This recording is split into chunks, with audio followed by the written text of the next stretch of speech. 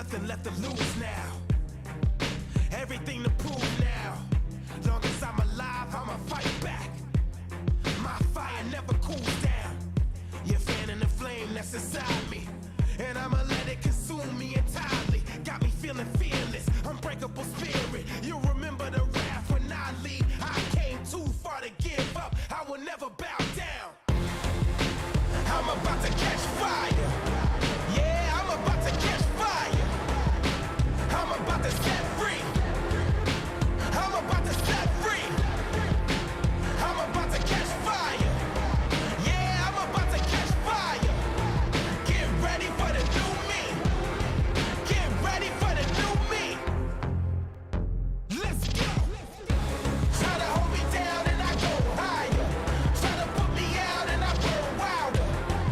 I'm a fighter, a survivor, and I'm about to catch fire. Try to hold me down and I go higher. Try to put me out and I burn wilder. I'm a fighter, a survivor. Stand back while I catch fire.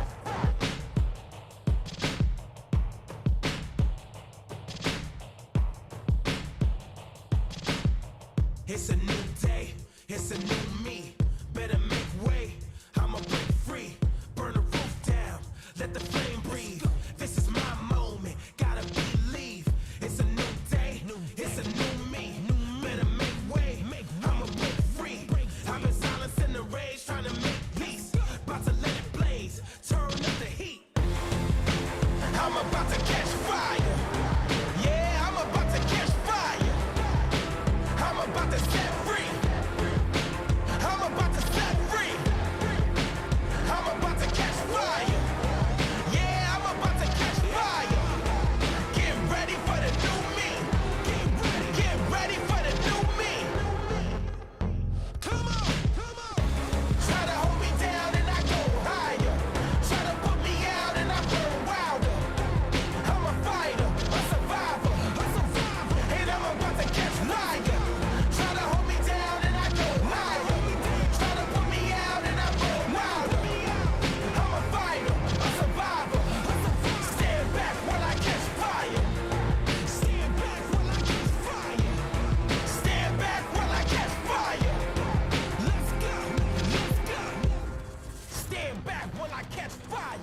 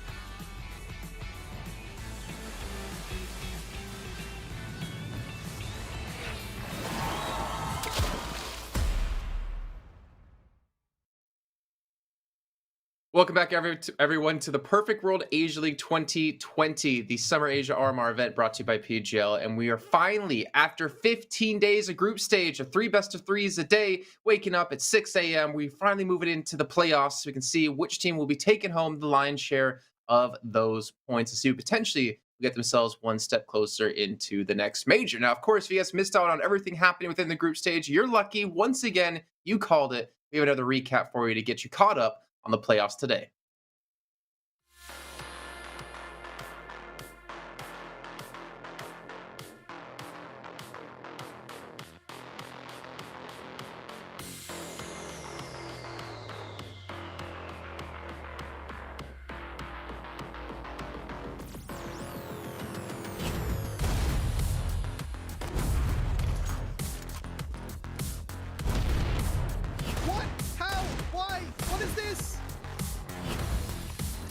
Fox has got a smoke though, and he's just got to stick this. And with the AWP, he needs to land a shot. Oh, misses it by a whisker. Clock comes out, but none of the bullets landed. Fox is going to stick it. 10-second defuse. But finally, convert.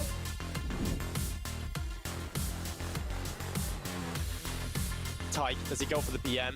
Can he use the trigger discipline? He's getting behind him. He knows he can get more than one here. The first, there's the second as well. He's won the round. There's no time, and there it is. Davtov helps him out. 6 rounds to the board for Divine Vendetta. What a play! For this one score, that's nice. Just the top of the ladder.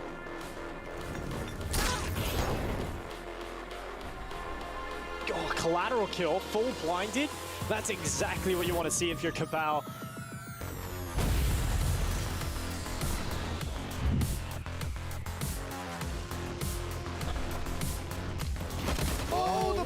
What is that from somebody? He gets away with it.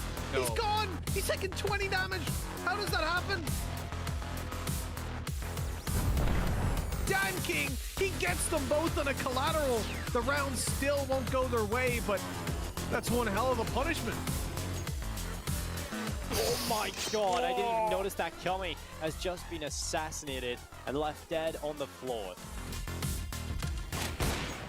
No. Okay, Olivia, they line up. That's the round 1.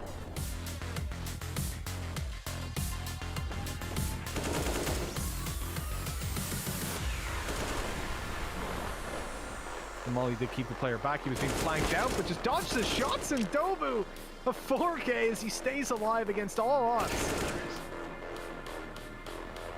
John Olsen's got to clutch it, and he's already got 2. Knows the last player was over towards the fan, and John, he's done it.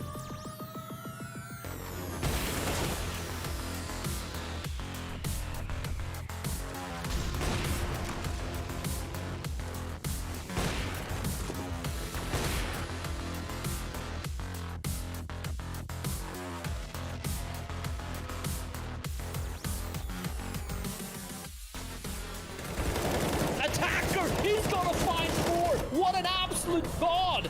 Holy, I don't even know how he got that. That was a full spray, Dinko.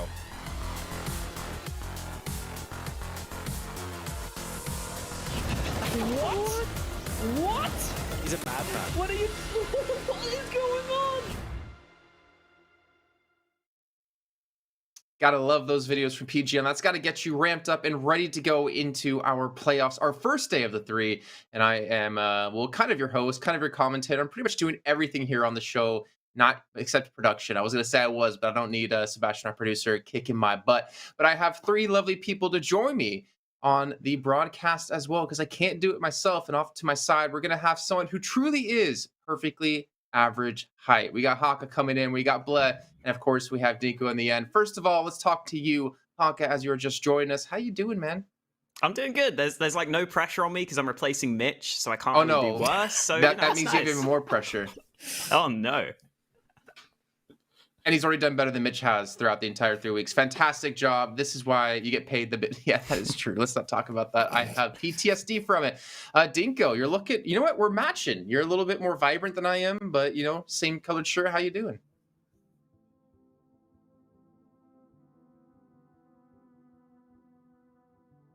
Well, we're going to skip over you and come back to you in a second. He did say, I love Jason Kaplan. Make sure to follow him on Twitter @JKaplan. He's a phenomenal guy. And then also he ended off with Who's Mitch. And Blair, we're going to head over to you. You're easy for Ents. Well, you know, it's been rough for Ents, I guess I could say. It has, and I'm just trying to like channel my whatever energy I have remaining and just trying to help them out. But Ents is not who we're going to be talking about today, right? It's up by the Asian teams. And you know what? I think the storyline, which I guess we're going to be talking about, is it going to be Tyloo and Vici at the end, Jason? That's been kind of haunting me this entire weekend. Did we go through 45 best of 3s just to have Vici and Tyloo facing off in the finals?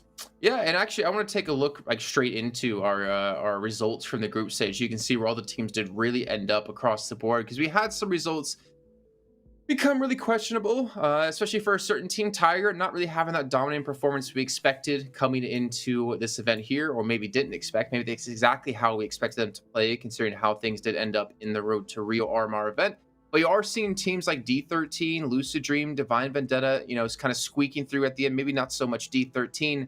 Fortunately, Brandon Mazlai did drop out. But I mean, we have Tyloo, Vici, Invictus Gaming. Pretty much the standard 3 we expect to make it through into playoffs. Yeah, these are the usual suspects, one might say. Beyond actually surprised me quite a bit. Even the losses they had were some pretty close losses to some of the better teams. D13 definitely exciting as well. Tiger, though, I don't know. Like, are we going to be seeing a different Tiger in the playoffs? This playoffs, this is what it really matters, right? This is single elimination. You lose, you're out. Like, it's a best of 3. You lose 2 maps, you're completely out of the tournament. You don't get a chance to get those RMR points way in the top. So I'm hoping to see a little bit more of a different Tiger. Maybe finally this Tiger is going to get its fangs. Well, do tigers have fangs? I don't know. Yeah, I'm not. Yeah, I think they have teeth. Fangs. It could be a vampire tiger, and then that would be very scary, Blur.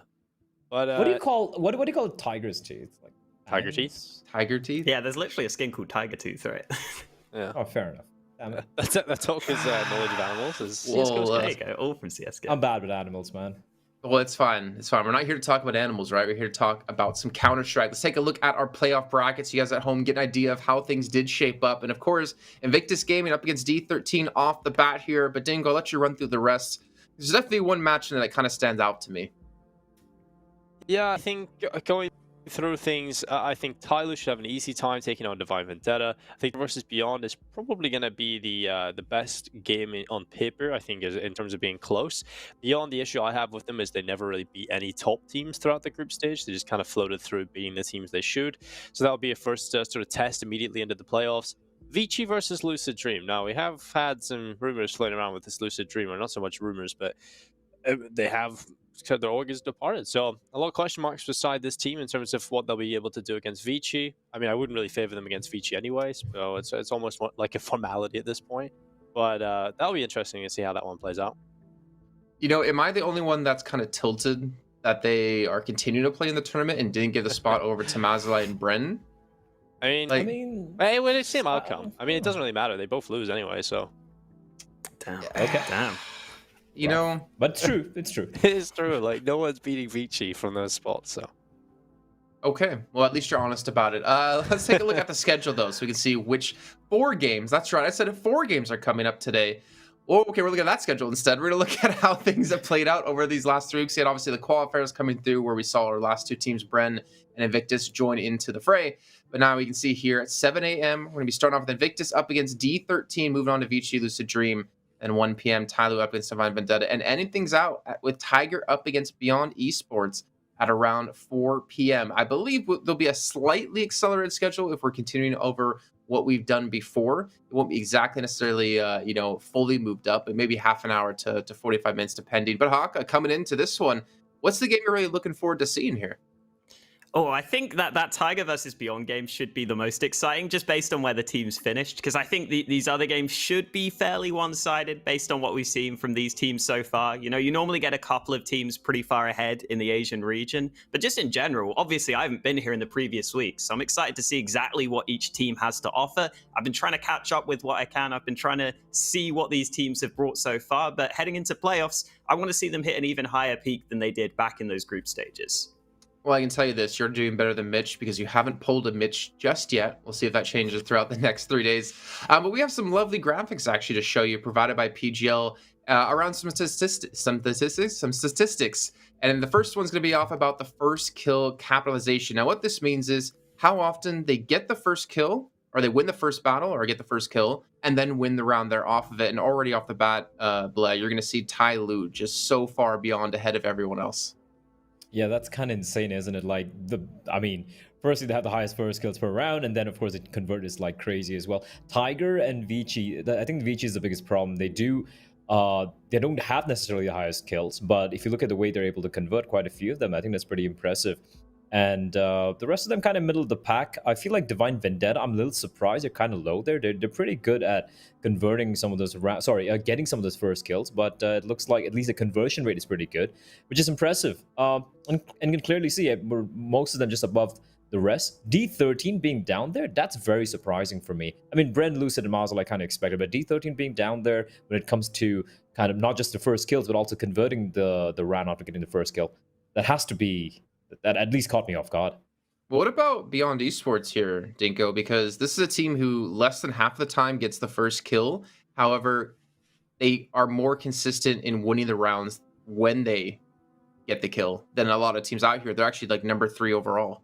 Yeah, I think obviously you can look at this in two different ways. First of all, it can be a negative, but we'll focus more so on the positive here for Beyond. The fact that they have the capability to turn rounds around in their favor after losing that first kill, that's huge. That's definitely an asset that a lot of teams kind of don't have. I think Tyloo, even though the #1 team in terms of getting the first kill and converting it into round wins, they're also a team that if you flipped it over the other way, it's like they win rounds after losing their first kill, they'd still be the first team. So I think it kind of shows this is something a lot of good teams have to have, is capability of turning rounds around when they're going badly. So Beyond definitely have the players to show up. I think Olivia's very good in the clutch situations.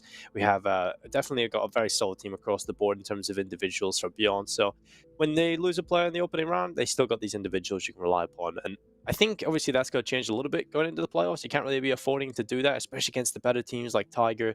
It's only going to get harder from then on in. So yeah, they're going to have to try and change things up from the group stages a little bit, but it's definitely a good asset to have. Well, what about eliminations versus technical wins? So the teams that win the rounds based off of just kills, and of course teams that win the round based off of the objective. And you can see here, so to see rounds win by elimination. Tyloo, well, they're just hungry for blood right off the bat. Social distancing from Tyloo, that's what they're doing right that's now. what it is. So the left side you're seeing on the graph, that's America. And the right side is the rest of the world getting itself away from America. Nice. Well, I mean, Tyloo definitely, obviously, clearly the best team in this tournament. I think all the statistics all add up as well. But it's kind of interesting to see the rest of the teams pretty close by. I think that's kind of cool to see. But I think it just kind of shows the disparity between Tyloo and the rest of the teams in this tournament.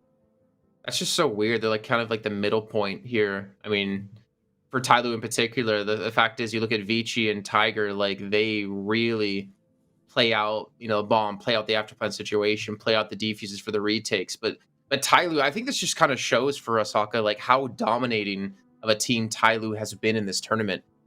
Yeah, I think just individually as well. I mean, their playstyle, I think, lends into this somewhat, where you just have a bunch of guys who are willing to play aggressive. Normally on a team, you kind of have a couple of players who are willing to play really aggressive and trying to force those entry kills. But with Tyloo, it seems like their aggression is just all over the place at times. So that obviously plays into it a little bit. I like seeing some of those other teams, though, like Vici up there, playing more with the objective. Obviously, that's partly because they kind of have to do that, maybe not having as much firepower, but it's nice to see them finding the success in that aspect. And if that can continue into the playoffs, I think that's why you see teams like Vici, teams like Invictus, generally cut above most of the other Asian teams. They've been pretty solid so far this tournament. So I want to see more of that heading into this, because Tyloo have been the clear standout team for a while, but there have always been other teams in there. We've seen Vici qualify for international tournaments. We've seen some of these other lineups be able to come through from the Asian scene. So I really want to see more of that competition. I want to see if more of these teams can step up to Tyloo's level. And I think we're seeing this tournament that Tyloo really hate playing 3 maps. I think they didn't play a single 3-mapper the entire time. But let's take a look, though, at what these teams are playing for. There's obviously prize money on the line, but for most teams that have that good chance of getting to the major, it's all about these RMR points, Bleh. Yeah, but pretty decent money as well, to be very honest. But yeah, it's like, what, 25K? That's like a quarter of your day rate? Listen, man, that's what I look at, all right? That's what I look at. But the teams are going to be looking for the RMR points, obviously, right? Tiger getting they did win the previous RMR, so for them, even placing second place would be pretty decent, but obviously everyone's going for the big #1 over there. They're good. They had 1,600 points. Obviously, the RMR points you're getting from the PAL 2020 summer is going to be a little bit of an upgrade points-wise, but there you have it. Tyloo right now, I won't lie, they seem to be on a pretty good trajectory to get the lion's share, so to speak, of the RMR points. D13 as well, they had a pretty good run in the previous RMR, so they're going to have a good chance here, of course, if they win their games. Vici tied along with D13, beyond a 950. So yeah, a lot to play for. And for a couple of teams, especially for Invictus, considering they didn't play the previous RMR, for them getting anything shy of a win in this RMR is going to be basically a death blow for their chances of making it to the major. So in your opinion then, Bleh, is this like you have to win the whole thing for Invictus or go home? Kinda, I feel that, especially when teams like Tiger and Vici in whatever tournament you're going to play, they need to win this, otherwise they're kind of out of the major. Yeah, and I think we were even talking a little bit, Dinko, about this last week, about how if you're Invictus, maybe you actually want to play against Tyloo or Tiger or Vici like very early on in the playoff bracket. That way you can really limit their points. Unfortunately for them, they're going to be playing potentially Vici in the semifinals, but maybe going into the fall event, that's going to be something that's going to be on their mind. Yeah, and the thing is, for Invictus, they don't really look good against Vici at all. So that is the big issue for them. And also Vici will be warming up into the playoffs. And this is where the better teams always start to play their best Counter-Strike when you get deeper and deeper into the playoff stage. So it's going to be very difficult for Invictus. Personally, I don't even think it should be a goal to try and get to this major at this point. It's just so unlikely with only one spot being available. It's just not a realistic goal for every other team apart from Tyler and Vici, really, in my opinion, for the most part. But when you take a look at how much money's on the line, how much experience in terms of how many matches you have to play in these tournaments, this is definitely a good step for Invictus. And we've seen the signs there. We just know that they need a little bit of work in terms of their system, and then they were able to compete consistently against Tyloo and Vici. I mean, they beat Tyloo in the group stage, the only team able to do that. And so that's a really good sign moving forward that these guys will be able to compete in the top tier of China.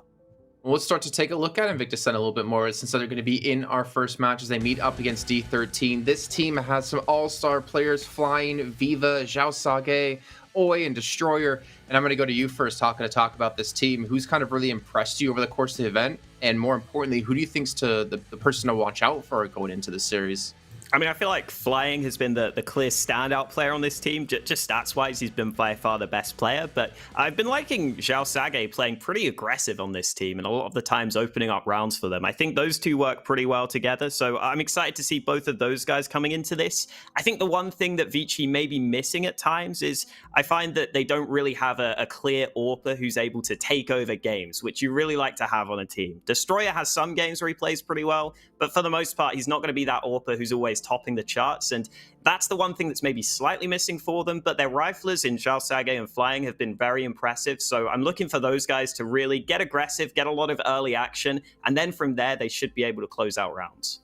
Well, speaking of taking over games with AWP, maybe need to take a look at their opponents. D13 with Annihilation on board. This young man has been able to pull off so many crazy and flashy shots, but he also has a strong core to back him up.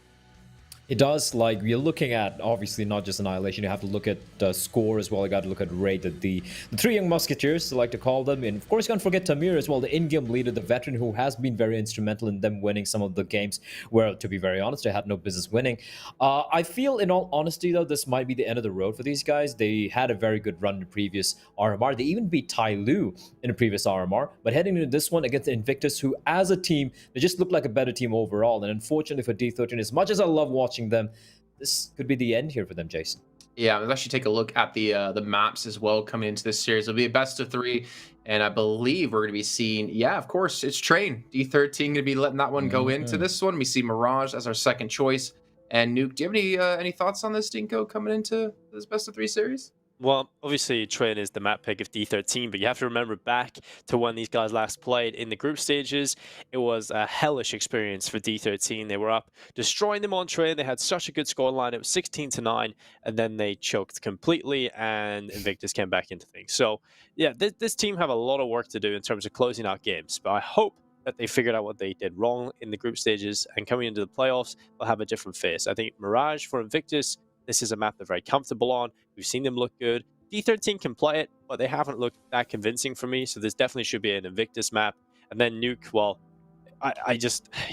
Invictus, they do things to my brain when I see them on Nuke. So over there, I think it should be a real scrappy affair on map number 3. So for me, looking back on the stats for D13 when it came to Train when they played Invictus, you had score and you had rate both playing well. I mean, score was like +8. You had rate at +3, and Annihilation was -2, but he was having definitely a tough time in that series. I feel like that's kind of a sign that maybe D13 is going to struggle against Invictus on this first map, because Annihilation is a big part of how they win games. So is score and so is rate. But with those two players already doing well, I'm not sure if that's going to be enough to take up the likes of Invictus. They were up 12-3 in the half here, Haka, and they had let it slip. And that's something you can't afford to do against a team of Invictus's caliber. Yeah, that's always rough when you have that big lead. Obviously, Train is generally CT-sided, but not to that extent. That's kind of ridiculous. I think the thing I am glad that Vici did here is banning that Vertigo out instead of banning anything else out first, because last time these teams played, they played that Vertigo. They ended up losing that against D13. It's a map that I just think Vici haven't played too often, and if you're not that good on Vertigo, I'd rather you just ban it first, honestly, especially when you're the favorites in a series. I think just get that out of there, play the more standard maps. That's what Vici have decided to do, which is a good sign. I still think that in general, they should just be able to outclass their opponents. But like Dinko was saying, they've got Nuke as that decider, which has been a little suspect for them at times, has been a little scary for them at times. But honestly, I could just see Vici 2-0ing this one, sadly. So I would love to see that Nuke, but I'm not sure we're even going to get there. Yeah. Well, also, thinking about the side for D13, one thing I think we kind of noticed that they struggle with, and especially against their match versus Tiger on Train, was that they seem to lack that like strong mid-round caller. They always seem to kind of like, the engine gets going, but then they just stall out here, blah.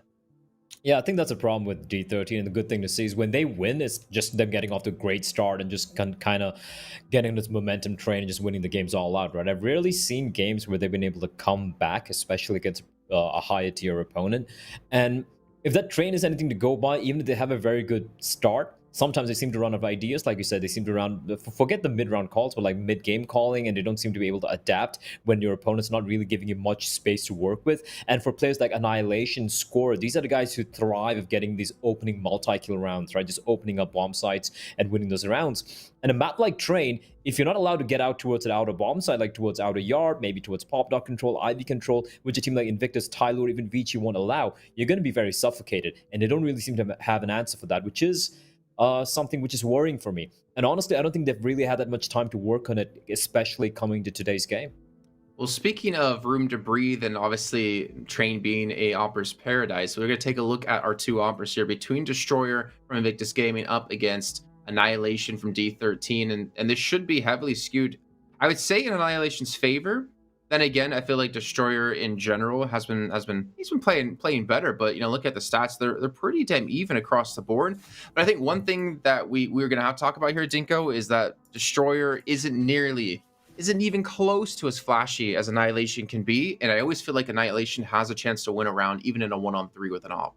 Yeah, they're just completely different openers, right? Annihilation is the star player. He has the potential to go on to do great things in terms of being a star opener, but Destroyer, I feel like he's just a role player. You can see even in the statistics delivered, it's just more impactful from Annihilation.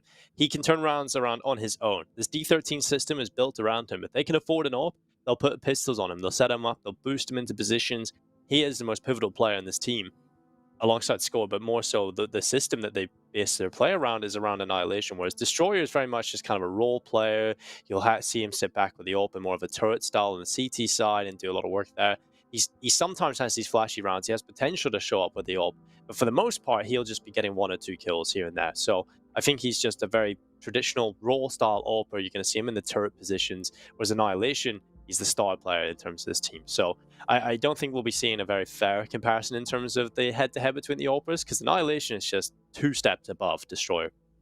Yeah, I think that comes kind of with age, actually. Him being younger, him being more prone to being flashy and go for those crazy shots. But the thing is, he has the aim to back it up. But speaking of aim, 2 other players we're going to have to mention is going to be the hungry hippos of both teams. It's going to be the kill hunters for Flying and Score. And Flying, I mean, I'd say, honestly, both these players, even though the stats might be a little bit different here or there, have been really some outstanding players to watch out for, Blah. Yeah, absolutely. I mean, what can you say about these two players, right? You talk about Annihilation, he's a flashier one, but Score, he's the guy who wins them games. Like when he has a good event, when he has a good matchup or a very good map, he's the guy who's going to basically win the game for you single-handedly. And then, of course, when it comes down to Flying, he has just been the rock alongside his captain Xiao Sage. For me, I know we don't have the player here, Jason, but I feel like Viva, he needs to really step on up. He's been very quiet for me. Okay, well, let's get some predictions time. I hear about 45 seconds out before we drop into game here. So we're going to start off with you two who are sitting this game out. Dinko, let's go with you off the bat. Who's taking this game? It's going to be Invictus 2-1. I don't think they'll be picking up Train. I think D13 are going to be closing it this time. But we're going to go to the third map, and I think Invictus are going to be taking it. Okay. I will, I'm going to echo Dinko here. It has to be 2-1, but it will be Invictus. You guys are wusses. I'm going for the crazy play here. I'm going to go straight up 2-0 for Invictus, because I don't think the 13 are going to have a chance now that IG are going to be trying here a lot harder in playoffs, considering they have everything to fight for. Haka, first prediction here. You could be 100%. What's it going to be? I trust you, Jason. I'm going with you. I think 2-0 that's a Invictus. mistake. I've got faith in them. The second you said you trust me, oh, no. That's just I set things up badly here for how this is going to go. I mean, I think Invictus should be able to take it, right? Like, I think we all agree Invictus is going to win. I think, personally, it's going to be way more of a dominating factor. I think teams were kind of you know, with their foot like halfway on the gas. Like I think we saw that out of Tai Lu, except when they played against a team like Beyond, it was like someone came up to them and challenged them for that #1 spot in the region because they were currently sitting at #1, and then Tai Lu just knocked them straight off that pedestal. I think Vici and Invictus have kind of done a similar thing. They haven't fully invested themselves necessarily into the matches, but it looks like we're about to kick things off here. So let's kick off our playoffs here at PAL 2020, Summer Asia RMR event. And Invictus going to be on the CT side, and already Score has opened things up. Oh my God. And get this stack right. They've actually got a way into this round now. Lack of armor is going to be a big problem here for Viva, and you can see the AK shots rattle off, but it gets quickly cleaned up. Looks like they're going to continue to push in towards this outer bomb site here. So throwing utility and Flying looking to get aggressive. And he gets the kill against Mr. Cap, and this looking very likely now in a 4-on-3. Flying still has to go huge to give them more of a solid chance in this round, but they're slowly making their way in towards the bomb site. They want to get this bomb planted. Ooh, Ollie walking around the side, but Destroyer's got 2 kills in the meantime, and there it is. Invictus end up stealing the round away. Destroyer getting 3 kills there with the D, closing out the round for them. Flying chimed in with a couple of kills on that saved rifle, but that was all about Destroyer. I don't know how he got both those kills in the midst of all the action. There was the first kill he got into A main, which was a great start to the round. And then here are those kills from the back of the site. They almost line up. He's able to spam that second man down. And Invictus come back strong with their first round win. And look at what this means for D13. They have to go down to pistols into this next round. A Destroyer 3K on a Deagle. Love to see it if you're Invictus and you're a fan of them. And for now, D13, this is where I get worried. This is where I want to know if can they play from behind. We've shown they've been able to play with the lead. Definitely one of those teams that kind of relies on the momentum.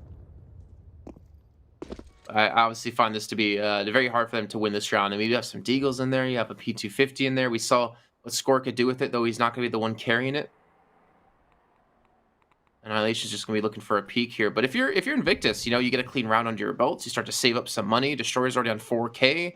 I would imagine if they get this round cleanly, they're still going to go for a bonus round and not trying to challenge out against an AWP. They're just going to push straight through and rate. That's a fantastic shot out of him. Yeah, this could be a round where D13 gets something going. You can see Zhao Sage having to be pretty careful right now between the trains, but Tamir's caught in the back. Rate is moving out through Ivy. Oi is also trapped in Pop Dog. So these are somewhat awkward positions for the CTs, but I think now that Flying's rotated over, they should be okay. Here comes the spray into the back. And any of the positions that D13 had that looked scary have been taken away from them. So it should be Invictus holding on for this round win.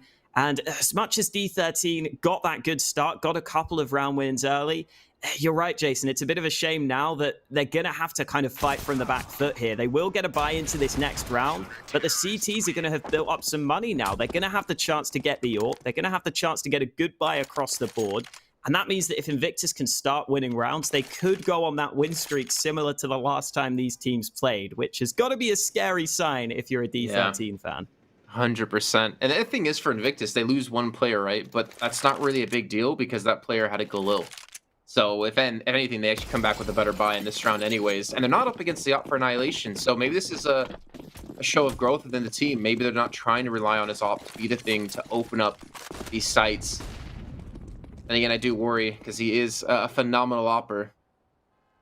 But we still got time. No rush at all. Always going to be tucked away inside of ladder room. So we have 2 players pushing towards Ivy in the meantime. And Flying's going to be there with Destroyer to help back him up if there was a quick push towards that inner bomb side. But as we can see, it's not really going to be happening. But again, this is kind of seeming to be their default. Get Annihilation pushed up in towards T mid. Distract over towards ladder room. Then hope they can get a pick here to Invictus. Tiny bit of nade damage being done. Nothing too significant there.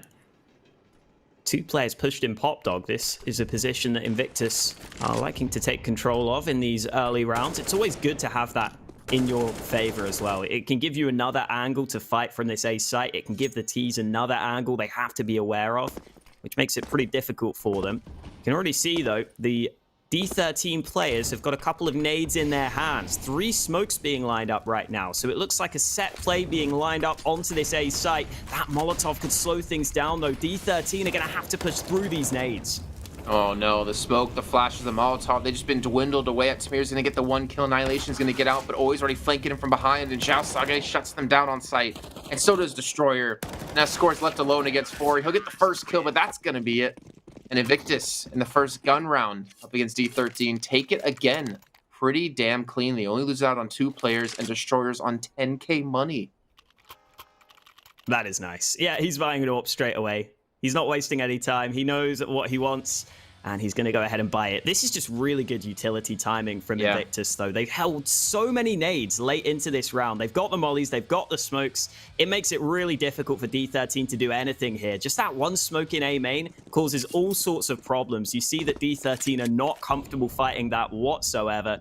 Really good stuff from Invictus, and this round should be even easier for them against the Pistols.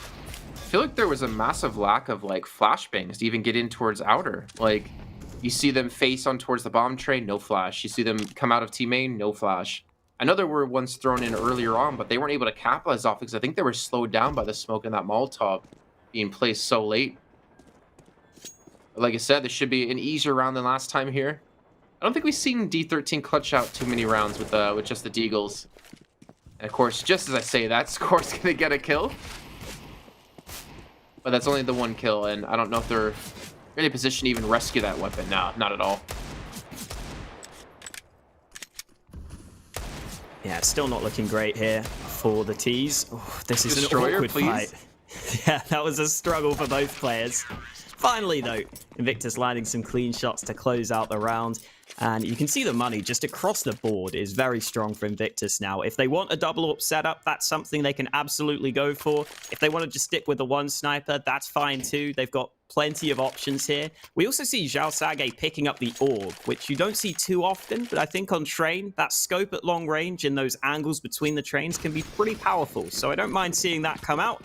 It is another buy for D13, though, and that last gun round, they tried to set up a slow play. They got red pretty hard there, so maybe they're going to have to put some pressure on the map earlier into this one. We'll see if they decide to switch up their approach here. I mean, yeah, speaking of switching up, Invictus haven't done it at all, pretty much. Just holding the exact same places they were before.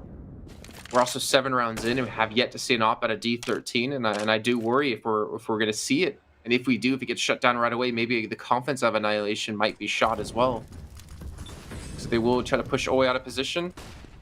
I was waiting for the second Molotov to come through. Are they going to drop in on this one? No. What? Okay, then they drop in only 1 person. What was that? They Molotov so you can't escape, but they don't Molotov him in the room. Then the flashbang comes through. He just turns away from it and gets the first shot because there's no double drop. There's no totem pole. Yeah, a little too easy in some of these fights for Invictus, and the damage has been done across the board, but Score's got into the back lines with another kill, so this round isn't over yet. It's into a 3v3. Annihilation, though, going through the smoke. This has been an issue for D13 in some of these rounds, and the spray through is successful. Viva gets a second, and D13 end up falling apart at the end there. Just a couple of fights which really were not favorable for them there. Dropping down Pop Dog, walking through that smoke and not getting the best timing. Unfortunately for D13, that's not going to work out for them. Yeah, I don't understand that. Like, it's really difficult to take that with 1 person, especially when someone's holding it, and then to not have I don't know. I can obviously kind of understand if it was like, okay, we need you to at least go for it to cause a distraction or something, but that didn't even work out in the end, I guess. I won't destroy it. Oh, good shot on to Score, and again, he's going to be shut down. This was the force-up out of D13, and again, another round with no op for Annihilation, and potentially yet again, another round for Invictus. Already up with 1 man. Yeah, nice to see Destroyer getting involved in this early action as well.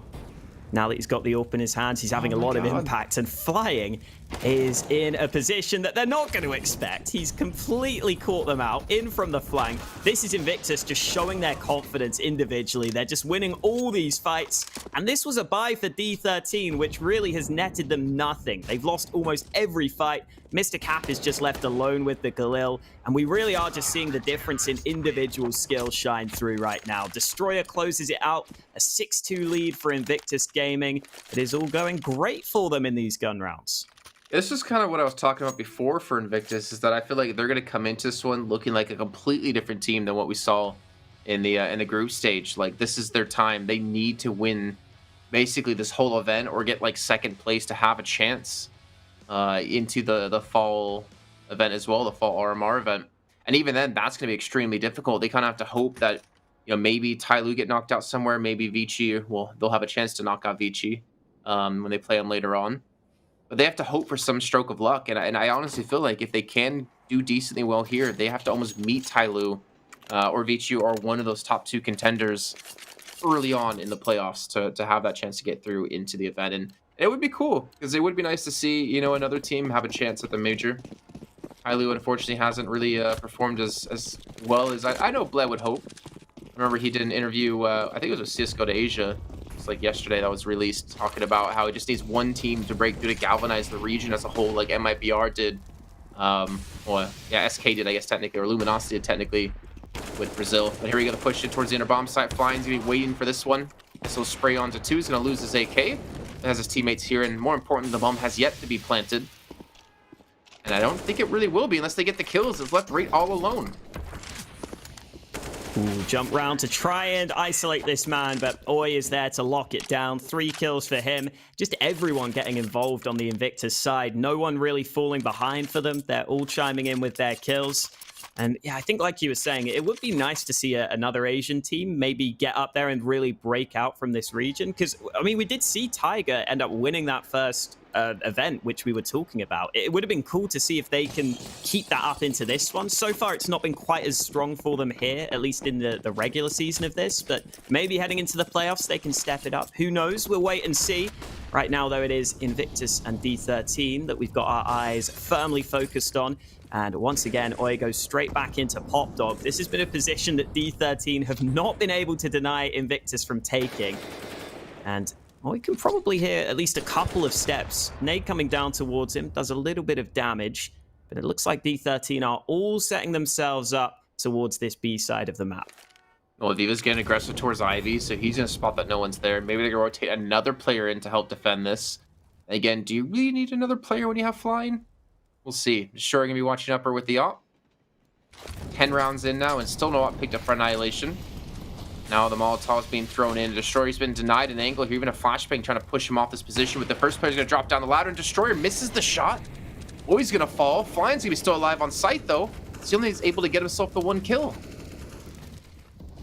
Ooh, Destroyer's going in here. He might be able to deny this bomb plant. He comes close, but he doesn't get the kill. Second time of asking, he's successful, though. And now D13 have only got 1 man left. It's Annihilation who gets that first frag, but he's stuck behind a smoke. Moving on through, Viva's just tapped that bomb, and Annihilation may just decide to sit back. He finally goes into the open, but Zhao Sage is there waiting for him. Not much Annihilation could do at the end there. Stuck behind a smoke in a 1v3. And at least D13 get onto a bomb site. At least they're able to get the bomb down in a slightly better position. But even when they get some success at getting towards the site, they're unable to close out the round. I was just about to yell at Invictus for not picking up the AWP, but then I realized Destroyer has 16k, so they didn't want to lose the op. Or they didn't want to lose the AK when they can just buy up another op pretty easily. That's ridiculous, though. For him to be on that much money, D13 has really struggled. I talked before, how about they only got 1 round T side, right? And that was their first buy-up round against the bonus round out of Invictus the last time they met on Train, which was on the group stage. And well, we're seeing it yet again. They get themselves the pistol round clutch. They get the second round off of that because the Deagles and the Scout doesn't work out for Invictus. And that's all they've gotten. But finally, Haka, Annihilation, he's got an op in hand. But can he get the kills where they need him? That's going to be really what it's all about for me. They've finally been able to invest into this weapon. We know how good he can be on it. We know how good on Train he can be on it. Can he hit the shots when they need it? There you go. The first one comes through. Zhao Sage is going to fall. All right. Annihilation getting an opening kill. Maybe we've got something to get excited about here. Now he's got that AWP in his hands. And with the man advantage, D13 can probably be much more comfortable just holding back. They know they've got the lead. They know that they can just wait to see if Invictus try and switch anything up. Wait to see if Invictus try to get aggressive. Oi continues to just hold his position in Pop Dog, and they give him the fight. Oh, D13 losing their advantage. I think they were hoping he would turn for the flash, which he did. But then he turned back around and saw Tamir just coming down the ladder with no support. I think, did Tamir miss the drop or something? I'm not sure. I think he was on the ladder, like Yeah, going he up and was. down. Oh, no. Ooh, this could be a good position for Rate, though. Getting into the back lines. This has worked pretty well for them. Getting into these back trains, getting in towards CT, and Rate might be able to make the play alone here. The problem is, Flying is pushed all the way into upper B, so there's no way he's going to spot that man, and the rest of D13 still need to group up with Rate. Boy, in the meantime, gets a kill on Annihilation. That's the op now down. It's just kept in score, trying to push together. Flying's going to be pushing at the exact same time. They know it's going to be an inner hit now. And that push out of Rate really hasn't netted them all too much. However, what he can play off the back of this might be enough. Except, I guess his team, with the timing they've taken to get in there, maybe they're going to check this angle. Maybe they're going to expect it, but I don't know. I don't think Oi will. And I think we might see another round put on the board here for D13. Oi comes around the corner, spots him out, but it doesn't matter. It's Rate. And Aviva left alone against 3. Oh, he spots him.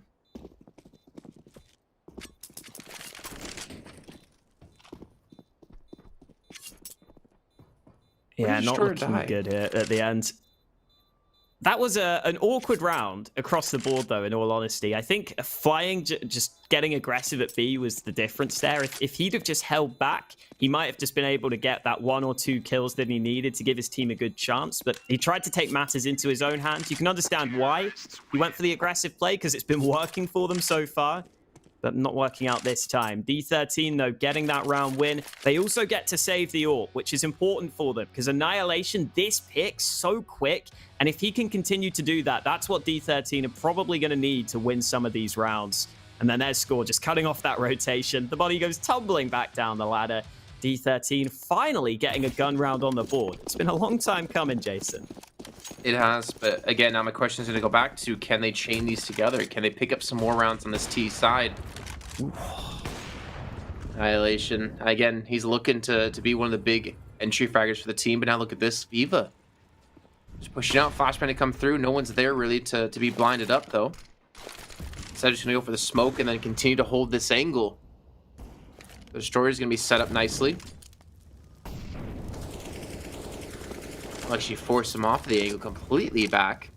But again, Oi, for me, in ladder, he's not been dealt with a single time. D13 have not performed an execute towards down Pop Dog like I would have expected. And it looks like they're almost setting up for it yet again. Yeah, the flashbangs. No, not again. Okay, this time Tamir gets the kill, but Zhao Sage is also pushed into this position. They weren't ready for the second man. Once again, it's one man just dropping down. There weren't many nades that time. They just weren't ready for the second CT to be in that position. And look at the position Viva can now hold, because he knows Pop Dog's clear. He can go up on top of this train, and it's an angle that Annihilation isn't ready for. Destroyer goes for more through the smoke. Another shot lands. And D13 are just losing all these fights here. Rate has to try and do something, but Destroyer ends up no-scoping him. And this is not what D13 needed in this round. Again, at the start of the round, it looks kind of okay. They get a kill, but then all the kills end up going against them. That was insane. Destroyer shot through the smoke, no scope as well. And of course, getting the kill onto Annihilation. I think the barrel of his gun was just barely spotted, which is why you saw him change up his angle to get the kill as he was boosted up. 3 rounds though. Again, back into another buy round here for D13, and they're trying. Thing is, you have Mr. Cap on 1 kill. I think Annihilation was on 6, Rate on 7. I want to see what score's at, because again, the 3 big playmakers will be score, Rate, and Annihilation. Either way, as we can tell from the scoreline alone, it's not been a nice game for them. Even Flying getting aggressive yet again. I mean, he's to be fair, I'd say like 90% of the time, except the 1 round they just lost recently, Flying's aggression has worked out perfectly for Invictus. It's given them so much extra information, and generally Flying doesn't ever get punished from this spot. Ooh, oh, it's 2 kills this time. This position has been so difficult for D13. Zhao Sage lining them up. Viva with another kill. Finally, Flying falls, but he's the first man to fall in the round. Mystic Hap's got a 1v4 on his hands. Xiao Sage closes it out with a third kill at the end there. Having the AK in Pop Dog is very powerful as well. Having that one-shot headshot potential is so strong, and it looked like Xiao Sage made the most of that there. He got those 2 headshots to begin with. I think D13 finally tried to go for this double drop, but there it is. Xiao Sage just lines both of them up, and they end up dying on the exact same spot. I feel like they missed their shots.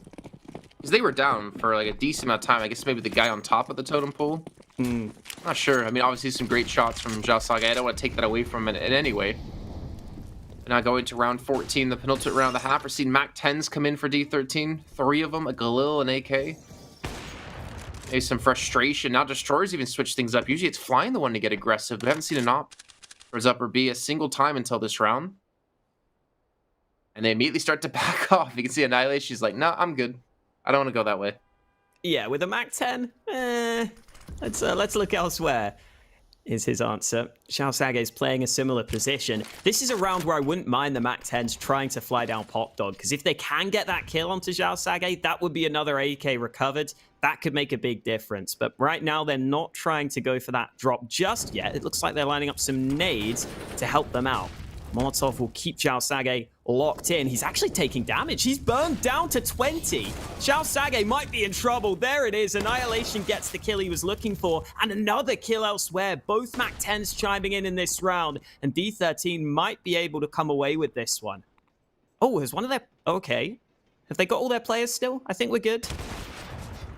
Oh. I think we're good. That was unfortunate. I feel like Xiao Sage just like... The fire like spread to him in a position that he didn't think would land, because he was knocked down to 20 HP before he even had a chance to fire. The bomb now down.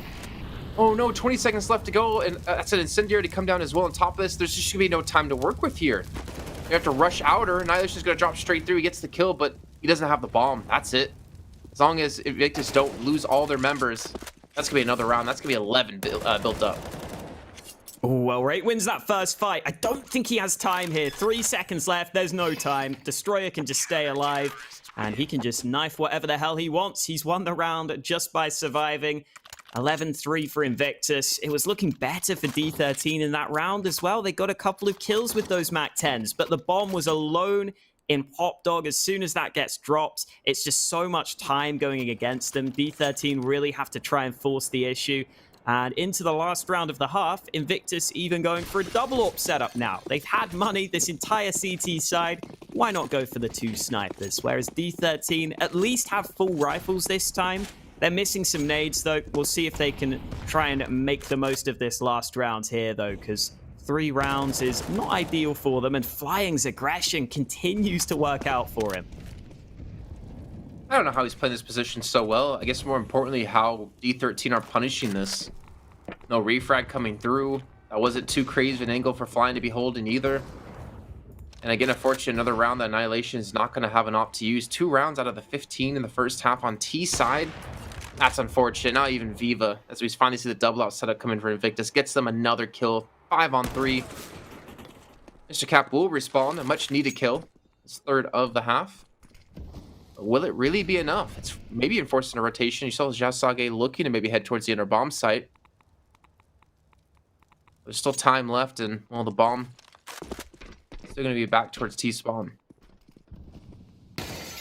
Ooh, Score's been spotted behind E-Box. He's able to jump away, but Viva gets a kill elsewhere in the meantime.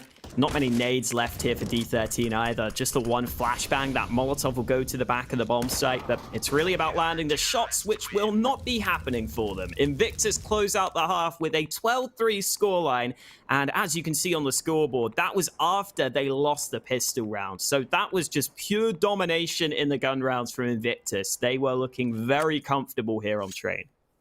Funny enough, it was 12-3 for D13 when they started CT side against Invictus last time. So now, if the pistol round comes through Invictus's way, we're looking at, what, like 14, maybe 15 rounds on the board? That wouldn't be a good start here for D13. And again, if they didn't get the pistol round on T side, then maybe this would have been an even more one-sided. Maybe a 14-1. I think we've only seen that happen once, and that was out of, I want to say, Tai Lu. Let's see, though.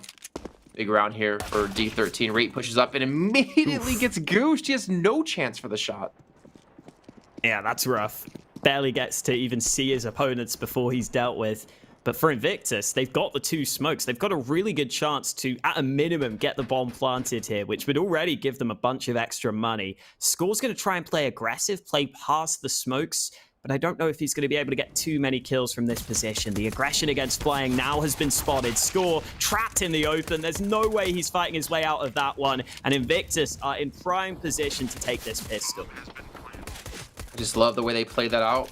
First kill and then fainted away. Zhao Sage, okay. They'll get the kill. They get a triple for Zhao Sage, and that will be the 13th round and the pistol round taken for them. And now D13. I don't know what you do here. Do you force up pistols and armor? Do you save for the next round? I mean, the buy-up next round is going to be rough anyways at this rate. Yeah, Zhao Sage, that first bullet, instant goosh onto rate, just really helped shut that round down. And then, of course, like the fainting away of, okay, we're not heading towards the inner bomb side. They get aggressive against them, and Score gets completely overwhelmed by 4 players. Looks like they will go for the pistols and the armor. Yeah. This is do or die time for them in the first map. I mean, going to Mirage, that's going to be tough. This was their map that they needed to win. Yeah, I think this is a situation where D13 go for the force buy, but they don't exactly feel good about it, considering what they've got available. And Zhao Sage, even on the T side, is apparently the king of Pop Dog, getting 2 kills at the start of this round, getting given some fights early, make it a 3rd. Finally, Annihilation drops him, but the damage has already been well and truly done. Annihilation is, well, getting some assistance. Rate lands a 2nd. Make that a 3rd kill. Annihilation with another one. Out of nowhere, the round comes close, but Oi ends up ruining all their fun at the end there. The fact that it came down to a 1v1 was so impressive, but D13 need round wins, and unfortunately, they don't get it. That was ridiculous. Rate. I mean, I think he had like 2 1-taps there. Then Annihilation pulls off a 1-tap on the person on Bomb Train.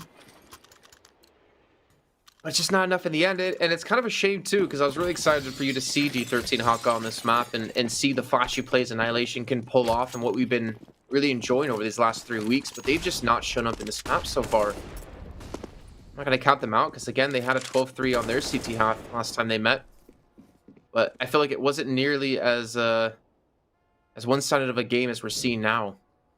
It seems like Invictus just kind of hit a whole nother level when it came to playoffs.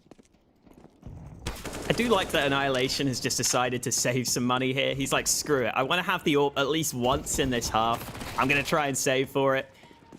This round definitely not looking good for D13, though. The rest of their players did force up, and all the kills going against them.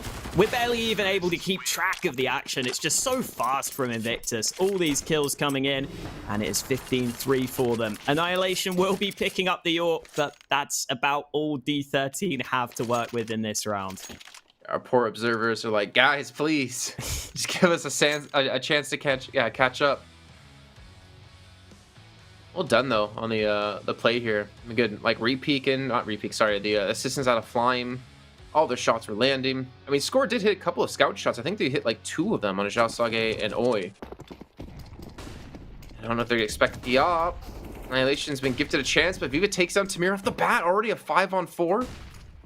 Viva's going to continue to push up, looking for more. Swats out Mr. Cap on the scout. Even gets attacked through the smoke, and the damage is being done here. Oi moving on to the site itself as well. Zhao Sage ends up taking away the kill. Finally, Annihilation's AWP coming into play. A couple of shots landed there, but he's stuck behind a smoke. Score gets into the action, though. 2 kills with the FAMAS. Zhao Sage is the last man standing to try and close out this map for Invictus. He's got a 1v3 on his hands, but I don't think he's able to deny the defuse. It is a full 10 seconds, so he could have a chance, but Annihilation lands that shot, and that's why this man saves so heavily for this AWP. He gets his team 3 kills, and he gets his team a 4th round win. I love how I said that. I wish we could have seen more of Annihilation so you can see what we've been enjoying these last 3 weeks, and then he opens up with a 3K. Well done by him. Again, this second shot, like that's not an easy shot to hit, and a 3rd as well coming out of him, but Score on the quick flank. I didn't even catch him because I was too busy watching Annihilation there, to be fair. Got the op for another round. Got a pretty big buy coming into this, however. We're seeing Invictus force up as well. A little bit of a lack of utility, but Viva's going to be having the op on the T side. So he's for the challenge onto anyone in towards Halls. Oh, Annihilation. I like the attempt. You got to be ambitious. When you're 15-4 down, you might as well go for some crazy wallbangs, right? Oh yeah, I mean, you gotta be flashy, right? Yeah, at least have some fun. All right, Invictus is slowing it down, showing a bit of respect after losing that last one. Again, they should be able to close this out at some point, even if it doesn't come in this round. But I think D13 would just like to have some of their individuals get rolling, get some kills, and that flash is so good. Flying gets the kill, Oi with one of his own, and Annihilation might have to be the hero again here. Nice shot onto the first man. He looks for more. He gets the second. Annihilation is so quick with this sniper. The problem is they're moving back to the B site where there are no CTs here to hold. I mean, pretty much Invictus just showed them, like, no, that's how you get down pop. That's how you get down cleanly and secure those kills. Annihilation goes a little bit too deep there. Mr. Cap now left alone against 3 to keep D13's chance alive here on train. Doesn't spot flying above the smoke, and that's going to do it. 16-4. What a match out of Invictus game. And again, this is what I worry about. For a lot of teams, they're going to be meeting up against them. For Vici, for Ty Lu, is that when these guys start to say, okay, no, we want to win our games. It's playoff time, right? We're going to focus up. They win it so easily. Yeah, it's when it comes down to crunch time, the teams that have to peak at the right time oftentimes are going to do that. They're going to be ramping up through the season to get to this point. That's what Invictus have clearly done with a completely dominating performance on their opponent's map pick. This is looking very, very good for Invictus. I mean, okay, so the thing is for me, is that I guarantee that scoreline would have been closer if D13 were allowed to play out more CT rounds. Yeah. I mean, we saw Annihilation only started to really come online there in the 2 rounds they had the op CT side. Like, I almost guarantee we would have had way closer of that scoreline, but that's the downside to picking train, right? Is that you don't necessarily get your map side you want to play out on. And I think maybe Invictus, you know, were a little bit wise to that. The last time they played, train was the 3rd map. So knife round 1 for D13, they got to choose CT side and play that out and get that early 12-3 lead. So that's the unfortunate part for them, I feel like. But again, I mean, let's talk about the positives out of Invictus. Xiao Sage was hitting shots. Destroyer was showing he can do, or he can be consistent on the AWP, flying, constantly getting aggressive towards the inner bomb site without really being punished, except maybe once. Viva even picking up the secondary op, and then Xiao Sage locking down pop, whether he's attacking or defending it.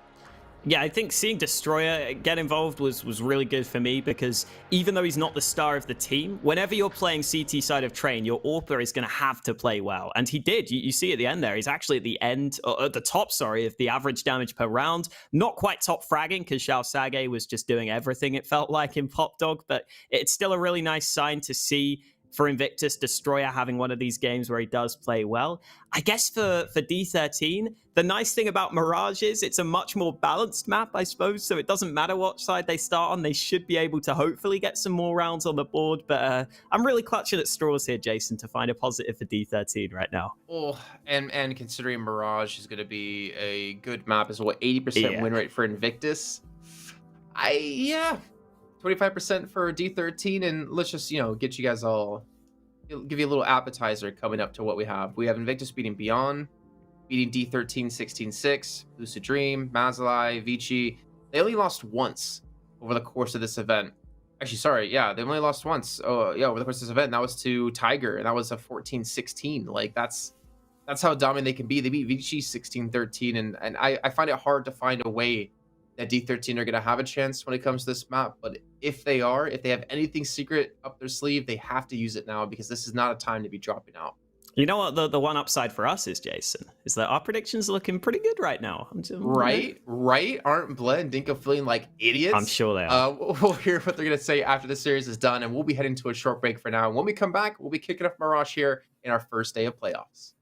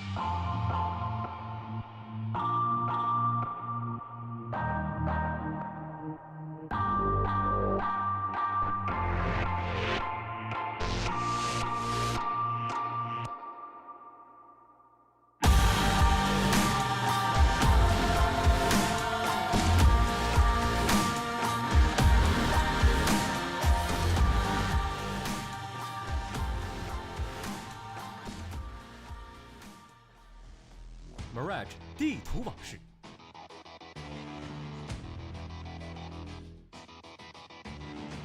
Mirage 作为一张热门的竞技地图，其合理的地图分布以及远近兼顾的交火距离，都给人留下了非常深刻的印象。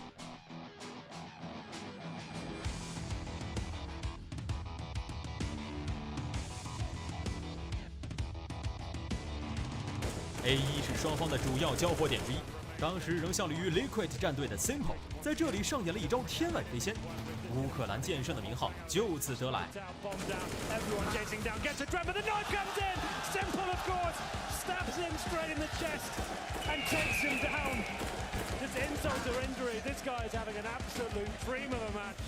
穿过 A1 来到 A 区，作为常规的爆弹点，这里通常会上演投掷物的交互博弈。当年 D13 在对阵 Cloud9 的比赛中，就凭借着灵性语言，完成了一波出其不意的3杀。Triple spray runs through the smoke and a CP out, and that shatters the defense. Cloud9 in a 2-on-4. 中路作为连接 B 区和 A 区的重要通道，也是双方抢夺的重要战略区域。波黑天才 Nico 曾在此处凭借一把 AK 完成了单人灭队的壮举。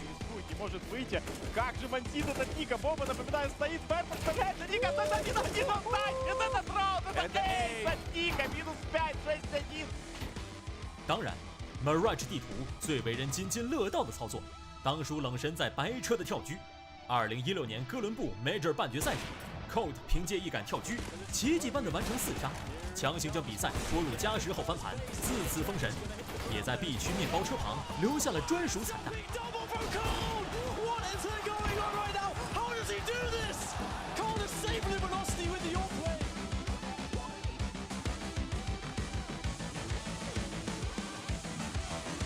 本次比赛，期待各位亚洲的选手们能带来更多惊喜。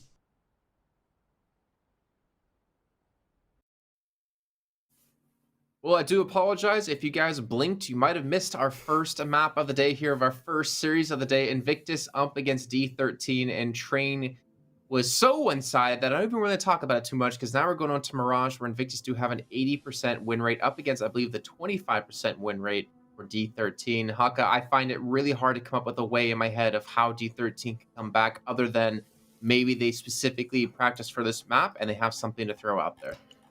Yeah, and even then, to turn it around from that win rate, to turn it around that much, even if you did practice this map for weeks straight, it's very hard to do against Invictus, whose best map probably is Mirage. So it's just hard, based on that first map especially, to see what D13 can do.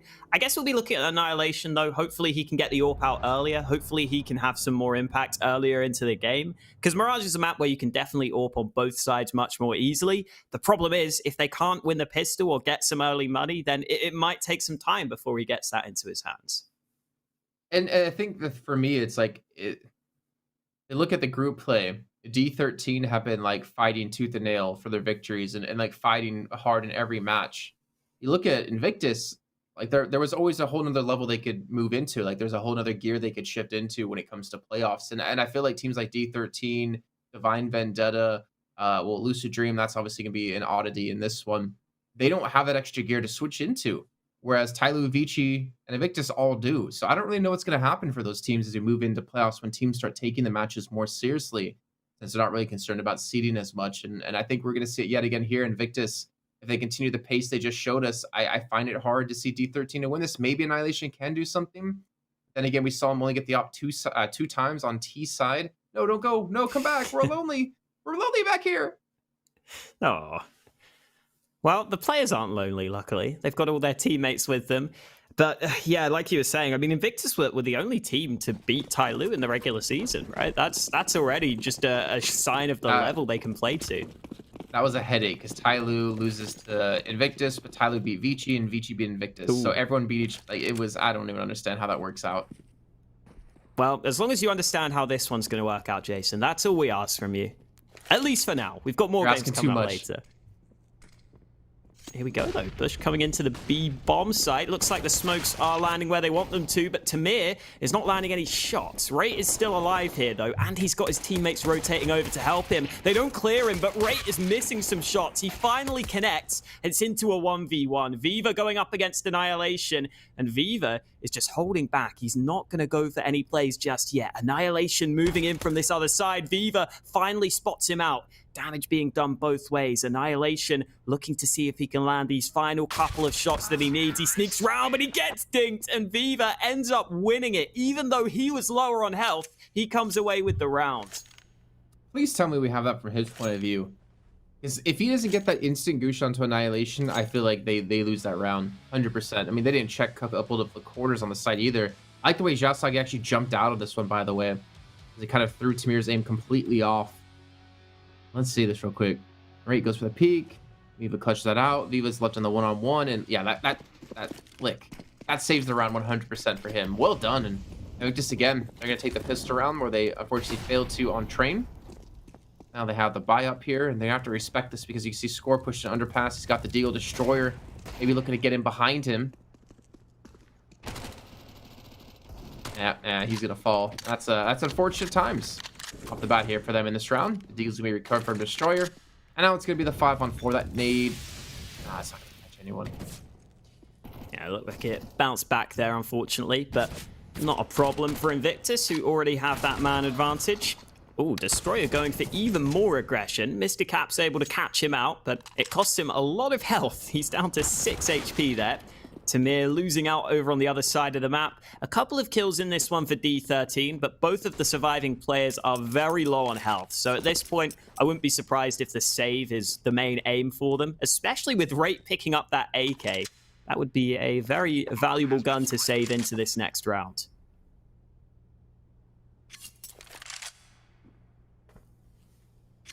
Will it be enough, though, to win them the round? I guess that's what we're going to find out here. He's the only one with head armor, so I'm assuming he's going to be keeping this weapon as well. Unless once he give it over to Mr. Cap, or maybe Annihilation or Score wants to invest into some armor to make the weapon work a little bit better. But all in all, he's probably going to be the one to hold on to this weapon. And we're still going to see Invictus take the round. That's a little bit costly. I do wonder if D13 are going to buy up around this. I think maybe if they got like one more kill, maybe 2 more kills max, then they would have been like, okay, let's buy up. Let's force behind the AK and the MP9 and then go for this round. But Annihilation, you know he's going to be one to save for the op right away. Yeah, they can drop some pistols over as well. Rate saved a CZ there, which he tosses to one of his teammates. So they can get some guns on the rest of their players. Just try and do a bit more damage again in this round. And maybe Rate will look to save that AK again if it all goes horribly wrong for them. But we'll wait and see how the third round plays out here. Invictus have got a fair few AKs alongside these MAC-10s. Again, pretty similar buy to that previous round. Annihilation moving into top mid, but Destroyer's getting super aggressive, similar to the previous round, and it's not worked out for him. Rate gets that kill with the AK, but look at the rotation away from A. Invictus have a wide open A site that they can make the most of. All right, so maybe Destroyer's rush worked out for him then. That's always now fallen. Gonna be a 4-on-3. They luckily still gonna have the AKs though. When they get up against the 1 AK and the 2 SMGs, they're all coming from the CT spawn. Except Tamir, who's gonna be spammed down. Scorch trying to throw a fake flash, but no one's watching. They're not being gifted any angles for shots. If he was gonna spot out the first, they're gonna hear the second running through. Is Zhao Sage though in sight, looking to lock things down. Gets a spray onto the second, not the kill. At least the damage done. Now Score's left alone. He's gonna be overwhelmed, and Invictus gonna win another round off the back of that. Destroyer. He was a sacrificial lamb heading straight in towards B, but it worked out. They got the round.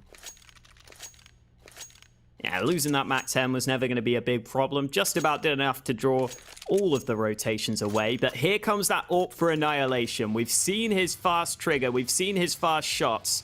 We'll see if he can continue it here on Mirage, as this was a nice closeout from Invictus, just having a couple of different angles combining for these kills at the end. But here is Annihilation, and he will be playing around mid to begin with. There's a bit of a gap in that smoke, which he's trying to make the most of. But Invictus not giving him the opportunity early in this one. So Annihilation not going to be coming into this round just yet. Invictus taking their time here, but they are slowly but surely stacking quite a few players on this mid position to try and take some early control. They've got the stack right. No one's heading towards A. I mean, Xiao Sage is going to be sitting back towards Palace in the meantime. Ooh. Boy, completely through the smoke, kills Mr. Cap. At least the B site light. See Annihilation be the one to rotate over there to help defend it, but there's no one heading towards B. Instead, they're going to be coming down middle towards short, and Score's going to get the first onto Destroyer. Loses his gun, trying to switch over to the AK, but he does secure it. Where's it going to go? It seems like it's going to be heading back towards this A direction, especially with Xiao Sage pushing up Palace, but Flying's just looking for another kill. Oh, Score very aware of this player flanking. He gets that quick kill, but the A site is looking very vulnerable right now. Score is the only man here to try and stop this, and the spray through the smoke alongside the incendiary works out for him. The bomb should still be planted, but Score's given his team a man advantage, which could be vital for the retake. And Tamir's got them trapped on the site right now. The spray does huge damage to Xiao Sage. Viva gets another kill elsewhere, though. That could be the difference maker. It's back to a 2v2. Score still has a nade, though. Both these players could die to that nade alone. Score's not using that just yet, though. They're sticking with their rifles for now, and the nade not put into the right place. So it's going to come down to the kills at the end here. Tap onto the bomb from Tamir. Xiao Sage realizes that one is not being defused. He can see that the bomb's safe, and the CTs just don't have the time. They're going to have to back away, and Invictus are going to keep on winning rounds. Xiao Sage is going to chase this, though. He wants to get these kills. I'm sure he's going to get around in time, and it looks like they've been able to retreat away, except they might go for the face here, and Xiao Sage, he will fall. They will lose both players and even lose the op, but more importantly, they deny the op for Annihilation, and they cannot afford to reinvest back into this. I feel like with Viva pushed in towards CT, if he doesn't get that kill, they lose that round. There was no kit left onto the two players for D13 trying to play for the retake. Invictus get a little bit lucky there, I'd almost say. Ooh, last second AWP bought by Viva. Yeah, very close round for Invictus there. There were a couple of fights they basically had to win them the round, and then just having Xiao Sage alive at the back of the site makes all the difference. But even that nade from Score, if that was put in the right place, that could have got the kill to begin with, which would have made all the difference. But because Xiao Sage was alone or alive at the back of the site, he was able to spot that bomb and make sure his team win the round. Invictus aren't out of the woods just yet, though. It's another buy coming in from D13. I'll look to see if they can keep the pressure on into this one. And it's another round where Invictus are taking their time to begin with. But you can see, I think they're going for that mid control again, which worked for them in the previous round. And it looks like D13 are willing to give up mid in this one as well. You know what's odd? I just realized, how did Viva die with the op when he was CT spawn? I think he died to the bomb. Yeah. but he, I mean, we saw his teammate run, and his teammate was completely fine. I would have assumed Viva would have ran away just as quickly, if not quicker, when they saw that the bomb wasn't being defused. Yeah, I guess with the bomb being planted behind that triple box, I guess it is closer to CT than you first think. I guess is my only explanation, Jason. I didn't see where he died. So like maybe he was sitting in CT thinking he was fine. I don't know. I'm gonna try to see while we got this round going. Oh, low time left in this one. 25 seconds, and Xiao Sage has cracked open this A site. Score with 2 great kills on the AK, though. And Annihilation is still here trying to hold, but try as he might, he ends up getting wall-banged through the box. Now Mr. Cap is left in a 1v3. He gets the gun into his hands, but there are 2 players facing him, and Flying will come away with the headshot. 5-0 Invictus Gaming, and this is not the start that D13 needed. I mean, they Score, gets some kills, gets some damage done. He gives them 2 kills in that round. And then they get completely overwhelmed. They get completely overwhelmed on the side here. Look at this. He gets 2 Score. Then Viva just flicks directly to him. Then he gets a second. Like, that was disgusting. They should have been able to win that round, I would have thought. But here they are. Proving me wrong.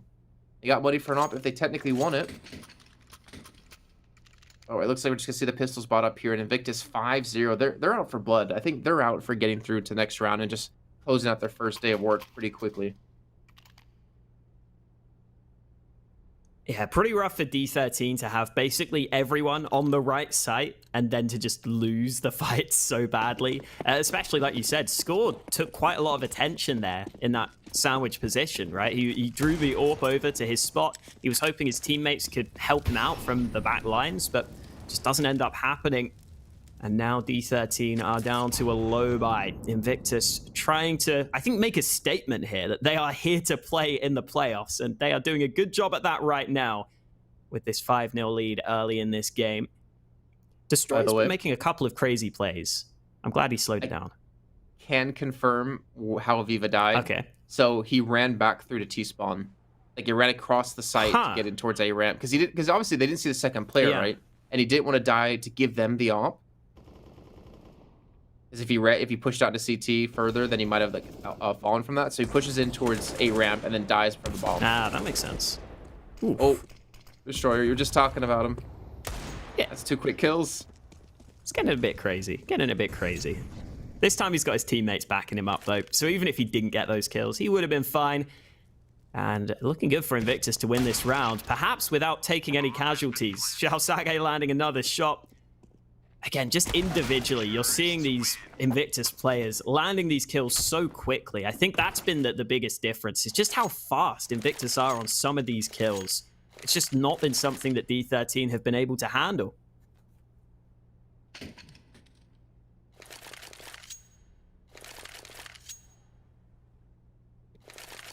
Well, we get Annihilation back with the up now. Hopefully, he can be one of the players they need to stop the rot. This is looking like a very swift and decisive 2-0 victory. I hope, Blood and Dink are out there watching right now. This game is almost already over. It feels like this series is almost over. Obviously, I don't want to count D13 out just yet, but these rounds, even with man advantages, they've been struggling with. Mr. Capgame spammed through a smoke in a round before we saw it out of Oi. And they're slowly making their way towards the B side. Viva just going to be watching this angle. And Viva has hit the shot before. Jumping across. Able to catch players and Annihilation. Oh no, he gets caught looking for a nade or a smoke or something. It's a big player now down, and well, unluckily for Invictus doesn't force the rotation to come through. Destroyer coming up through underpass once more, but the rest of his players are all waiting over at the B apartments. Mr. Cap, as that B site anchor, is about to have a tough task on his hands. The rotation's quite far away, but he is solo holding this site for now. Score is in a position where he can rotate over a little bit quicker, but here come the nades into B. Mr. Cap blinded. He's got to move back to cover. He will do so successfully, and there's the kill he was looking for. Score arrives with one of his own. Both CTs chiming in, and D13 looking good to get their first round on the board. It's all down to Viva, who burns one man alive. Oh, he gets the chance for another kill, and he's got the bomb here, so he's got time to go back to A if he wants to. 25 seconds left. He could be cutting it close here, but he's trying to make the play all the way back to A, and Rate is none the wiser right now. Yeah, there's no way he's expecting to rotate back towards A with such little time. He's assuming Viva's just walking around the site. I think Viva's just going to run straight for it, and he's going to have to. 5 seconds left. Ooh. Bomb will be planted. And now Rate in the one-on-one up against Viva. This would be such a big round for them to win. A big clutch for Viva, especially denying the op to Annihilation yet again.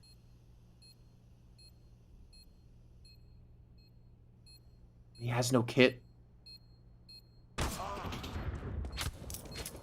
Ooh, he just holds it. He just holds it. He bides his time. Ray ends up winning the round just by being patient there. Viva went searching for the kill, and Ray ends up winning it out for D13. So that is the first round on the board that they were so desperately looking for, but it comes about as close as it could have. And some of the players don't actually have much money here on the D13 side. There might be 1 or 2 players down to weaker weapons in this round. Here's this kill from Mr. Cap, though, to begin with, holding the B site. D13 did a good job rotating over, getting some kills back, and oh, the gun barrel was spotted by Rate. That's what made the difference. He was able to hold that angle, but like I was saying, D13 actually have to go down to a couple of MP9s in this one, even after winning that round. So this is going to be a round that, again, they have to try and win, even with a couple of weaker weapons in there. That's unfortunate, too, because it's like, oh, we finally got a round. And then, oh wait, we don't really have the money to fully buy up into this round. Still, even utility is going to be lacking. Whereas, to be fair, for Invictus, it doesn't look like they're winning 6-0. They don't really have that much in funds to spend. They'll be able to buy up after this, even if they lose the round. Won't score. If he peeks this Destroyer, might have a bullet for him. And Rate, what was that? Completely the smoke, takes down one. Destroyer spots out Score, gets him down to 3 HP. Incendiary going to come through and Score just barely get. Oh no, Destroyer still gets him. I have been completely through a smoke. Ooh, what is happening in this round? Tamir comes into Underpass, gets one with the MP9. Both of these SMGs are still in play for the CTs as well. They haven't been able to upgrade them, but Rate is holding this down. Another kill for him, and it's looking likely that D13 will be winning this one. That's not a fight that Mr. Cat wants to take with the MP9. Repositions onto the site itself, but I like that he puts down that smoke. That should allow him to buy time. The rotation's starting to come through, and Zhao Sage's caught out by that. Rate with another kill. Tamir ends up closing it out on the big flank, all the way pushed through B. He flanks up through short, and D13 finally finding some success. They get a second round win on the board, and more importantly, Invictus don't actually have great money now, so this is a chance for D13 to start to build up some round wins. Yeah, this is another feature, I'd say, of the region. What we've seen is that, like, very often we'll have teams take a lead, like 6-0 or like, okay, not even a lead, like 6 straight, 7 straight, something like that. And the other team will just come back and do the exact same thing against them. We see this happen so many times, and I do worry for D13 because they're normally a team that, when they're playing from the front, playing ahead, I guess is the better way to say it, they are easier to close out rounds, easier to get their victories done. But I want to see some consistent play here out of them. They're still against the Deagles. We already saw out of Invictus what they can do with it before. This was the first map we saw them on day 1. They surprised the hell out of us with these weapons, but it's not working out too well for them here. Kind of building things up and unfortunately being let down. But a clean round here for D13 so far. Yeah, this is what the CTs need as well. Build up some money, make sure that you have a bit of a buffer, bit of an ability to be able to buy even if you lose a round. So good for them that they will be surviving with every single player. I will be interested to see if Tamir keeps that MP9 now, because some teams like to just keep the SMGs in these sorts of rounds, and they like to just try and maximize their money, and looks like D13 will be doing that. Mr. Cap, who's been playing as that B site anchor, will be getting the MP9 into his hands. And I think on that B site, you can play pretty close quarters for the most part, so I guess that's part of the reason why he's okay taking the MP9 into this one. As for Invictus, they've got themselves a buy across the board as well. Viva getting the AWP into his hands. Annihilation on the CT side hasn't had as much impact as we were hoping, but maybe now is a chance for him to try and make the most of that sniper. It's Destroyer, though, moving in early. Bit of damage done. And over on B, Mr. Cap is down to 1 point of health, pushing all the way through the apartments. Oi is unable to clear him out, though. That smoke will keep him alive. That's how Oi actually just backed away. He saw the smoke come in from close. But if he pushes and dies, he gives an AK over. If he sits back and does nothing, he's done a lot of damage to one player, and they don't need to necessarily clean up that kill to have a kill in their pocket. And they're heading back towards the A side. Annihilation playing up close. And honestly, this is a position he's not really going to miss too many shots. I'd definitely be afraid if I was Invictus here. Even going to be on the peak. There you go, Annihilation. So quick on the trigger, gets the first kill. Look at Zhao Sage now. And Zhao Sage shuts him down. I don't think Annihilation was able to spot him out over the fire. Oh, those mollies can be awkward sometimes to see over. Unfortunately, he doesn't get the kill, but the rest of the D13 players are looking to make the difference here. Flying almost gets the double kill. It was Destroyer who stole that away, but both CTs remain low on health here. The bomb's been dropped, though. Oi coming in for the flank, and they have no clue what's about to hit them. Oi comes in with both kills, closing it out with the headshot. He has not been having his best game so far, but those 2 kills were crucial to win his team the round. And he makes sure to step up when needed. Again, I think the important thing is that they're not allowing D13 to chain these rounds together. I think we've seen them be one of the few teams that really struggles to have those kind of impacts. And yeah, again, you're seeing Annihilation. That had to just been like a spectator side of what we saw. It was different from what Annihilation saw. Obviously, the smoke above the fire. Ooh. Maybe blocking Zhao Sage off. Buy for Invictus. It's a chunky buy. Yeah. Tech 9. Nope. I don't know. I said chunky. A Galil might not work out for him because D13 have money. They have the full rifles. If it doesn't look like Invictus just won the last round. Yeah, no. It's a bit all over the place for them. Nice shot from Zhao Sage, but Mr. Cap goes for the fight, gets a second kill, gets the AKs out of the T's hands for now. Flying and Destroyer get those AKs back, but Score rotates over. Good, solid hold from him, getting both those kills and really putting an end to Invictus's chances in this round. D13, again, getting a few rounds on the board now. It's starting to feel like a much more competitive game. It's starting to feel much more back and forth. But like you were saying, Jason, I think we still need to see D13 put up some consistent rounds, start to really build up a win streak, and hopefully they've got a chance to do that here. I mean, for their sake, I hope they can. I'm imagining, yeah, we're going to see Deagles another time out of Invictus. And this is still a very scary prospect. I know you're looking at the full lineup of D13, and everyone out there, if you haven't joined us these last 3 weeks, are going to say, well, Jason, you're crazy. No. Well, maybe a little bit. I'm not going to deny that. But this is definitely a round Invictus can still take. Comes down to those 3 players hitting their shots. Annihilation only on 3 kills. He's been having a rough game yet again. Had a rough time T side of train. TT he really started to pick up. And, well, luckily for him, he's out right there to help protect him. Yeah, looks like the rifles will be getting the job done in this one. Tamir pushing in for 2 kills at mid. And Oi is just waiting to see if someone overextends, just waiting to see if he can get 1 kill. Oh, Dink goes through the wall, so he's down to 42 health. And every single CT wants this kill. It's Tamir who will end up getting it. 3 for him, making sure they close out the round. Again, keeping all 5 alive, so D13 is starting to manage that economy a bit better. They're starting to be able to build up some cash. It's actually been Rate and Score, who are oftentimes the 2-star riflers for the team, who have really been stepping up. As you were saying, Annihilation has been surprisingly quiet so far in this game, that if he could step up, then D13, if they have all their 3 stars firing, they could have a really good chance to come back into this one. Here come the AKs for Invictus, though. They go back for the mid control. 100%. Like, they still have such a strong core. With all 3 of these players, you know, playing at their peak performance, like, they can beat some really good teams. Well, okay, well, that's a little unfortunate. And that's unfortunate as well, as Rate just swings a little bit too wide. Mr. Cap dies as well. And just as we start to talk about these 3 players having a great game and potentially having enough to carry them through a comeback here, they lose 3. They lose the entire B site. Again, they're just not able to chain these rounds together. It's so unfortunate. D13 Annihilation's left alone against 4. This has got to be a save out of him. I will say this, though. In games that we did see those 3 players of Score, Rate, Annihilation playing well, in some of those games against, like, the top of the region, they still barely, like, won it or still lost it. Like, it was still a close game. It wasn't like a landslide match like we just had on Train. It wasn't like a Tyloo 2-0. I think there's definitely some depth lacking within the team. Oh, no. Definitely some depth lacking within the team. I think Destroyer saw him, but Annihilation didn't. Doesn't matter, though.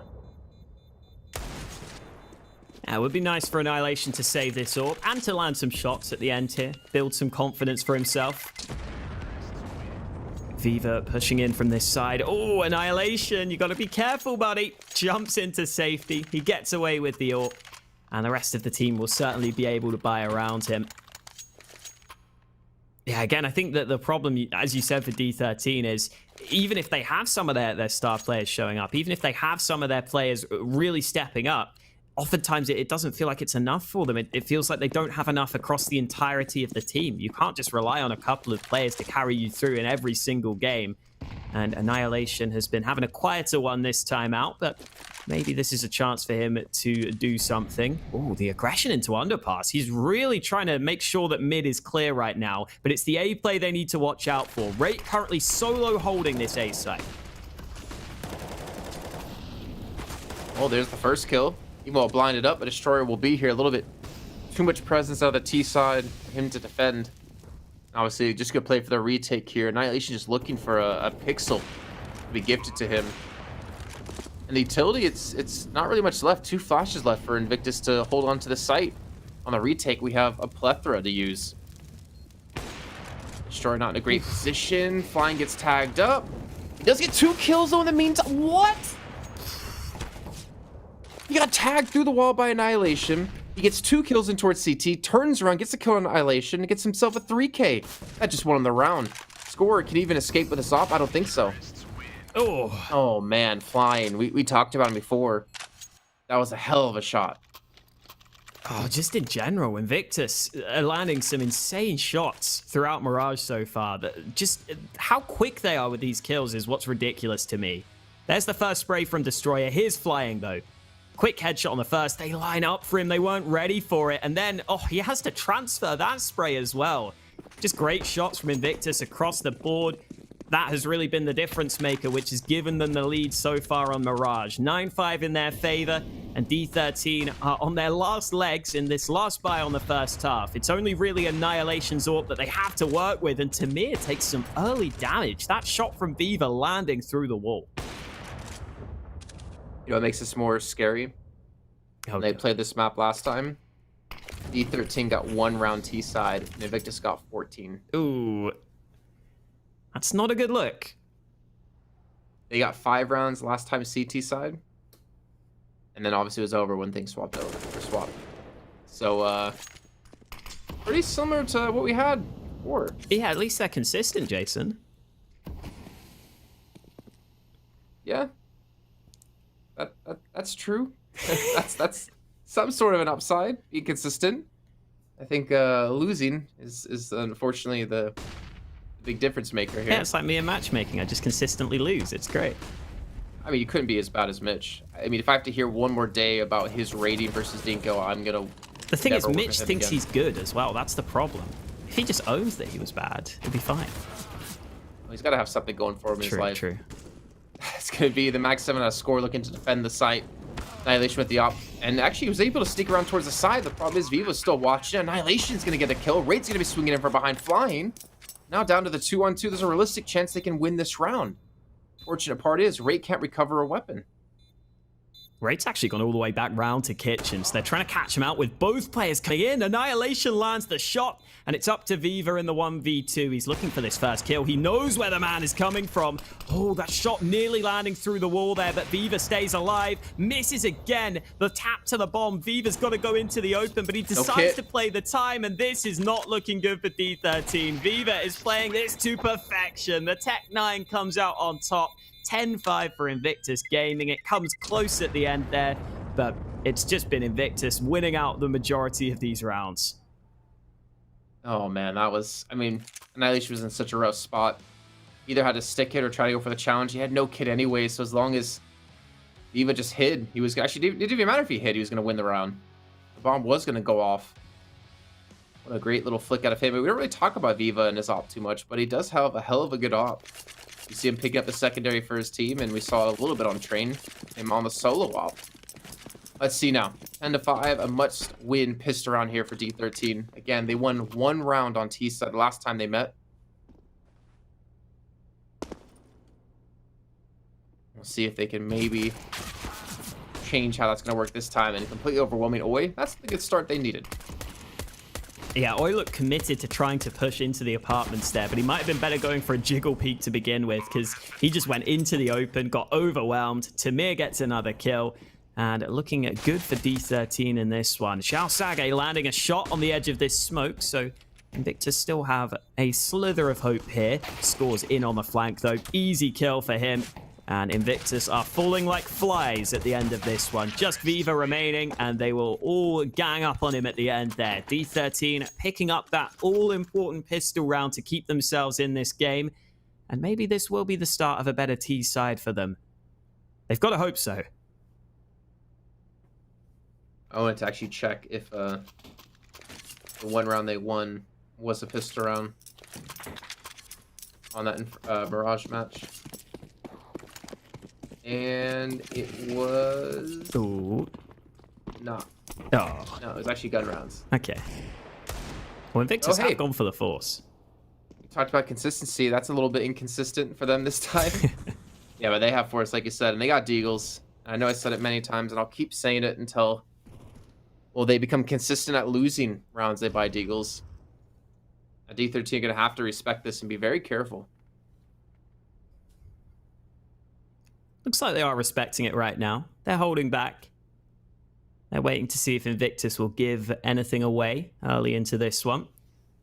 Oi is getting aggressive. This could work, though. Against the MAC-10, there it is. The CZ comes out on top. It's only an SMG dropped, and it's only an SMG recovered, but it's still an early kill that Invictus will be very happy to take away.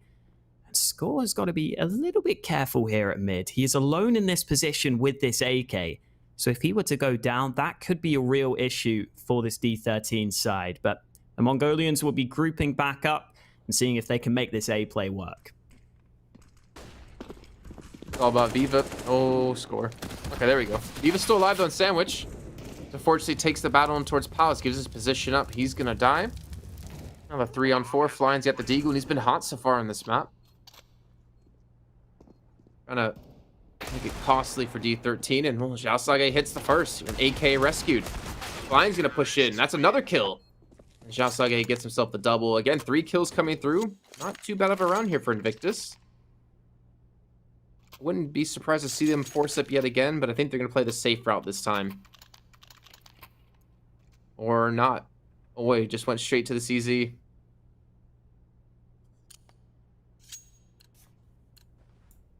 Yeah, I think okay. we'll see, I guess, a bit of investment from him. I'm surprised we don't see any of the other players buying anything else.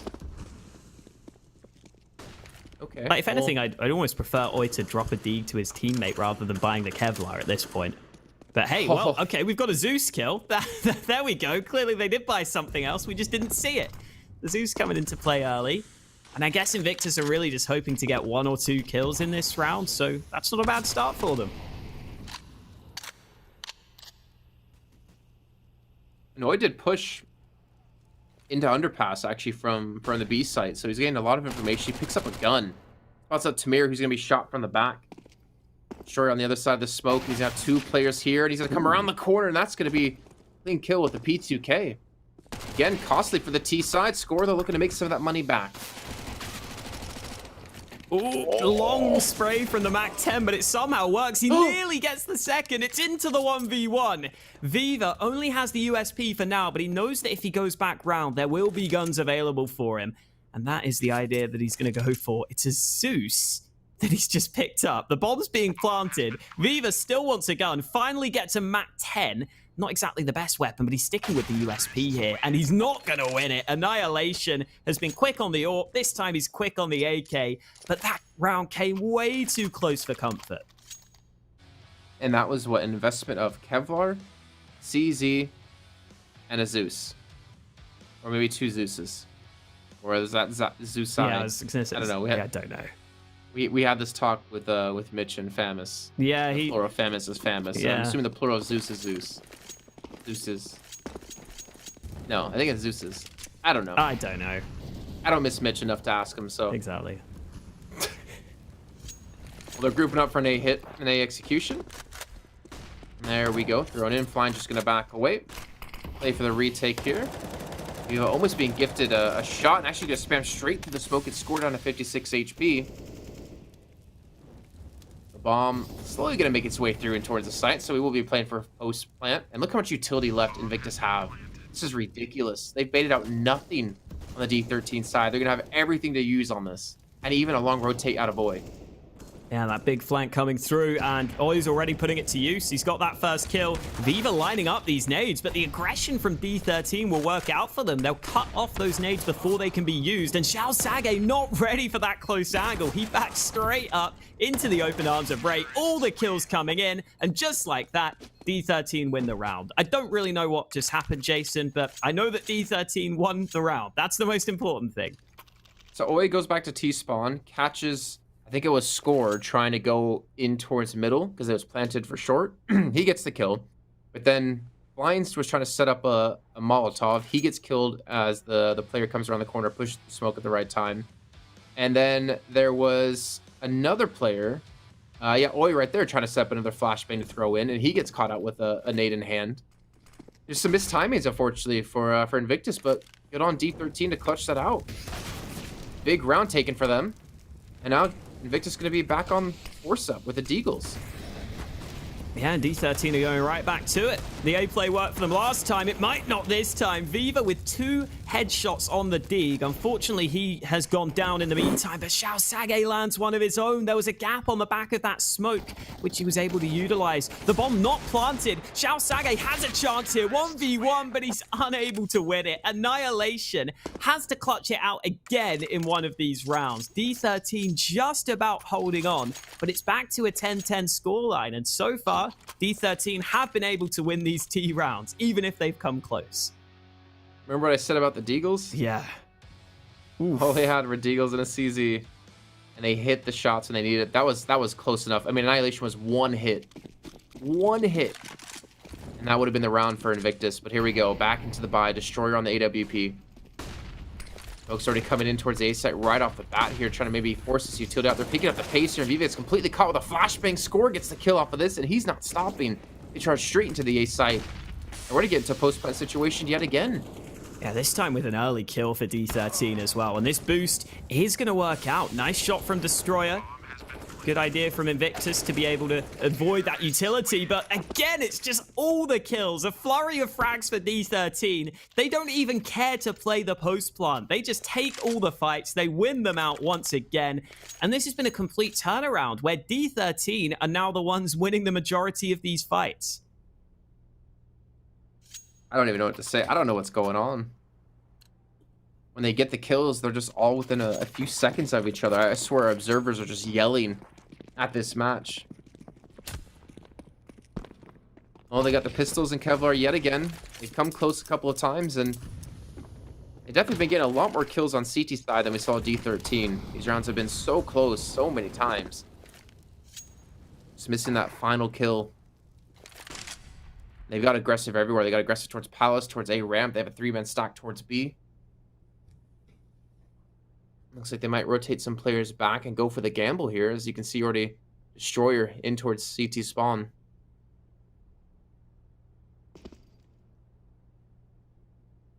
I think after the beating D13 took, they won the round from the Deagles, making them play extra cautious here. Yeah, the last couple of rounds, they did just go for that straight up A play. Straight at the start of the round, but this time showing much more respect. Playing the patience game at the start of this one. And I think Invictus has started to figure out that the B stack is not going to come into play. They've got to rotate over to A, where Flying makes noise dropping down. They have turned around as well. Score's ready for it. Good headshot up close with the AK. The rotations arrived, but Mr. Cat gets a kill alongside Annihilation. And this time around, the Pistols not in the best positions to really make the difference. Boy is the last man looking to do a bit more damage at the end here. And, ooh, oh, okay, he gets the kill eventually. But D13 are up to a 12-10 lead, and they are just dominating this T side right now. This is not what we were expecting, but they've come out swinging here in this second half. Yeah, 100%. I mean, considering they got 1 round... They played T-side last time.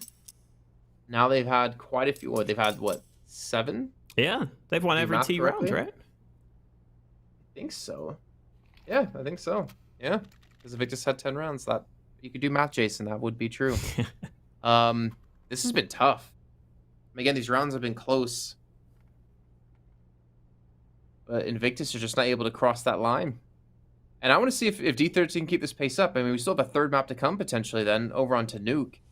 And that one, honestly, I don't really know who I'm going to favor going into that. 40% win rate for Invictus, 44% win rate for D13. Though I'm imagining it's going to be a little bit of different teams they've been battling out against. I think a lot of losses probably going for Invictus against Vici. Yeah, 1, 2, yeah, 2 of them in there. Let's see now. Destroyer on the op again. Got the full back out of Invictus. The hard part is that once they start winning rounds again, if they can start chaining rounds together, they're still going to be up against a D13 who can buy every round because of the loss bonus and obviously the money they've been able to save so far. Yeah, this time I like that Invictus are using some of these early nades a bit more effectively, because those fast A plays were really working against them. So they put down some early nades, some early smokes and flashes to try and counter that, to try and stop that from happening. And always had enough. He's not had much to do on this B site. He's getting aggressive and it works for him. The wide swing against Mr. Cap is something that the man holding was not ready for. Invictus finally getting a man advantage in one of these CT rounds. But again, these smokes are coming into the A site. Destroyer's going to play ahead of it. And Molotov off his position. Definitely done their research. They've done their homework, except Tamir's going to fall to Oi, who gets another kill. That was towards the B site. Destroyer just going to be gooshed up through the corner of the box. The Viva will be there to protect him. Comes down to score Annihilation. Now Annihilation just gets dinked and dropped. Score's only able to get one. Finally, a clean round coming in for Invictus. But again, the money's going to be there for D13. Part of that was just bought off the fact that Oi pushes up aggressively and gets the first kill. I think that was onto Mr. Cap.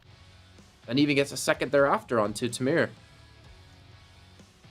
Yeah, there's that first fight going for the wide peak, and well, that flash through the smoke wasn't successful. This round just looked much more disjointed from D13, and I wonder if that's just because they go for a slower round. There might have been a part of D13 there that were thinking about going back to the B site if that fight against Viva went differently, but they don't get that kill that they needed. They just end up having to commit to A, and there just wasn't anywhere near as much conviction with that push. They kind of went out one by one. They weren't able to use their team play or their trades effectively. And now Invictus are the ones who are starting to grow in confidence. Flying goes for an aggressive play of his own, and he's going to get all the way through A ramp, realizing there's no one in this position. Now, there is that man in Palace that will go unchecked, but he's still going. Oh, he's going to see the bomb, or Rate might catch him looking the wrong way.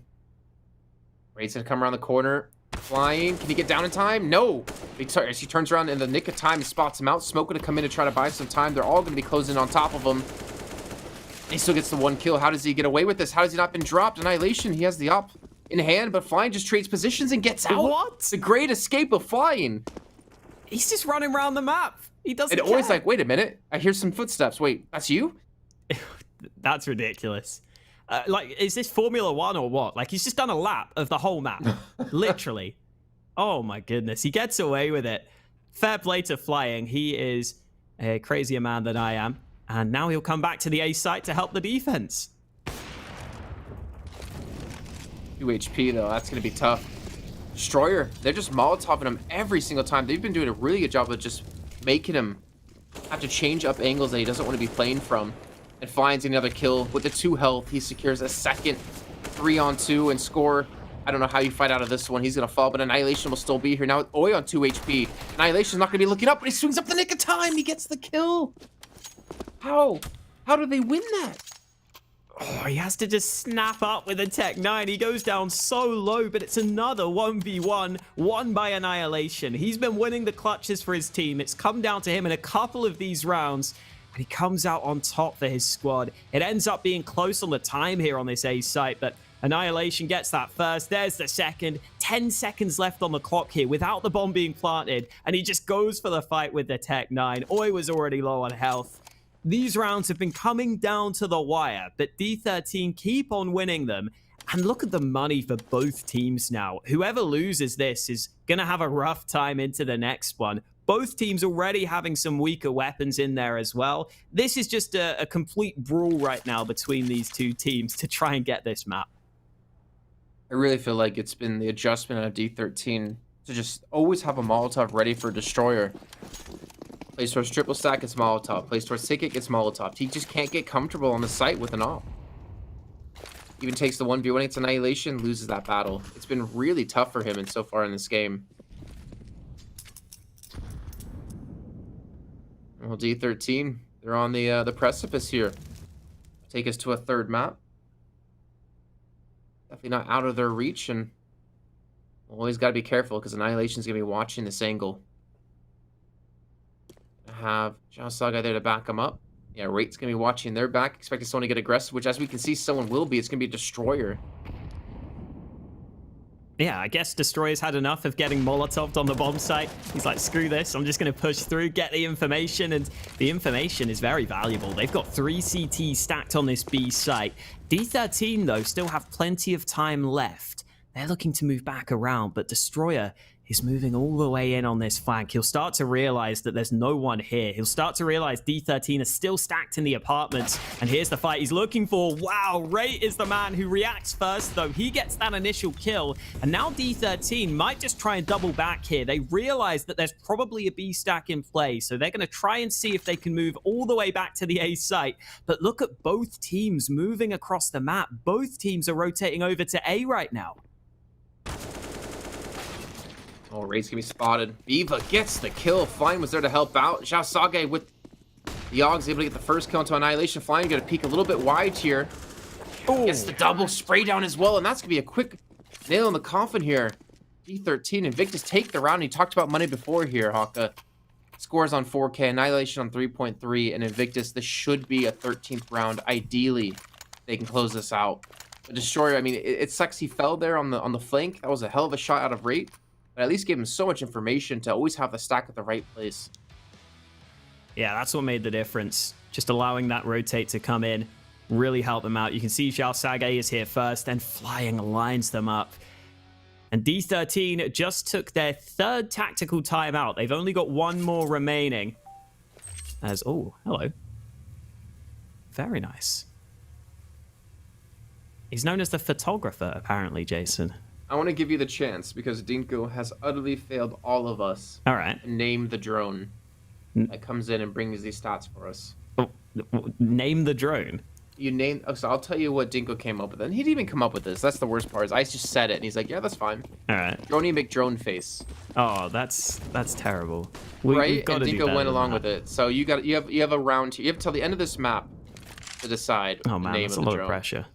I mean, we could just name it after Mitch in honor of Mitch not being here. Mitch loves droning on, you know? Yeah, but that drone is an average-sized drone. So that can't work. That's a problem, yeah. And I don't want to hear Hockey McHawkface either, because that doesn't work. Oh, God. Yeah, no. Maybe we can just put it to a public vote. No? Public isn't going to vote here. Okay. I'm trying to get out of this. Come on. I'm trying to weasel my way out of it. You're not letting me. You have 3 days of broadcast. I like that you're being the other 15. That is one thing I definitely am. Kids to know.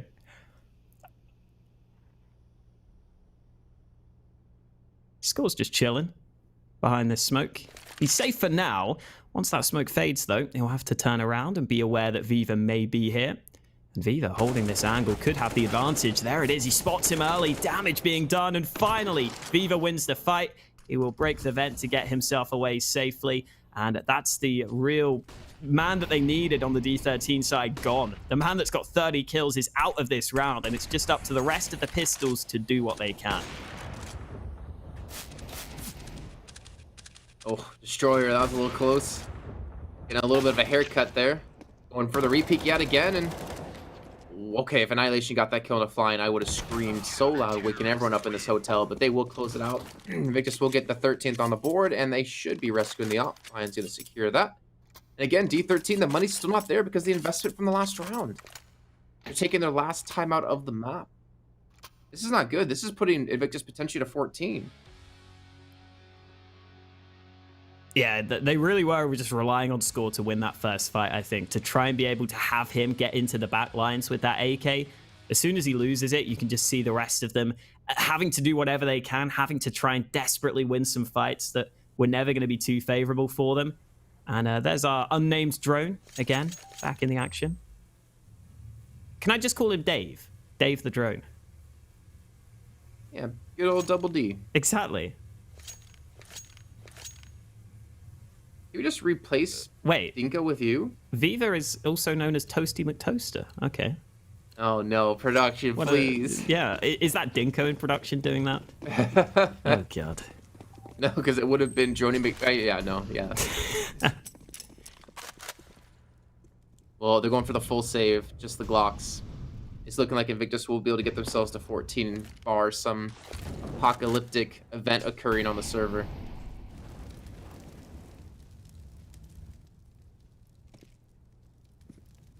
It must suck being an in-game leader in this round. Like, what do you tell your team to do? We've got 5 Glocks, guys. Let's just try and rush out A and I guess try and win some fights, which we know we're going to lose. And you can see that already happening. Xiao Sage, Destroyer, both winning fights. There we go. Annihilation gets 1. Annihilation gets 2 with the Glock. That's pretty impressive. Almost a third at the end there as well. But Destroyer comes away with it. I think that's about all D13 could have expected out of the round. But this is going to be the buy round that they were waiting for. And Annihilation doesn't go for the AWP. I thought he was saving that extra money to buy the sniper. But he goes with the AK. I think they're going to play maybe fast-paced this round. I mean, one thing that you mentioned before that was working for them was the quick executes towards A. Oh, yeah. Ooh, and they might be going for it. As you cap. Yeah, I was wondering if they're going to peek straight into it. They're setting up for the execute. 3 players here to defend out of Invictus. Flying's up close, which is a very dangerous spot for the enemies to be holding. As you can see, Destroyer's there to back up. He hits the shot even while blinded up. Flying gets 1 before falling. Eva will be there as well. They have the stack at the right place, and they shut this down almost as quickly as the round began. Oh, and Tamir, he's giving up his position. Destroyer's holding it. He got the protection of Viva towards Palace, so he can be aggressive with these angles. This is looking like lucky 15, unless Annihilation can pull off something crazy. Yeah, Annihilation's waiting to see if someone gives him something here. Hoping that someone from Invictus strays too far into the open. As it stands, the B site is somewhat susceptible to being taken. Oi is pushed into the apartment, sure, but if he were to go down early, then that's the way that D13 would maybe have a chance in this one. Tamir will be going back with the bomb all the way towards the B site, but I think Invictus have realized that was their weak spot. They've rotated a second player over towards B. Annihilation is selling this fake at A, though. He gets that 1 kill he needed. They're rotating back away from this B bomb site. If Tamir can win this one fight on B, he might have a chance at the round. Annihilation is still going for it over on A as well, but here comes the push. Tamir into the B site. He's not ready. He's not ready for it. Oi shuts him down, sticking on the B site the entire time. And Invictus are up to 15. Just one more round needed for them to win this series. And look at the money for D13. This is their chance to get RMR points. And honestly, if they want to have a chance to get into the major, they need the points here. They need to pull back this victory and push out Invictus and get further. Then have to potentially play against Vici in the semifinal. I don't know if they can have a chance to qualify here if they're not able to get more points than what they're going to accumulate. At least they're getting something for being in this into the playoffs, but this is rough. 2 Galils, Mac 10, a CZ. Might be unfortunate, you know, D13 playing out 9 best of 3 series in our round robin group stage, only to fall in the first match here at playoffs. I mean, someone obviously has to lose, right? But you never want to be that team.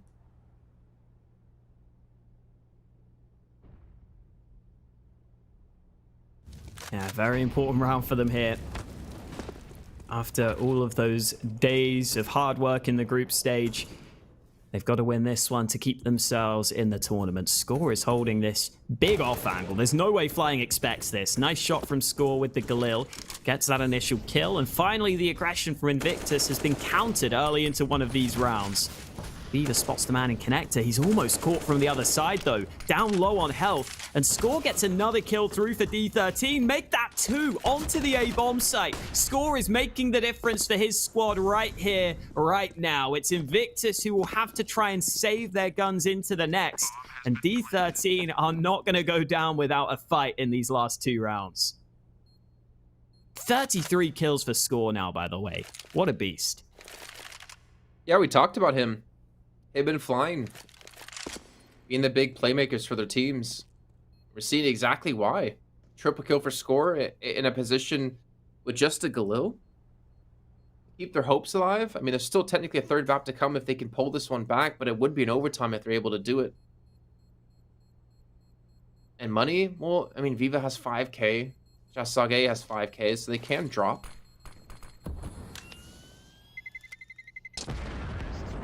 How good will the buy really be? So Flying's on 5, Viva's on 6. Okay. But yeah, we'll have a really good buy.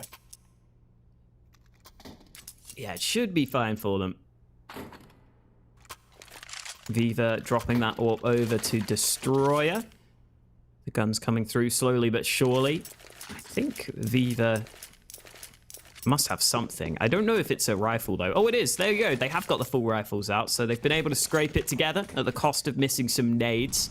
Still though, Invictus with one more chance to take this series 2-0. Otherwise, we would be heading to overtime if D13 can pull this one off. Aggression coming in from Flying. This is what costed him in the last round, and you can see that Flying doesn't want to go for that same aggression all the way into A ramp again. He's just going to hold back in a more passive position this time round. Mid control looking good for D13 at the start of this one. Annihilation just holding connector. And there are 3 CTs on that A site right now. Invictus have had some issues holding A in the past, so maybe that's why they're stacking 3 players on A. They're predicting that D13 will go back to this A play, and that prediction is looking correct right now. The T's are stacking all their players over to A, and with 3 CTs here to stop them, this could be big for Invictus.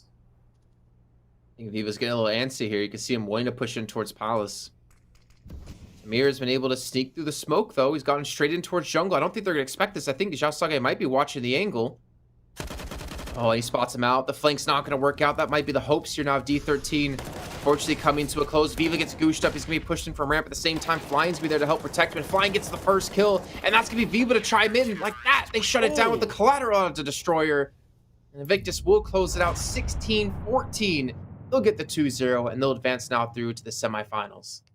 Yeah, really good read at the end there. We said that they had been having some struggles on that A site, so they decide, let's just stack A in this last round. 3 players on A, all waiting for the push. They do their job really well. Every single player chiming in with kills, every single player doing what they had to do. It came way closer than we were expecting on Mirage. I think D13 showed some really good level of just individual skill, individual prowess in a bunch of those rounds to get those round wins. But at the end, Invictus, just too good here to win this one. Let's bring in Dinko and Bled to talk about that last game. Bled, let's go straight into you and your thoughts of how that match really broke down. To be fair, D13 pulled Mirage a lot closer than it was last time.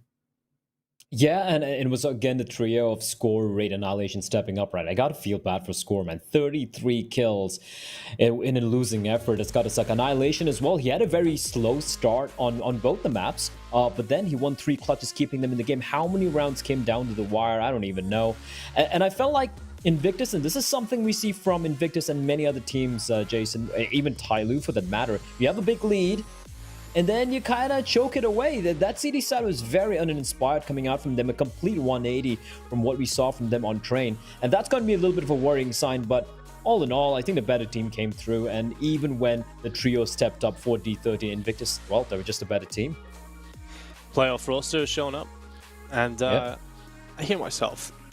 That's kind of weird, but yeah, Invictus, coming into this, definitely feeling like a very solid roster. I think the Chinese teams are going to go up to a different level when it comes to these playoffs, and I'm looking forward to seeing. This is so hard to hear. How do you think we feel? I'm going to quickly take my headset off, so I can't hear what you're saying. But yeah, Invictus coming into this, definitely looking like the better team. I think clearly showing up on the first map, they had a plan of how to play it. The first time was a little bit shaky from them. They did pull it out in the end. But managing to pull it off this time in such convincing fashion, that's heartbreaking for D13. We know Train is their map, but it's the map they should be comfortable on. It's their home ground, the map they've been able to compete on. But here on the second map, this was impressive for D13. I think they kind of realized their chances in this tournament were kind of gone. So they show up towards the end, they get a few rounds on the board, but unfortunately it is the end of the road for these youngsters. Oh man, I can hear him twice now, and hearing him once is already bad enough, but twice, ugh. Terrible. But even looking back to Train, right? Like that was such a one-sided map, 16-14, and even on to Mirage, like last time they played it was 14-1 in favor of Invictus Gaming. I feel like one thing we saw quite a bit of was how they dealt with Destroyer. Was a lot of like Molotov usage onto the positions he liked to hold, and you saw in that like last clip there before we went to the final one, I guess the penultimate clip, there was no Molotov to flush him out, and I feel like when Destroyer gets set up like that, when he becomes like that turret, that's where D13 really struggled, and maybe the lack of utility, maybe the lack of funds over time really hindered them from, keeping him out of his positions. But you can see here, Score 33 kills, 124 ADR. He definitely had a standout game. To be fair, Annihilation and Rate, they played well as on top of this, but that's what I said before, right? Is that even with all 3 of these players, the core firing on all cylinders and hitting their shots, doesn't necessarily mean they're going to have a victory, not against these top teams who just seem to have that extra gear whenever they need it, Blah. Yeah, and that's just the way it is. And for D13, yeah, their journey ends here. They came in third the previous RMR. Here they go on to 58th place. But all in all, I think they're the one team, even though I see them knocked out, I'm very happy to see them play. I think they're a team I'm definitely going to be keeping an eye out on, especially that trio of those youngsters in that lineup. And I think it's a lot of good signs for this young team. Obviously, coming into this RMR, the competition was more. This is Tai Lu playing with a more experienced lineup compared to what they had played in the previous RMR. You have Vici stepping it up. Your Invictus looking good. So all in all, not a bad showing from them. I'm going to be a little sad, not going to be seeing any more Annihilation highlights for this RMR, but hopefully we see more from them in the future events. Well, considering how it worked out for this one, there was, 2 qualification spots, and the rest were invites from the teams from the RMR event. So maybe we will 100% be seeing them yet again, but the MVP of that last map had to have gone out to Viva, and why not? I mean, he had a massive step up, 8 multi-kill rounds, but only 1 opening kill. To be fair, it didn't really need him on the T side, at least. Maybe it was the CT side they really needed something going for him, Dingo. Yeah, I think Viva, when he shows up, he can be that X factor. He can definitely deliver. I think Mirage is one of those specific maps where he can take it into his own hands. So I think Viva, moving forward, if Invictus are going to be able to win this tournament, if they're going to be able to take down Tyler or Vici convincingly in the playoffs, I think Viva's actually got to show up. He's the extra player for this team. You've got Flying, you've got Shots Like Gay, these players showing up. But I think Viva has to be that extra player on top. So I think he's a win condition for Invictus if they're going to take down some of the better teams. But this head-to-head is just kind of sad. Score sitting there, 33 kills, so many impressive rounds for him.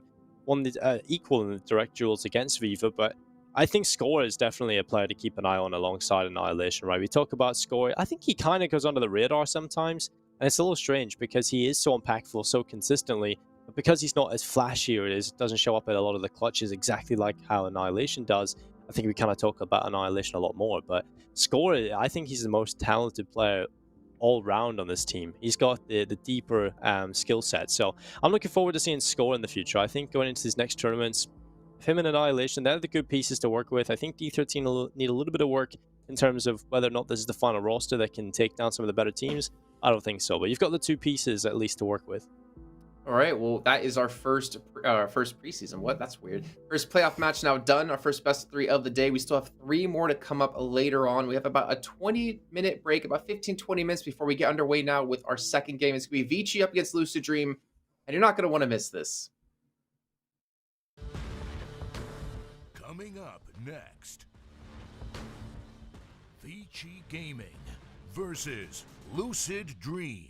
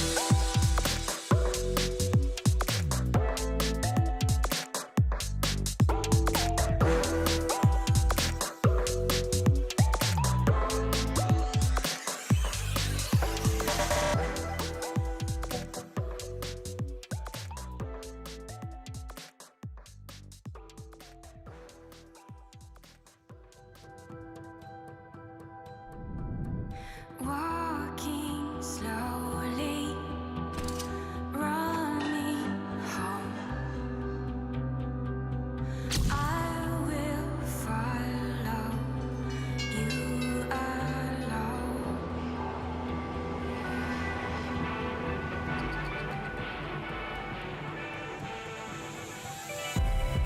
Moving closer, we're in motion.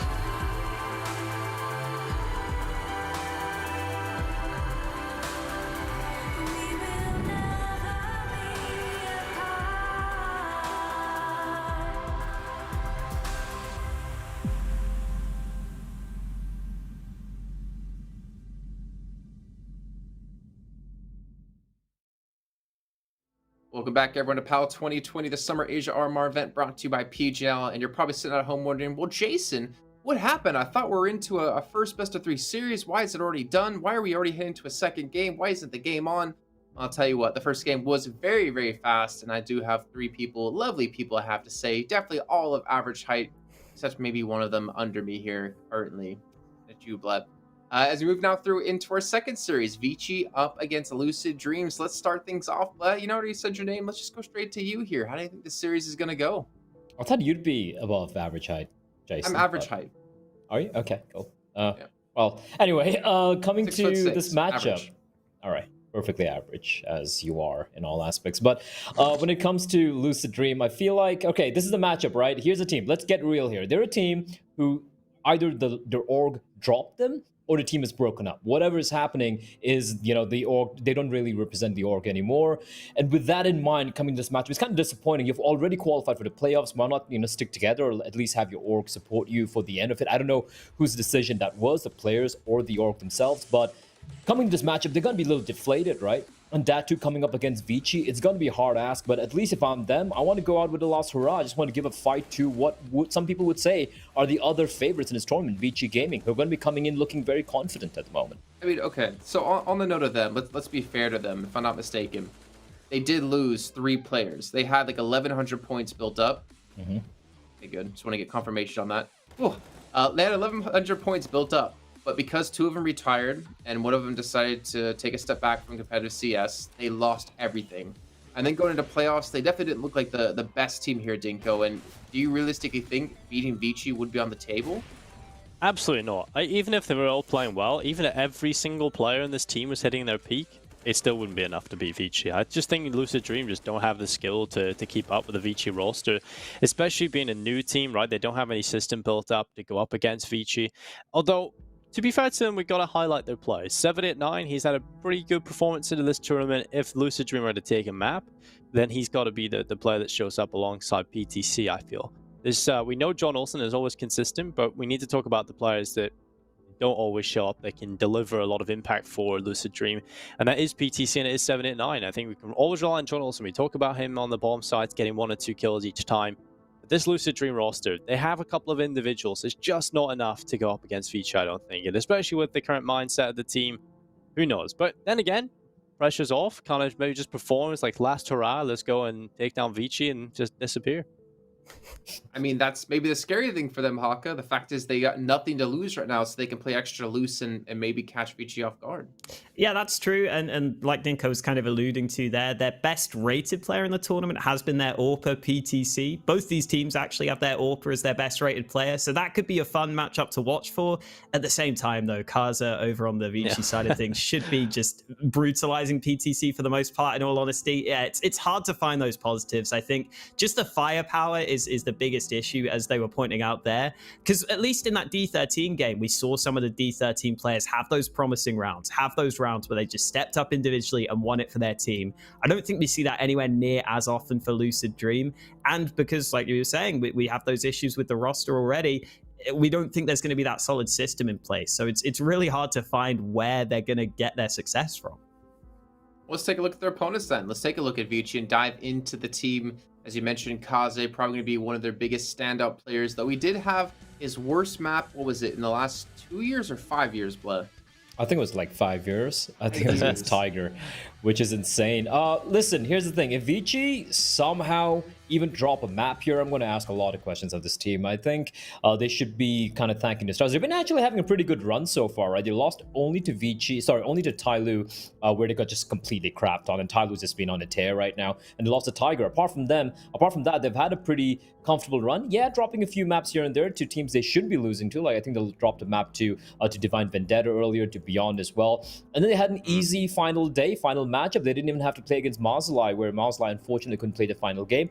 And on paper, I feel like even though they are second seeded, I believe they have an easier opponent. Lucid Dream, I feel, is an easier opponent than, let's say, Divine Vendetta is going to be playing against Tyloo later on. So everything is going the way of Vici right now. If they even drop one map, questions will be raised about this team, and I'm going to be the one to do it. Yeah, I think you said it perfectly the first time, though, Blair. Vici lost against Vici only. I think they get in their own head when they play against these better teams. They start playing, the system breaks down, they're much more respectful in terms of how they play the game, and I feel like that kind of hinders them a little bit. I feel like this team have to be confident in their own abilities. They've got the best team in Asia. They've got a sick entry fragger in the form of Zoking, the best in-game leader in the region as well. They just have to be confident in their system. The only in-game leader. The only in-game leader. But yeah, the thing is, this Vici team, they have everything going for them. They just need to be confident in it in every scenario, because against Tyloo, they just play so scared. And I think if they just keep it up and are consistent against every team, then Vici should be able to beat every team. Well, let's take a look at the some of the top-rated players, as you kind of mentioned, Haka. We have PTC up against Kaze, and the thing is, Kaze, I mean, it might only show he has 0.03 more kills overall within the last 3 months. It doesn't feel like that. I feel like he's been on a massive tear. I mean, the stats are pretty equal, but the thing is, Kaze has such a better team supporting him than PTC has.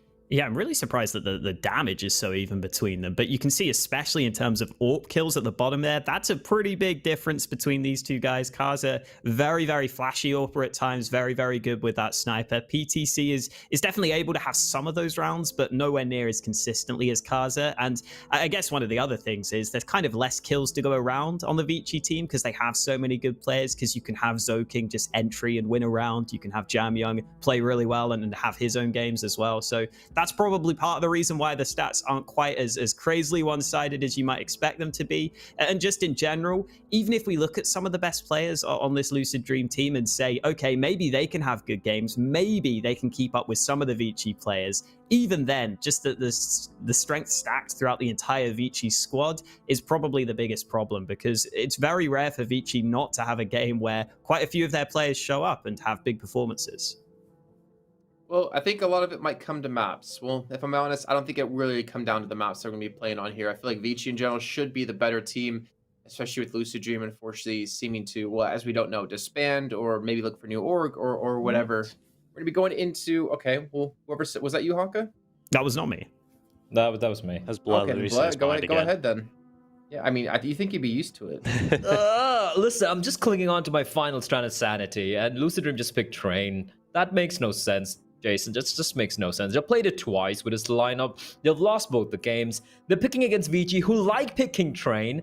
I mean, just go for Mirage. YOLO. Yeah. You have nothing to lose. You might stand a chance there. PDC could pop off. John Alton could do something. We've seen Vici struggle in Mirage historically, at least in this tournament, where Kaze, his CD side opping, can get neutralized pretty easily. Pick Mirage for crying out loud. Why Train? Even just makes no the sense. ban of Vertigo. I don't think you need to ban Vertigo against Vici. I know you don't want to play it, but I don't think Vici are going to be picking Vertigo. And now Vici get to pick Nuke, which they have a 91% win rate on. That's not a map you want to be playing Vici on. And then you get Inferno as the decider, which is another fantastic map for Vici. Yeah. The thing about Vertigo, we've seen Vici look kind of good on it when they played it, but the other thing is they just have such a deep map pool that the fact that if you play Vertigo, you know you're going to lose straight up. Whereas if you're confident enough to be able to compete slightly on Inferno or slightly on Nuke, I mean, we see Lucid Dream at least play Nuke a little bit, but we're not surprised. Anywhere this video goes, it's not going to favor Lucid Dream. And we're kind of already looking ahead in my mind to the next potential matchup here for Vici, where they could be playing up against Invictus Gaming if they do take this victory, which would be a major clash. Again, you know, you have Invictus trying to fight for some points, Vici trying to better out, I think, the two other teams ahead of them with Tyloo and Tiger. This should be, again, if we look at Lucid Dream, I feel like we've seen everything they had to offer. I don't think there was another gear for them to switch into. Vici are definitely going to have that gear to switch into as we hop into this one. But Hawk, I'm going to ask you a prediction. I can pretty much guess across the board what we're going to be seeing. It's got to be 2-0 for Vici. There's no other way of going with this one. I just think they're just too good across the board. Okay, well, I'm going to go 2-0 for Lucid Dream. No, I'm going to go 2-0 for Vici as well, and I'll let you... Don't you ever call me Mitch ever again. But why don't you guys give us our predictions while we head into game here at Blood and Dinko? 2-0 Vici. Yeah, definitely 2-0 Vici, but I kind of miss Mitch's... idiocy, or sorry, optimism for this Lucid Dream team. He definitely was backing them for quite some time, but coming into this matchup, I think we've always got to expect Vici to be taking this 2-0 pretty easily. It's all about the later stages of this tournament for Vici, and if they even look slightly weak in this, it's going to be a huge issue for them. You can't look weak coming into the playoffs. It's one of the best teams in this tournament. Second seed coming into this, you've got yourselves the best opportunity. And with the way the group stage kind of played out, I feel like number one seed got a more difficult matchup, like you touched on a little bit earlier. Divine Vendetta having to play against Tyloo. So, yeah, Vici will be pretty happy right now. This is definitely a good veto for them, a good matchup for them. And honestly, she'll probably be quite a quick series. It should be. I mean, we say that. We keep saying that, Dinko. We said it so many times. We don't know how it's really going to play out. But yeah, I agree. For Vici, it feels like this is a game where you want to win convincingly. You don't want to like waste any time. You don't have to show any of your strategy. You can just steamroll Lucid Dream considering the mental state they are in right now. You know, they're comparatively new lineup as well. They don't really have the map depth. And again, Train being picked is basically Lucid saying, all right, just finish it. Just make it a quick 2-0. And for Vici to win this convincingly, in an ideal world for Vici or Tyloo, when they do face off in the finals, maybe, you know, if they face off against Invictus later on, or even Tiger for that matter, Vici need to be on their A game. And winning a game like this convincingly is going to set them up for that particular mindset, which I feel is lacking when they face off against the top Chinese team and, of course, against Tiger as well. But here we go. Advent making contact towards Ivy, and he spots a player out. P2K coming into play, looking for more duels, and you don't see this that often, Dinko, but it's going to be Advent drawing first blood. That's a good sign for Vici. The Advent's confident enough to just push straight through Ivy and take a fight early on. And well, now 7-9 trying to move forward, but he's going to be taken down. Advent not stopping. Another kill coming his way. And now they can just sit back. Very passive setup from Vici. After finding the two initial kills, they just fall back into much more passive setup on the bomb sites. Now it's on the Lucid Dream with 3 remaining players to figure out what they want to do. They have 1 flashbang in the hands of Leaf, and now they charge on in. John Olsen and Fox, the front 2 players. As they run on in, it's Jam Young trying to stop the cross to the site, and he's going to do a little bit of damage. The bomb plant will come through. I don't know why Leaf was stopping to take the fight. You got the bomb there, buddy. There's no need whatsoever. Jam Young, I'm going to check the player. He doesn't check, but he's going to somehow manage to just flick out to Fox. It's all gone wrong. Jam Young allows the bomb plant, but he gets a 3K. Now the 4 should be coming up from Lucid Dream. Here's a worrying thing, Dinko. Like, Vici didn't do anything special there. They just, like, sniped the heads. And for Lucid picking this map, whatever you have in store for us here in Train, look, listen, they might have done a lot of prep work. They might have just tried and picked this map to try and catch Vici off guard. But if you have anything in store, you need to show that on T side, right? You need to show what you have in store for us here, in store for Vici, try and catch him off guard, try and string a number of rounds together, and at least make this game a little competitive. And hopefully we see that, as it is going to be just upgraded pistols. I like this. Looking for the full investment in round number 3. Yeah, they realize the best scenario for them, or the best chance they've got to be able to compete against Vici, is when you have everything invested, when you have the rifles in play. So you want to get those out as often as you possibly can. Well, Alman getting aggressive this time. Zoking that starts things off, his first opening kill of the game. Now that's something we're going to keep track of. Alman gets sort of 7 at 9, and PTC, well, sitting back here with the Deagle, looking for the shot on towards Kaze. It's just confidently staying on top of the trains. There's a little bit of utility, shuts down John Olsen, and now it's just PTC and Fox trying to do their best, and PTC finds 1 on the Deagle. Nearly an opportunity for a little bit more, but now it's just Fox left alone, and Kaze sends him packing. 2-0, Vici off to a good start. But this is what we were waiting to see. Lucid Dream picking up the rifles. They made the economic decision not to force buy in the previous, so they could get these AKs out immediately. And one thing I'd like to see from Lucid doing on the T side here is drawing out a utility, right? Now, Vici, they kept all 4 players alive. In fact, 9 players alive in the past 2 rounds. So far, just 1 casualty. That was, of course, in the previous one. So they have a lot of utility. And the mistake that D13 made today against Invictus on their T side was not drawing out the utility from the CT. So what happens then? You go for your execute with 30 seconds remaining. You have to go for the commit. And then you have like 3 incendiaries just getting thrown in. Smokes, nades, flashes. And by the time you make your way out of it, you just been whittled down to maybe 1 or 2 players staying alive. So I would like to see Lucid being a little bit more proactive, but Alman is going to get the opening kill, catching 789 through the smoke. That's unfortunate. Oh. And that's not great either. Well, that's not great at all. 2 kills picked out for Zoking, John Olsen, and Leaf. Finally getting a couple of kills back in for them, but it's John Olsen and PTC left alone into a 2v3, and Jam Young taking down PTC. This is such a terrible play from Lucid Dream. Completely disjointed, players across the board, and John Olsen with his knife out, running right into Alman, who will take himself another kill. 3 rounds on the board for Vici, completely disjointed. No idea what Lucid Dream were doing. Yeah. I mean, they wanted to make something happen. You could see they were making a little bit of presence being shown towards Inner. And then, well, firstly, Alman gets a kill towards Ivy. And then, I don't know why you just creep on down there. They went for the bait drop towards the ladder, but it's okay. Good trigger discipline. But that shouldn't, that shouldn't give you that false insecurity. There's no one there. That buy round, Dinko. I mean, it just got nothing out of it. I mean, you can see the idea behind how they were setting up, but they just completely fell apart. They just dropped 1 player in towards Pop Dog at a time. You're going to give easy kills across the board, just 1 by 1. No trade potential. No one's with each other. That's not going to work against Vici. And it's 100% not going to work against Vici. Kaze still wheeling the scout, Dinko. He just hasn't been forced to get rid of it yet. That's a nice shot. Can he get a kill as well, Blair? He was going to stick around. How is PTC still alive? Oh, there we go. Finally. Oh no! What is that? What is that? From Jam Young, that is disgusting. That is the sickest ace I have seen in so long. No matter which region I've commentated in, that is disgusting from Jam Young. This guy's a robot. He has to be a robot. What the hell is this? PTC going down, flicks to the right, 1 tap sleeve, flicks back. That's disgusting. This is worse. And then cleans it up with an ace. My god, that is just ridiculous from Jam Young. I forgot how to cast there. I did not expect that. I did not see that coming. I was like, all right, he's gonna spray the second man down, and then boop, boop, boop, all 3 dead. That is... Boop. Just what? I haven't seen something like that mental in so long. And now Kaze finally onto the AWP.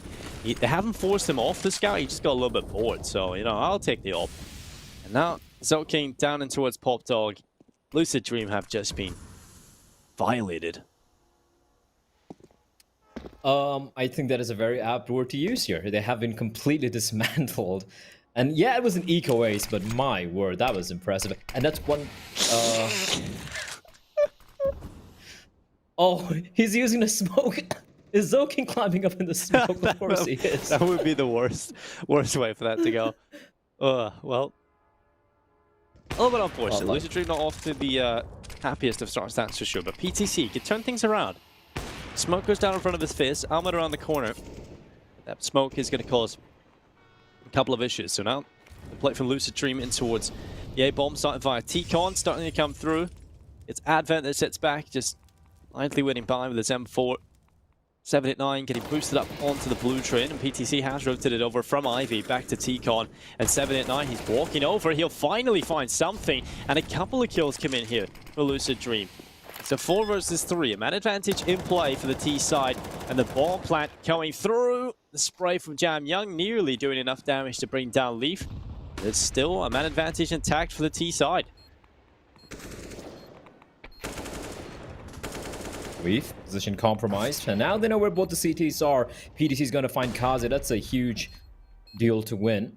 No Almond left in a 1v3. He knows where one player is. He knows where PTC is. Fox hasn't shown himself. And Fox going to peek on out, and Almond, too many targets. Really just focus on it. It's going to lose in the first round, keeping 3 alive as well. Much more convincing round from the Thai side. For Vici, though, they have money for the buy, but at least the bright side for Lucid is, Dinka, they win the round, and not just that. Earlier, if you looked at a couple of rounds which Vici won as well, they did inflict a little bit of damage. So if this buy doesn't pan out for Vici, they're going to be forced to go for an eco. Yeah, Vici gave them way too much space in this round. You can see 789 just walking over the top of the train. No one even seen him. Advent was playing aggressively in terms of having an advanced angle in behind the blue train, but he has zero info. He had no idea 789 could be on top of him. That was a bit of a weird setup from Vici on the CT side. I don't think we'll be seeing that again. Lucid Dream, they capitalized. Very simple play in towards the A-bomb side, just playing contact. And the players hit their shots, and that's all that matters. Molotov down, prevents Fox from moving forward, but he wants to reposition anyway. Player up at the connector, that's going to be Almond on the secondary ult. Look at this, Jam Young, hungry for it, can't get the kill, can't get the timing.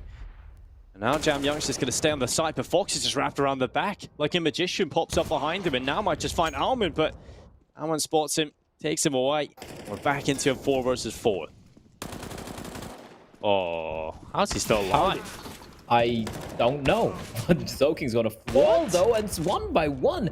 Kaze missing shots, and this should have been around for Vici, considering the damage being dealt out. Kaze, shot rang out. They know exactly where he is, and I don't think he wants to repick 2v4 with the AWP retake, but Kaze plucks PTC from the air, wallbang headshot, and now it's a 2v3. The pistols could even make it possible. Almond with the AWP out, spots a player out, and shot will be missed. He doesn't know there's a player close by as well. And 789, how is he alive? I don't Something know. is protecting him. He's in a giant bubble. And what? Almond, okay. Gets rid of John Olsen this round. I mean, you can't really go for it. You haven't got a kit. So, unfortunately, it has to be the save call from Vici. There must be a bitter pill to swallow, but they realize such a huge investment, you can't throw this away. So, Lucid Dream, another round where they probably... Well, the last round was good enough, but this round they probably should have lost it. Finally, 789 goes down, but he should have died a long time ago. Him staying alive and calling out the position of Zoking actually creates a bit of an issue, because 2 players left for Lucid Dream who were stuck in Pop Dog could actually come out and have that information and be completely aware as to what Zoking was playing. Also, Fox playing towards the inner bomb side, like, he was alone, right? And he did such a great job just staying alive and doing one better, actually outflanking Jam Young. What a shot from Kaze. Just jumping about. I just wanted to talk about Advent, the way he's playing this A-bomb side. I'm not a fan of it. He's the last 2 rounds now, he's kind of cost him, I feel. Well, that's a nice start. That's a brilliant start. 2 kills on the AWP, 789 and Leaf both going down. It's Kaze aggressive towards B, Almond aggressive on the other side of the map via Ivy. And that's resulted in 2 early kills for Vici, and they can just fall back. I'm just looking at Twitch chat and looking at one of the guys' comments. It's like, Jam Young is a great player, but this is not normally. I agree. I agree, it is not normal. That is all. why he is a great player, isn't it? Great and normal in the same sentence.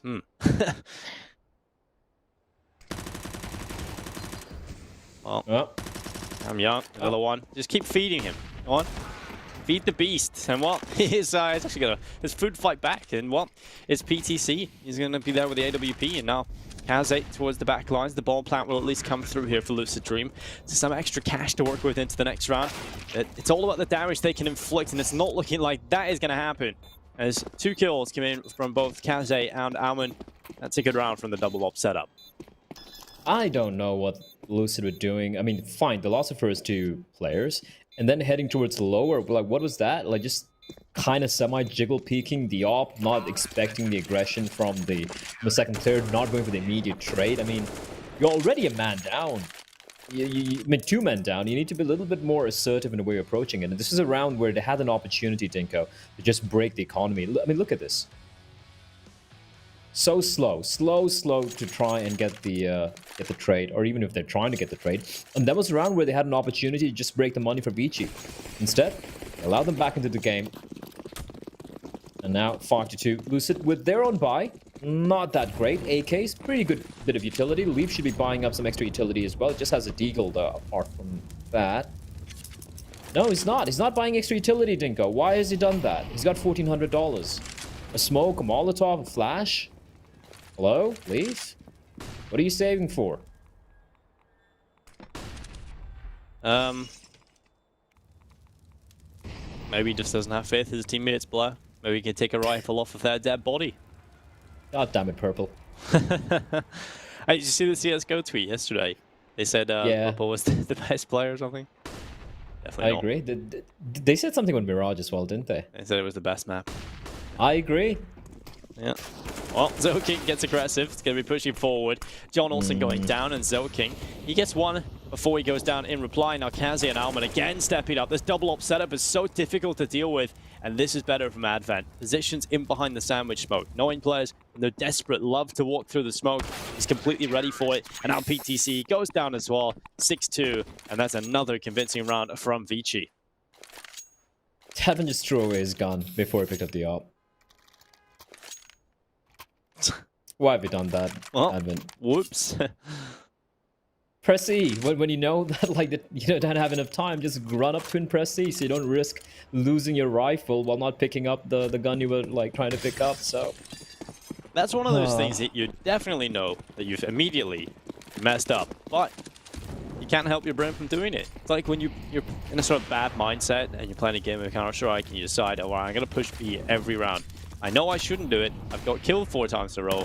Guess what? I'm going to do it again. And while the near damage is there, Advent shuts down Fox. Zoking as well stepping up. John Olsen going down. And Advent, he'll also follow up with another kill. And every single kill just going Vici's way. Advent spams with the smoke.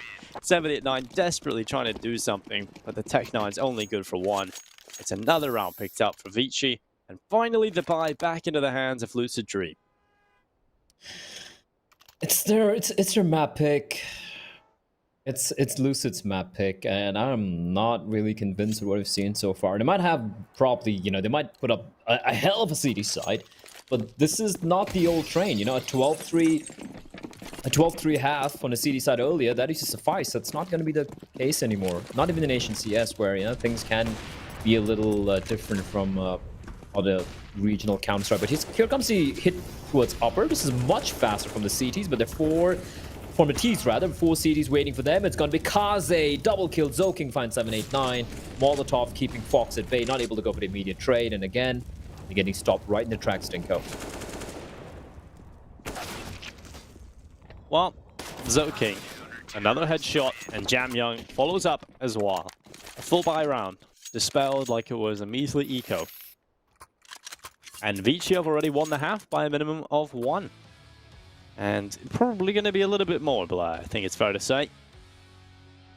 You can't enter the upper bomb side like this. You just can't. They have Kaze within AWP. How are we just gonna run out there? You have Zoking playing up close in your face. You have Alman nearby. You have Kaze. You have Jam Young just being this demon towards the inner bomb site. And now we talk about how Kaze sometimes tends to play a little bit more passive, Dinko, depending on how Advent calls for him on the CD side. Now this is Kaze feeling confident. This is Advent sending him in. in the front lines with the AWP. This is when it starts to get even more scarier for Lucid Dream. Well, smoke's down. Jam Young throws his Molotov away, and Leaf up in heaven, just kind of moving forward. He's getting a little bit of space, but finally shut down. That Molotov actually allows Jam Young so much time to single out Leaf, neutralize him, break down the attack of Lucid Dream. It's much less potent now. Advent taking down PTC elsewhere as well. This is not looking good for Lucid Dream.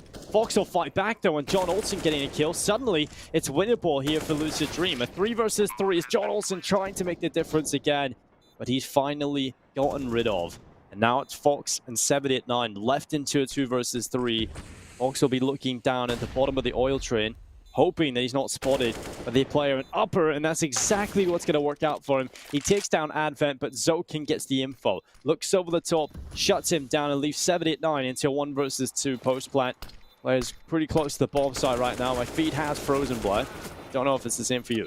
No, it's working fine for me. Zokin's going to get the kill, and he just says, yeah, he's got enough time. He's got a kit as well to get a defuse as well. Coming pretty close for Lucid in the end, but it's not going to be good enough. I was just about to sing praises of how Jamhang was playing that inner bomb site, the way he was just repositioning himself, the way he got the player towards upper. But for some reason, he doesn't seem to kind of expect the T to push on up around the bomb train. This has happened a couple of times already, and I hope that's something that he's able to rectify pretty quickly. And hopefully your feed's back as well, Tinko. It is indeed. Just kind of broke for a little second. Right back to the feed. To say though, this has been the best online production I've been part of. Shout out to BGL. 100%. Well, 9-2. At this moment in time, well, Vici, just a formality really winning these rounds. You know, they're going to win them, but just having to take their time, figure out how they're going to do it. As a taking down Leaf will certainly be a good start. Almond looking for that early pick in towards Ivy that they've managed to find quite consistently, actually. These double up setups definitely working out for Vici. Oh, it comes down to the timing on this smoke. Does PTC cross by Advent? He does, and Advent turns, he spots him, and the headshot is there. It's another kill for Vici. The damage has been done to 789. At least the double drop's going to come in this time, Blair. It comes down to the timing. Zoking has to look away from the flashbang, and that's better. Much better from Lucid Dream.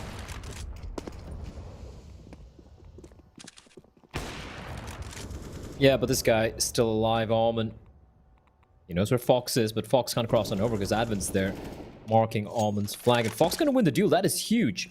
Now, Advent would have conveyed information that he is kind of low and he's going to be jamming, finding Fox, leaving it all in 789. 26 HP. Dinko, he's been a player who, he's had his moments, right? Again, you got to remember, Fox, 789, Leaf. These are the 3 new additions to this Lucid Dream lineup after they lost the Koreans. And it's a skill on Almond. This is doable. But Jam Young, he's aware, just not wasting any time, just pushing on up, down from Pop Dog. Flashbang is there, but he peeks before the flash pops, and now it's all in 789, but unfortunately, he gets denied despite the heroics of Fox. Vici Gaming, they're not quite done yet. Dude, Almond's at 12 kills and 2 deaths. Jam Young's in 13 and 5. Kazi's 11-4. And Zoking 11-5. and Advent, you know, he had a good start. He was definitely getting those early kills in. But, you know, kind of slow. Yeah, still 9 kills, but he kind of slowed down a little bit because of the times they were neutralizing him towards the blue train.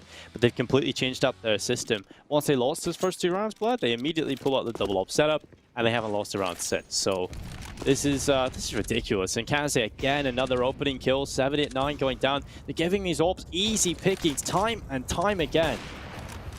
Not much you can expect from in this kind of round, but you're still just getting wrecked. Yeah, I don't want to really, you know, criticize him for this round because it's just the pistols and whatnot. But even the buy rounds, how many free op kills are going to get them? You got to use a utility. You got to, like, some basic default executes, draw out some utility, try and get a little bit of map control. And if all else fails, just go towards inner. Right? Inner is somewhere where you have had a little bit of success. Fox especially, very, very good in opening up that inner bomb site, winning the duel against Jam Young. Instead, you're walking out to 4 CTs every single time, and you know the setup. By now, you know the Dawn setup Vichi's setting up. You have both the ops towards towards outer. You have Advent and Zoking playing is there as well. You have this Jam Young to counter towards the inner bomb site, and yet, apart from a couple of rounds here and there, they haven't really pressured the inner bomb site. So if you don't know how to use the utility towards outer, at least, you know, bomb rush inner. That's basic matchmaking right there. It sometimes works out. Right now, it feels like Lucid Dream are kind of like the battle of Helm's Deep at Lord of the Rings. You got that big creature thing, runs through the door with his head, and just that's his only purpose. Just run at stuff, and that's what Lucid Dream are kind of doing right now. Just trying to run into a wall, but this wall is impenetrable. It's just smacking them back. Vici, 11-2 up right now. Lucid Dream trying to break through, trying to get a couple more rounds on this T side. They're going to be setting up towards the B bomb site with the vast majority of their players. Close playing is Jam Young. He's got a good position in front of the bomb train or up on top. Comes down to time. He's quite good at the utility usage. He gets a good read of how to use it. In very disjointed in this upper approach again. Another free kill for Jam Young towards Fox. And now, because of the Molotov, it slowed down the ramp push and they kind of splinter. But finally, they will get the bomb down. John Olsen, he keeps making the difference on this B bomb site. John also finds a couple of important kills each and every time they come here on the T side. It's just never enough. This time that might change though. John Olsen looking for another. He's shut down though by Alman, who gets rid of him on the Deagle. Now PTC and 789 trying to get it done, but PTC flashed and held in that one spot. And 789 inside of the bomb site itself, 52 HP. A little bit of time still to play with for Vici. And Zolking, he goes down, and 789, he can play the time here, but Alman comes over the top of the bomb tray, and he's able to find it with the orb. Defuse coming through. There was a smoke off his teammate's head, and there it is. 12 rounds to the board for Vici Gaming, confirming themselves at least a 12-3 half play, but could be 13-2. Like it's so well defined. I don't know if that's the right word to use. Jam Young, the pyromaniac. Yeah, 88. It's not too much, actually. But that's because they haven't really had to use their incendiary, just like destroying people with their weapons. The thing is, that's all come from the one Molotov he's throwing, and it's towards the bottom of the A ramp, the B ramp, should I say. He's throwing that every round that they've come B, and he's done that much damage. That's pretty impressive. Especially because as soon as you hear that Molotov, generally you're not going to go into it. You'd hope. Just looking at the CD side, I know it's, you know, CD side versus T side, but you can see how different these two teams are in the way they're approaching this. Vici, they have it down to like, you know, like reflexes. They know exactly when to flash. The comms are on point. They know how to flash for their teammates. They know how to counter utility. They know when to go for the peaks. And they know how to double peak. And Lucid Dream, they look like they're playing this map for maybe the second or third time in their careers. And it's sad to see. It's a map pick. It's potentially a final map with this lineup. You want to put up a fight, and a fight is being put up. Fox taking matters in his own hands, looking for more. It's going to be John Olsen striking, and suddenly 12-3 half. There we go. There we go. 12-3. 3 rounds to work with. I mean, Fox and John Olsen were the only players really doing anything here in terms of finding impactful kills. 789, yeah, he's got 6, but some of those a little bit unimpactful. But for the most part, I feel like John Olsen and Fox, definitely the two players that give any signs of life for Lucid Dream. But it's not enough. It's their map pick player, and so far haven't shown us any reasons as to why they would pick this map. In general, on your map pick, you should be good on the T side. You should at least have some sort of idea on how you want to approach the map, but their T side had nothing. Absolutely nothing. And we've seen a few trains being played out, right? We've seen Invictus play train, we've seen D13, we've seen Vici, we've even seen Tyloo. And all 4 teams have shown that, yeah, they've made mistakes here and there, but have all shown that they have some cool stuff up on their sleeves, on the T side especially, on this map. And some of them don't even pick train. You know, they're playing their opponent's map pick, and this has just been just flat from the Thai side, which is just disappointing. I think that's what I'm looking for here. Vici, not going to be wasting any time. It's going to be hit coming into its inner. They have Almond just playing the late flank, is still floating around towards that the bathrooms. Whoa. 1 flashbang, 1 smoke, and here they come charging, and out Leaf gets gooshed. I think that's a term. Gooshed down to 11 points of health. Jam Young finds BDC, and this is looking rough. Yeah, that's the American one, and Jason will love it. So King down and behind the branch in front of the connector. Oh! Okay, Leaf just shutting down Zoking right through the smoke. Has pulled things back with 789. He's on the flank. Alman. Oh god, Alman, how have you not got this kill? His teammate will bail him out of it at least, but John Olsen and Fox, the last 2 remaining players, and that's just 3 HP. Jam Young, he's got himself 4 kills into the pits to run. P250 delivering impact. And there's 13 rounds on the board for Vici Gaming. 3 away from victory. There's no money in the bank at all here for Lucid Dream. If they go for the force buy, that probably would confirm defeat on this map if they lose it. So a little bit of risk involved if they decide to go for this force buy. But nonetheless, there's nothing to lose. Yeah, there's absolutely nothing to lose at this point.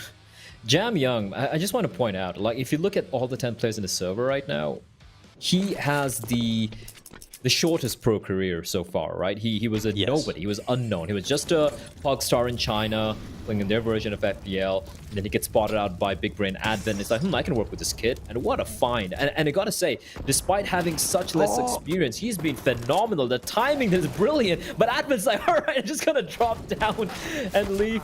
Well, they have control of Pop Dog. John Olsen finds Zoking, and this could be the round. This could be the round, Dinko. But Jam Young is still alive. And, well, it's all down to Kaze now, 1v1.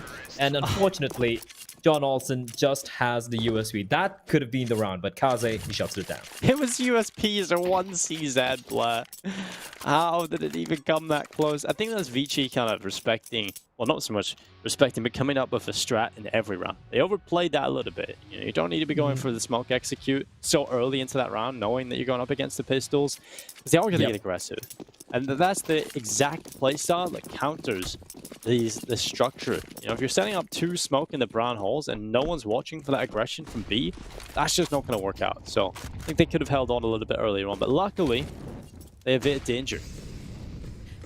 That round is basically a light version of, or a diet version of what Tyler does to Vici. Where, you know, Lucid, they push towards inner with just the pistols. Tyler will do that with the buy rounds, every round. No respect. And that's what Vici struggles against. So here we go, though. 14-3. PDC finds one. Zoking blinded. How was he alive? But John Alton PDC, they reply back immediately, leaving it all into Almond, who's now in a 1v3. Finds one, but a quick trade. That was fast. John Olsen, he's, I hope with this project, if it kind of crumbles, I hope he lands on his feet, because this guy's one of the most talented players we've seen for a while, in terms of, in this region at least, Southeast Asia. So I hope that he lands on his feet, because this guy is very, very solid. We've seen him deliver in all of the series now. It's very difficult to deliver in a map like this, but he's still been able to find triple kills. He's finding multi-kills in rounds. Obviously, they don't really have the system around it to capitalize on the opportunities he gives them. You can see the impact he can even deliver in these kind of games. I like how Armin even rattled off this one extra bullet. Oh no, the timing on that, they weren't expecting. The teams are just holding the line, and this is much better from Vici. As Kaze, he gets a tag. Jam Young to finish him off. 2v3 Dinko. This could be a map point here. Jam Young holding doubly. He wants to kill. He knows where 789 is. The timing doesn't work out. And 789 finds Zoking. But Kaze will take him down all on John Olsen. And look at where he is. He's taking his sweet time. And I think they're aware now, Dinko. He's found a kit. Kaze up in the brown holes is going to get shut down. Now John Olsen into the 1v1 up against Jam Young.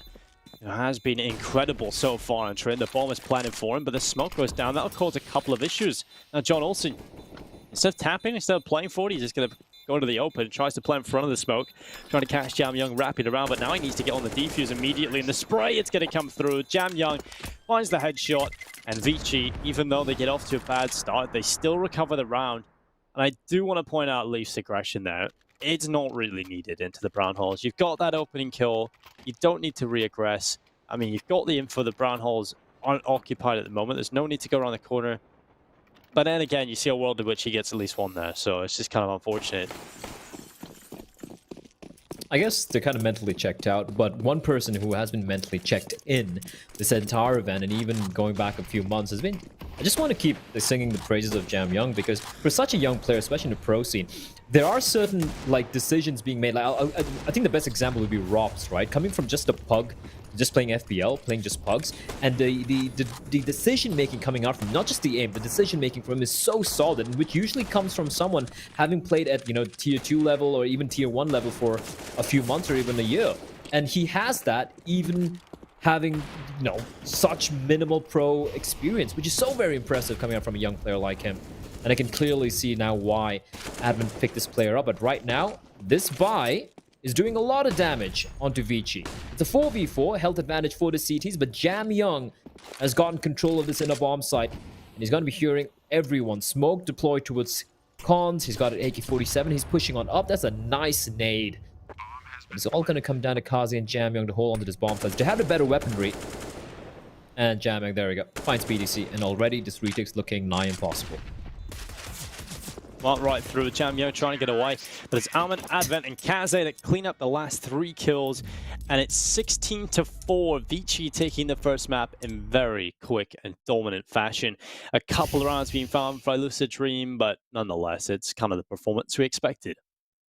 I let out, it wasn't even a sigh, it was more like a squeal of pain when I saw Train being picked by Lucid Dream, and there you have it. That's why. I know it's easier to say all of this in hindsight, but I just knew it's not going to go their way, and it went even worse if you ask me, Denko. They did not have anything, and I mean anything, on their T side. Vici was just toying with them, just toying with their food. Kaze and Almond, you have those 2 players with the AWP, and you do absolutely nothing to neutralize it. And of course, Jam Young just having one hell of a map. What are these shots, Denko? It's just pure filth. That is just straight up disgusting from Jam Young. This is one of the best aces I've seen in any region for a very long time. Yes, against the Eco, but the sheer display of mechanical skill that Jam Young can show us is unbelievable. And like you said, I'm just so happy that he's been able to fit into this team. You know, taking him under the wings of Advent, that is definitely the player that you want to be finding yourself under. So Jam Young, good future in this region, that's for sure. And I think there's not a whole lot to take from this for Lucid Dream. We really can't talk about them too much because there's not much they did. There's a couple of rounds from John Olsen, but for the most part, it was just domination. Yeah, absolute domination. Honestly, this is one of the harder games to really break down. Nice nade. I mean, nice it's a frag movie, basically, for Vici. That's all it is right now. Everyone. Even Advent had his moments. Yeah, it was definitely Vici just kind of turning it up. We talked about whether them coming into this, they have to realize, all right, we have to make a statement. We have to show up and get this over and done with quickly. These are the teams we should be cutting through with absolutely no resistance whatsoever. And if we're going to be confident going into the semis, the grand final, if we play against the likes of Invictus and Tyloo, these are the teams we've got to keep our eye on. And well, this Vici, this is a scary Vici. Even though they're up against Lucid Dream, they're making the right decisions. Everybody's showing up. Everybody getting confidence built up in these early playoff games. And that is a little bit scary when you go on to play the likes of Invictus, who they already smashed in the group stages. And hopefully they get enough confidence from these games, they'll be able to play against Tyloo with the same confidence and vigor. Yeah, that's the one thing I kept harping on, right? The fact that Vici, for the game like this, they want to close it out without Lucid Dream even getting double digits in both the maps combined. 2-0 them, quick and easy. Just knock them out, build that confidence going into the next matchup, which is going to be against Invictus if you win this one. And of course, we do have the MVP coming up. And Dinko, are you going to be surprised that it's going to be Jam Young? Look at that. Absolute beast. And honestly, I don't think his 27-9 really depicts or really shows how dominant he was and just basically toying with his food. Yeah, 5 opening kills, 6 multi-kill rounds as well, 126.10 ADR, and 95% kills assisted and traded. That's unbelievable.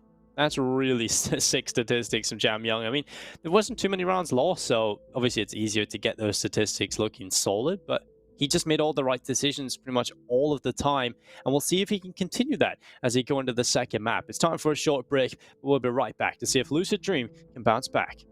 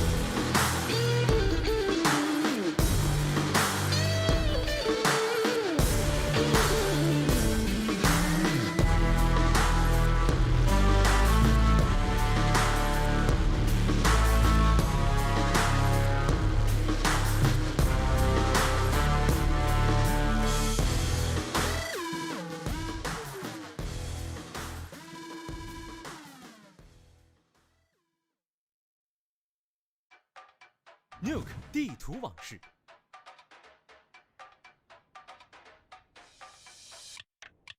Nuke 拥有多层结构，易守难攻，是 CS:GO 中经久不衰的地图之一。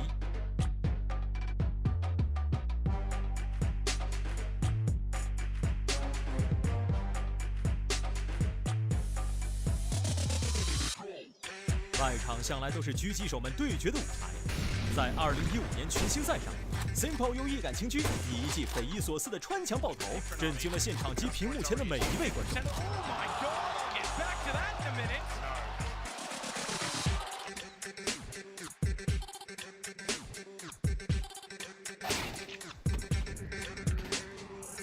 铁板是 T 进攻 B 点的主要路径。在2020年 IEM 卡托维兹决赛上，效力于 Na'Vi 的 Flaming 正是在此处穿越1打4，彻底粉碎了 G2 的冠军梦。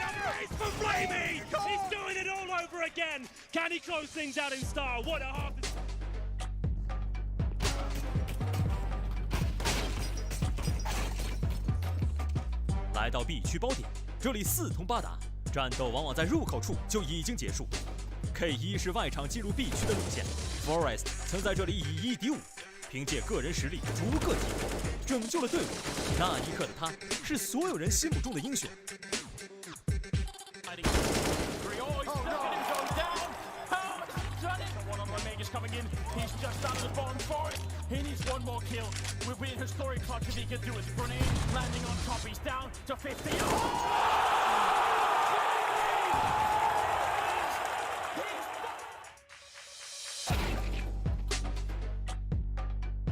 当然，总有人能够突破过往。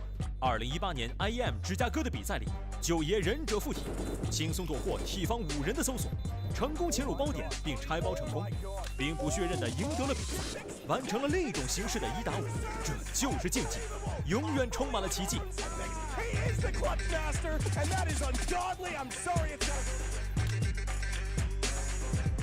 锁定我们的赛事，也许下一个传奇即将诞生。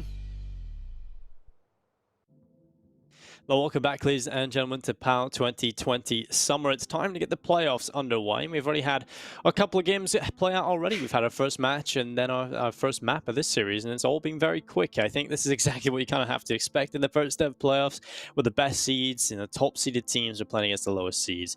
And while 16-4, Lucid Dream's map pick didn't really go so well for them.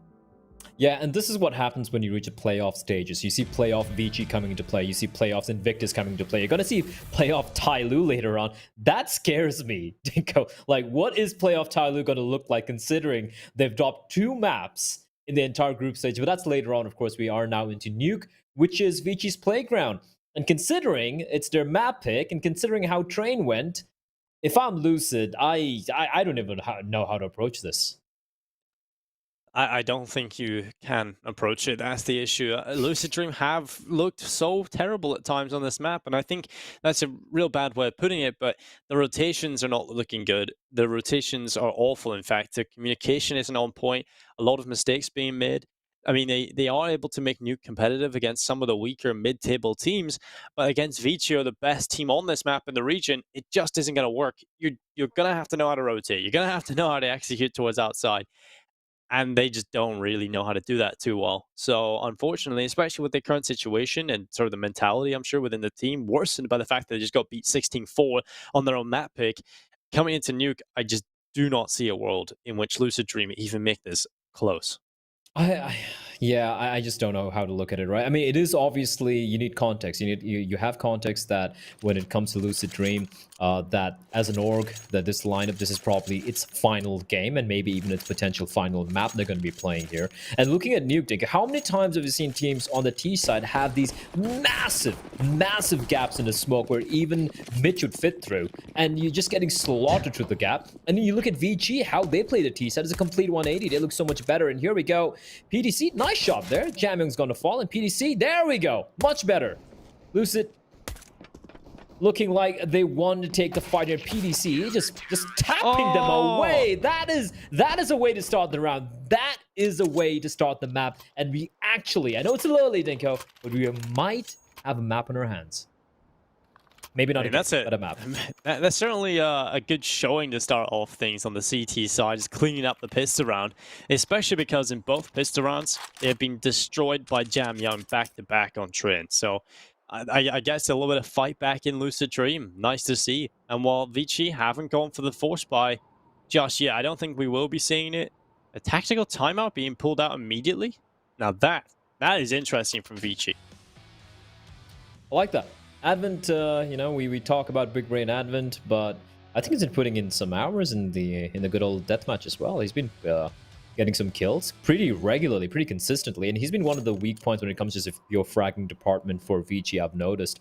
And yes, it's been against some of the lower tier opposition, but then when you have Jam Young, Zoking, Kazi, and Almond in your team, it's never going to be easy to find those frags, right? You're going to have to fight for them. But it's good to see that Advent is showing that it's not just the brains, he's got the trigger finger as well. And here we go, force buy after a very quick tactical timeout. Let's see what they have in store for us here, VG.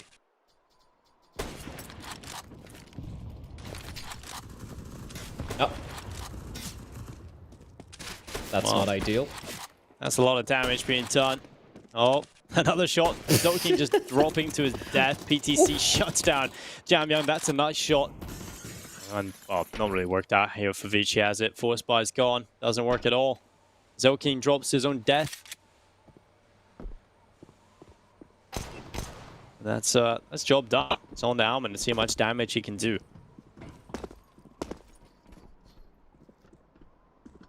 I don't know if that's going to be a whole lot. You say that, Dinko. Well, that's already too much.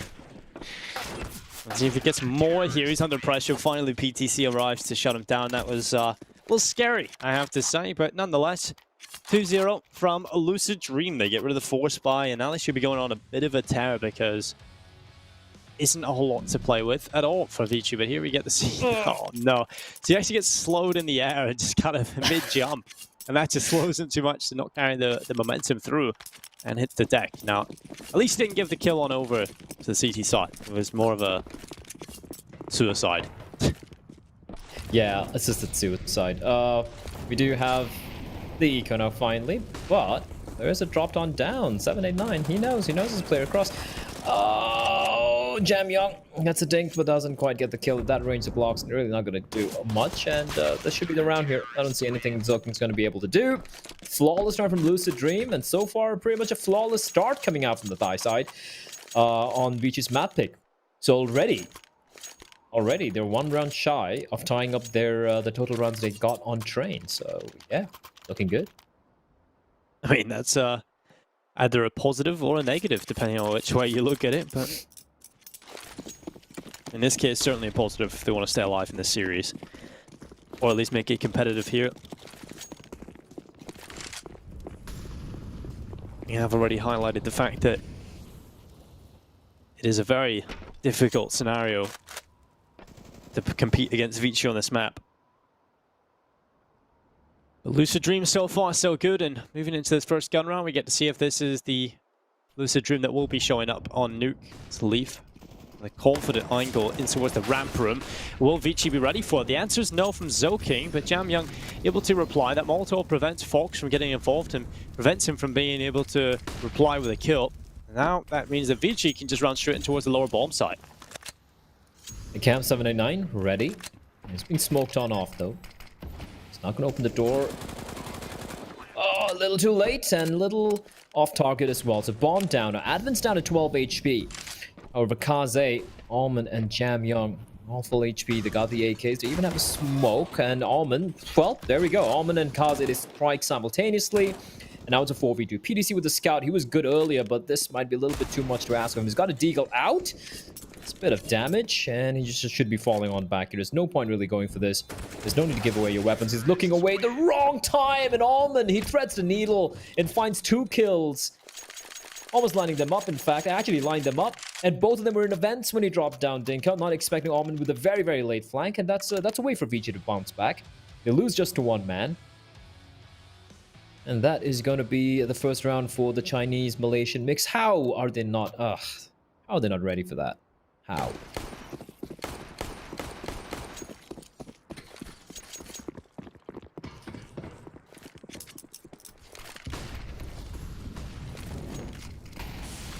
Well, outside push coming in from Vici, sending multiple players this way. The smokes are up, the spam on through. As Fox is trying to take these players down as they go on in towards the lower bomb site. Vici haven't really taken a whole lot of damage. They aren't going to have too many problems coming their way until they get to this lower site to see if Lucid Dream have anything up their sleeve. And Zoking swings open the decon door, the smoke coming into a last safe passage to the bomb site. And while Vici already through, looking solid, checking the corners, realized the bomb site's empty. The only real issue for them is PTC close by, and well, not really much of an issue either. He's forced away, but Alman gets the double kill. That's what we like to see from Alman. He's the lurker, and he's showing up 3 kills, and that's the round done. He's on his own, and he just shows up with a 3K. You can't do anything about that. If you're Lucid Dream and you're getting shut down by the flank to cut off the rotations, he's getting 3 kills. You're done. You just cannot win this round at all. And that was after they decided to go for the save, Dinko. They had made up their minds. They're going to go for the save. We saw PDC falling back from Ram. And what? Oh, okay. John just gets completely, utterly destroyed. And PDC might save the AWP, which he will. No one's really going for the hunt. But yeah, how is the flank allowed to get a 3K like that? How? We'll find out right now with the replay coming up here. Dude, how is he here? How is he even here? Like, how is he allowed to go there to be in lockers with no one having any information, Dinko? That's not allowed. You can't play Nuke City side like that. Well, it's going to be capitalized upon by Alman every single time, and that's the issue for Lucid Dream. As now their great start, their flawless beginning is starting to crumble down around them, and it's a quick play from Vici and towards the ramp, and PTC, he has got the AWP here, he's under pressure. His teammate Leaf trying to help him out, keeps PTC alive, but he's gone, he's out of there. Alman finds another kill, and the kills just keep raining on in for Alman. He's having such a good time. He's been probably one of the players that's really elevated in performance consistently throughout this tournament for Vici. I've seen some talk in social media and Reddit and discussions that maybe Alman's a player that needs to be removed from this team, but I really don't think so. He's such a solid player.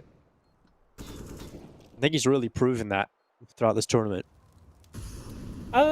He has. But when it comes down to the must-win games, I still feel like he's too inconsistent for my liking, especially considering how he's been around this the scene for quite a while. I still say someone like Flying is still an upgrade over Alman, but I do agree with you. I mean, you gotta give the guy credit that so far in PAL 2020 he has been a force to be reckoned with. PDC, this is a very uncomfortable position if you have an optic go. It's a very, very narrow.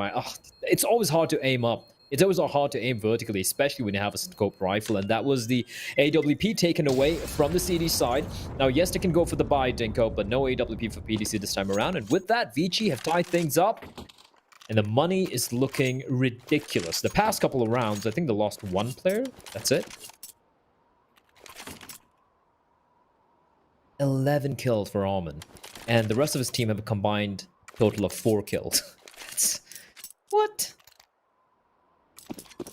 He's kind of having a free reign of the map. He's able to go wherever he wants.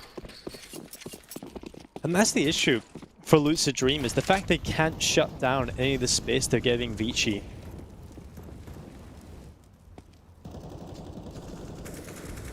And even when they figure out, maybe we can shut down Alman, maybe we can get our setup going on the CT side that prevents us from giving him so much space. Well, that's when Vici can fall back on their tactics to force space their way. And that's what makes Vici so solid. They don't need to have to go to these tactics against the lower tier teams, but they often have that in their back pocket once Lucid Dream figure out what to do. And whether that will be the case, who knows? But right now, Vici have a lot going for them. Going to be Lucid Dream with the rifles, a little bit of SMG presence. And this has to be a round win if they're going to compete or continue to compete at the start of this first half. I just hope for Vici that at the end of the series, well, looking at how comfortable it's looking, especially for someone like Advent, right? They don't get a little complacent and they be like, oh, we can make this work. No, I don't think Tyler and Invictus are going to give you that much space. They check out all the angles. Leaf being very sneaky, but he will be found out. He wasn't playing with the MP9, though, so that's fine. He was holding a position where he could potentially go for some of his close-range duels. Vici to do a very good job of getting ram control and then not overextending, right? Zoking finds Fox in the meantime and is all alone towards Secret, mind you. And the fact that Vici getting these opening duels, which is so scary, and how does PDC not win that duel? I thought he'd get the kill on the Advent and then he'd get traded, but They're just getting picked apart, Dinko. They're getting picked apart. John Olsen's left alone, and it's a 1v5. I mean, he's in a world that doesn't really make a whole lot of sense for Lucid Dream. John Olsen turns around and catches up. Zoking now has an AK, but it's short-lived. He should be going down very, very quickly here. Players all over the place, and he's going to fall to Alman, continuing to feed the beast. 12-4 right now. He is having such a performance in this series across the board, both maps so far. We are now 8 rounds deep. We've played 7 rounds, Blur. And he's already got 12 kills. 2 kills for everyone else. Oh, man, oh man, oh man. that is ridiculous. 2 kills for every other player and 12 on Alman. You don't see that often. You know what's even more scary, stats-wise? The past 4 rounds, Vici have won. They've lost 3 players. In 4 rounds, ridiculous. Which they've won, they've lost 3 players. That's just domination. We didn't get to see the T side of Vici much on Trin, so I'm glad we're getting a little bit of it here on Nuke, and I'm impressed. I'm enjoying this T side. No one's really had to do anything other than Alman and a couple of kills when called upon from the rest, but I think actually Zoking's on 3 kills. Remember, he had to kill himself, so he's had a little bit of impact. And now Zoking looking for another, but he loses the P250 duel. At that range, the P250 wins the in-battle. Now that is a little bit funny, but Alman, of course, he's here. He's ready. He's cleaning up another. He's aware of the possibility of a flank. And well, Jam Young cuts open John Olsen. Now they move it towards the lower bomb side. 35 seconds on the clock. PTC arriving with the Deagle in towards the lower side itself. And Advent, he's pushed up, but does PTC check this corner? Does he think that Advent could be so close? And it doesn't really matter now. PTC goes down. Advent gets rid of him. And it's 5-3. Vici only lose 1 player in this round. So 5 rounds and they've lost 4 players. I'll have my Bacchus right next to me. I'm just like keeping tabs. This is CD side for Lucid Dream. Yes, they had an incredible start. The pistol round was clean as you like it. Second round from VG, second and third obviously like a force up and just the pistols. They didn't have much utility. But the moment VG got their hands on the rifles, it's just been so utterly one-sided. It makes Train look a little bit more competitive, and that's not a good sign, Dinko. We do see aggression coming out now from Lucid Dream. I think they've had enough, and about time. PDC walking up all alone, all by his lonesome, AWP in hand. But it might be a little too late. Look at where the T's are. Good night, folks.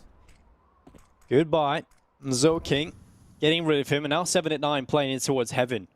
He's got such a good position, but he's got so many angles to worry about. It comes down to timing, whether he looks the right way at the right time. Vici really taking their time here. And well, 789 has been spotted. Doesn't matter. He takes down Jam Young, and now he stays up in Heaven. A minute on the clock, and Vici, this is one of the rounds they're going to have to actually fight for. Zoking comes down to whether or not he can win this duel, because 789 has been solid in towards Heaven. He's fully committed to the position of Zoking. And he might just get aggressive around this corner. Now it comes down to 789 finding the kill quickly, but that is just instantaneous death provided by the AK-47 of Zoking. Now John Olsen trying his best to anchor that A-bomb site, but the kills, they keep coming in. They keep raining in for this Vici roster. PTC, he's out of there. And that's 2 players going down for Vici, and a 6th round picked up. Lucid Dream are struggling. Struggling is an understatement, Dinko. This is just brutalization. Absolutely smashed. There are 3 players in 16,000. And the other 2 are over 10k. That's more than overtime. Yeah, more than 10k, right? It's ludicrous. 6 rounds in a row for VG. And 6 kills. 7 kills for Lucid so far in the past 6 rounds? That's not good enough. I'm sorry, that is not good enough at all. PDC, he's gonna aggress again. And that's at least some information gleaned, and if timing works out here for him, well, never mind. Almond, well, he's just ready and waiting. And now Vici knows that Lucid knows that there's no one towards the lobby. But the Deagle's doing a bit of damage. This is good. Kaze, I'm not a big fan of him taking this fight here. Is no need. Okay, that works. Fox not expecting 2 players there, and I love how he jumps up, still gets shut down. And they just quickly relocating the crosshair vertically, taking him down, and now Vici look to try and close this round. John also does have an AK-47 that he's managed to pull off the battlefield, but Leaf just on the Deagle. He has done significant damage, but no kill yet for Leaf. He'll walk forward, around the corner, 2 players lie. So clearing out this door area is going to be difficult. Alman just waiting for them to come on by. Holds the tight corner and he gets 1. Can't spray away, so it's Kaze that gets the trade kill. And it's 7-2. That's the most damage Lucid Dream have been able to do since the 4th round. it's also here's the thing. All right, let's look at the bright side of a Lucid Dream. Yeah, you're 7-3 down, but well, at least you have a buy now. And remember, you did get 3 rounds, the pistol and the following anti-eco, so there's definitely some breathing space for you. If you can maybe get to, like, I know 8 rounds might be asking a little bit too much considering how Vici seems to be an unstoppable train right now, but hey, if you get 5 rounds, if you get maybe 6, that's something to work with. PDC opens it up, nice opening pick, and he's gonna go for the flick, misses a jam. Young and Advent, quick trades. It's a 3v3. Now jamming down 15 HP, giving a little bit of an advantage to the CTs on his retake, but a bomb will be planted. And it's down to 7, 8, 9. Fox and John Olsen, but Alman is going to get another kill on the flank. And now it's 2v3. I really just don't understand why Lucid Dream are not ready for Alman being outside. Finally, they deal with him. 7, 8, 9 takes him down, and now Jam Young and Advent, a 2 versus 2. Looking for the retake at the B bomb site. Vici just very simple counter-strike. 4 players rush ramp. We send Alman outside. That should be enough. I mean, they effectively trade in towards the ramp area. Jam Young gets rid of 7, 8, 9. Now it's just John Olsen, and he's going to be shut down as well. 8-3. I mean, they do hemorrhage a couple of players on that ramp rush, but they trade efficiently enough to get in towards the lower bomb site. And Alman does his job finding at least 1 kill towards the outside area. So 8-3. Vici already win the half by 1 round coming out of the T side. But looking at the investment from Lucid Dream and the fact that they haven't been able to compete in 8 rounds, it's definitely looking like it's going to be more. Almost 169 ADR. My man. It is disgusting. It really is. Oof. The thing is, everyone else has been doing the job as well. Like Jam Young is winning so many duels, getting the trades. Advent's been getting some crucial kills. Kazi's been getting almost 1 kill every round with the AWP as well. On the T side of Nuke, mind you. And yet, Alman is just dominating, just lurking, solo, aggro lurk entering. I don't even know how to define his role anymore. It's something.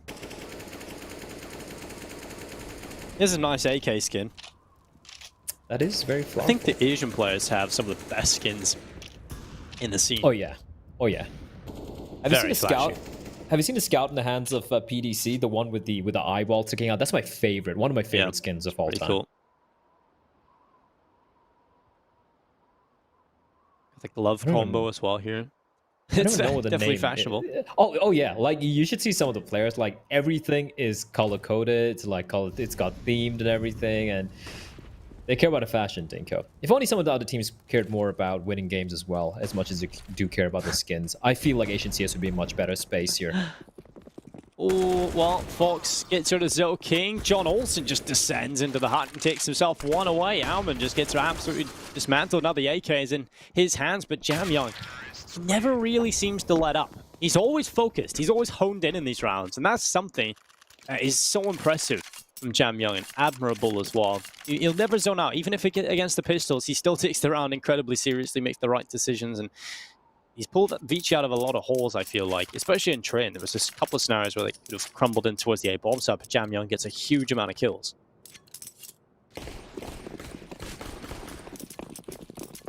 We'll talk about 9-3. It's wasn't it 3-0? Weren't we like it was, yep, 9 rounds putting in a row up a fight?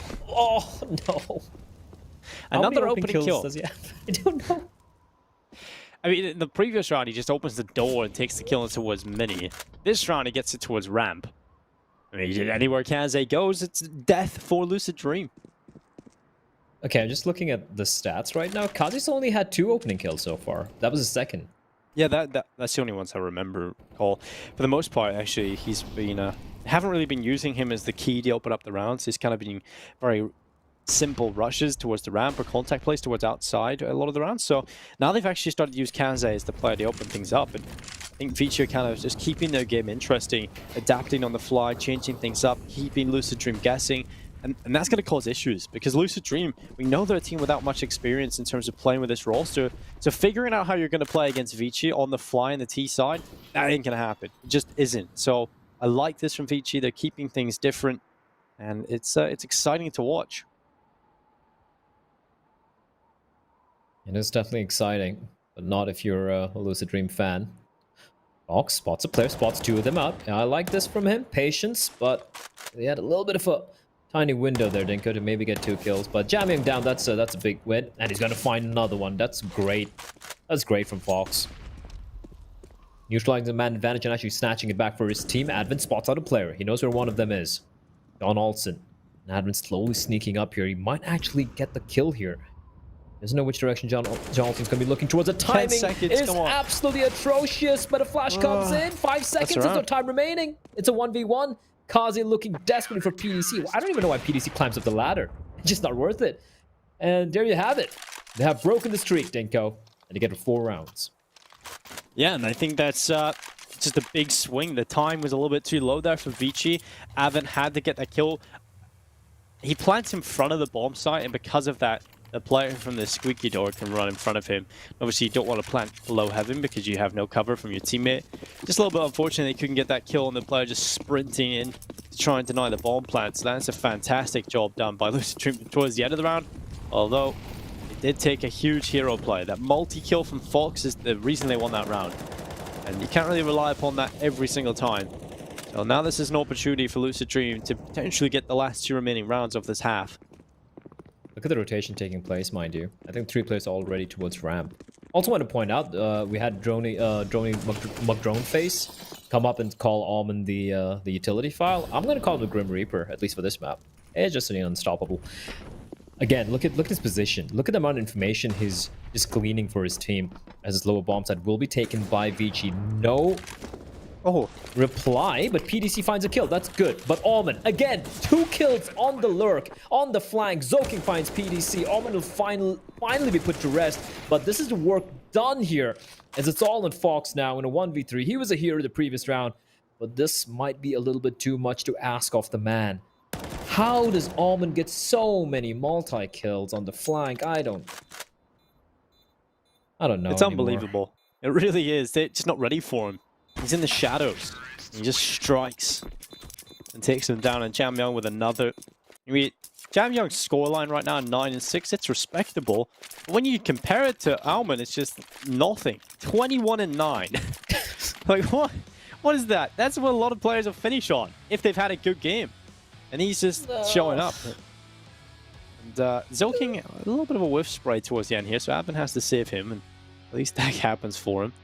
I have to say though, I did have a little chuckle to myself when Hawker said in the pre-show, it's going to be fun to watch the AWP comparison between Kaze and PTC. There is no comparison. He definitely is sadistic if he finds that fun. There is no comparison. I mean, yeah, you could compare it, but yeah, it is quite painful here as we do enter the final round of this first half. And already the opening kill going the way of Vici. The one thing about Zoking's playstyle, right? He lives and dies by the spray. He will go for the full spray no matter what the scenario is. Like, he doesn't go for the taps, never goes for the bursts. There's a lack of a little bit of versatility for him when it comes to that, but he somehow, with that insane mouse movement, makes it work. What are you doing, PDC? What's going on? I think they both tried to go up the vent. One of them was standing in a Molotov. PGC kept trying to move forward, and the teammate kept blocking him. We just kind of give up into a little ridge, and well, still alive at least. Leaf up with a sight towards A, trying to take fights. He does get rid of Kaze. Now pulls the decoy. Can he find more? The answer is no. Zoking is there, and PTC goes down as well. 11-4 at the half from Vici. Now they had a 12-3 half on Trin and were able to close it. 11-4 on Nuke. Could be the same scenario here. Lucid Dream desperately need this pistol round. They won the first half pistol. And that kind of... I don't really want to talk about that because it makes it even worse. They won the pistol round and the first 3 rounds, and then they won one round in the rest of the entire first half. You gotta say, like, look, I get it, right? Just to try and put on my serious face. I get it. You have lost support from your org. And the rumors I hear is that John Alton's moving on to a different game. PTC is already getting offers by other teams, and the other 3 players are going to stick together and maybe play under another different org. Now, with that in mind, it has to be demotivating. I won't lie, it has to be rough here. But at the same time, oh my god, how do you not check the angle? How do you not check that angle? How do you not check the angle? That was a nail, Dinko. That was a nail. That was the nail of this lineup. This is it. It's a wrap. Yeah, you can hear Hell's Bells right now for them. This is not going well. Just look at that. No one checks. No one checks. Alman and Jamyo just minced them to pieces. That's unbelievable. Alman, another 3 kills added to the tally, 24 and 11. We've got ourselves 4 rounds away from victory for Vici. The Lucid Dream haven't fully invested into this. They want to get the rifles out as quickly as they possibly can. But it's not really looking too good for them. It's going to be a spray from Kaze. Good kill from 789. Kaze going down. Alman trying his best with his M4, but PTC takes him down on the Glock. Now, what is this round play? What is going on here, Vici? Clean this up, please. Thank you very much. And Jam Young, he replies. Losing with rifles to Glocks at that range is something you don't see that often. But hey, credit to Lucid Dream, right? They almost make it work. At least a couple of kills there. Although I don't think Vici are in any danger of losing the round. But yeah, just trying to finish up my thought there. For Lucid Dream, it is... You will be demotivated. You're playing against one of the better teams, one of the best teams in PAL 2020 summer. But I still expected a better showing from them. They're a team in many regard as probably the 2nd best team in Southeast Asia. But if this is what they have as a lost hurrah, maybe there's only one half-decent team in the entirety of Southeast Asian Counter-Strike, which is Beyond. Bren's been knocked out. This is what Lucid Dream have to show for us here in the first playoffs game. It's just disappointment for the Southeast Asian region, which at one point boasted so many good teams, Dinko. They posted so many good teams. And at one point, they were even better than the Chinese teams. And how far the region has fallen. As we're down to a 4v4, though. AKs in hand. I think we just need to see the return of Jigadude, just so I can say their name over and over again. What a classy name. I miss him. Jigadude. Brilliant. Just kind of rolls off the tongue. Jigadude. Wasn't that for a DreamHack Masters? Yeah. Well, yeah. The Thailand qualifier. Oh, 55 seconds in play. Although that was an Asian qualifier. But yeah, it was an Asian qualifier, but it seemed like the Thai teams were the only ones that got the memo. Jam Young, gets aggressive. 789 is there. The headshot picked up, and he's out of there. Now the push comes through. A man advantage in play for the T side. They run on in. It's Alman. He'll be looking for the headshot. Leaf is going to go down, and Alman's still alive. Oh, okay. Through the smoke, denies the bomb plant, and now he will finally go down. He didn't even mean that kill, Blair. It's just unfortunate. Like, nothing is going the way of Lucid. But 2v2 bomb down, something to work with. John Alton and Fox, the 2 players who have stepped up so far, and it's all on Mr. Advent, someone who, in an ideal world, you want to put in a situation like that. But John Alton, 3K, and Lucid Dream, they get 1 more round than what they got in train. So that's a little bit of a win. And they have kind of broken Vici's money, but Vici are like, you know what, screw you, we're just gonna buy up. Unnecessary aggression from Jam Young there, I feel.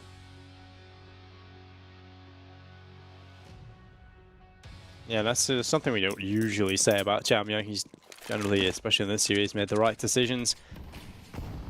But Kaze has an AWP. Now that is definitely something to keep an eye on, and that's why. Good opening kill, PTC just running out the top of Silo. It's taken down immediately. The man advantage in play for the CT side, followed up by Advent, who just swings around, slaps John Olsen in the face. And now moving forward to try and find his AK, which he has now recovered. Just so everyone knows, just to confirm, this was a lower buy from Vici. They had weaker weapons in play. Pistols, XM, MP9s in play. Just the 1 AWP. But now, they might potentially win this round with a 2-man advantage. Young doing the smart thing, falling back. It's fine. You can give it ramp control. There's no need to fight. It's a 5v3. Go for the retakes if you want. Deep smoke. Fox won't be really fancying his chances of pushing out from Squeaky. He's going to be waiting. Some aggression from the CTs. Nothing been showing up. Almond. Auto Shoddy. What's Vents. And Leaf, well, from the heavens, Kaze will strike. 2v5 now. How has this all gone wrong, Dinko? I really do not know. Well, 79, he's gone out of there. Zokin Advent with Flawless. the kills. And yeah, not a single player falling in that kind of round. That's just inexcusable, really. Now they're looking for map and series point. Yeah, I think that's a nice little round for Vici. We lose one round. Let's take a little force buy. We'll see what we can pick up. Doesn't really matter. We'll take their 4 AKs. We'll just take them all.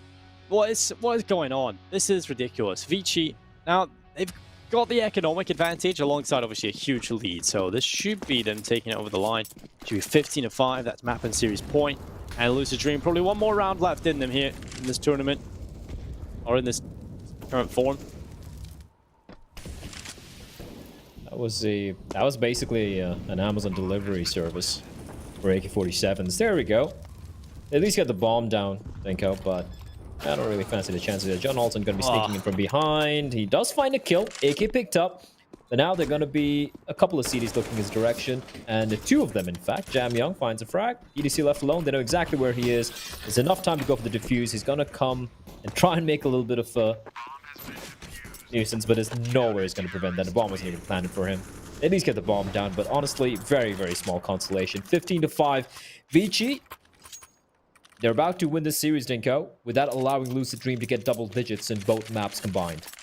That's a rough showing. That's a pretty wild statistic. And Lucid Dream, this could be the final time we see this team as they head out into round 21. It's Vici with the AWP in the hands of Kaze, the AK-47, 748 with SCF for Alman.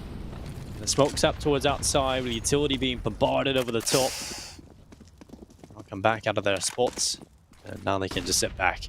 Idly by 789. The door ready to open up. Zoking in such a good position. Alman, of course, he's going to find the opening kill.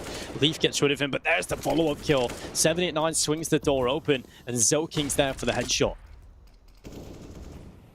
30 bomb for Alman. But I don't think Lucid are done yet. Here Fox finds Kaze, and all of a sudden, it's a 1v3 Advent.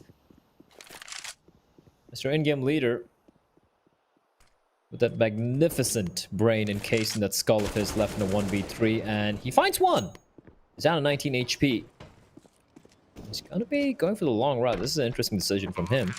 Just don't fall, please. That would be, that's always going through your mind. And what? He dives in towards the site. Now moving forward to the right side, in behind the event, but the bomb is planning on B. What? Alwyn? Hello? Advin? Hello? There's no one on the floor. And, 6 rounds for Lucid Dream. Just one more needed for Vici. And finally, well, seems like a little bit of fight in Lucid Dream at the moment. Backs against the ropes. They get a 10 rounds, Dinko. 10 rounds, train and you combined. They defy whatever small I said. Wins. So. It's a small wins in life.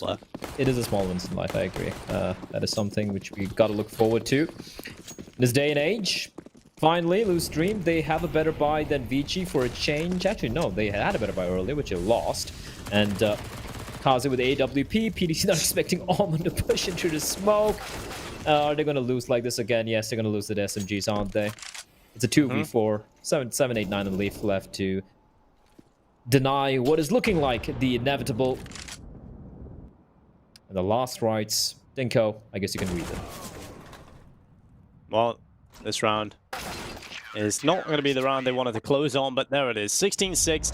Vici will take the series 2-0 and progress on to the next stage of the playoffs. Now, Vici, I think that's the statement they were looking to make coming into this. The fact that they're not going to lose rounds against the likes of Lucid Dream. They're going to be taking them down easily. They're going to be looking solid. And I think that's a bit of a scary sign moving forward. And we're going to bring Hulk and Jason into this one. That there isn't a whole lot to talk about other than how dominant Vici were.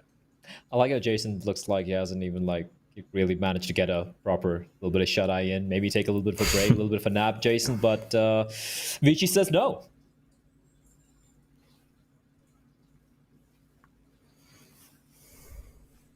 Their only Could supporter. be. I was unmuted here, but I guess I was typing a bit. So I was saying there was that, you know, maybe without Mitch being here, they kind of lost the support of Mitch. They lost support of their organization, and it's been rough times. I wanted to see more out of them, but again, to be honest, as I said going into this match, is that there is another gear that Vici hasn't really shown us too much when it came to the group stage. Lucid Dream, we saw them trying to play, you know, as hard as they possibly could, and they would still barely skate by on, I think, like the couple of wins they're able to get. And this is expected result. You know, it's a shame that, you know, Lucid Dream couldn't show us more, but with them losing the organization, obviously the team kind of going different ways in some aspects you're talking about before. But I think this is pretty much how it should have gone in the end, anyways. Yeah, I mean, you still want to see them put up a fight, right? It's your last hurrah, it's your last ride with this particular roster, and they have entertained us. We've had some moments from, you know, players like John Alston. We've seen PDC step on up, but the good thing, I'm going to try and look at the positive side of things. Vici look good. My God, they look so good. And this is Vici not even trying, just allowed to run around, just take duels, everyone stepping up. So at least a silver lining in what has been a kind of a rough showing, to be honest, from the Thai side.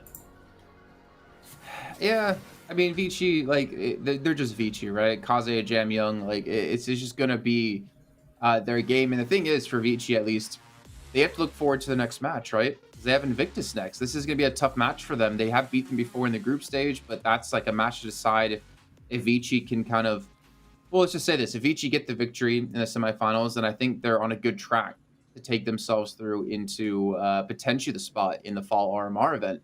And then Tyloo potentially can meet up against Tiger if Tiger can beat Beyond later on today. But you can see here, I mean, Alman 31 kills. He just really stepped up. He was on like 21-9, like within the first half alone, and he didn't really have opportunity to really do too much on the CT side. But yeah, John Olsen, some signs of life in him. PTC didn't really seem to be on the server, but neither did 789 or Leaf here.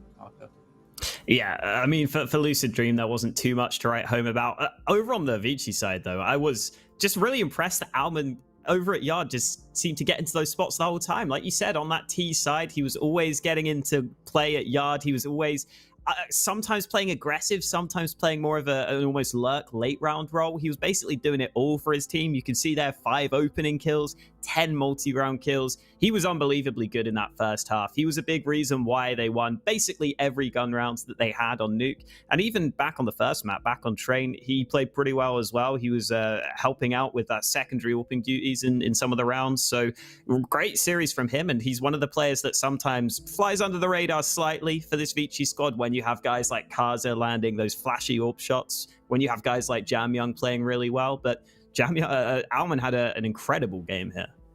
Yeah, he even went 18-6 on Train. And then, of course, Jam Young, as you mentioned, 27-9. Ridiculous. And, you know, it's just Vici. I don't think there's many people out there that really expected that series to go a different way, especially with the recent news coming to life. But I guess it makes my eyes turn towards the next match that's going to be coming up. Tyloo against Divine Vendetta. It was extremely close the last time they met, but though I don't imagine it's going to be the same Tyloo showing up yet again today. It's going to be a completely different team like the Tyloo we saw against Beyond. Yeah, it's like if we saw Tyloo there achieve Super Saiyan 3, this is like the next level above that. I don't even know what that is. I don't even watch that much of anime. But I feel like this Tyloo is going to be scary. But then again, I feel like if you look at the first 2 games we've had here today, it's been 2-0s. This is the one that's going to go 3 maps. Divine Vendetta, they don't play scared. That's one thing I like about them. They might be the underdogs. They're playing all the way from the Middle East, ping disadvantage and all of that. They don't play scared. They have a pretty good map pool. They have the aimers as well individually. They have good comms, good strats. They got almost everything working for them, except for the fact that maybe they don't have the experience nor the pure peak that some of these Tyloo players can reach. But I, for one, I'm looking forward to the next game. I think it's going to be much more interesting and much more closer than what we've seen so far. Or maybe what we're expecting. We're like, Tyloo, it should be 2-0. Maybe a 2-0, but it's going to be a close 2-0. Okay, we know what we're going to be finding out after a short break. We did to head to about 20-minute break. The next game is supposed to start around 12, but of course, with how the quick matches have gone, we're going to try to get them into the server as soon as possible so we can kick off our 3rd best of 3 of the day with still 1 to come up thereafter. We'll see you guys shortly in about 20 minutes of time. Don't go anywhere. Coming up next, Tyloo versus Divine Vendetta. You hear them loud thumps, that's the crowd wild stumps, wild and reckless, boy, they call us the wild ones. Never had no guidance, got a thirst for violence. Don't sleep, hold up your eyelids. Here come the rebels, the lost ones, the forgotten, the weirdos, and the odd ones. We are the bosses, we are the bad guys. We'll get you baptized into the dark side when you hear the war cry. War cry, war cry, war cry. We are the wild ones, running the nightfall. Better stay inside, away from the outlaws. When you hear the war cry, war cry, war cry, war cry. Yeah, nah, you can't rock with us. A ticking time bomb, who wanna talk with us? All has fallen, we thrive in destruction. So hide your jewels, keep your chains tucked in. Watch the beauty all turn, nowhere to hide when the beauties all burn. Bring on the chaos, we won't make him. Take us to your leader and watch us take him. Kick in the door and break in. Take everything you stole from us, everything that you owe to us. Take every opportunity you never showed to us. With no mask, so you know it's us. Listen to our war bosses, we are the bad guys. We'll get you baptized into the dark side when you hear the war cry.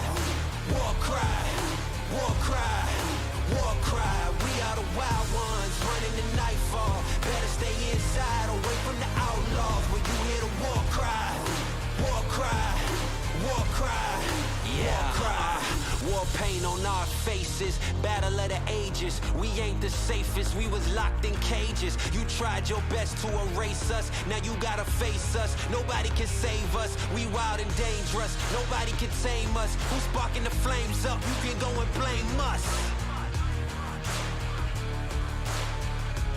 You can go and blame us. Here we are the bosses, we are the bad guys. We'll get you baptized into the dark side when you hear the war cry. War cry, war cry, war cry. We are the wild ones, running the nightfall. Better stay inside, away from the outlaws. When you hear the war cry, war cry, war cry, war cry. We are the bosses, we are the bad guys. We'll get you baptized into the dark side when you hear the war cry. War cry, war cry, war cry. We are the wild ones, running the nightfall. Better stay inside, away from the outlaws. When you hear the war cry,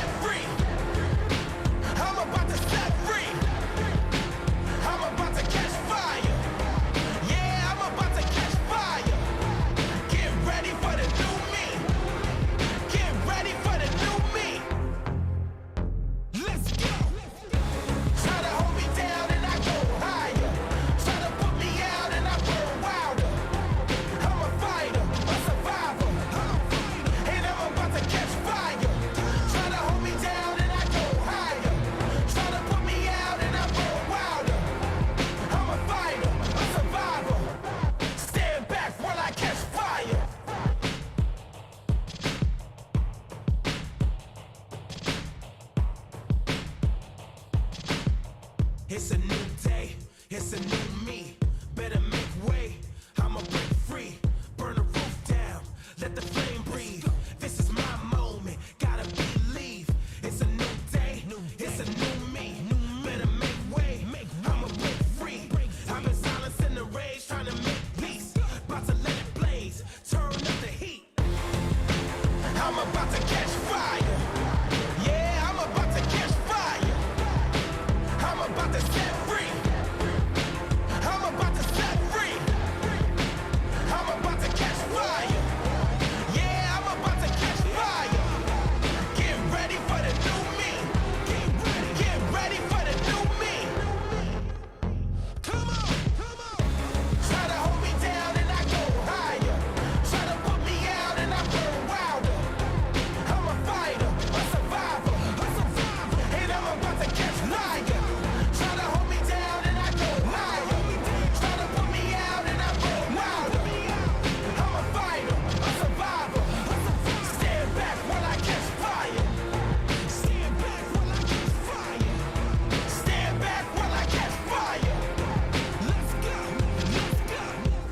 Stand back while I catch fire.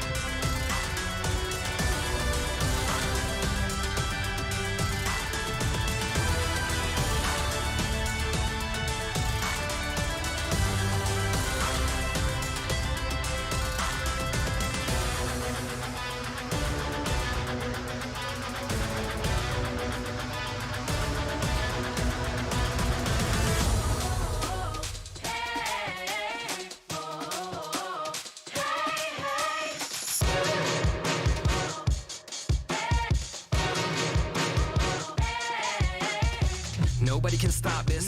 Force of nature like a rocket launching into the orbit. Winners are forming, wind into eye, never throw no caution. Nobody can imitate this. What you see is greatness. It makes sense, it's what I came with. Are you speaking my language? I ain't taking prisoners. Call me the Inquisitor. Winning is my signature. Victory practitioner. Life without a limiter. I am the commissioner. Winning is my signature. Winning is my signature. Yeah, I ain't taking prisoners. I ain't taking prisoners. I ain't taking prisoners. I ain't taking prisoners. Winning is my signature. See, prisoners I don't take. Under pressure I don't break. I will always find a way. That's why I win anytime I play. They go low and I go high. They say oh hi, I say goodbye. There's no discussion. I'm too fast for them to keep up with. I ain't taking prisoners. Call me the Inquisitor. Winning is my signature. Victory practitioner. Life without a limiter. I am the commissioner. Winning is my signature. Winning is my signature. Yeah, I ain't taking prisoners. I ain't taking prisoners. I ain't taking prisoners. I ain't taking prisoners. Winning is my signature.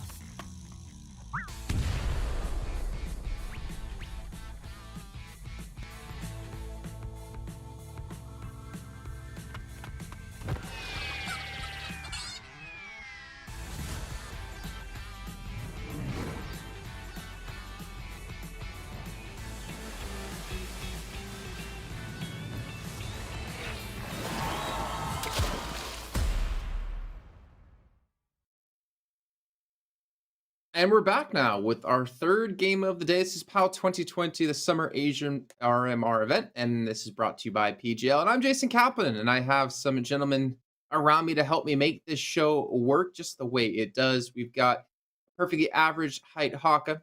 We've got Bleh, who always needs an apple box wherever he goes, especially going to the bathroom. And we have Dinko, who just looks pretty much perfect. I don't know what to say. There's no bad thing I can come up with for you.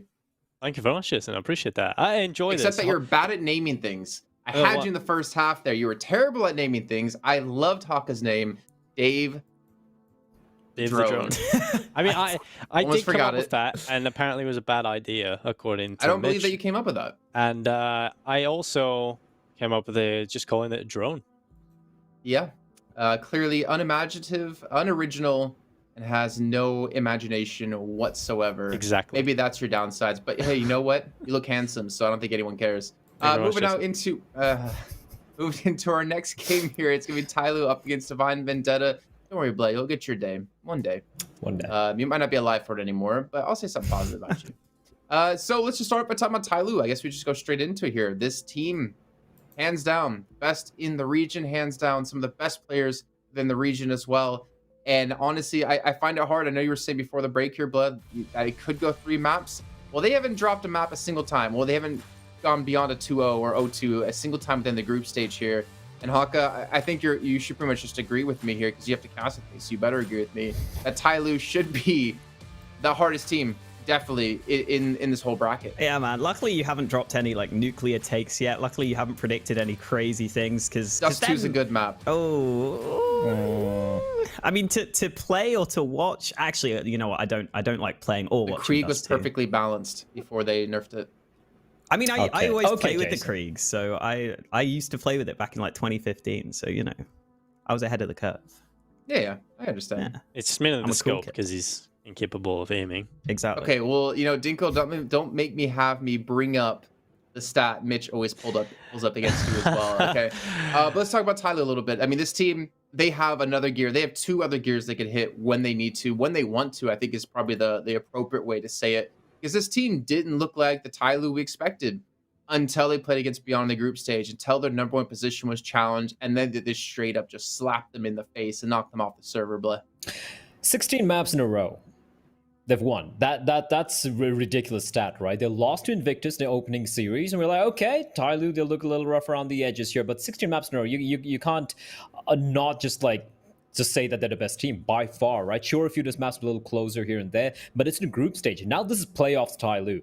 Playoff Tyloo is scary Tyloo. And if I'm Divine Vendetta, you're going in deep in the strat book, right? Again, think about it. If Divine Vendetta, they pull off this upset, the bracket's open. Anyone can win this. Anyone can win the RMR. But if Tyloo, they come in playing the way that we've seen them playing even just a group stage, I think they're just going to be unbeatable. But like you said, Jason, this is playoffs time. It's playoffs Tyloo. They're going to be...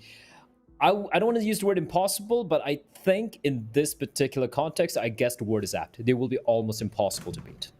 That's 1 second. I'm going to get on Instagram and send you some very angry messages that you're talking smack about Divine Vendetta. Let's take a look, though, at their roster. And honestly, they do have some phenomenal players. One of the best players in India, as you were saying, Blair, with Havoc. They've got Davdog, who's been really reliable when it comes to the AWP. Ezram, he's been, I don't know, he's kind of like middle of the pack, but he's generally like middle of the pack or the upper ends of the pack. And then, of course, Tyke. I mean, for me, he's going to be one of the standouts we have to talk about because when he shows up on the server, he definitely shows up, Dinko.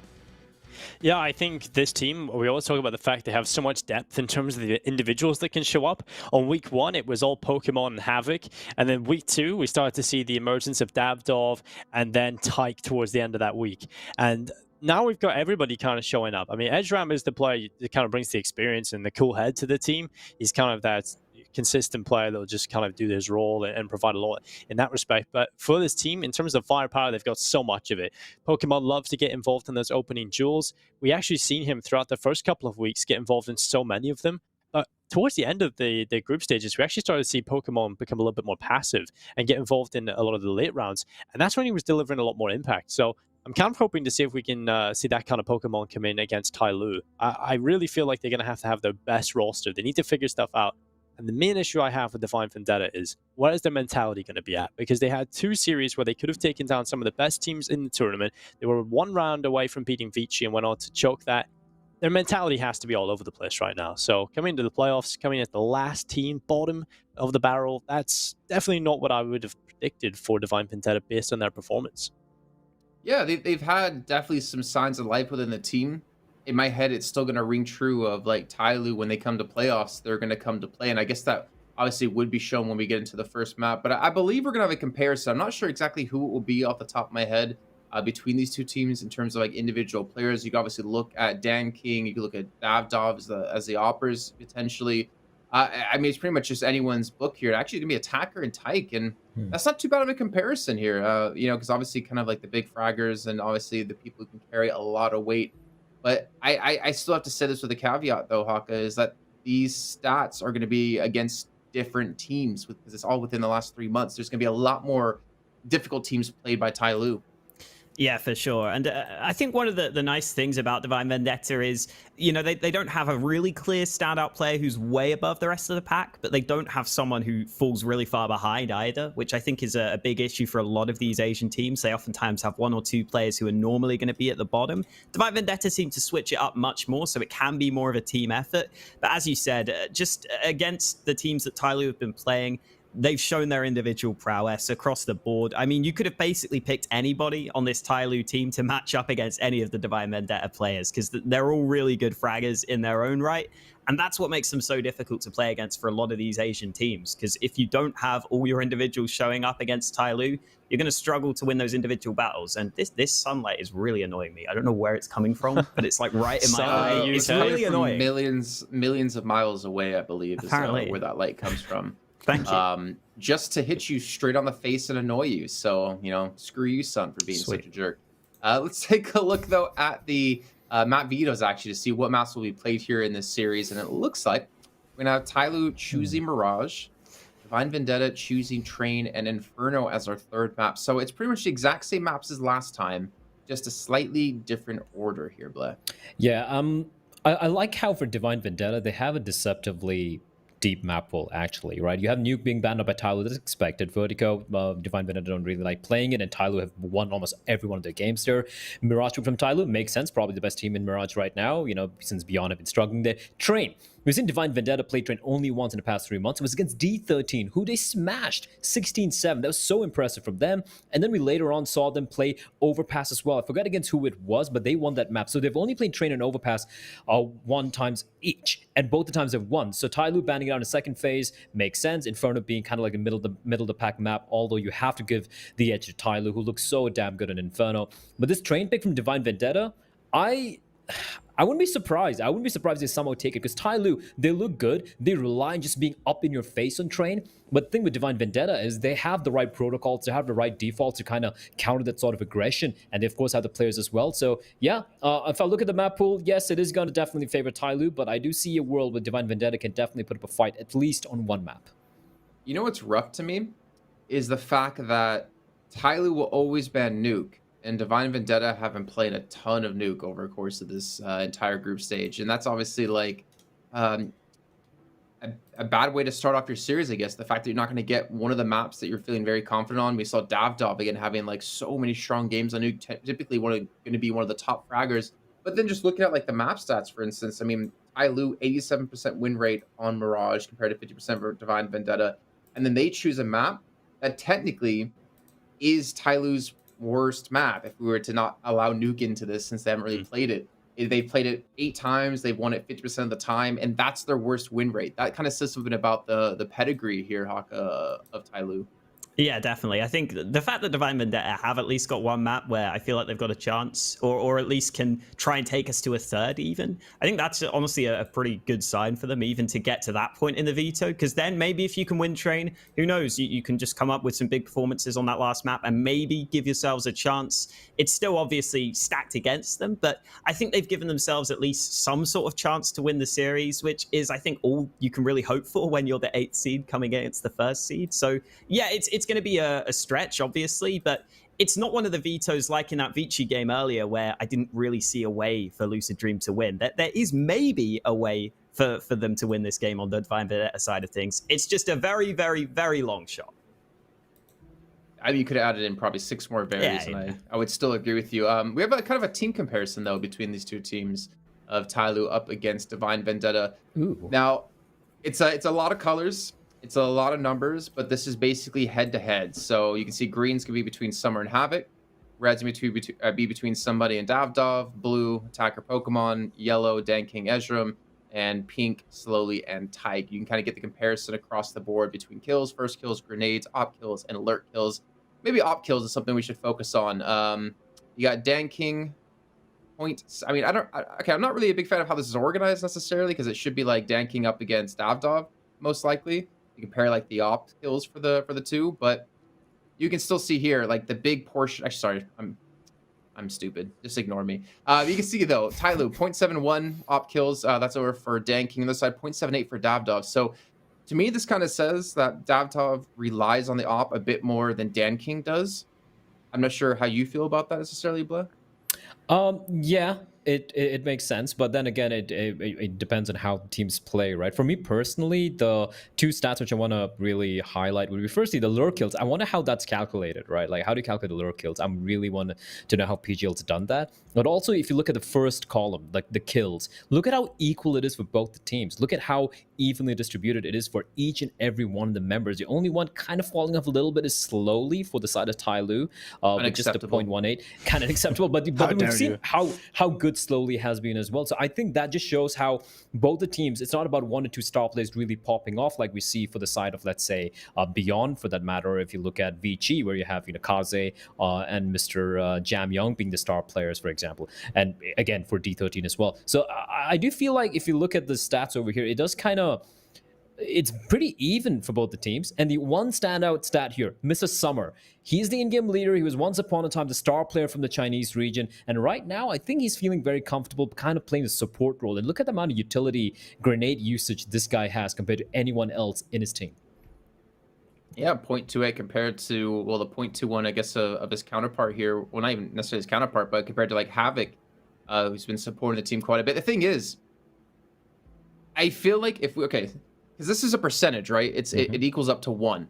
The confusing thing about this is they could have thrown 10 grenades over the course of the last 3 months or in the group stage, and they would still see those values. But the thing is that I feel like Tyloo throw way more utility. If we think back to one of the original graphs we saw, I'm just gonna get the name on it. Maybe we can put that up on the screen yet again. It was the first kill capitalization as well as the elimination versus technical wins graphic we saw. Like there's a big difference between the two teams. I mean, Tyloo was far beyond better at converting around when they got the first kill, and they also were a team that liked to just kill you instead of play around the objective.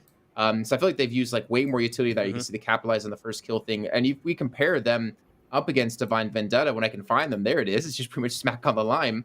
Is that more often Tyloo get the first kill, and more often they win the round when getting the first kill, which is not terrible comparing with a little bit of a pinch of salt, because they're just a class above every team in the region. The closest, obviously, Vici not too far behind them, but Tyloo are just so much better. And I think when you're comparing statistics against any of the teams in this region, it's either you don't really get a whole lot of them. Either it's completely inflated and Tyloo are just so much better, or you get statistics that look close on paper, but because of the opposition Tyloo have played in terms of Pro League and all the qualifiers they've played around the world, it becomes very difficult to take those statistics seriously, because, say, 0.7 kills per round against the likes of Astralis or some of the best teams in Europe, they mean a lot more than 0.6 kills against the Asian teams. So I think it's quite hard to take a look at statistics for Tyloo. Okay, well, I believe we're about to get into our game here, so I want to get some predictions in. Blair, you talked about how we could and most likely would see a third map here for Divine Vendetta. So am I hearing a 2-1 in favor of Tyloo from you? You know what? No, I'm still going to go 2-0 for Tyloo. It's going to be closer. So you backed out. Okay. Yeah, it's going to be 2-0 to Tyloo. Don't see them winning the map. Yeah. Well, Dinko, quickly, while we're about to end the game. 2-0 Tyloo. They don't drop maps. All right. 2-0, 2-0. We're going to see if that's going to exactly happen when we get in the game here in just a few seconds. We'll check in with you guys after the series is done. Taka, your prediction. I'm assuming you're going to choose exactly what I'm choosing. Is that right? I'm in your head, Jason. Yeah, I'm going to go with you. 2-0 Divine Vendetta. Okay, so we got a split here. You can't agree to something without knowing exactly what I'm going to say. Yeah, 2-0 for Tyloo. It should be on the cards. It should be happening. They haven't dropped a map. Well, they haven't gone to a third map is what I should say the entire time. And again, they have a 6th gear. They have a 7th gear to hit. They have 800 horsepower under the trunk or under the hood. One day I'll learn how cars work. I guess it depends on if you're in a Porsche or not. So we'll see. We're going to hop into the first game here. It's going to be over on Mirage. Tyloo's choice. And Divine Vendetta, for me to see a chance for Divine Vendetta to take it to 3 maps, I need to see them have a strong showing on Mirage. Yeah, I think so too. I think these should be at least somewhat competitive maps. I think that's what Blair was kind of alluding to. The fact that the last time these teams played, it was 16-12 and 16-11 for Tyloo on both maps. That goes to show that it's probably not going to be a complete whitewash like some of the maps we've seen previously. So hopefully Divine Vendetta can show that. Hopefully we can see their individuals show up that we were kind of hyping up a little bit in the pregame. Even though they are this bottom seed, they should be able to keep it somewhat close against Tyloo. We've got everyone on the server here. We're just waiting to get underway into the action here on Mirage, which we were saying earlier is a very, very strong map for Tyloo. One they love to play, a massive 87% win rate on this one. So they are definitely going to be comfortable here on the first. Yeah, I think there's just a quick issue with like pings, for instance, like we are talking about before. It's very difficult to play from the Middle East, just depending, just on the routing and stuff like that. I mean, even some of the games they've had before, they were close to like 80, 90 ping playing. And obviously there's really not much we can do about that in general when it comes to a tournament. They just have to hope that they can step up when they need to, and then, eventually, get to a land, especially during the, the current times with the global pandemic going on. Hopefully for them, they'll be able to show up here. I know they have very passionate fans, a lot of fans supporting them, and we have seen some good things out of them.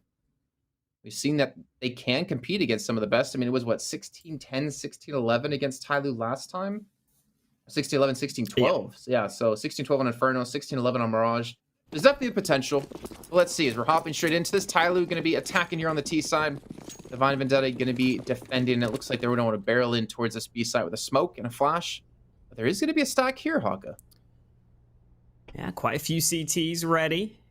Tyke is the man trying to see if he can spot them out early. Pokemon's there behind him as well, so they've got a bit of a lineup between these two players. And Tyloo are trapped in the apartments right now. The flashes are wreaking havoc. Tyke eventually opening things up. It's all coming in for Divine Vendetta. Tyloo struggling to do anything here. They just got trapped in those apartments, and I don't really see them doing anything from this point. Somebody's the last man left. Alone against 5. Ooh. He gets the first kill. Quick little shift across the room. Gets himself one with a nice one tap. He's got a player behind him. He's going to try to rush him down as Davdov's looking to get away from this. The problem is the bomb is actually still in towards the apartments. He's trying to clear out that angle, and well, he will fall, unfortunately for him. And that will be Divine Vendetta taking themselves the very first round here of the series. A fantastic start for them. And I also like the way they played that out towards B, just pixel spotting A1 to cross over, so they can play that one appropriately. And Tyke, he's got to be someone that steps up for them, and he already did in the pistol round alone. Yeah, good start. That's exactly what we want to see from Divine Vendetta. In come the pistols for Tyloo. Deegs on most of their players. Somebody picking up a Tech 9 to get some extra nades. It's mainly going to be about landing those headshots for Tyloo in this one. From the Divine Vendetta side of things, they've got a couple of M4s in play. Those silenced M4s being slightly cheaper so that they can buy them easily into this round. And that nade will do some damage to Dan King. Definitely a very skilled player. Definitely somebody who you want to allow to have the freedom in this sort of round where you only have pistols. But that nade will force Dan King away. And Ezra's not giving this position up either. He really wants to maintain it. They've got the 3-man hold with it. You got Tyke over towards short. You have Davdov in towards window. And looks like they might be walking into this trap here. It looks like Dan King and somebody going to push through with just the pistols. Somebody going to look to lead the charge here. Davdov not going to be spun out. Ezra goes for the peek towards the top of mid. He gets the first kill. Expecting maybe the flank round to come through, but the Molotov will hold somebody back so they can't capitalize off this position.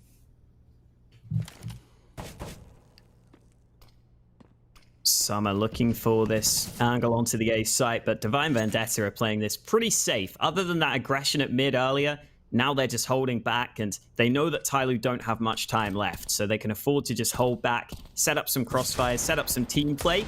Davdov there looking for the fight, and eventually Summer will hit the deck. 22 seconds now. Tyloo have really got to get a move on here. They will start to move up through ramp, trying to get in towards this A bomb site, but I think Divine Vendetta should be able to stop this pretty comfortably.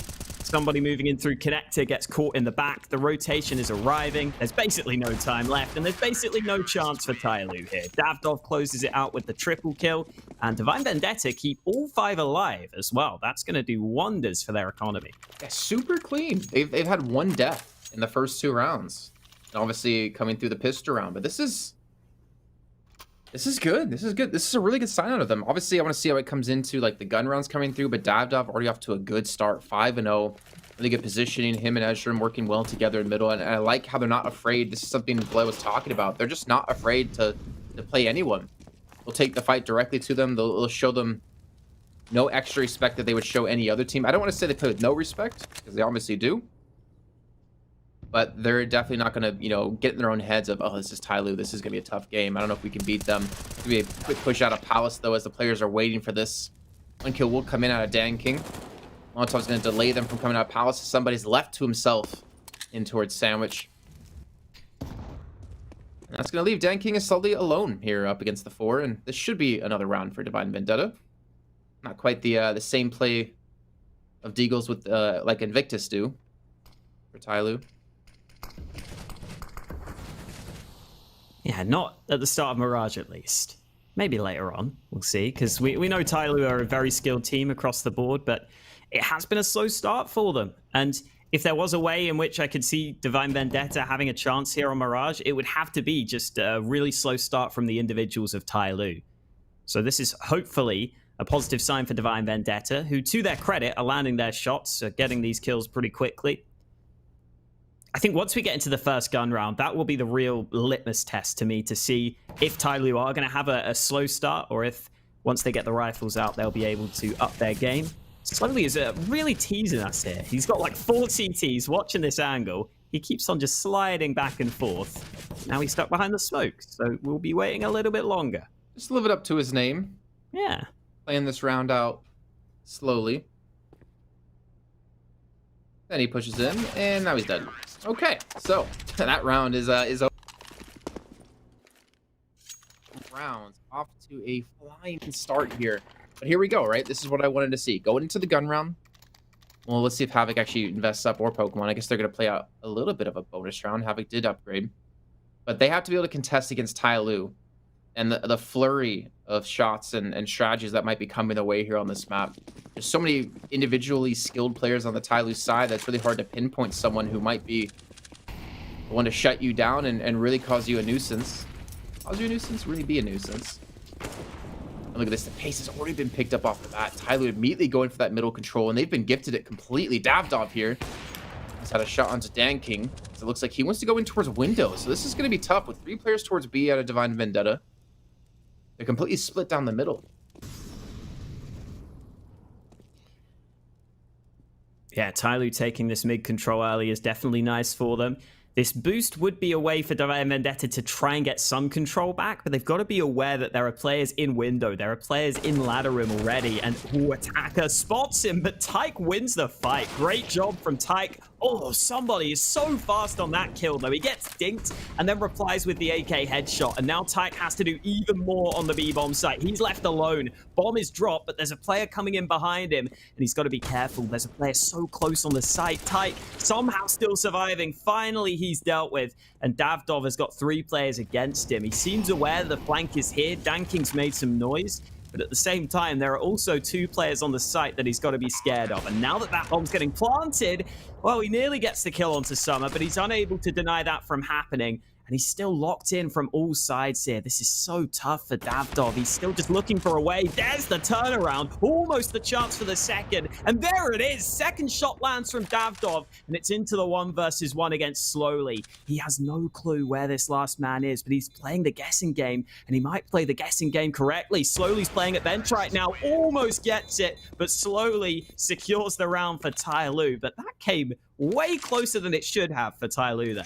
It came with a massive expense for Tyloo. I mean, yeah, they get the round, but still to lose out on 4 players and around there looking to get some confidence for themselves.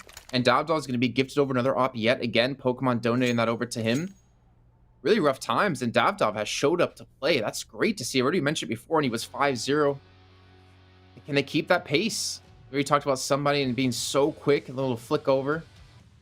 Danking trying to lurk in this round, but this is still not over yet. I mean, obviously we're only 4 rounds, and of course it's not over, Jason. But it wasn't as dominating of a first round I expected out of Tyloo, right? And for the caliber of team they are against a team that they're playing against, I think that's Divine Vendetta really showing that, hey, we showed up to play. We had 4 days off. We spent those 4 days practicing, and we're not going to let you take this this match easily.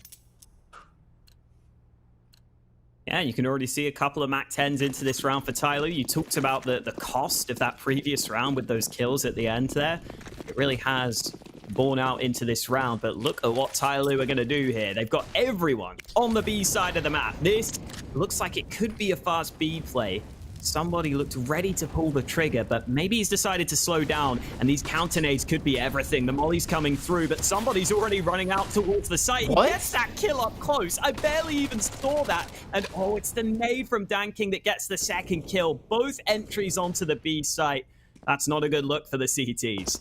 Did he even see that? I don't know, man. I want to see that like frame by frame. Yeah, I know. Because that was... he was even on his screen long enough for a bolt to hit him. That was ridiculous. And now the rest of them are going to try to save their weapons. Summer's kind of already on the hunt. 3 players in Palace. He's by himself, and honestly, he's going to have some money, but going to lose his AK, and he's going to drop it. Unfortunately, that could be recovered by Pokemon. As now maybe the rest of the teams are going to push into this, but again, they've only swatted up to 1 player. But this will be a second round for Tyloo. They've avoided Davdov on his AWP. Now Danking maybe looking to challenge us. The smoke will fade in a few seconds. But you don't want to lose out on too many players. You can throw the Mac 10 in, which I think is exactly what they're trying to do. Instead, nothing happens. No big deal. I think they rescued the AK that Summer dropped. Yeah, I didn't actually see at the end there. This is what we're going to see. Oh, we've got the super slow-mo, I hope. Yeah, look at that. He like crouched into the shot or something. Ridiculous. Damn. Well, it's good to know that I've just not turned into an old man and that was just very fast. Oh, damn. They go back to it again here as well, Jason. They go back to this B site. Everyone on the Tyloo side all focused on the B side of the map at the start of this round. And this time, Divine Vendetta don't look too ready for this one. You can see Ezram's lining up nades at the back here, and there are so many smokes about to arrive on this B bomb site. No angles being given up either. Ezram takes down somebody to charge it straight in towards the back. Davdog gets one as well through the smoke. They've not dealt with the man on site. They've not dealt with the man towards short. The smokes are going to fade. And I think this is going to be Divine Vendetta taking themselves around, and it's a tough round to take. Getting over those 3 weapons from the round prior. Summer jumps in, takes on Ezram. Havoc comes around the side. Attacker's able to close it on that one. He gets down Pokemon as well. He's going for the reload here. His first 2 kills of this map. Got time to play with, and he's got luckily just a P250 and a knot. But the problem is he doesn't know where Tyke is. Any second now, Tyke could just peek around the corner, and this could be the round over. But he's trying to be careful. Probably going to wait for the plant sound to come in. What do you do if you're... Oh, I don't think he spotted Davdov there. I think Davdov definitely noticed.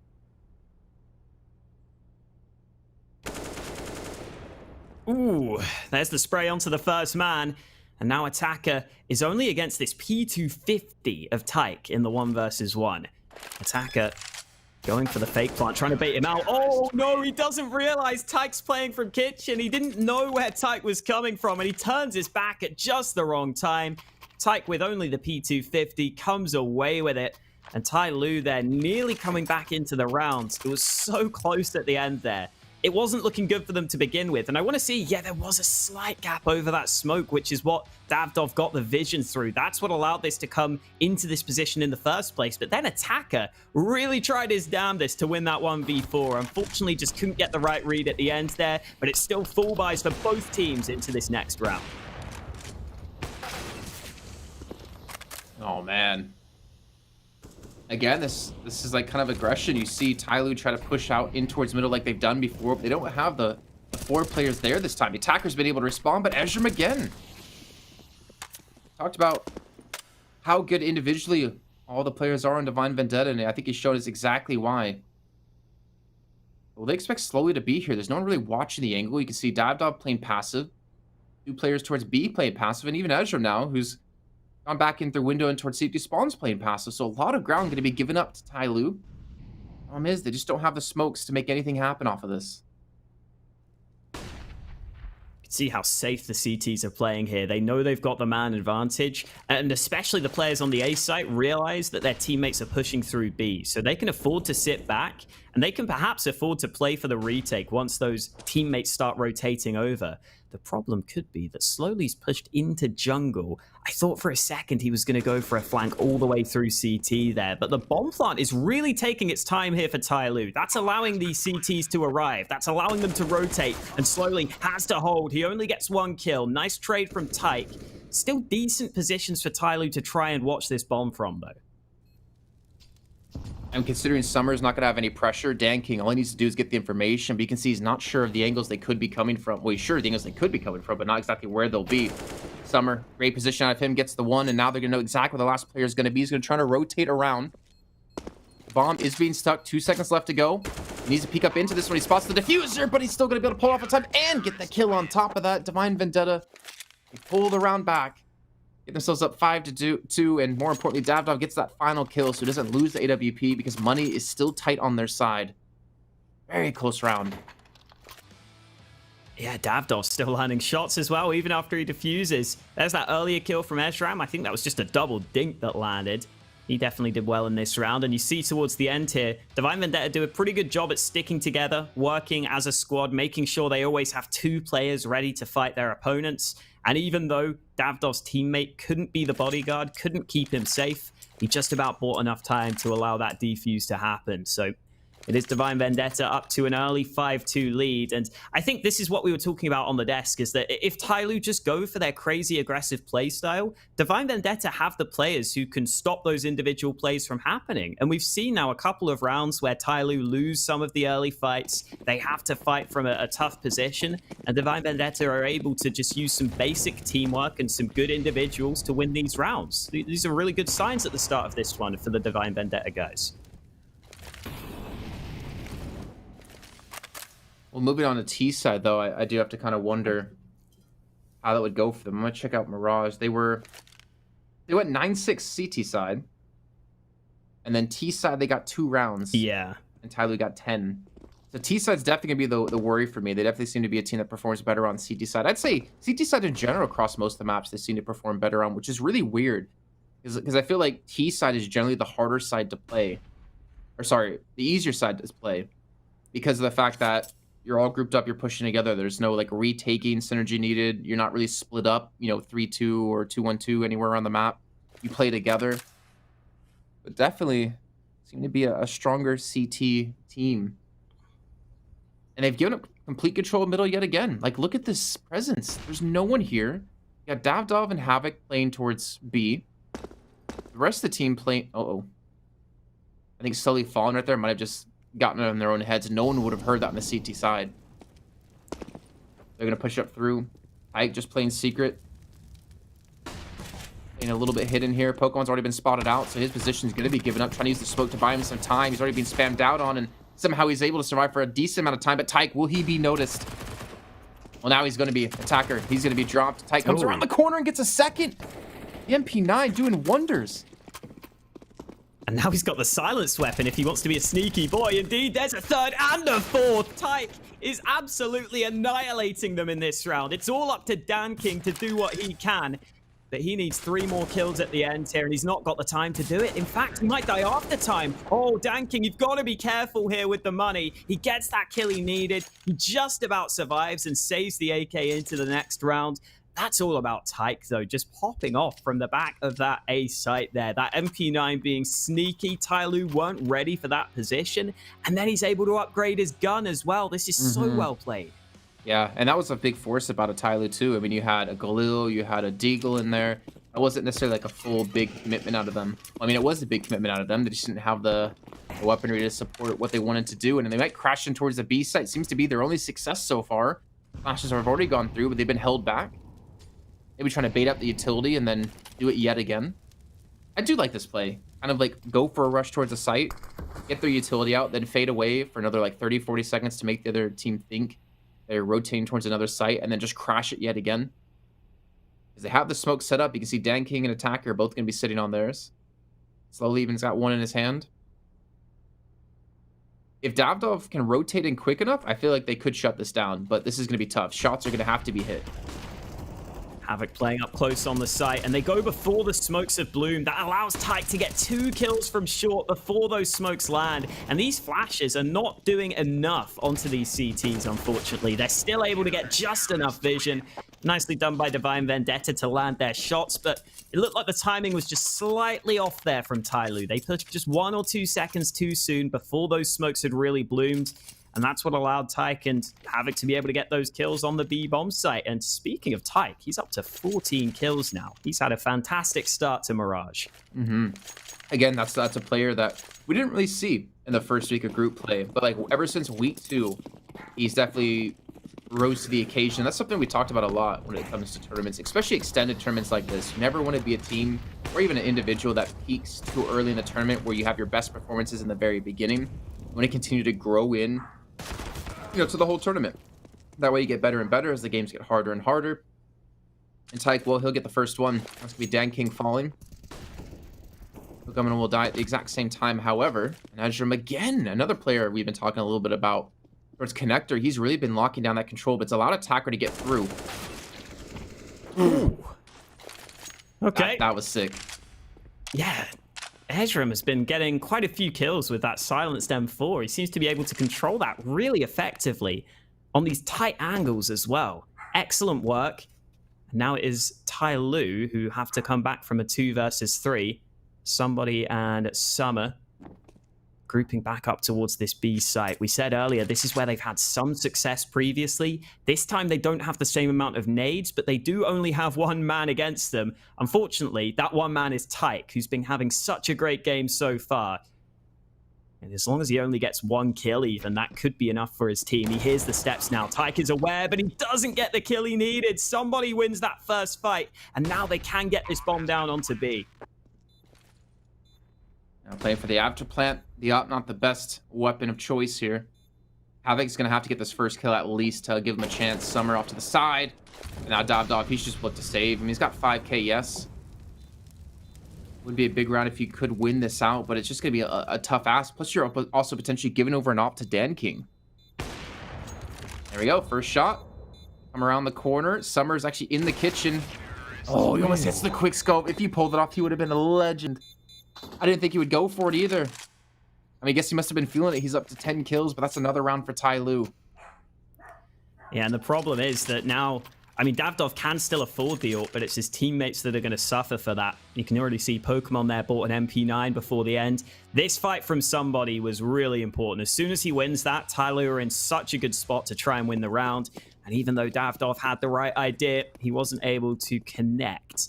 Still, if Divine Vendetta win this one, they can remain on top. Both teams having basically no money left in the bank. So this is a really big round for both squads here. If Tyloo lose this, they could actually end up losing this first half quite significantly. But somebody's holding for this aggression. Here we go. Sprayed good onto the first. Ezram sprays him through the wood, though. Nice trade from the CTs. Again, making sure they're always sticking together. This A play could be good for Tyloo, but they've left the bomb behind, Jason. Just typical things. Just standard things happening. They could back away. All right. They forced rotations over, but it's not like they're able to capitalize off of this. Yeah, and they don't have many nades left now. I bet Divine Vendetta is sitting there wondering, like, okay, what's going on? Maybe they're going to rotate a player back towards B.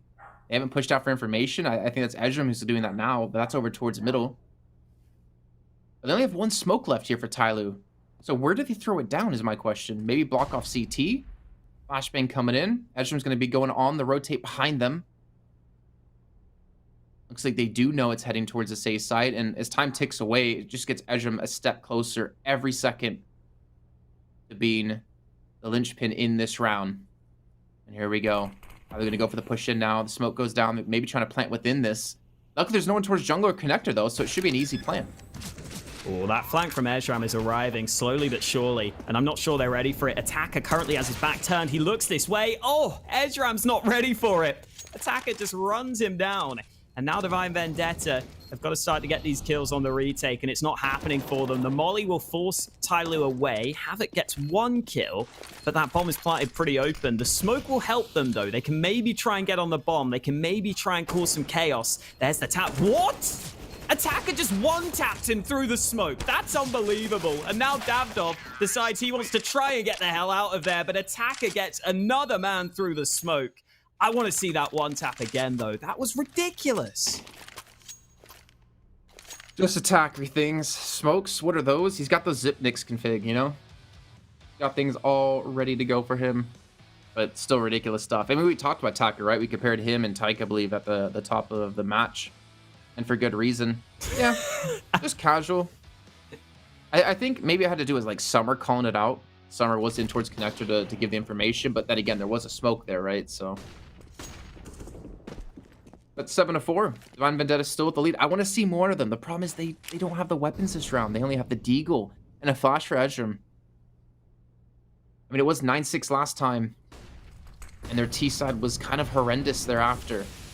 I mean, D13 did turn my attention around when we went on to... Was it Mirage last time? Take it 16-14 or getting to 16-14. They're looking to push through. The flashbang's still there. They're all sitting within the smokes, and they're going to come straight in. Attacker get the first point of contact as they drop down in towards Sandwich, but somebody slowly going to shut down the rest of the attack, and that will be Tyloo getting themselves up to 5. Yeah, you can definitely see Tyloo's comfort level on this map with some of these nades they've been throwing, with some of these full executes they've had towards the bomb sites. They've had that one over on A, which, sure, it's the standard nades, but it's more the timings of them and more the flashes that they're able to use effectively. But they also have that similar setup over at B, where they have the 3 smokes over the top. So you can see that Tyloo have put a fair bit of time into some of these plays. They're making sure they have plenty of nades as they hit these bomb sites. But they also have the rounds where they're willing to go more for just aggression and more for just taking mid control and then working from there. So it's been a nice mix of the two for Tyloo so far.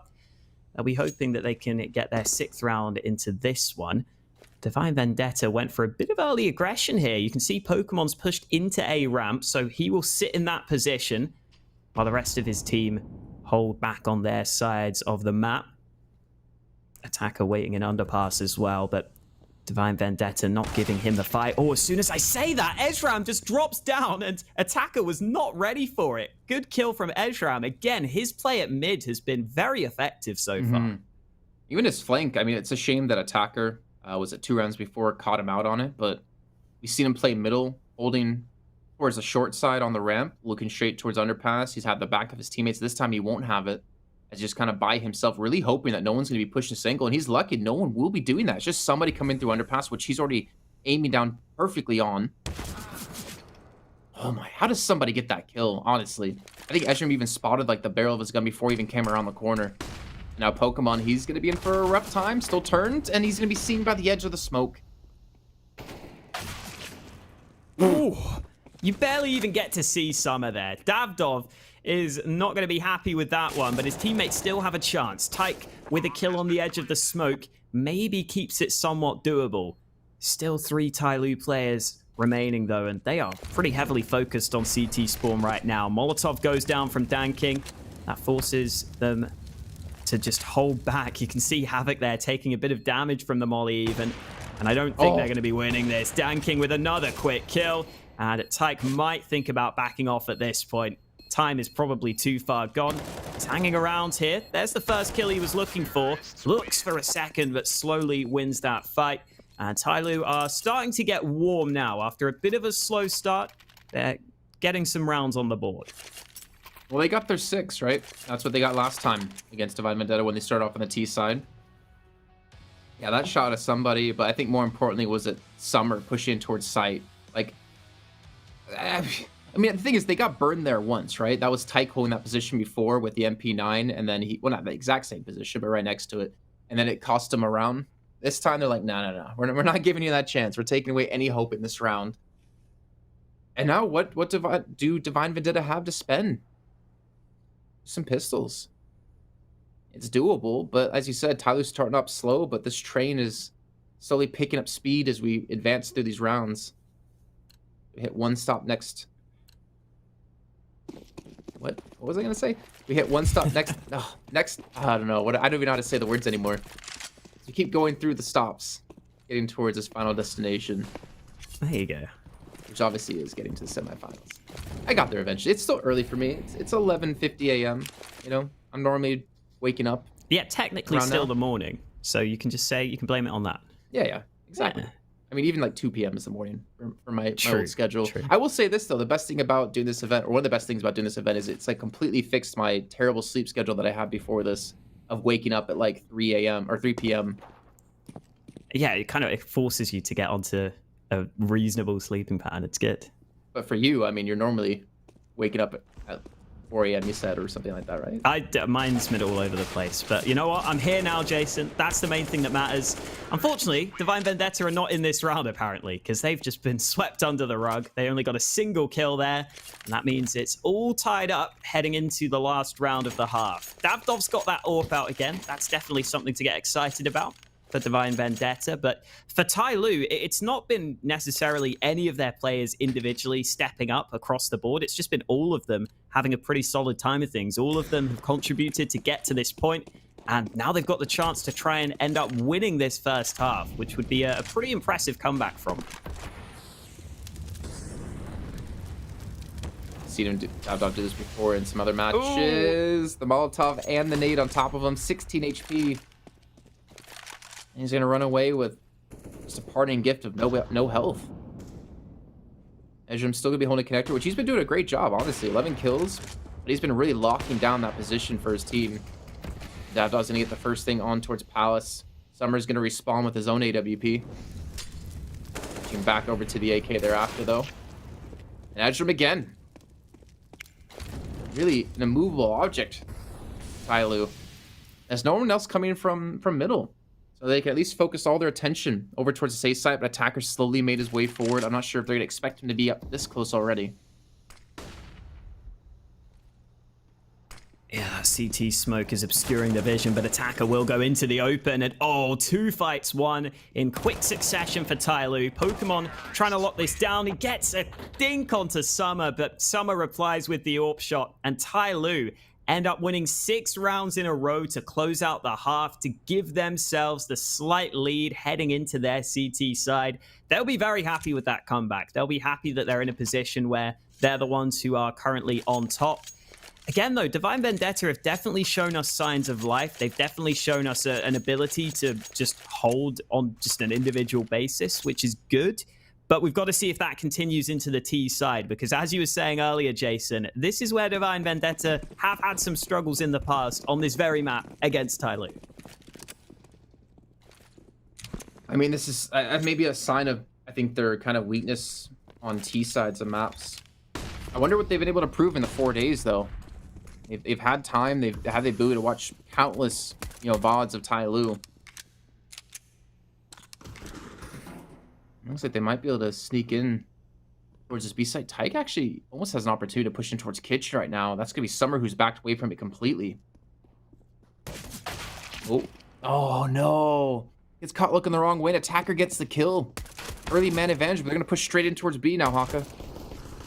Nice shot from Summer. Somebody's there as well. He's got 2 kills, and this last man is in trouble. Summer just dishing out the damage, all the shots landing to the body. Finally, Attacker closes out the pistol. Divine Vendetta not really getting anything going there. It's such a shame that first fight goes against them as well, because I think if they get that first kill, they maybe decide not to commit to B, and they can start to play more across the map, because they know they got to kill over towards the A side of things. But as soon as they lose it, they know they don't have map control elsewhere. They kind of just have to commit into the B site. And as soon as they lose those early fights, it's round over at that point. And it's Tyloo who keep their win streak going. And they should be keeping it going in this one as well, considering Divine Vendetta have invested a whopping $300 into this round.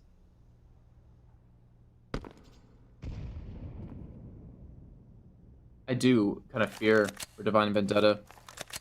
If Tyloo hit that switch, that flick within them, or flip within them, they become so dominating, especially on a map like Mirage. You see them have a 14-1. I think the only 14-1, maybe there's been another one, I can't remember off the top of my head. We had so many games happen of the entire group stage. And obviously when they're playing for RMR points, right? It's like serious. I mean, obviously they were already like qualified through after like the first 1.5 weeks to get into playoffs. I think they were a little bit more relaxed the rest of the time. This is for RMR points. This is to play in the major potentially. This is like to get yourself a redemption up against Tiger. And funny enough, so since Tyler lost to Tiger in the road to Rio, they have a chance to meet up with them in the semifinals if they can win this game and get that ultimate vengeance. What happened before.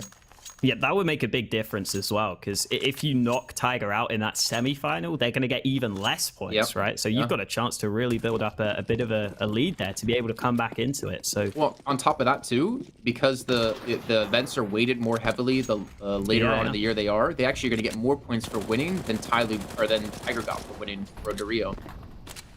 But they should pass them if they can take the whole thing. Yeah, definitely.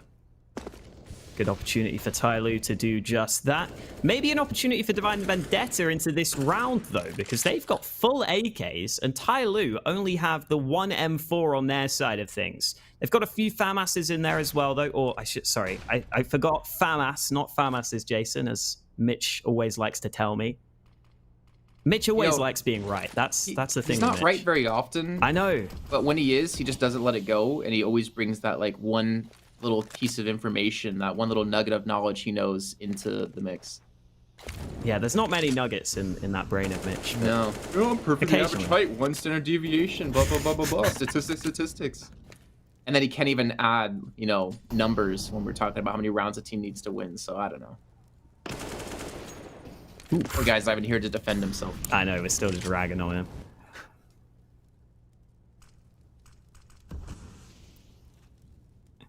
Well, these AKs are doing a good job at the start of this round. Pokemon's found that kill.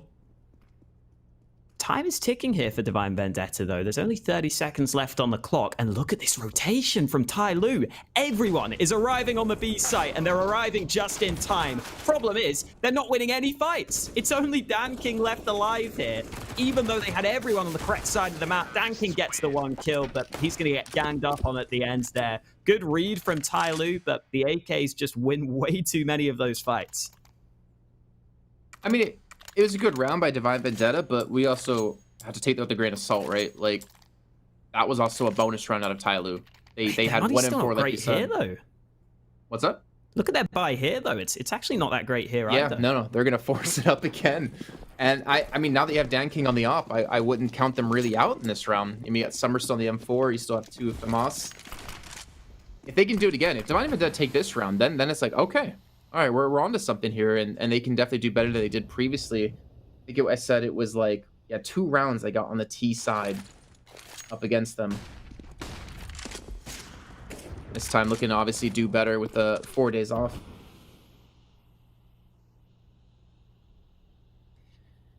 I think DanKing realizes his AWP might have to make a play in this round to give them that early advantage, to maybe make up for some of those other weapons that aren't as strong. He's trying to see if he can do that in Connector, but the flash is really well placed from Divine Vendetta, forces that AWP away. Mid control looking good for Divine Vendetta at the start of this one. Tyloo is still hanging around mid, though. They're not completely giving up on it. They've got that man in window. They've got a couple of players on short waiting close by. So the T's still have to be somewhat aware of that. They still need to be somewhat careful.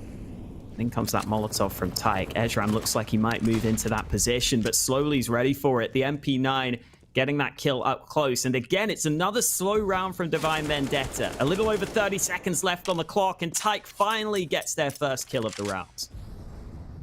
Seemed like he was about to give up on his spray there too. He's like, all right, I'm done after this last bullet, but luckily he pulled it up. Davdov, oh, gets caught while he was throwing the Molotov, and Summer has the drop on him. Tyke now going to lose the battle up against Slowly. That's the MP9 getting another kill, and Havoc's left alone. They know exactly where he's going to be. Slowly recovers an AK from this, and the nade will be there to finish it off. So 2 AKs and the op being brought over to the next round. 2 kills, Summer, 2 kills for Slowly. Great name, Tummer. Yeah, I like it. But they had, like you said, I mean, it was 2 FAMAS, it was an op, it was 1 M4, and it was 1 SMG, and they still ended up being enough to close the round out. Yeah, it was another round for Divine Vendetta where they play it pretty slow, and they don't really put too much pressure on the map. I wonder if that's something that they might have to switch up into the future, even if it's just 1 or 2 rounds where they go for a faster play, just to kind of keep Tyloo guessing, because these slow rounds have not been too effective. I mean, that previous one was when they exploded onto the B site at the end there, but in that one, it looked like Tyloo were just much more prepared for the slow play. So hopefully this time around, we'll see if Divine Vendetta can do something with a force buy of their own. They've got a fair few AKs in there, but Havoc's had to go without any nades. There's a Galil on Pokemon. There's a Mac 10 on Tyke. A couple of issues in the T side buy, and they will be largely grouping up towards these B apartments at the start of this one. Well, he talked about picking up the pace, and well, Tyke's done just that. Again, one quick kill coming through. They still have Havoc, though, flanking over towards Palace. He's going to be naded out, but he's not really going to, okay, I was going to say complain too much, as he does follow the Summer. And Summer even spots one more player out towards short. The bomb's still going to be on Davdov, though. And he's taking his time over towards B. Maybe he's trying to bait the rotates over towards A with his teammates. Ezreal's going to win the duel against Summer, which he might now be a pivotal part of this round. Oh, no, Danking. He doesn't miss those that often. Leaves us in a 3 versus 3. One which Divine Vendetta will be happy to be in, especially with Pokemon's position. Could definitely be the difference maker in this round. He's able to cut off the rotation, so as soon as that push starts to come into the B site, Pokemon's position could be a really good one just to get a free kill if there's an unsuspecting player on the rotate. Divine Vendetta are slowly but surely lining this up. Look at that smoke, though. Pokemon has to move through that. He might be able to get this one in the back, though. Here it is. Pokemon spray eventually works out for him. An attacker has to try and take the fights, but he's caught from both sides. He's not able to get away with it. Pokemon's position does come up to allow Divine Vendetta to win the round. And now Tyloo's money is really bad. There's no way for them to get a good buy into this one. How did that work? I mean, the thing is, they knew someone could be in window because Ezreal got the kill onto, I believe it was Summer in Connector. And they smoke it because of that, obviously. But then Tyke just pushes through the smoke, and Dan King just kind of runs through CT spawn. Maybe he didn't, get the information that there could be a player there. I would imagine there had to have been like some misstep in communication, or maybe expected him to like never push that smoke or something. I'm not sure, but that... Even the smoke, they could have just put it in the actual sort of hole itself. And then I feel like you can't really die from that angle. Went a little too deep there. Mm. That cost him potentially the round. And I did like the change up. At least this attacker just said, all right, well, I just got to push in towards site. I got to force a 1v1 that I know I can take right off the bat. And it doesn't work out. If you could have got the bomb dropped, it would have been a 1v1 with him having the bomb in his hands. Let's see. We're seeing the force up come in out of Tyloo yet again. We got the Max 7 and P9 and some pistols, even an M4 for slowly. The utility's really not going to be there, and the Molotov's just completely inferno on the site, and Dan King pushes straight to Ezreal and gets the kill. Yeah, that was like into the Molotov there from Dan King. That was a ballsy, to say the least. Trades should be about to come in onto the site itself as well. Summer unable to get that kill he was looking for. And now Tyloo might have a tough time holding this down. Somebody's got this Mag 7, but it's not the best range for it there. Havoc gets that kill. And even though Tyloo are putting up a decent fight, slowly still got 2 players against him, both of them on the site itself. He's looking for a fight, but they're not giving it to him. They're just going to go for the bomb plant. Slowly working around the side of this smoke, spots that first man. Has to go for the reload, though, and now they know exactly where he is. Slowly still looking for this, but Divine Vendetta have got 1 man off the site. That could be all they need here. Slowly trying to find it, but Tyke wins that battle. Tyke's continued his form here into the second half as well, up to 24 kills now, as Divine Vendetta should be able to tie up this game. I mean, Tyloo, they've got no money. I mean, maybe... No, I won't even imagine really that many pistols and armor bot. Yeah, P250 CZ in there, another P250. Looking good. As you mentioned, Tyke on 24 kills. I feel like everyone's been kind of doing their part here within the roster of Divine Vendetta. We're seeing a big stack towards B. Are they going to get aggressive with this, or are they literally just going to sit in towards site and hope that the bomb heads this way? And as we can see, there's a chance it's going to be coming. Pokemon going to be the first feeler. Looking for early info. I almost want to see them not challenge this angle to make them think, oh wait, they're stacking towards the A site. This is such a big risk, but you know what? This is a round Tyloo can win if Divine Vendetta walk through this path.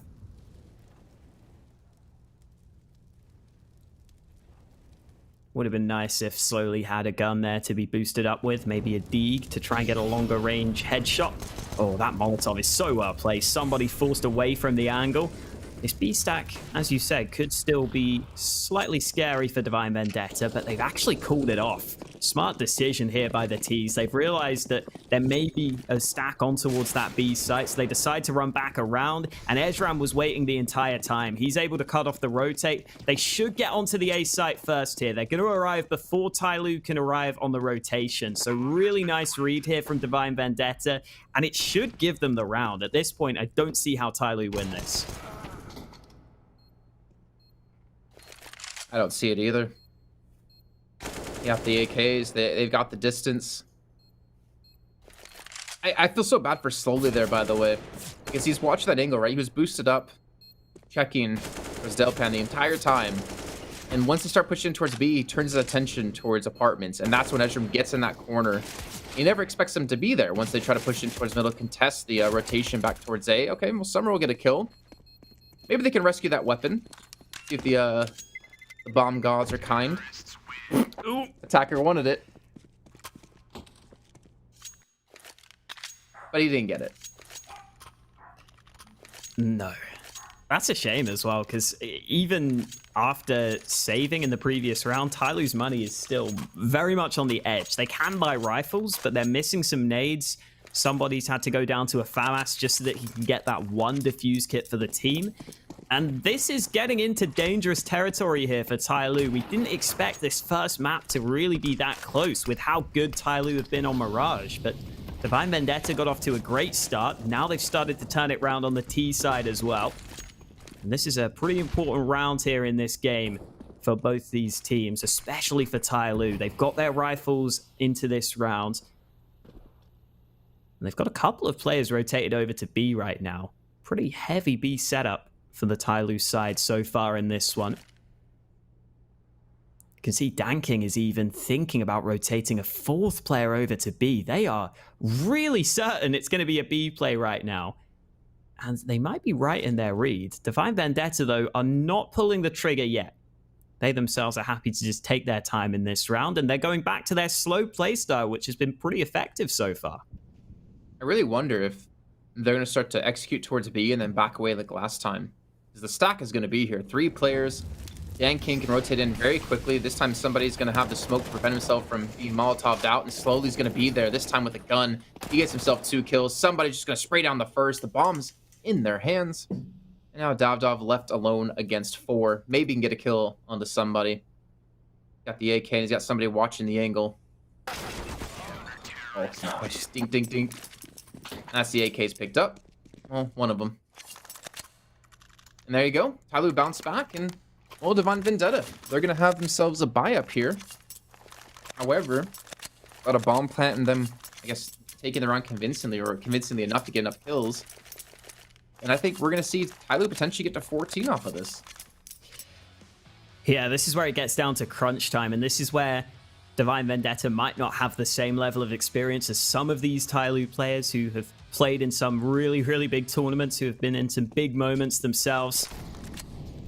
Looks like Divine Vendetta are set on this B site at the start of this round, though, and this will be a faster play, not something we've really seen from them. Somebody getting a clear line of sight for that initial kill, but he's quickly traded and slowly gets spammed through the smoke. The switch-up works out for Divine Vendetta. The fast play gets them onto the B bomb site, and Tyloo might think about saving here now that this bomb has been planted.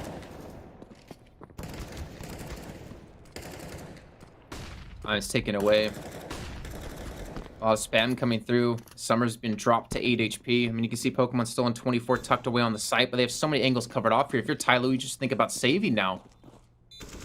Only 1 death for Divine Vendetta, and only need to get 2 kills, and they're going to take the round here. Tyloo playing for the next round. They're definitely hitting this brick wall here, and I'm not sure exactly what Divine Vendetta really changed up. Remember, they only got 2 rounds T-side last time they met on Mirage. And they actually lost the first half on CT side when they won it before, 9-6, when they met in the group stage.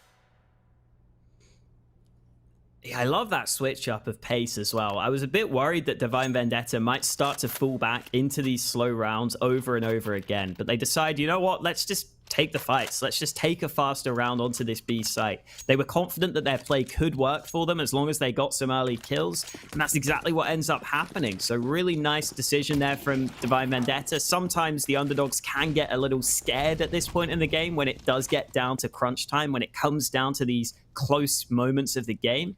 But we were saying earlier on the desk, Divine Vendetta are always a team who are happy to play their own game. They've really showed that here against Tyloo at the start of this one. And again, Tyloo are consistently under pressure with their economy. They've got another buy together. Somebody's got the AWP into his hands this time round, playing on the B side of the map instead of Dan King. But if Tyloo were to lose this one, then their money would definitely be a question mark. I think that's a good point. I feel like Tyloo have never really stabilized an economy a single time. It was like force up after force up. They ended up winning one of those force ups, but they still don't have like a strong buy thereafter. It's definitely been tough for them in the money game. And I think if you're Tyloo, if you lose this map, then you're like, well, crap. We talked about if they can get to semifinals and beat Tiger, then they're going to be the #1 team in the region, RMR points. But will they even get to the semifinals? That's going to be the question they're going to have to start to ask themselves. Ezram does trade out in Sully, but not before being dinked up. Somebody's still going to be here with the op, as you pointed out. He switched from Kitchen, now watching at Palace. Flash going to catch him out. He gets the kill. That's the bomb down. Pressure coming through towards short. He has the backup coming through as well. Oh, he just traded positions with the man who jumped through the smoke. And he looks like he will fall from this Tyke. I think he runs out of ammo. 20 seconds left. They might be running out of time, but Davdov again gets another kill. Down to the 2-on-2, but Ezram's on low HP. Oh no, the Molotov from Davdov was not the right timing on it, but Ezram still fragging. He needs one more kill. Dan King alive at the back of the bomb site, but look at the time. 5 seconds. Ezram has to push in, has to get the kill. Ezram desperately going for it, but Dan King just takes the fight at the end, wins the round for Tyloo. It's another incredibly close round on the B bomb site. It really has been an intense game of Counter-Strike for both of these teams. But Dan King there just swings out with confidence at the end.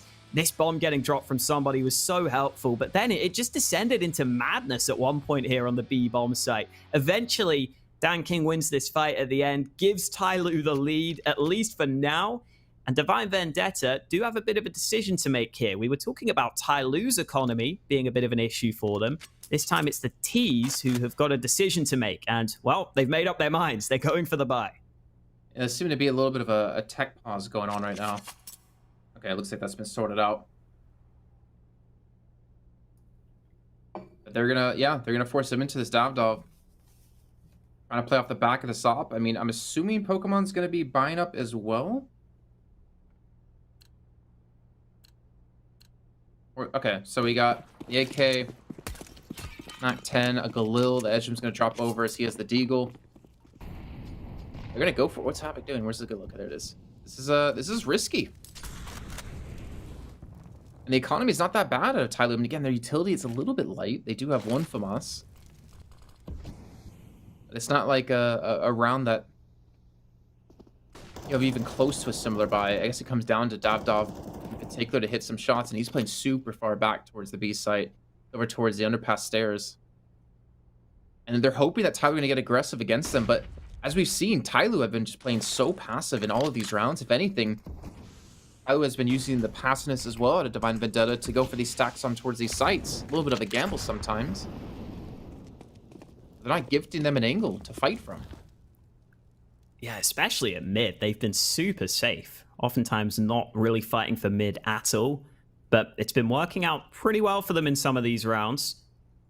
Again, though, it is those rotations that could take a while between the bomb sites, especially with this setup you see right now. It's not like there's a man who's kind of waiting around that mid position nearby to try and rotate between them.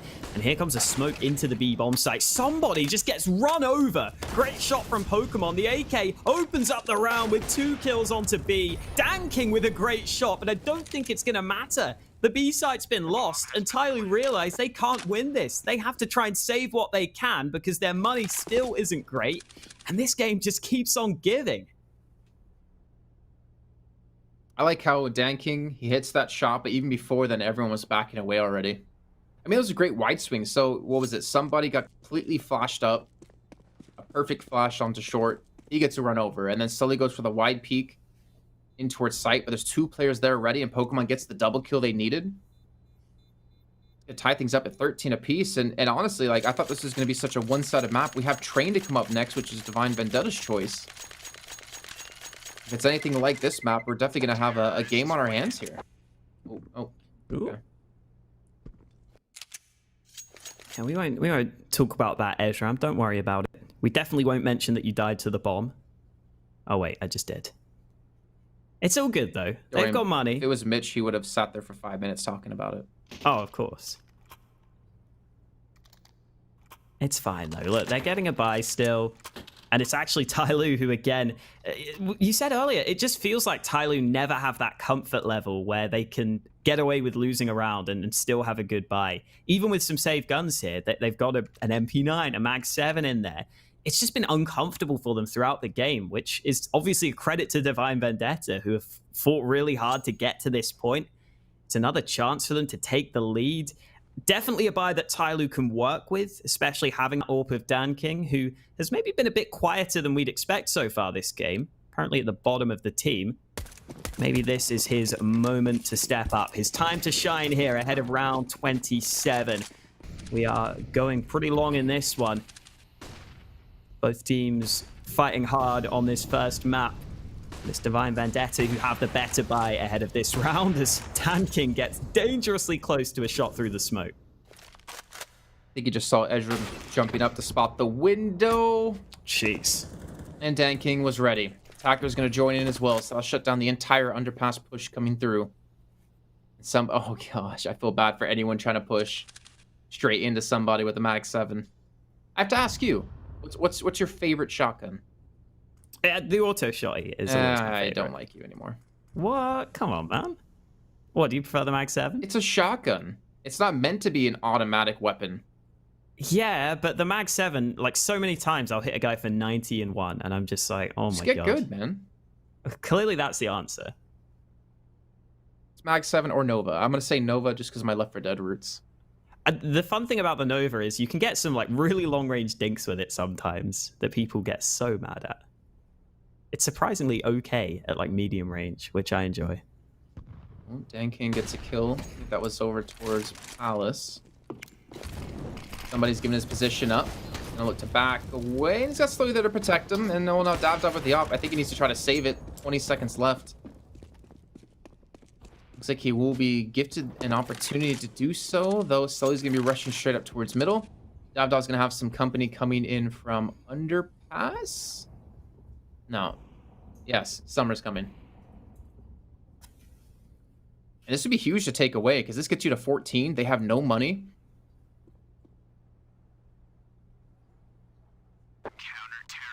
After time. And they're not going to go for it. All right. I mean, to be fair, they don't have much money to reinvest anyways. It's just one op. Look at this. 2,800 for Tight. 3,100 for Havoc. This is tough. Divine Vendetta, I don't think they even have timeouts left. They have to figure out, do we force up into this round to potentially go for the win? Or do we try to play for overtime? And the weaponry is not going to be good either way.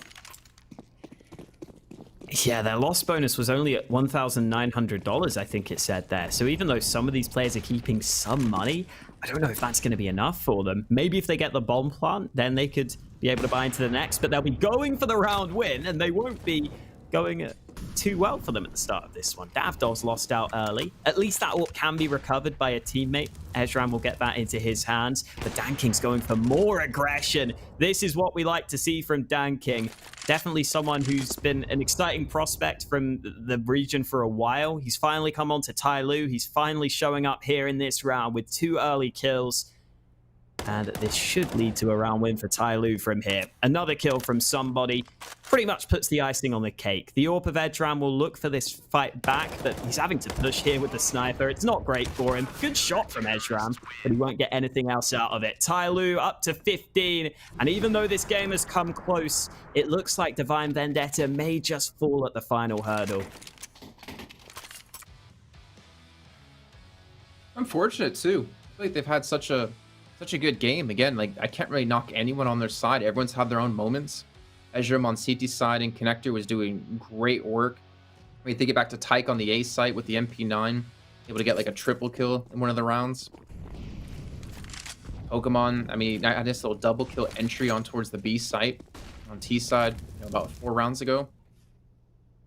Dowdow's been pretty good as well. I don't know, the entire team's been playing pretty on point. What worries me though is that Tyloo haven't looked normal. I mean, necessarily like looked like the Tyloo I expected coming into this. And going to the second map, if they do turn it on, I do worry a bit for Divine Vendetta. Look at this attacker looking to come through, gets the nade onto Tyke, and attacker won't drop. It's actually a gun being gifted over to the enemy team as the bomb's going to get planted. Dan King's behind. Oh no. Just staying alive here is the most important part. Just the pressure he's keeping on. Look at, he's keeping the attention of 2 players. They lose Havoc in the meantime. And I was just going to back away, maybe even go towards Palace. Yeah, I love that from Dan King, just playing it safe. Ezram will not be able to fight his way out of this one. It will be Tyloo taking it over the line at the end there, 16-13. Pretty close game across the board, all things considered, but it is Tyloo who get the job done. Yeah, I think that's pretty expected. I think we expected them to win a little bit more one-sidedly. So credit to Divine Vendetta to really make them work. I still wonder, like, maybe what's your opinion on, did Tyloo look like they showed up to play in that match? Or in that map, I should say? Or was that them maybe taking some time to warm up? You already mentioned that before, is, you know, with the start they had against them, maybe they're starting to warm up into the map, but that still didn't even look like them on the CT side. Yeah, it was definitely quite a slow start. I think that the main thing was just individually, it was a pretty slow start from them. At least CT side, you started to see some of the players making those plays. You know, at the end there, Dan King was getting more involved with the AWP. So I think that the slow start was a pretty big part of it. But it's also partly, like we were saying, just because Divine Vendetta do have pretty good individuals across the board, where if you don't have all your players showing up to start with, guys like Davdov are going to be able to take rounds away from you. So I don't think it's the end of the world for Tyloo, but you're kind of right in saying that it's not the same invincible Tyloo that we feel like we've seen previously. Yeah, and I do kind of wonder, are they holding some things back? Or do they not feel pressured enough to like close out the series like easily? I mean, again, Divine Vendetta did push them pretty damn hard. There was obviously like some real economic problems going on the side. Attackers, that one shot was still so weird to see and so great of a shot, but Tyloo never got really settled on CT side, it felt like, and credit to Divine Vendetta to really make him work for it, constantly getting aggressive, constantly getting kills. I think maybe their slower plays worked out against them, unfortunately. Somehow Tyloo was able to stack like the appropriate sites generally most of the time whenever they had to go for like a 4-step or for a save. But either way, when I got now Train coming up next, and Train, it's not a terrible map for Tyloo. It is, I think, their worst map technically at 50% win rate, though Nuke they have played 0 times since they always permaban it. Yeah. But then Divine Vendetta have only played it once, and Divine Vendetta's match was up against D13, and they smashed them. And I can understand, yeah, smashing D13, like that's definitely something to say about yourself, considering Tyloo went 16-10 up against D13. But we'll see when we get to that map, obviously, and you can see the ADRs from both teams. Again, it took a Tyke and Ezram, 84-81. The other side, slowly in summer, 80 and 80. Like, pretty equal across the board, just slightly skewed towards the Tyloo side. Maybe Havoc having a little bit of a slow game as the only one to not really, you know, surpass 10 kills that deeply. But I'm excited to see that out of Divine Vendetta. Like, we talked about them throughout the whole event as one of the weaker teams, and I think we did see that in the end with the season settings they got. But they definitely had a lot more close matches than a lot of the teams out there. Yeah, I think for Tyloo as well, it's another example of them just having skill across the board, because I felt like none of their players had a really good game by any of their standards. They just kind of had solid performances, but even that is enough to get them the win with basically an even kill distribution across the board there. So if they have just 1 or 2 of their players really stepping up and really having a great game on the second map, that's when you can expect Tyloo to maybe have a more one-sided victory. But like you were saying, Train isn't exactly their forte. It's not a map that they normally would like to play necessarily. So it's definitely setting this up to be a more exciting series than we were expecting, I think, which is exactly what we want to see. Let's take a look at the MVP of that last map, actually. I also want to say this. There's only 4 kill difference between the top and the bottom on the scoreboard for Tyloo. On the other side, I think it was like 14 kills as the difference. And that just kind of reinforces what we talked about before with the stats between the two teams, right? When we saw that graphic that had like multiple colors and stuff and different bars, is that in general, everyone's around that 0.2 mark for Tyloo. And we saw it, reflected in that game exactly. 6 multi-kill rounds for Slowly, 4 opening kills, to 22 kills as well. I think training's going to be tough. I think especially if we get to, the op play, if Tyloo can have a stable CT side economy, maybe the same for Divine Vendetta. If Davdov feels like he can go up against Dan King and really punish him if they get CT side. I believe since they chose the map, though, Tyloo most likely will be taking CT first, which already puts Divine Vendetta in such an awkward spot where typically T side they will struggle on maps. But it's really, I almost want to say it's anyone's game after seeing that first map, but I still feel like there's more we have yet to see out of Tyloo. Yeah, and Dan King did start to get rolling a bit more at the end there. I think he had a pretty quiet start to the game, but he started to get that AWP out. He started to have 1 or 2 rounds where he had impact. That's definitely something to watch out for on Train, because we know on the CT side of Train, you can play basically whichever way you want. You can play aggressively if you want, maybe over at upper B, maybe over at Ivy you can get aggressive, or you can just sit back and play passively, which a lot of AWPers like to do. So Dan King should feel right at home on a map like Train, and this is a map where I'd expect him to have a bit more impact across more of the map.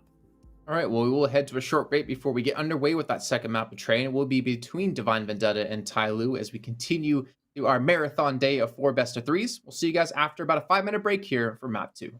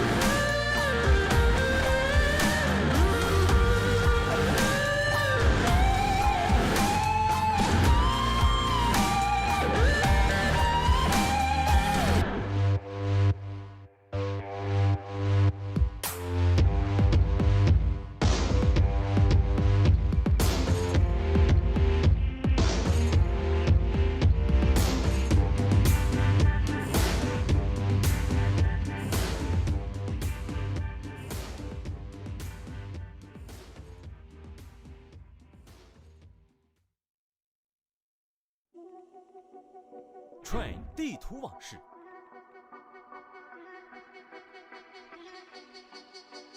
错综复杂的六道和内外场，将 Train 这张地图分割成了大大小小众多区域，是战术大师们所热衷的地图之一。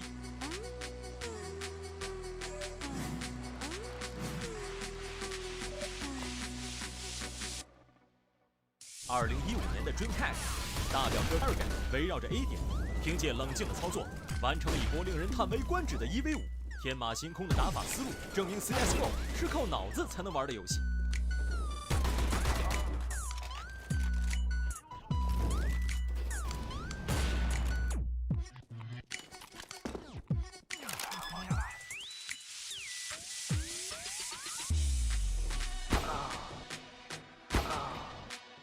A 包点头顶的3楼视野开阔，风险与机遇并存。Glaive 曾在这里利用地形优势，凭借一把 AK 以1敌4扭转乾坤。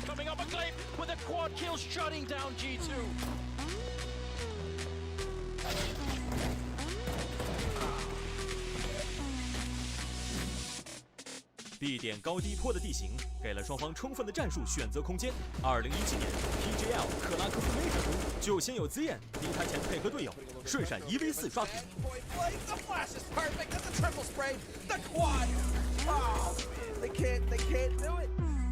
后有 Waylander 高坡下使用手枪完成1v4，立刻还以颜色，精彩瞬间层出不穷。Oh my God, Waylander! 4 kills just like that with a single pistol.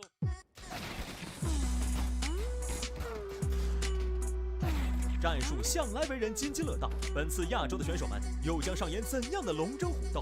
让我们拭目以待。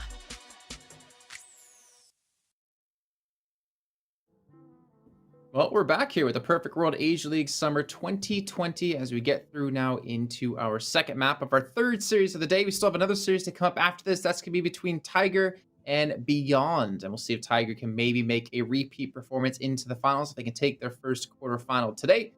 I am Jason Kaplan, joined by a much improved on Mitch. It's going to be Haka joining me here on the mic for the playoffs. He's definitely of average height, can confirm Mitch can shut up, which is why he's no longer here. We kicked him off because we have a height limit you need to meet before we can get on the show. But yeah, so Tyloo up against Divine Vendetta. A very close first map. Yeah, it came way closer than we were expecting. I think I still want to see if they can keep it up into Train, in all honesty, because it was partly that slow start that we saw from Tyloo. But I think just in general, Divine Vendetta have proven to us that they are a team that are always going to be at least somewhat dangerous throughout this tournament, which is nice to have. I think we need more teams like that in the Asian region that feel like they can threaten some of the top teams and can be real competition. I mean, we saw again, I'm going to bring this up in one of the interviews he did recently. I think it was with CSGO to Asia. Saying that they just needs one team from the region to do well, to have that breakout performance to really galvanize the region as a whole in the world of CS, like MIBR did with Brazil. Maybe even say Cloud9 did with North America, though we see how that worked out for them. I guess Team Liquid kind of counts in that one, right? They kind of rose instead of the Evil Geniuses, but it's tough. I think if, you know, the team we have for Divine Vendetta mixed between a couple different countries within the Middle East, to have like that many people kind of supporting you and rooting for you, don't want to fail. At the same time, it's so hard for you to really get like a lot of practice in, considering the issues you're going to have with ping and with coronavirus happening. It's really hard to ever have LAN events right now. You're not really having the opportunity to play on LAN with equal ping against these teams that you might have a better chance against if ping was no longer an issue. But they've shown they've improved. I think that's definitely one of the best teams we've seen in terms of improvement over the course of this entire group stage. Yeah, whenever the Asian minors used to be a thing where you'd actually get the chance for teams to go to LAN, it was always nice to see what the teams from all the different regions would do. And sometimes you would get some teams that would surprise, like a team like Divine Vendetta, who would just come in and you might not know quite as much about them as some of the teams like Tyloo, as some of the Chinese teams who we see more internationally. But you can sometimes get some surprisingly get the 2-0 that they would have been looking for. But they've at least been tested in the first map alone, and just to have that for Divine Vendetta is already pretty impressive. I think even if they just put up a good fight here, that shows that they are showing signs of improvement, which is the main thing we want to see. I mean, they put up a better fight than pretty much every team except Invictus against Tyloo. I mean, they had a 16-11 and a 16-12, and again, in that last match, going 16-13. Like, they've shown they can compete against the likes of Tyloo. I still kind of wonder, is this Tyloo not registering them on their radar? Are they just underestimating the team? I'm honestly not fully sure. I feel like we've seen some holes within Tyloo's play style. But then again, going on to train, I think we'll get more of an idea how things are going to work out.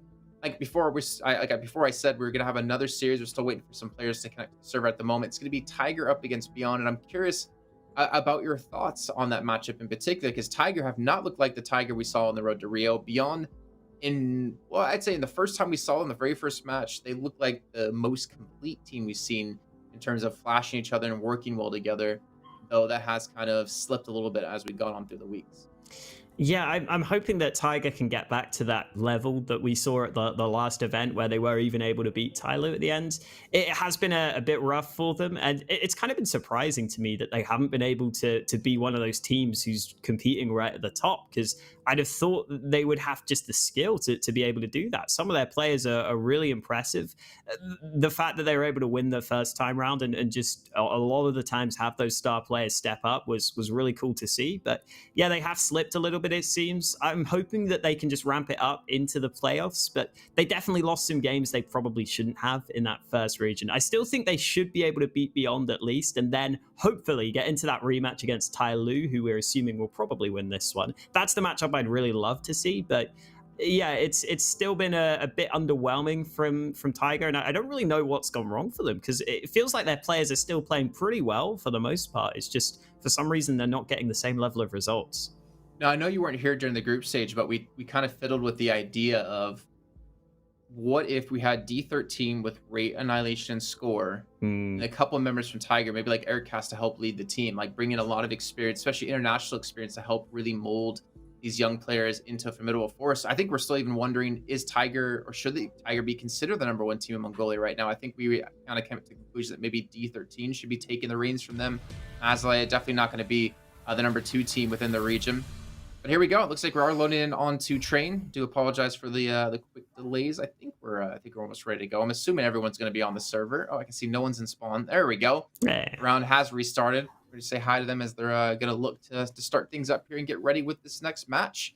I'm also looking forward to tomorrow, which, by the way, will be starting was it 3 hours? Yeah, 4 hours later than today. Starting over at 11 a.m. CEST. We'll be kicking off the semifinals. We got Invictus gaming against Vici. On paper, Vici should win, but at the same time, I feel like Invictus always have that potential curveball to throw. They lost to them in the group stage. I don't know who's going to win that. I think that should be like an insane semifinal tomorrow. Yeah, I actually think if we do get Tyloo versus Tiger as well, I think both those semifinals will be really fun ones to watch. Because I don't think Tyloo is going to be exciting. I think it's going to be a smash. I think Tyloo is just going to rip them apart. I mean, the thing is, they got challenged for the #1 spot in the group by Beyond, and then they just smashed them. I feel like they're going to do the same thing to Tiger after losing to him in the road to Rio. I could see it going that way, but I'm hoping that we see a bit of a better Tiger with a few more days of I guess practice under their belt. Hopefully a bit more preparation for them, because I do wonder whether those kind of rumored roster changes have maybe affected them to any extent. That there was maybe talks of some European players coming in, but obviously, they're sticking with that Mongolian team now. Anyway, that's for the future. Right now, we've got to make sure Tyloo can get to the semifinals, because they still need to win one more map to secure their spot in those semis. We're starting on train. They're starting on the CT side, and they won't be going for a defuse kit here. Some are buying a full set of nades for Tyloo, while Divine Vendetta get a couple of smokes and a couple of pieces of utility of their own. I like how Dinko and Blair were talking about how like Asian CS has some of the nicest skins out of like any of the pros, and then you see Dan King with his rusted karambit, awkward knife.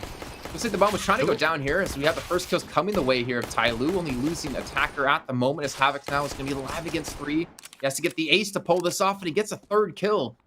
Dan King is slowly left alive. I don't know if he spotted Dan King up in heaven. Well, it doesn't matter. Sully's going to close it out. That's still a very quick round and a very close round, but Tyloo will take it nonetheless. Yeah, I think I personally prefer it when teams go for the smokes more onto the bomb train on the pistol rounds on train, because I think the most important thing on the T side is just to try and get that bomb planted. If you can just put smokes down and just get the bomb down, that already puts you in such a better position to try and force up into the second round, even if you don't win. But you can see that one smoke on the train is nice. I would have preferred another smoke on the other side of the bomb train, because they ended up not being able to get that bomb down safely. And that means that Tyloo should have a much better time here. But some nice shots from Tyloo across the board, and Divine Vendetta going straight into this B site. I mean, yeah, the scout shot on the slow. He's got to be careful. There's going to be overrun potentially, but just have some backup coming through. Bomb will go down, so some extra money can be accumulated now. Divine Vendetta, the AK of Ezra might be enough to close this round out. Abdal's going to hit the no-scope headshot onto Summer. That was a 3-on-1. His Ezra's going to fall, and that will close things out. I imagine somebody's going to pick up the AK they had over towards upper. Not a bad round, though. Getting quite a few kills, getting the bomb planted. I'd almost imagine they might force up again in this next round. But then again, you can see the funds are extremely low.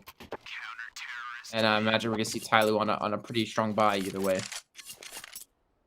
Yeah, they can at least half buy on the Divine Vendetta side of things, which is the nice thing. You can at least get some investment into this round, even if you don't decide to go for the full-on force buy. And I think at this point, you are 2-0 down already. It's probably better to just go for pistols on most of your players, although Davdov will be buying the Hero AK, which is something you do see in the Asian region somewhat frequently. Teams like to just try and rely on that one man to carry them through the round. You can already see Davdov taking up the rear here. His teammates are leading the way, and they're just going for this B play once again. Uh-oh. Nice little double spray down Havoc with a good response. Again, bomb could be planted here. Summer's going to have 2 players left to find on site. Going to force Havoc into a different position with that Molotov being thrown in towards the back of bomb train. Again, it's just the pistols. They haven't really been able to rescue any of these weapons, but maybe they don't need it. Havoc now alone against 3 again, like we saw in the pistol round. He's going to be spammed out by attacker. And again, the bomb will be defused. And Tyloo will get 3-0 lead. And with that bomb plant again, I feel like Divine Vendetta might be able to force up another round, but you have to keep asking yourselves, when will it stop? Yeah, this time they've got way better money. With a couple of players keeping some money in the bank, I think this buy is basically a full buy for them, so they should be fine now into this next one. They can even get the AWP if they want it, which they will drop over to Davdov. Yeah, he gets that into his hands. Havoc gets the AK back.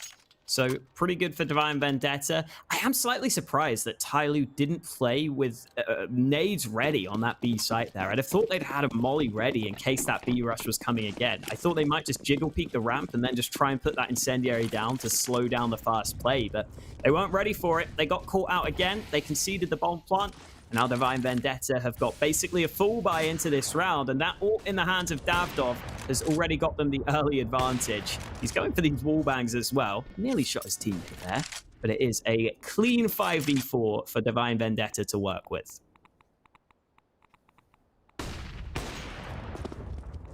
Thanking. He flashed off the angle. I mean, I think we're seeing some confidence out of him.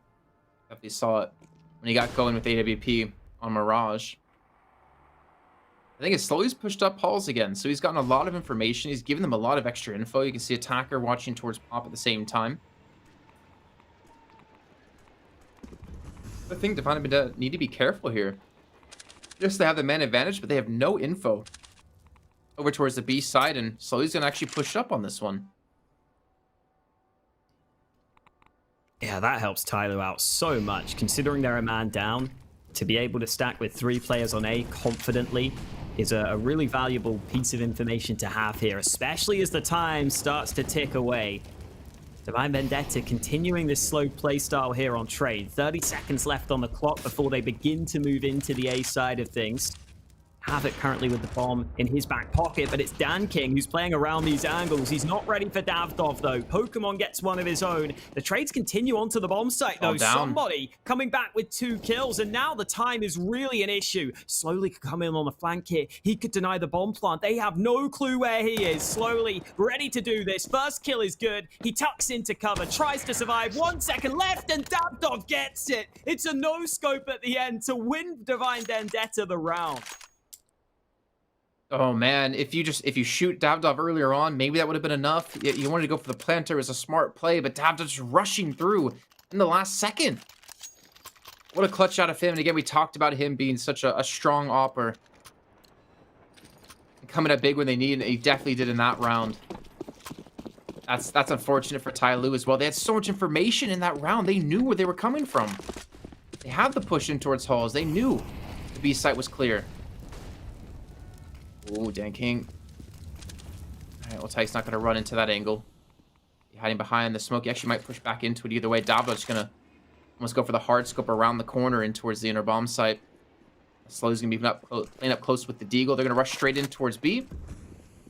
Knocker's going to have the information. He's not ready for the shot, though. They push straight past the train. Catch him off guard, and now slowly... Oh, they go for the plant here. Oh, no, Danking's going to get the bomb down. And this is a good round now for Tyloo. They have a person pushing. That's Havoc who gets aggressive against them. He's going to die. And what just happened? Davdov gave them a Hail Mary of a round. And even slowly hit the shot onto Eshram. What just happened? Yeah, this just collapses for Divine Vendetta. Nice kills from Tyke, though. Transfers that spray onto somebody. Still 2 more players against him, though, as he makes noise moving onto the site. Summer was ready. And the bomb plant in the open was the most surprising thing to me. I guess they just wanted to see if they could get it down in a position where it's a bit more visible. But it seemed like it was pretty easy for Tyloo to deny that at the end there. They also just weren't ready for that man pushed into upper. The round kind of descends into chaos for Divine Vendetta, who just lose track of everything. And now for their T side buy into this next round, it is only pistols to work with. So losing that one puts them in a pretty poor position, and it should allow Tyloo to have the chance to build up some money as well.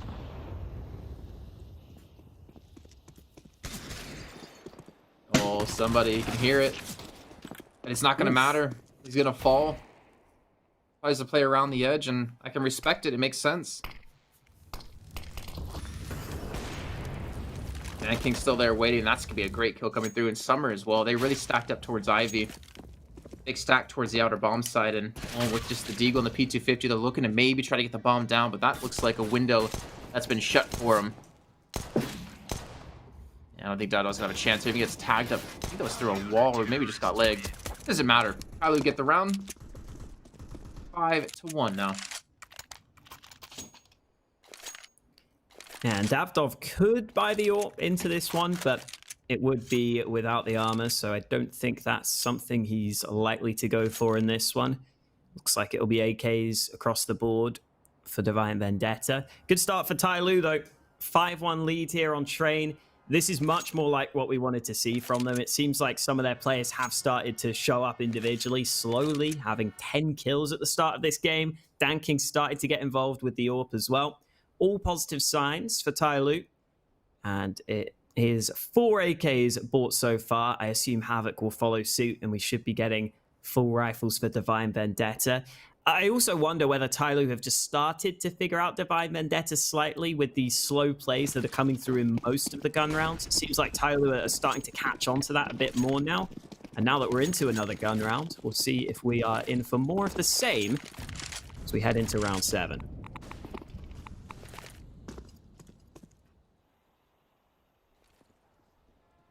Oh, again, slowly pushed up. Gain a lot of early info from this. Too bad they didn't continue to push that direction, because as we can see, there's really not many people to stop them. They're still going to keep 4 players towards outside, and you can see Ezram trying to play anti-flash. I think there's another player there with him. Yeah, going for the boost across. Spam coming down through the smoke too, so Tyloo set themselves up well. Well, Divine Vendetta are keeping a lot of their utility used for the next execute in towards this. I would assume the outer bomb site, the split they currently have. But again, Tyloo not really playing too aggressive. Think back to the Invictus game where they like to push constantly around the map. That was flying. Just continually tried to spot them out wherever they did go, especially on train. Seems like the push will come in. Not the 40-second mark through. And Summer, he's already waiting. Oh, the back to a player, though. Gotta be so careful. There's 2 players under him. They won't expect him. And he gets the first. Turns transfer the second. He takes Havoc down to somebody to get the kill. But quickly responded to out of the T side. Back into a 2v3 for Divine Vendetta. Here comes Tyke in the back lines. 2 kills in from behind. And now it's up to Slowly in the 1 versus 1. 15 seconds left. And Tyke has got to really get a move on here. The bomb's been dropped, but he might have to just play for the kill. 10 seconds left. Can he get back to the A site in time? He may be able to. 4 seconds now. I'm not sure if he has it. He might just get that bomb down. Oh, he gets it in the nick of time. And now Slowly has to play on 19 health, but Tyke has got to predict this. It's such a hard round for him to read. He's looking at all different angles. He's looking around. You can see how worried he is of all these positions, but he gets to a much safer spot. Tucked into Ivy. He can sit here. He can be much more safe. He doesn't have as many angles to deal with. And now Slowly has to tap the bomb. And Slowly is actually sticking this 10-second defuse. Tyke knows he's not on it, so he plays it safe. Tap for the bomb again. Tyke has to go into the open. Both of them are so low, but Slowly lands the shot. You're not in time, though. There's no time for the defuse. Slowly may get away with his life. He just about survives to the bomb, but it's Divine Vendetta who scraped their second round win. Another round that I would have thought they've been able to win. This time it came down to perfect timing to get the bomb down, like milliseconds until that was going to be a round loss. Thinking about the play before, was it Davdov, just in the last second getting a no-scope op shot to win the round. It's been tough. I mean, to be fair, like, Tyloo have been clearly playing like the better team. The 2 rounds Divine Vendetta have won haven't been easy and have really come down to that last 1v1 position. Maybe some errors in the Tyloo side, except they're going to hear 2 players rushing straight. Try to get in towards the inner bomb site. It looks aggressive. Smoke put down. Again, trying to play on the edge of it. It's going to be Slowly. An attacker. He hasn't been challenged and popped too much. He's definitely wanting to lock down that position. They come rushing straight through. Danking's tagged down to 8 HP. And they back away, so they bait out some utility. They get some good damage done. They have so much time left to play with, they don't have to rush at all. Attacker there putting down the defensive smoke to try and hold on to this pop dog position. Again, Danking hasn't been too involved with his AWP so far. He's had 1 or 2 rounds where he's been able to land some shots, but not seen too much impact out of him, and I was expecting him to be one of the standouts for Tyloo. Attacker, though, with the MP9 ends up getting a kill. He actually must have pushed up Hot Dog there. That is so ballsy from Attacker, but it works out for him. He's able to upgrade to an AK and get away with his life. And now with 35 seconds left, Divine Vendetta have to go for the Hail Mary play into A, where the CTs are ready and waiting. Attacker gets the first kill, and it's just not going to happen here for the Ts. Easy shutdown for Tyloo. They seem to be 1 step ahead in the majority of these rounds here on this CT side. Yeah, so when, I guess that's like the better way of saying the point I was trying to make. When Tyloo win a round, they're pretty damn convincing. When Divine Vendetta win it, it comes down to 1v1. Yeah. And they barely scrape by, right? So this is not a great sign for Divine Vendetta. And obviously Train was technically in the map pool, or in the series the last time they met when they played in group stage, except it didn't get to the 3rd map. That's the problem, and it was the 3rd map in the series. Danking on the op yet again, still up to 5 kills. Slowly's on 12, Attacker's on 10. So Danking and somebody having a little bit of a slow start. So there's only so many kills you can possibly find in a round, anyways.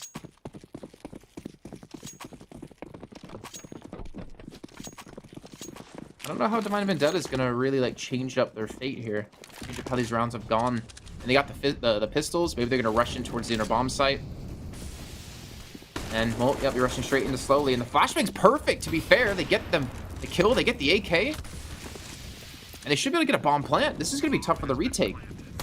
Wow, Divine Vendetta aren't slowing down either. They're going for this. They're going for the fights. Tyke gets 2, make it 3. Finally, he falls, but Attacker is left alone. And Tyke coming away with some huge kills in the midst of all the chaos there. The aggression from Divine Vendetta, not only to get onto B, but to push even further, is something that Tyloo just were not ready for, something they could not deal with.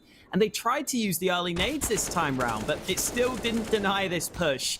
Attacker with 1 kill, but the round is already over. There's no way he's winning this. It's just about damage at the end here, which could be relevant. He gets 2 kills, and now Ezram with the P250 is looking to win this fight at the end. He gets an AK into his hands. Attacker's going for it. He wants the ace, and he's actually going to get it there. Ezram was reloading that AK, so Attacker gets all the kills at the end, forces the full reinvestment from Divine Vendetta. But again, Divine Vendetta able to just rush down this B site. This has been a bit of a problem for Tyloo.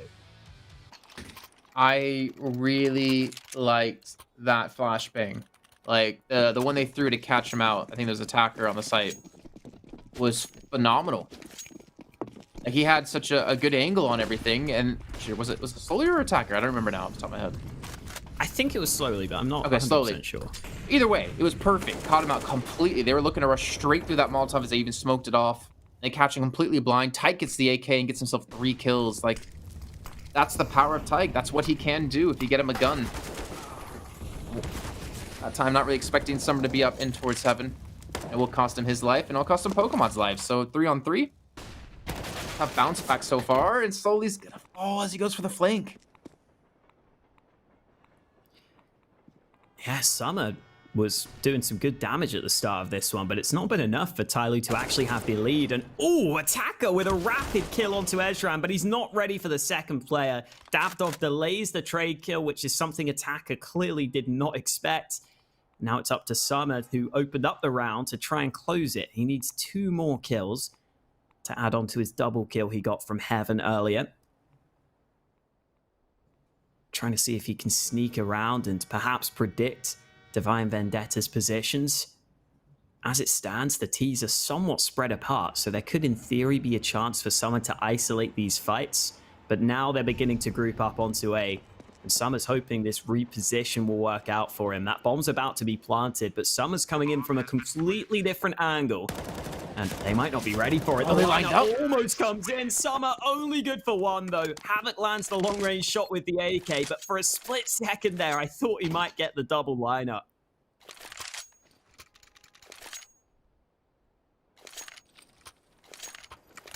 Oh, man. That would have been so painful for Divine Vendetta. Lined up into the shot. But again, good recovery out of them. I think Havoc getting the punish on the Slowly, who was flanking from ladder, was phenomenal. If Havoc dies there's another angle given over to Tyloo. They're now going to be on the pistols only as they pick up the pace and rush straight through, and Havoc's going to be the one to spot them out. The information is going to be relayed. He's going to try to go for these battles. CZ comes straight through and he takes Attacker down. And that should do the round here for Divine Vendetta. Okay, Slowly. All right. Didn't expect a second kill. Yeah, not bad. Getting 2 kills there.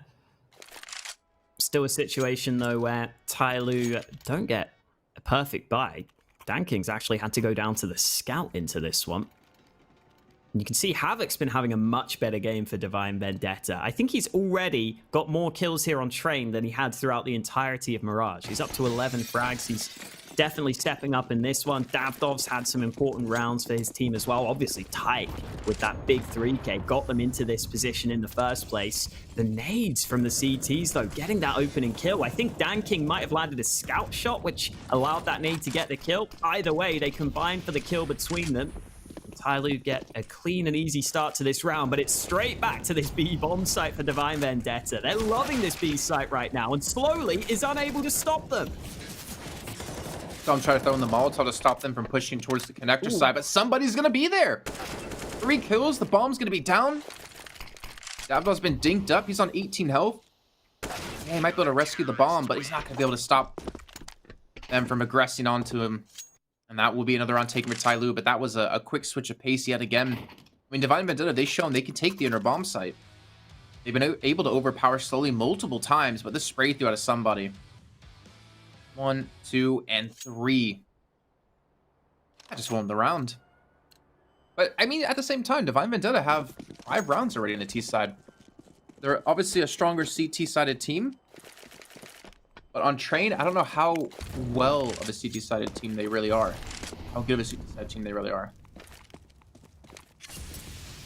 Yeah, that round's a real shame for them. But we need to see Slowly do a bit more in some of these rounds. As that B-site anchor, he needs to either at least slow them down or preferably get 1 or 2 kills before the push comes into this site. He's just not quite ready with these timings. I think he's not quite ready for the pace of Divine Vendetta on some of these fast B plays. But in this one, it's not about the B-bomb site. It's about Ivy, where the early trades are going down. And what a flashbang that is. Summer gets set up for some easy kills, gets set up for success. And it's all left into the hands of Pokemon. Not any longer. Yeah, nice flash. Really nice, good capitalization on that, too. I think it was actually Summer who flashed him. Actually, no, it was Dan King. Even flashed in there, too. I don't know, Divine Vendetta, like, 2 of the rounds have been very close.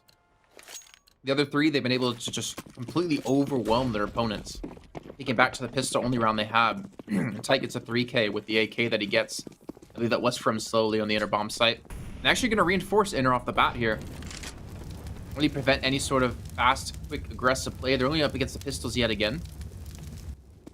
Potentially a knife to go on the board here for Tyloo. Somebody is a little aggressive there, but still gets 2 kills. How has he not been turned on yet? There you go. Oof. It's the Glock that gets him in the end of Pokemon, rather than anything else. Summer moves into position, realizing that these long-range fights should be very favorable against what are only the Glocks right here. Davdov is desperately looking for this, and oh, come on, Summer. Come on, mate. You got to get this eventually. Davdov still just has the Glock. He's somehow still surviving. Dan King has just decided, screw this. I'm running in with the pistol, and I'm going to finish the job. 9-5 for Tyloo. Divine Vendetta, like you were saying, at least getting these 5 rounds on the board, they've been able to scrape together a reasonable amount of rounds. They prefer if they could get this 6th at the end here, and they will slowly but surely be buying up across the board. I think this is the first time we've seen the double AWP setup come out from Tyloo, though. Yeah, the very first time. A little bit late into the half here of their CT side. Look at that, though. 3 players over 100 ADR. And somebody at 84. Dan King's been having a really rough time. 44 ADR, 6 kills. I mean, to be fair, him and somebody have yet to hit 10, but you have Attacker on 18, Summer on 16, Slowly on 16.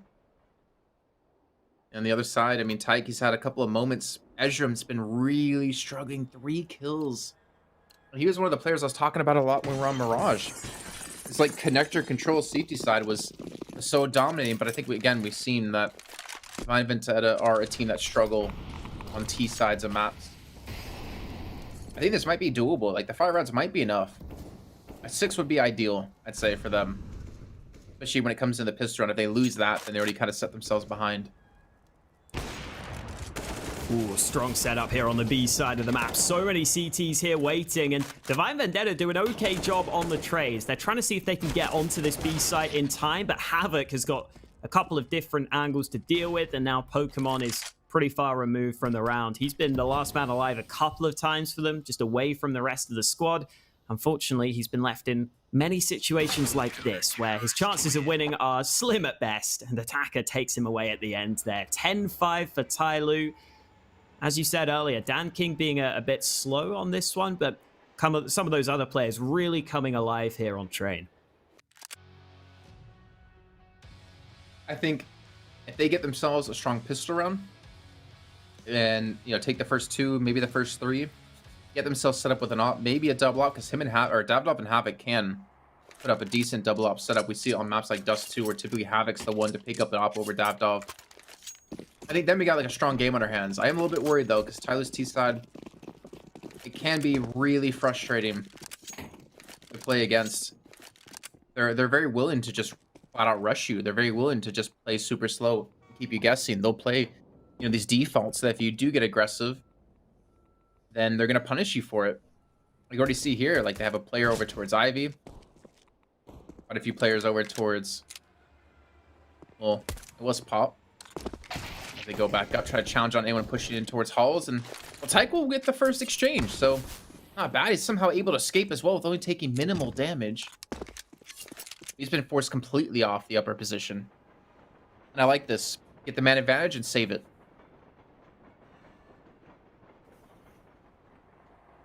Yeah, nice stuff. at the start of this round for the CTs. They'll take that all day long.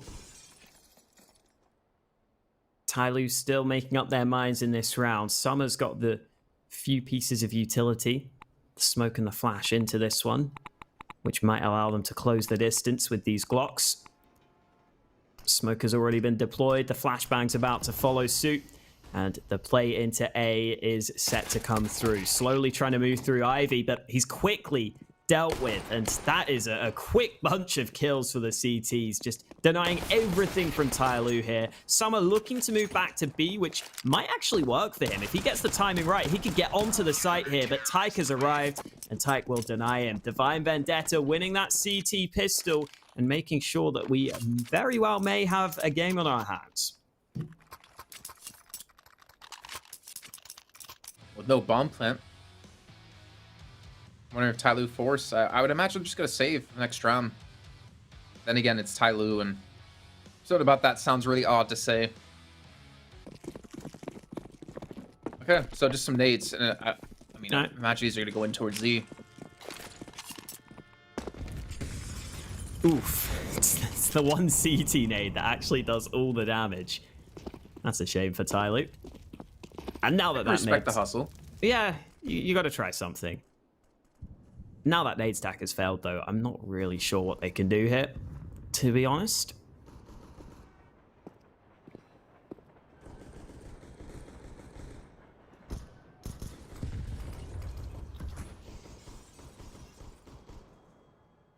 It sounds like they're just shooting out all the windows across the map.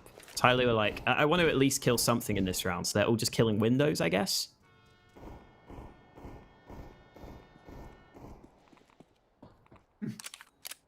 Spamming away. I mean, again, you can use this as a little bit of a timeout. Talk some things over. But this should be a clean round. I think it's whether or not they can prevent maybe, you know, the SMGs from being the ones that get the kills, though Pokemon's already going to be waiting towards Ivy. Tyke's going to be in close proximity as well.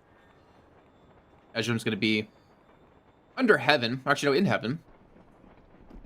Let's see, how many kills can they get?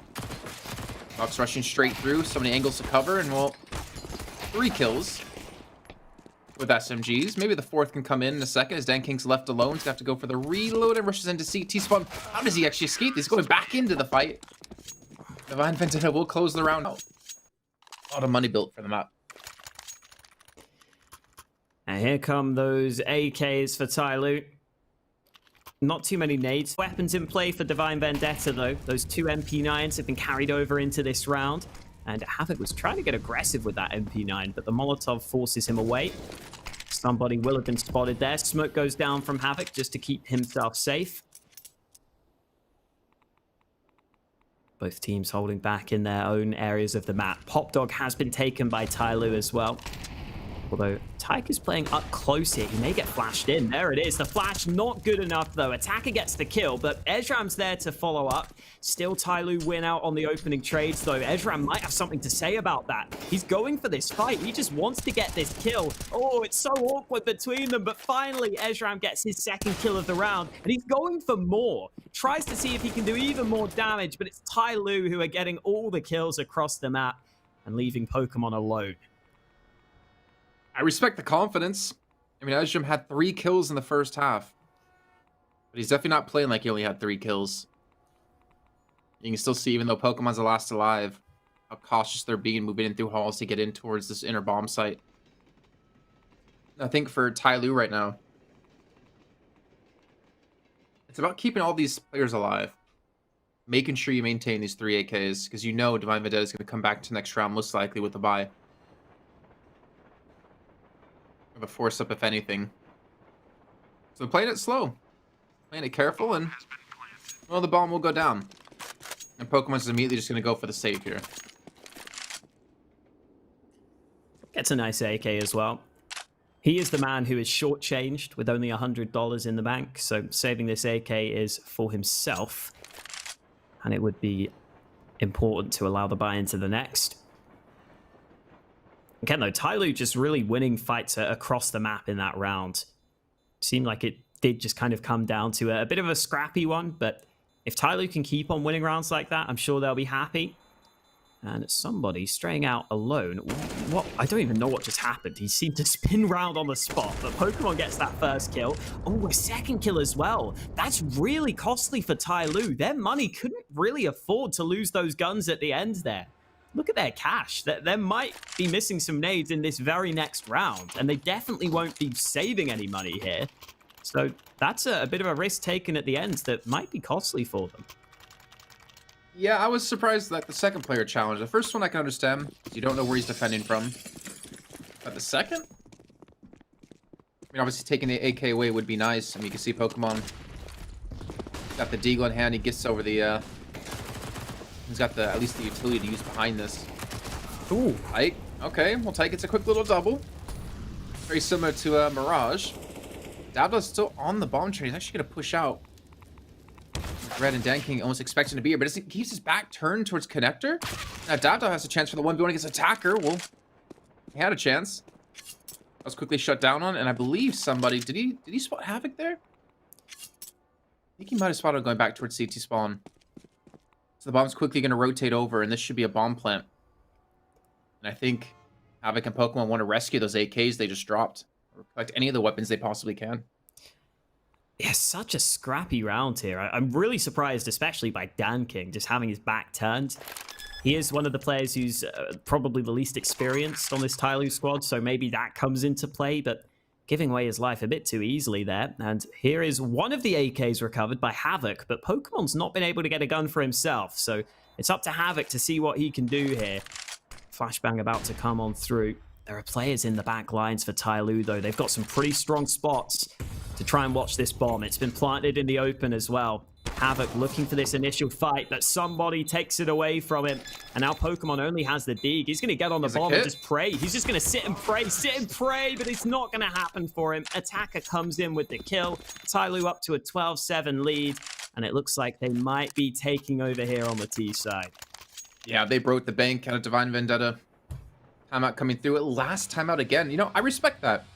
I always get frustrated when teams don't use their timeouts, especially when one team starts to run away with a game.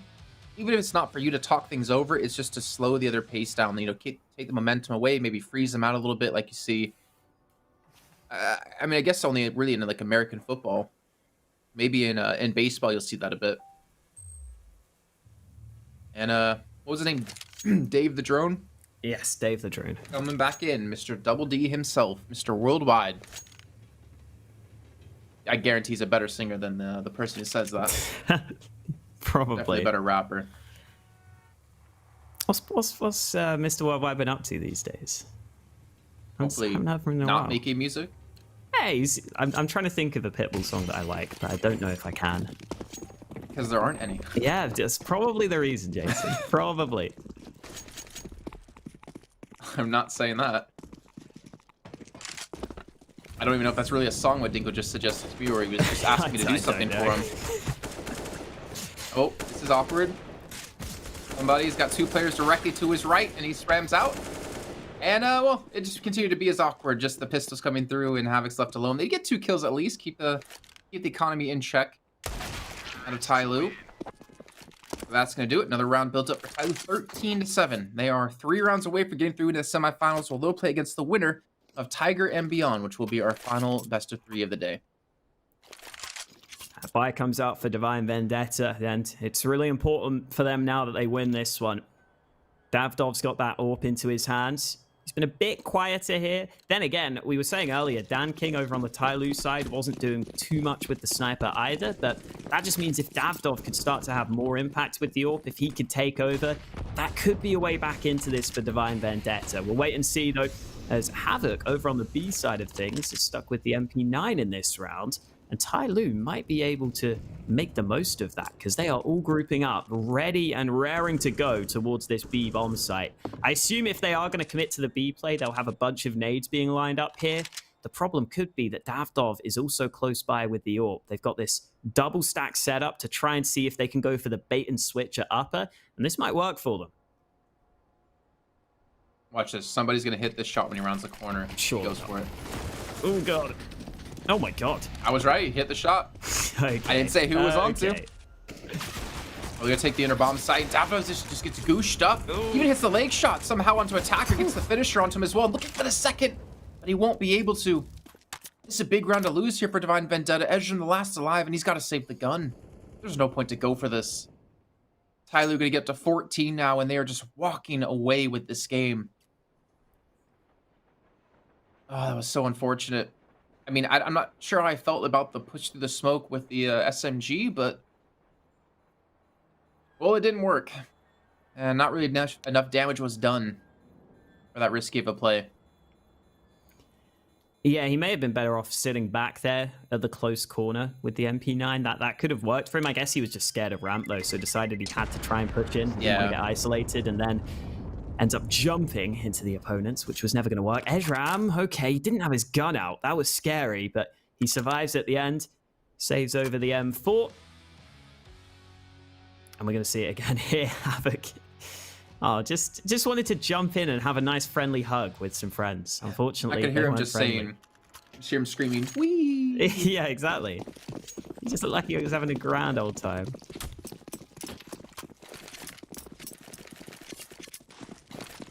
Look at the buy again. On Vendetta. They got the M4 saved. They got Ezram looking to get aggressive. This is the only rifle they're going to have. And it's gone. I got Havoc with the SMG. And well, now Tyke's gonna fall as well. Actually, maybe they did have two rifles. I didn't see Tyke had one. Not bad. Doesn't seem to really change the way the round's going though. Zadov has gotten one kill, gets the tag onto attacker. He's low on HP. And they do have stack in the right place right now.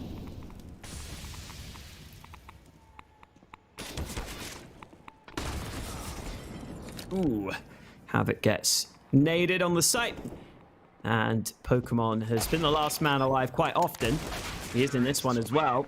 But the one kill is all that's going to come through for him. Tyloo up to a 15-7 lead. And even though Mirage came very close, was very intense, this one has been much more one-sided here for Tyloo. Divine Vendetta getting a few rounds sprinkled in there throughout the first half especially, but here on their CT side, they just haven't been able to win with any consistency. They haven't been able to keep their money strong enough. And that means that they're probably going down and out here. 15-7 behind. It would have to be an incredible comeback for the CTs, but at least they get one last chance to go for the buy. Oh, Davdog doesn't hit the shot. Summer, slowly. They're going to take over this outer bomb site, end the game right here, right now, but Ezram says no. He doesn't want to go into another loss. He wants to keep their hopes alive here, but Havoc's going to fall on it. Puts it all on Ezram. He needs the ace. He needs the clutch. You're going to need a lot more rounds than this. He's going to be peeked out at the right time. Slowly catch them perfectly. Ezram's going to turn around. Danking's going to walk directly into this. And Ezram with just 2 bullets to the last 3 in his chamber. Now on the one-on-one. What a way to go out here for Ezram. Nade comes in. And that's going to do it. That's rough. You hear the dink. You just know it's going to be over. And that is the 16-7 coming through. Tyloo will advance further on into the tournament. They'll make it their way into the semifinals where they'll play against the winner of Beyond and Tiger. Yeah, can't have too many complaints. Even though that first map was close, winning 2-0. Tyloo love to do it, apparently. They keep on going with their 2-0 streak.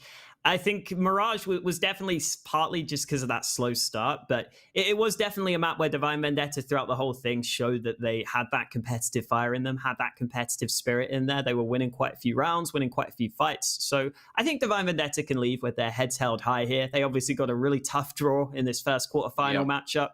Commiserations to them, but I think they did, again, put up a valiant effort, and it's always going to be difficult when you go up against Tyloo.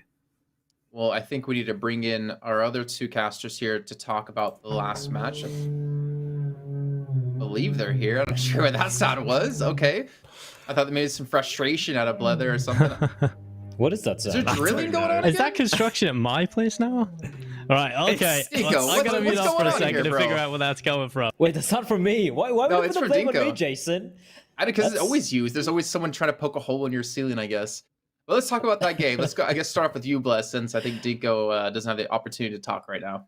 Yeah. Oh, this one. This is what. Oh my lord! How many seconds? 1.5 It was like seconds. less than a second. That was insane from him. But I want to go back a little bit to Mirage. They put up a fight. They put up a hell of a fight. I thought Train would be the one which would be a little bit more closer, but the fact that they were not playing scared against Tyloo, they were going for the individual plays. Tyke, especially that 4K hole, for example, that A bomb side, they were taking the fight to Tyloo, and then Tyloo, of course, in the end, they just elevate themselves just a little bit, and that's all they need to close out Mirage. Heading to Train, though, 10-5, and then Tyloo on the T side was always going to be hard, right? The one thing about this team, which is so hard to counter, and which is something which most teams have a problem with on Train T side, is getting those opening duels, getting those opening picks, opening up bomb sites. And unfortunately for Divine Vendetta, everyone seems to step up for Tyloo on this T side. Attacker, some are danking slowly, everyone had their moment. And Attacker, again, this guy has just been a revelation for me this entire event. Like, when you have stars like somebody danking slowly in summer, and yet you're able to consistently top frag and be a star performer for your team, that's something. So credit to Divine Vendetta for putting up a fight. I agree with Hawka that they can walk away with their heads held high, and I honestly feel if they hadn't faced Tyloo, or maybe faced off against, I don't know, a D13, maybe Tiger even Beyond. Tiger Beyond, Invictus, I really feel they could have I see a parallel role where they could have taken the win here, but in the end, it's just unfortunate. You come in with the 8th seed, you're going to be facing the King, and if you come at the King, you better not miss. I think I have to agree. In terms of Divine Vendetta being able to take on anybody else in this tournament, I think that's for sure a possibility. I think they were one round away from beating Vici, 2nd seed in this tournament. I think Divine Vendetta have been the most unlucky team in this tournament by far. They have so many scenarios where they could have placed better in their seeding, and they just got really unlucky. And I'm really shocked, in fact, that they're able to consistently compete in every game they go into, because right now, if I was in their shoes, I'm sure that my mentality would just be out the window, because they've come so close to beating so many teams and having so many impressive results, but yet they just fall at the final hurdle. And if it goes to a 3rd map, they just crumble in overtime, or they fall flat completely. So I think Divine Vendetta, the results in this tournament don't exactly talk about how good they actually were in this tournament itself. This team have so much potential moving forward. They have all of the pieces. They just need to try and close out games a little bit better and figure out they're just the small entities. And of course, that'll take time. And I think Divine Vendetta, I hope they stay together after this, because if they don't, well, that's unfortunate. Did you go to the market during our break? Yeah, they came to the door. I don't remember a microphone and an arm stand being in your camera. It's flexing right now. You know, we can. The other stuff's over here, but I want to try this one out. I mean, that's cool, you know. Anyway, sorry, talking about the MVP, of course, it's got to be Attacker, as Bled was talking about before. He's got to be the MVP of that match. I mean, you can see 8 multi-kill rounds, 27 kills, but I think for me, it was more about how consistent he was and in getting the kills that they needed here. Yeah, Attacker has really elevated his performance for this team. I think recently we've seen Tyloo get off to a little bit of a shaky start into the tournament, but as soon as Attacker came into his own, he has been looking so solid. I think he's one of the most pivotal parts as to why Tyloo have been able to see so much success and be so dominant. There's certain scenarios within the group stages where, against Beyond in particular, there was a time on Inferno where they would have actually started losing rounds, and Beyond was starting to come back into things, but Attacker steps up with 2 huge multi-kills. And I think that kind of shows the impact he can deliver for this Tyloo team. You can see already 8 multi-kill rounds in this game. He's just an impressive player, and I think him being successful and him being in good form is a recipe for success for this Tyloo team. I think Attacker's been a little bit quiet recently, but now he's starting to come into his own again. Well, that does wrap up our 3rd series of the day with a nice little bow. We are going to be going to 4 series today, since this is the quarterfinal day of the playoffs. You have 1 more to come up. I'm not sure exactly when it will be starting. I'm just going to guess half an hour. Oh, I nailed it perfectly. I didn't even hear production until they already said the words out of my mouth. So I'll be up with Tiger and Beyond. We do have to wait for the next game to start, but unfortunately, or fortunately for you, maybe a chance to go get a stack, maybe a chance to go get some fresh air, and then come back and join us in 30 minutes here for our final quarterfinal of the day. Coming up next, Tiger versus Beyond Esports. Weirdos and the odd ones. We are the bosses, we are the bad guys. We'll get you baptized into the dark side. When you hear the war cry, war cry, war cry, war cry. We are the wild ones running the nightfall. Better stay inside, away from the outlaws. When you hear the war cry, war cry, war cry, war cry. Yeah, nah, you can't run. rock with us. A ticking time bomb, who wanna talk with us? All has fallen, we thrive in destruction. So hide your jewels, keep your chains tucked in. Watch the beauty all turn, nowhere to hide when the beauty's all burn. Bring on the chaos, we won't make him. Take us to your leader and watch us take him. Kick in the door and break in. Take everything you stole from us, everything that you owe to us. Take every opportunity you never showed to us. With no mask, so you know it's us. Listen to our war bosses, we are the bad guys. We'll get you baptized into the dark side when you hear the war cry. War cry, war cry, war cry. We are the wild ones running the nightfall. Better stay inside, away from the outlaws. When you hear the war cry, war cry, war cry, war cry. War paint on our faces, battle of the ages. We ain't the safest, we was locked in cages. You tried your best to erase us, now you gotta face us. Nobody can save us, we wild and dangerous. Nobody can tame us, who's sparking the flames up? You can go and blame us.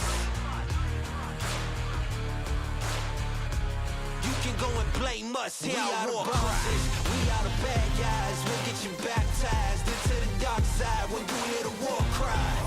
War cry, war cry, war cry. We are the wild ones running the nightfall. Better stay inside, away from the outlaws. When you hear the war cry, war cry, war cry, war cry. We are the bosses, we are the bad guys. We'll get you baptized into the dark side when you hear the war cry. War cry, war cry, war cry. We are the wild ones running the nightfall. Better stay inside, away from the outlaws. When you hear the war cry,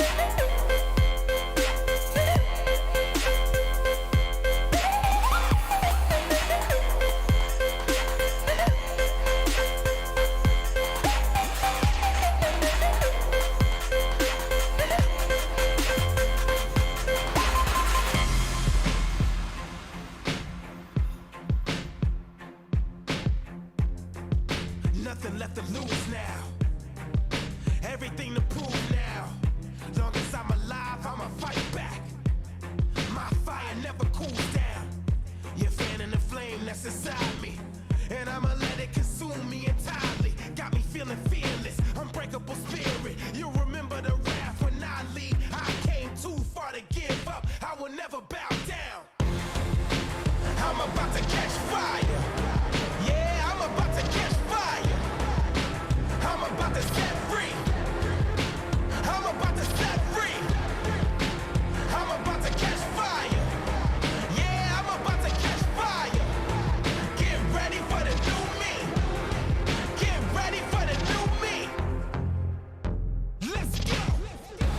Try to hold me down and I go higher. Try to put me out and I go wilder. I'm a fighter, a survivor. And I'm about to catch fire. Try to hold me down and I go higher. Try to put me out and I go wilder. I'm a fighter, a survivor. Stand back while I catch fire.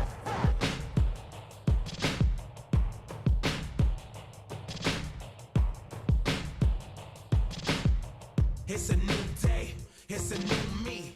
Better make way, I'ma break free. Burn the roof down, let the flame breathe. This is my moment, gotta believe. It's a new day, it's a new me.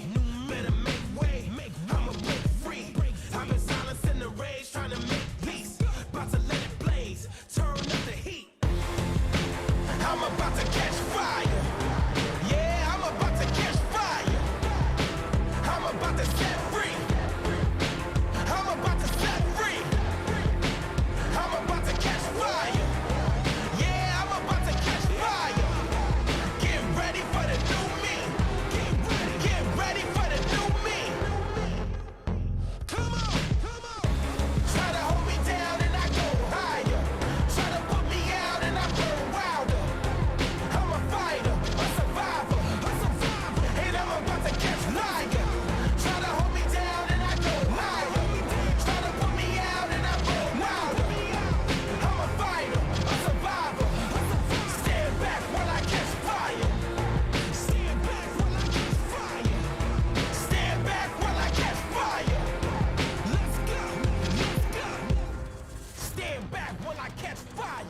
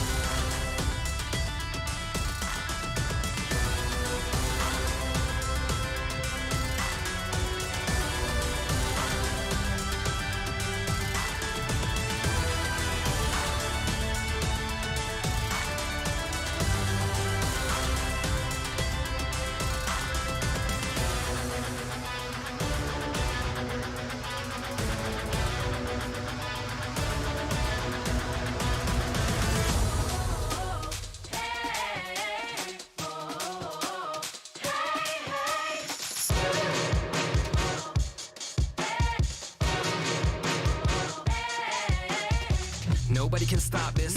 Force of nature like a rocket launching into the orbit. Winners are forming, wind into I never throw no caution. Nobody can imitate this. What you see is greatness. It makes sentence what I came with. Are you speaking my language? I ain't taking prisoners. Call me the Inquisitor. Winning is my signature. Victory practitioner. Life without a limiter. I am the commissioner. Winning is my signature. Winning is my signature. Yeah, I ain't taking prisoners. I ain't taking prisoners.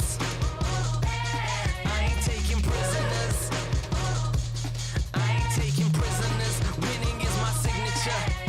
See, prisoners I don't take. Under pressure I don't break. I will always find a way. That's why I win anytime I play. They go low and I go high. They say oh hi, I say goodbye. There's no discussion. I'm too fast for them to keep up with. I ain't taking prisoners. Call me the Inquisitor.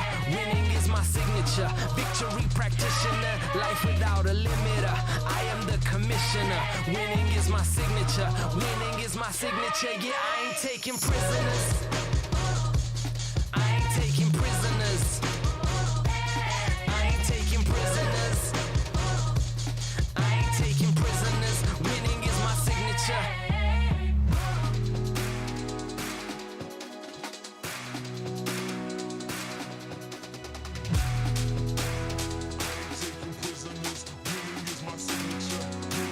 I ain't taking prisoners. I ain't taking prisoners.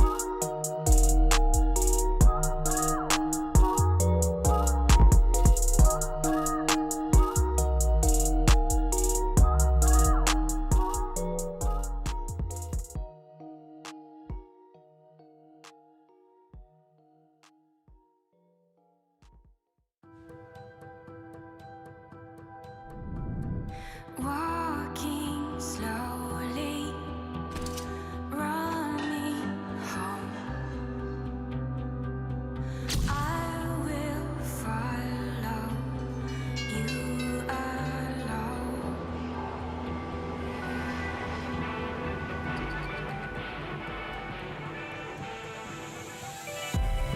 Moving closer,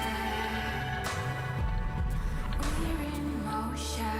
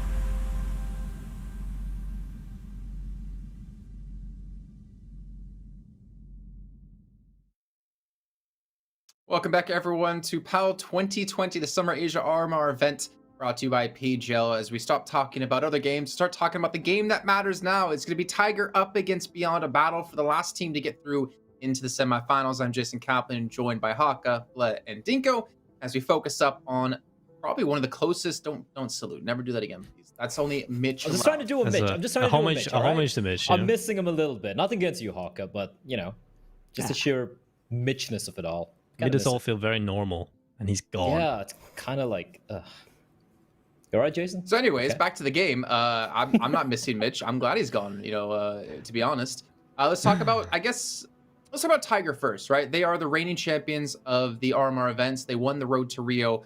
They have not looked like the Tiger we've seen though in that event. And now they have a chance to maybe prove themselves one more time. Maybe the threat of potential roster changes could be something that kicks them in the backside. Get them ready to go. Let's take a little bit of a deeper dive into the roster. You got Aircast on the team. You got Dobu on the team, two of the heavy fraggers for this roster. But for you, who kind of stands out in your eye? Aircast, without a doubt, right? He's the guy when we started off with Tigers run this event. They had a slow start. We're like, Aircast is really not showing up. Everyone looking a little shaky. But then he just showed up. He's just consistently the best player right now, at least in this tournament. NCL9, Cabal, and Dobu. Now, I don't want to put too much pressure on the rest of the players, but Dobu is supposed to be the co-star of this team. He's supposed to be standing alongside Urcast, dragging his team, kicking and screaming into the finals. And I feel like Dobu not showing up so far. Yes, he's had glimpses of his brilliance, but Urcast needs backup. He just can't be the one guy just coming in trying to carry his team. So I want to see everyone else step up, especially my eyes are Mr. Dobu there. And, you know, for you, Haka, coming into this, you know, obviously not being here for the group stage, you know, Tiger, were you actually cast? I feel like you were casting. Were you casting the Road to Rio RMR event? I don't think I casted any of the Asian games. Okay. It was the Australian guys, yeah. Okay, I was just curious if you had any thoughts from how they played then. Okay, so then let's just kind of look at their challenge then for Beyond as we take a look over there. They have Olivia, probably the biggest name that we have within the team, not necessarily in a negative way, but because he can basically do everything. Pick up the op, he can perform well, pick up the AK, he can do just the same. Is there any other names out there, Haka, that you look at for their roster and you're like, yeah, these are players that we can depend on to put up big numbers?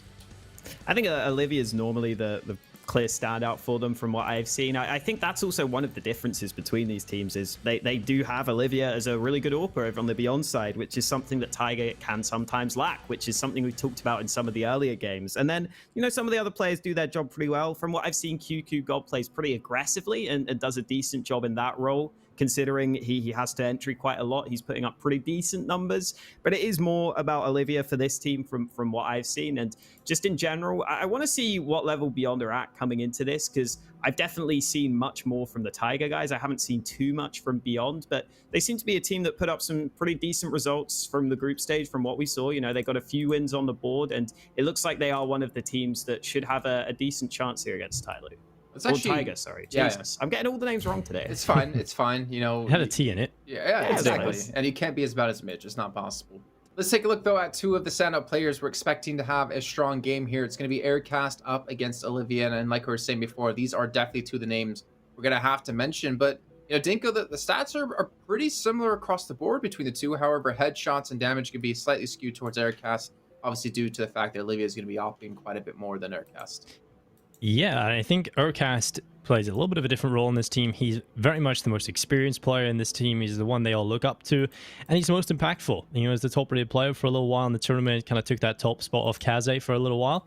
But Urcast, for me, is definitely the player that has to show up for Tiger. If he doesn't show up, Tiger just don't win. That's basically how that works. And we've seen it at the start of this tournament. He was a little bit quiet, and probably a pivotal reason as to why Tiger went on to lose against Bren. So I think Tiger definitely need Urcast to show up. I agree with Blair. Dobu also has to be there. But Urcast is definitely the star from Mongolia, the player to always keep your eye on.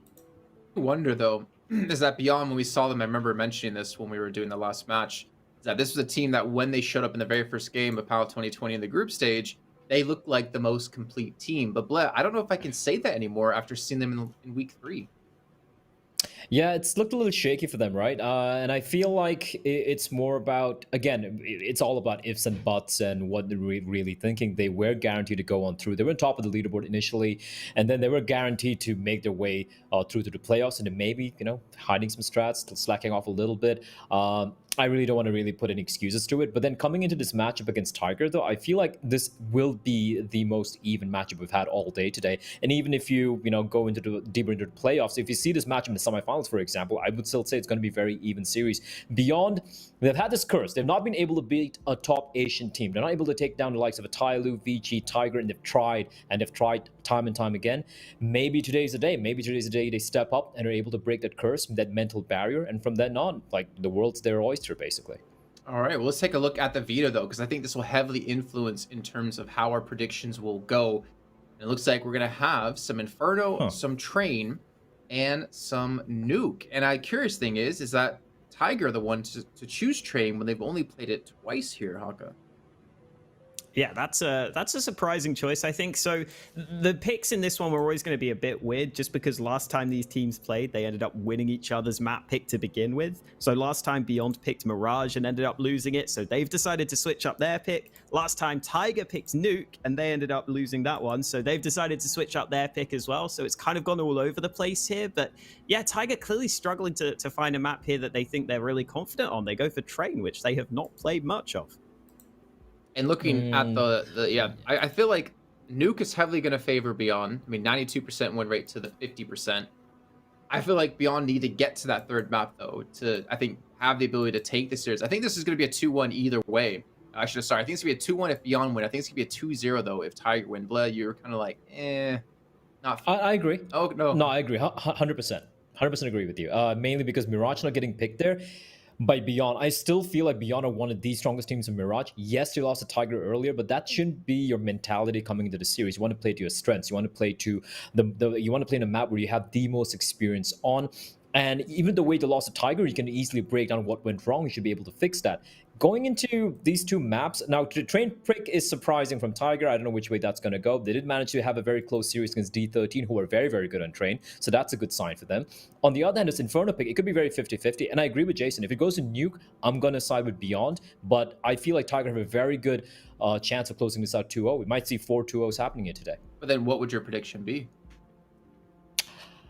I would have to go against the data that we have for me to predict Beyond. Tiger, I don't think Beyond still have that edge to take down the likes of a Tiger or a Tyler Vici, at least not in this RMR. So yeah, I feel like Tiger's going to take this. You know what? I'm going to throw in a 2-0 as well. What about you, Dinko? Yeah, I'm going to agree. I think 2-0 Tiger. I think if they show up, they're just a far better team. They've got much more caliber. And the fact that Beyond haven't been able to beat a top Asian team yet is definitely something that's going to be playing in the back of their head. They only beat the teams that are sort of around the mid-table and below them.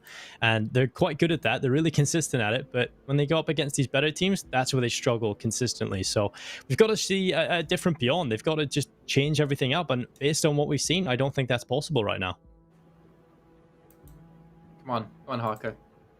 You're next. There's something in the back of my mind that says that Beyond might win this, and I don't know if it's just because I'm sat where Mitch would normally sit, but I'm looking at the maps and like Nuke is the decider. That feels really good for them. Like you said, if they can get there, I don't know if Tiger have just maybe put in some prep on the train as to why they picked that, but yeah, I you know what? I'll go with Beyond. I don't know why. I don't really know why. I think Mitch is just telepathically making me pick Beyond. So if I'm wrong, I'm going to blame him. But I think they've got a pretty good chance if we go to Nuke. And I could definitely see them winning one of these first two maps. I think this should be a fairly close series. Even if Tiger should have the higher peak, their form recently hasn't been anywhere near as good as we wanted it to be from them.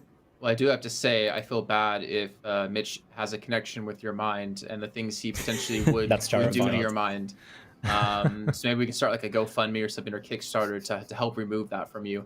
I want to say Beyond, but I feel like I can't. I feel like Tiger are just more tried and tested when it comes to these higher pressure situations.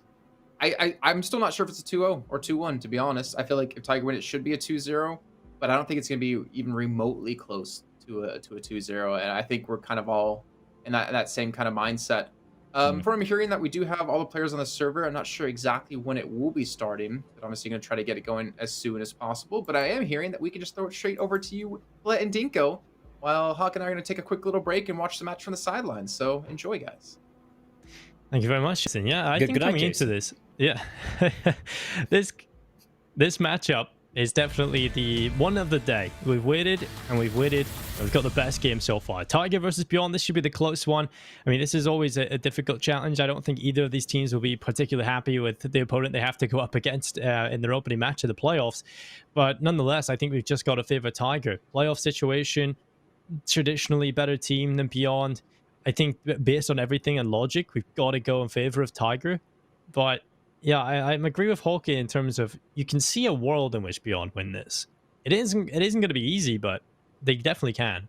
Yeah, I think we've said this every single time Beyond plays, Invictus or Vici or Tiger or Tyler. Like, I see a world where Beyond could win this, but they never do so, Dinko, which is disappointing. And you got to bear something in mind. They are facing off against the defending RMR champions. The winners of the previous RMR, the ESL Road to Rio, was won by Tiger.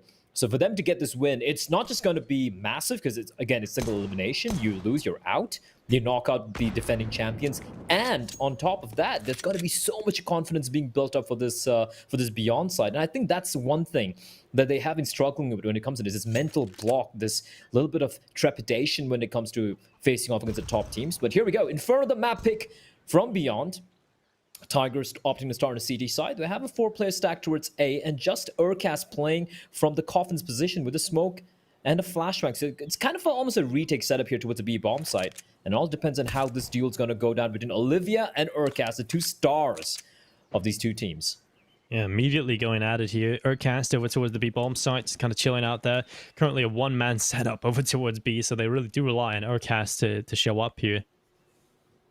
Smoke and a flashbang on his back over here for NCL. It's going to be a smoke and a defuse kit while the rest keep the Kevlar across the board. And now the push comes through as the flash is up and the smoke down for the CT cross as Urcast looks to chime in as the players cross to the B bomb site. It has to be a retake, and they're always aware of that player. They know they have to go for this retake, and so the players coming over from the A bomb site ready to get back in. Yeah, they knew they were going to go for the retake, but this is kind of insane. Barely any damage. Olivia on 90 HP, the only one to have taken a bit of damage. So I want to see what his retake is from Tiger. They've set it up. They seem to have a plan in mind. They have a player slowly creeping up towards Banana. That's going to be Dobu. Flash going to pop. Not going to blind anyone. And it's going to be the contact play taking place. Urcast going to get the first kill. They know there's a player playing behind triple. It's going to be QQ. He's doing a very good job staying alive here. Playing distraction is going to do more. It's going to be actually KNTZ getting 3 kills, leaving it all on the one-man standing 9. That was messy, but KNTZ out of nowhere, a 4K from Dark. And that is going to be a brilliant hold coming out from Beyond. That retake just getting shut down by one man and one man alone. Yeah, in the pregame we were kind of talking about the fact. So Alex posed the question of is there anybody other than Olivia that stands out on this team? And obviously Alex hasn't had the time to cast this tournament like us, but every game that we've seen from Beyond, I feel like for me personally, it's KNTZ is the other player in this roster. He has had the highest skill ceiling. And we always talk about QQ, we talk about Mayrolls, because you know these guys well. But KNTZ, he has been a revelation for me. He has had a lot of big performances, dropping 30 bombs and nuke quite consistently. He is a very good player. And I feel like that's another player that you can keep an eye on for Beyond. QQ, a little bit inconsistent for my liking, but when he shows up, he's certainly an X factor for them. And speaking of, he's got himself that opening kill. I completely agree with you. I feel like, you know, we talk about QQ as being maybe the partner to Urcast, but it feels like KNTZ has been the one who's gonna kind of taken the role of making it happen. Urcast and Cabal though, 2 quick kills. They traded back. And QQ, I'm not a big fan of him challenging this 5-7, especially at that range. And oh no, Cabal, where does it come from? And now it's a 1v1. Mayrolls with the bomb.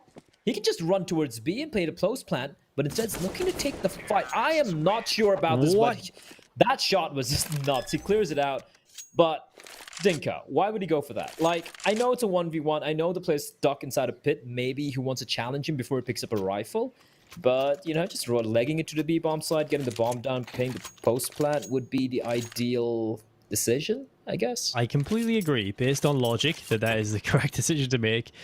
And I guess the only real explanation as to why he would stick around the A bomb site is that he's got enough confidence to take the fight in the pit player. So I mean, it works out for him. that definitely comes through. But 2-0 up here. Beyond find themselves success. That was a crazy round though. Quite a bit of damage being done by Tiger. Cabal just kind of appears out of nowhere, drops down in front of his own teammate with a Mike 7 and takes down a kill. Pretty impressive. And I think Cabal is a player that can definitely show up at times. He hasn't really done it so far in this tournament yet. Yeah, he hasn't. And if you go back a few years, like NCL and Cabal, right? You had Machine, Zilkenberg, and it was Sugu, who is playing in Mazlai, Cabal, and NCL, who are the 3 other Musketeers, you might say. And they've always had their moments. They always get, you know, outshined by the star players, obviously, but they've always shown that they have what it takes. And to be honest, they've been looking pretty impressive. Look at the damage being dealt here. That's good damage being dealt, considering the fact that they just have a few upgraded pistols, a couple of them even with USPs, and Dobu through the smoke lines up a kill, and this is suddenly looking doable for Tiger. They might not win the round, but imagine the damage you can inflict on this spy. There are a lot of rifles in play for Beyond Dinka. Yeah, this is all about doing the damage. 2 rounds in a row, that's so impressive. You know, they did the damage in the previous round. They got it down to the 1 versus 1. If they can get rid of these rifles again, the money for Beyond is gone. And they will be able to purchase into this next round. So it's all about damage control for Beyond. They eventually will have to leave this bomb site. And they've got to go quick. They might just die to the bomb if they stick around too long here. And they're trying their best to keep them on the bomb site. And that's what's going to happen here. Mayrolls stuck at the back of the site. 2 players are just going to die. And that's 2 AKs, what? 1 AK and a Mac 10 gone. Everyone's dead. I'm Mayrolls. I'm just kind of hoping that rifle doesn't go to the CT, but luckily all the CTs died to the bomb as well. That's brilliant damage. That is fantastic. 2 players survive for Beyond. 3-0, and like you said, look at the money, right? It's not that great.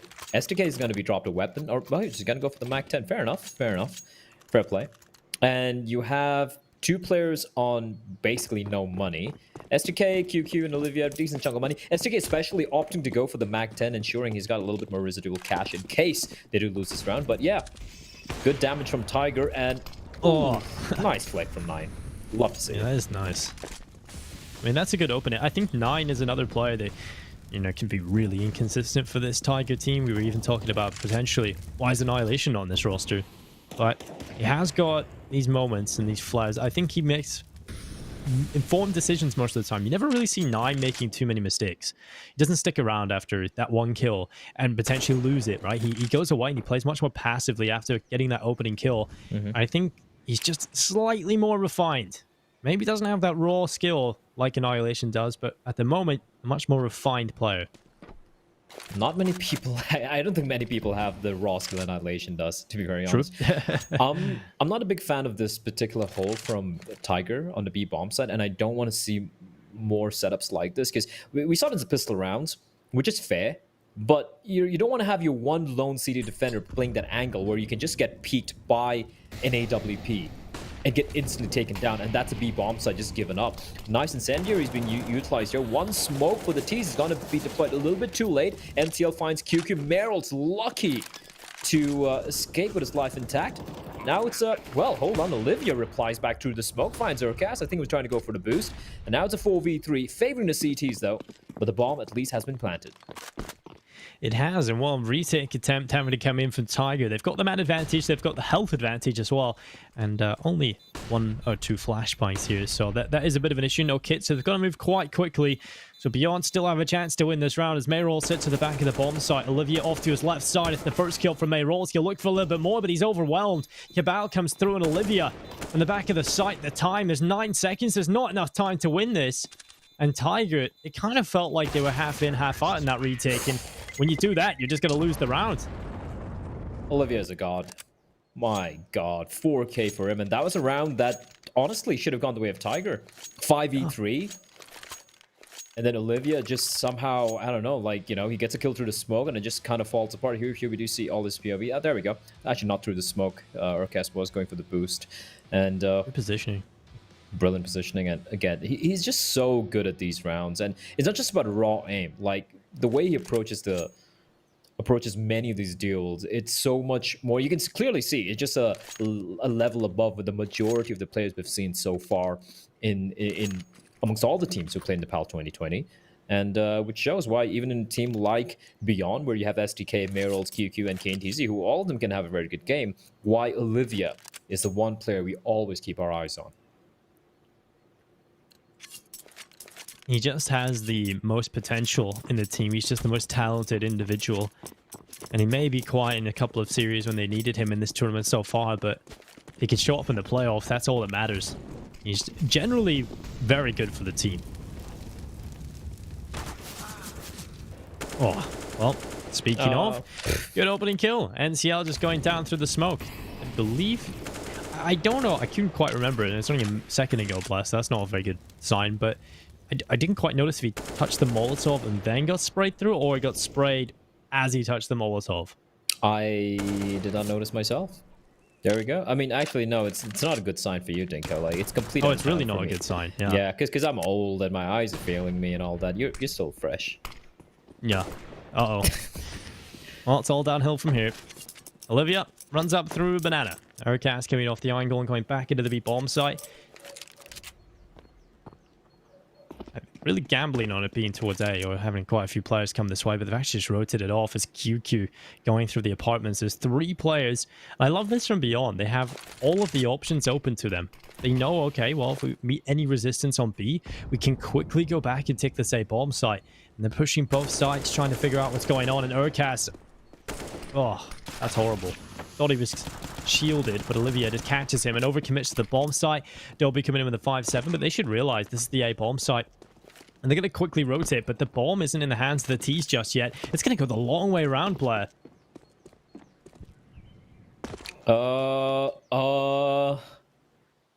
Okay. This is worrying. I mean, they can win this round, surely. I mean, 5-7. 6 seconds. and a Mag 7. But the time is the big issue. And of course, Mayrolls will make it just in time. QQ gets rid of Cabal. And well, yeah, that was a needless risk, I feel.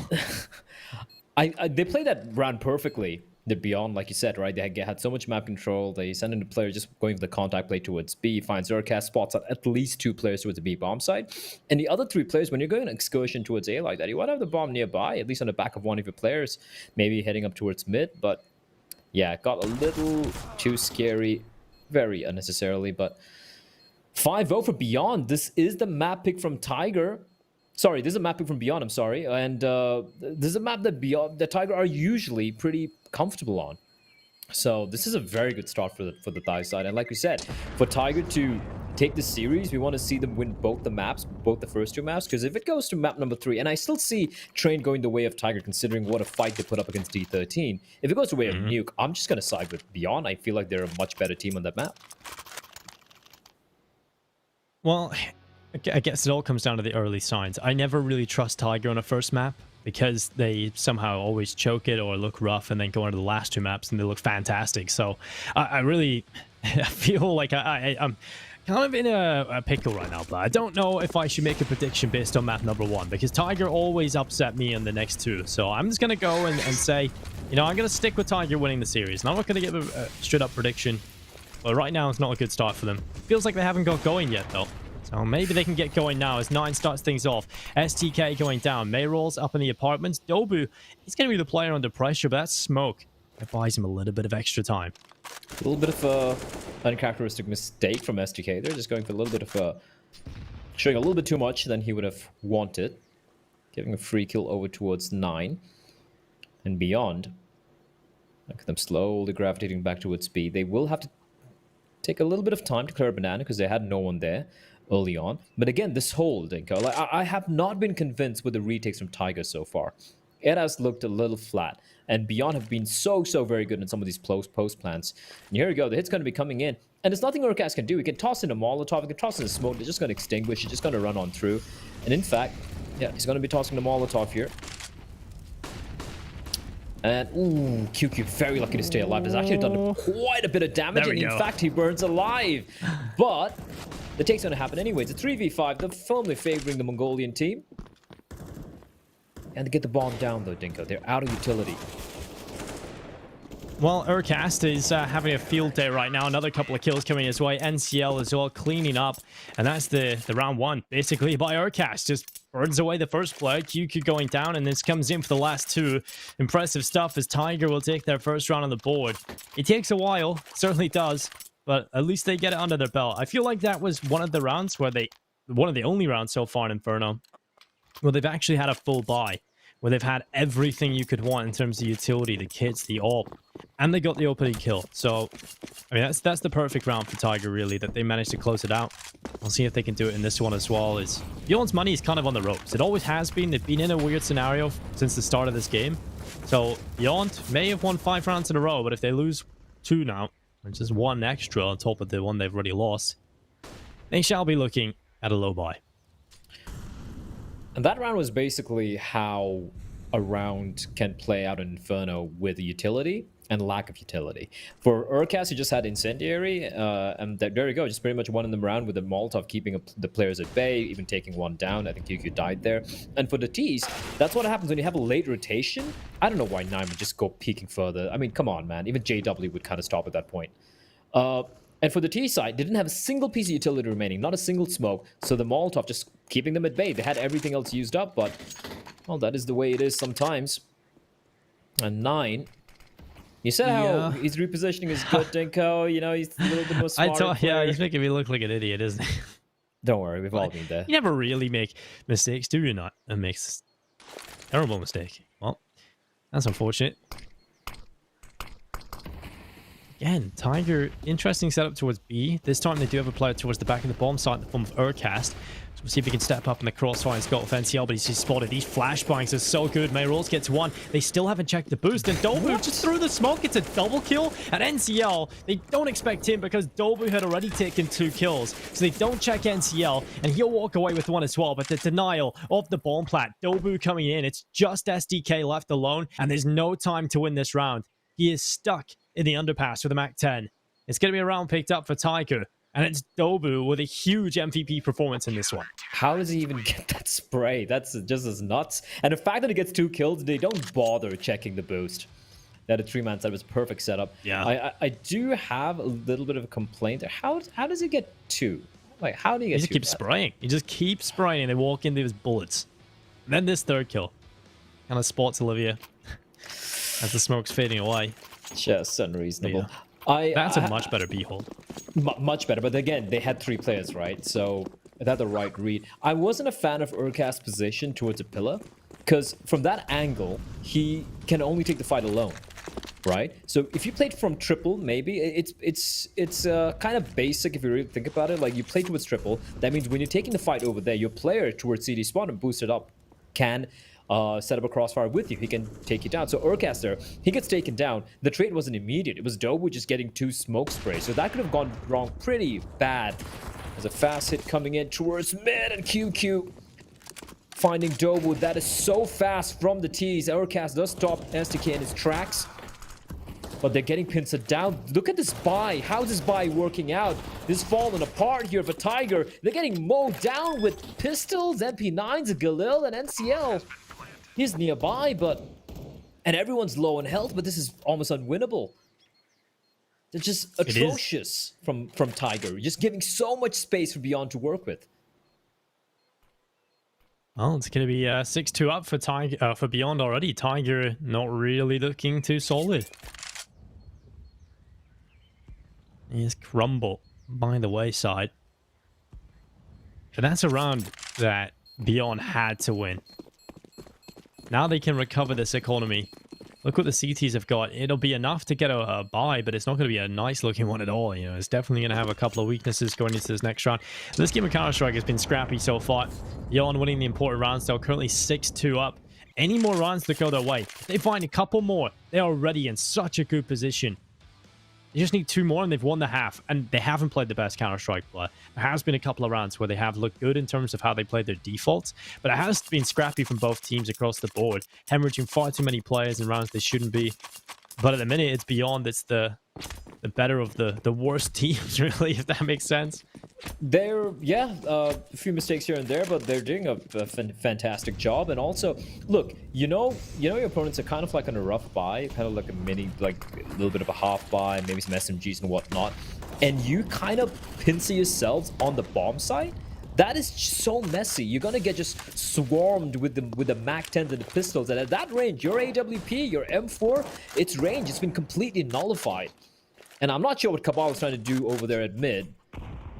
And he gets punished for it. Again, man advantage only for Beyond. Flashbang. Re-peek from 9. Nice shot there. Goes for the re-peek again. Don't re-peek again. Please do not do it. We had Urcast in the archway. It would definitely helped, and he's going to get aggressive anyway. Oh, KTZ spotted, but he won't go down instead. He takes significant damage, dropped to 19 HP, and that's info for Urcast. He's called that they're falling back in middle. He's immediately rotating over towards B, and NCL positions on the coffins.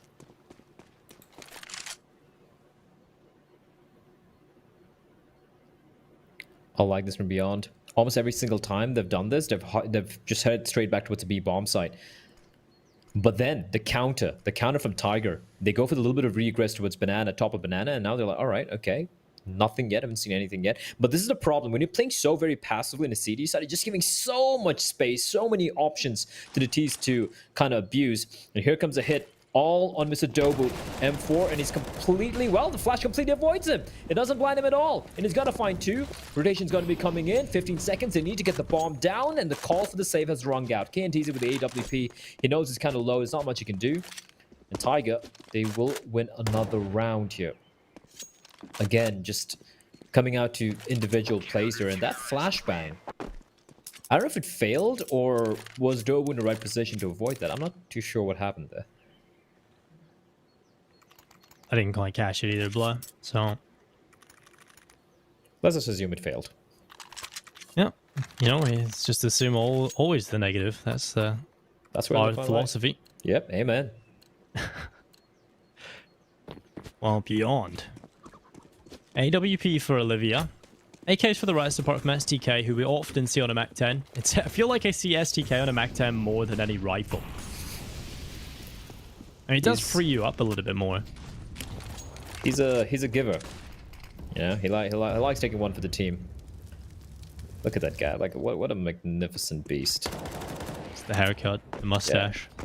He just looks like someone who's not even trying. Like, you have everyone else. Like, look at the haircut on, you know, the hairstyle or whatever on all the players, right? Like clean cropped, and you have look at Meryl's and you look QQ and Olivia and KNTZ with the curly mop of hair swaying in one direction. STK's like, I'm just gonna get a bowl cut, have my magnificent... I'm just gonna grow hair on my head. Gonna grow hair. I don't care. I'm here to play Counter-Strike and chew gum, and I'm all out of gum. He's even got that mustache going on as well. Maybe we can give John Olsen a run for his money in terms of the facial hairstyle. I think John Olsen's still slightly up there, though. I think John Olsen has the best facial hair amongst all the Asian players here so far. I can't think of anyone else. Does Gratifaction count as Asian player, though? Grat would win, but he's Aussie. I don't think he can count. He's New Zealander. Oh, yeah. He's a Kiwi. Oh, crap. There we go. That's everyone from New Zealand who follows Wyatt has just lost all his fans from New Zealand immediately. I love you guys. I like New Zealand. Don't unfollow me, please. But here we go. B hit coming in, and this is, I feel like, a better setup here. Oh, the timing of the Incendio. That's brilliant. That is brilliant from Urcast, but he needs to do a little bit more here. Flash is draining in from his teammates. Brilliant stuff. Urcast, check above you. He won't. And QQ messy drop down spray, but he makes it work. And Dobu, like a madman, comes running out, trying to prevent a bomb from getting planted. Somehow, Dinko, somehow, through the fire and flames and the bullets and whatnot, Beyond have somehow managed to snatch away the B bomb side from Tiger. I don't know how they do it. It just happens. I think a lot of these scenarios have been questionable in terms of who should win them. Tiger have had a lot of rounds where they should be picking up the round wins, but it's Eon somehow pulling them out of the bag. And it's not just one individual showing up, it's everyone. You can see in this round, 3 kills coming across 3 different players. Mayrolls, QQ, and Olivia. They take so much damage on board, but they still find the important kills. And they will find themselves a 7th round coming out of the T side. And Tiger's money, it isn't awful, but it's not in a good position. It really isn't. So 9's got to drop, I feel like, to Dobu. That would be the teammate thing to do. And then you'll be able to get a pretty solid buy across the board. You'll have everything you want, maybe just lacking a little bit of utility. But other than that, you should be looking good. But now they need to start winning rounds. You know, if you lose a couple more, Blatt, we are looking at a real bad scenario. Oh, yeah. It is looking a little grim here. And I don't want to take anything away from Beyond. Yes, Tiger had their both the bomb side setups have looked very lackluster apart from a couple of rounds, but which they managed to steal away. And if it's going to require Dobu getting like a double spray kill through a smoke to win you a round, that's not viable. That's not sustainable at all. And you got to say, Beyond, I agree with you. They look clearly like the better team. They're showing why they've picked Inferno as well here as their first map choice, not opting for Mirage, which I guess I was at least assuming they're going to go for it. But here we go. You know what I'd like to see, Dinko? I'd like to see Tiger taking banana control for a change. Because, I mean, your team's name is Tiger. I mean, just... do something. Do something. You got claws, you got teeth, fangs as well. I googled it. Fangs are a real thing. Tiger fangs are the pointy bits of the teeth. And you're the reigning RMR champions, and yet, you're playing like pussycats. I think you're just going to leave it there. Yeah, but leave it there. Yeah. I mean, they're a little bit scared right now, and I want to see them change it up. They have the individuals, they have the players that can do the damage, but they haven't really been able to show it just yet. So we'll see if Urcast can do anything here. They're trying to boost over the top. Urcast is aware of that possibility. Knowing that smoke will somewhat force them to do this if they want to get some info. He's going to come out with the angle now. He's remaining with 4 players down in Banana. He nearly gets his opportunity, but Mayrolls nearly takes his head off as well. So Urcast gets back over towards the B-bomb site, plays more passively. Love how we always check up on STK. He's just doing the most boring role possible. He's just that player that does the terrible, terrible roles for the team.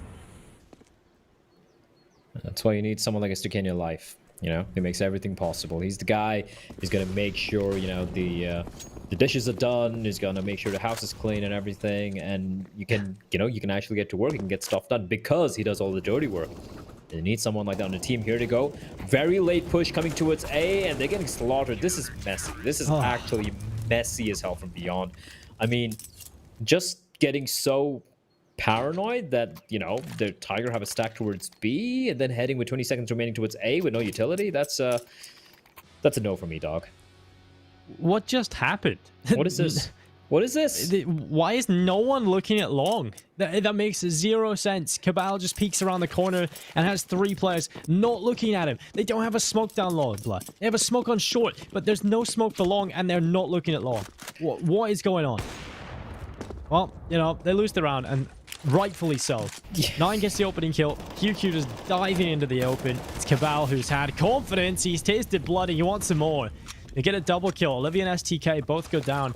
Now it's Mayrolls and KTZ, the last 2 remaining players. This was their opportunity, Dinko, to break the money the previous round, right? For Tiger, they could have broken the money. They could have had an incredible first half, but this could be them allowing Tiger back into the game.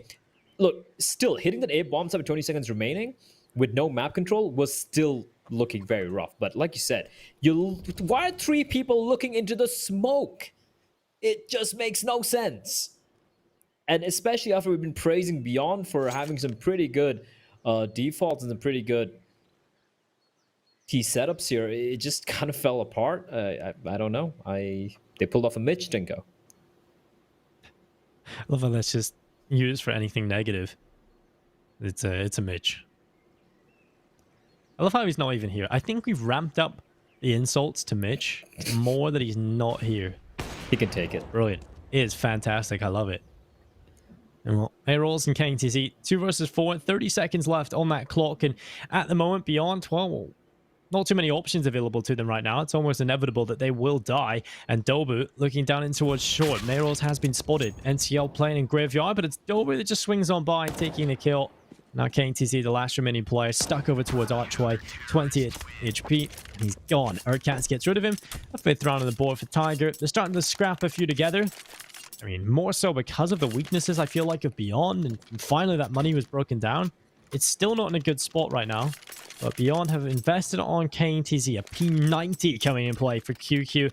Olivia on the Galil and AK-47s for the rest. Yeah, this is a weird buy. I can...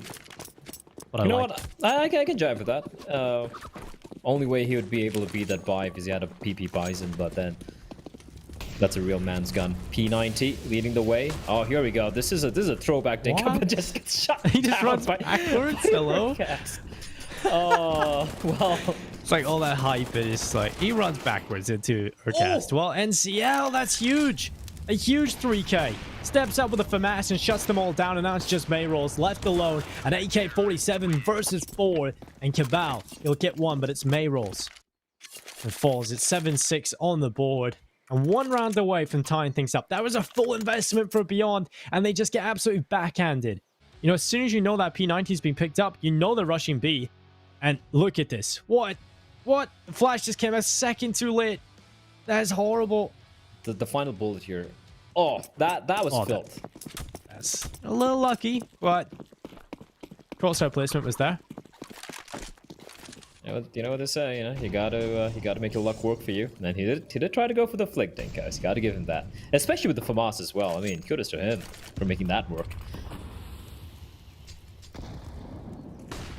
I feel like Beyond have kind of allowed Tiger back into this map.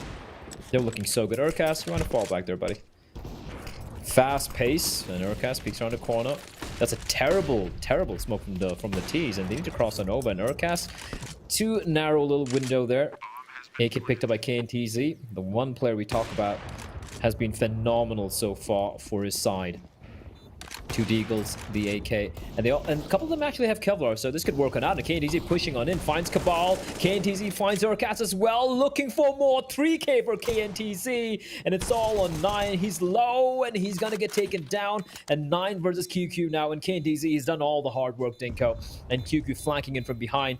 9's not gonna be expecting this. He has no idea where QQ's gonna be coming in from. QQ, Deagle in hand, spots the player out, rounds off bullets, doesn't quite get the kill, not much time remaining. Smoke's gonna come on in, flashbang is, well, it's good enough. The smoke's too late, everything goes to way. How has KNTZ pulled this off? How has he done this?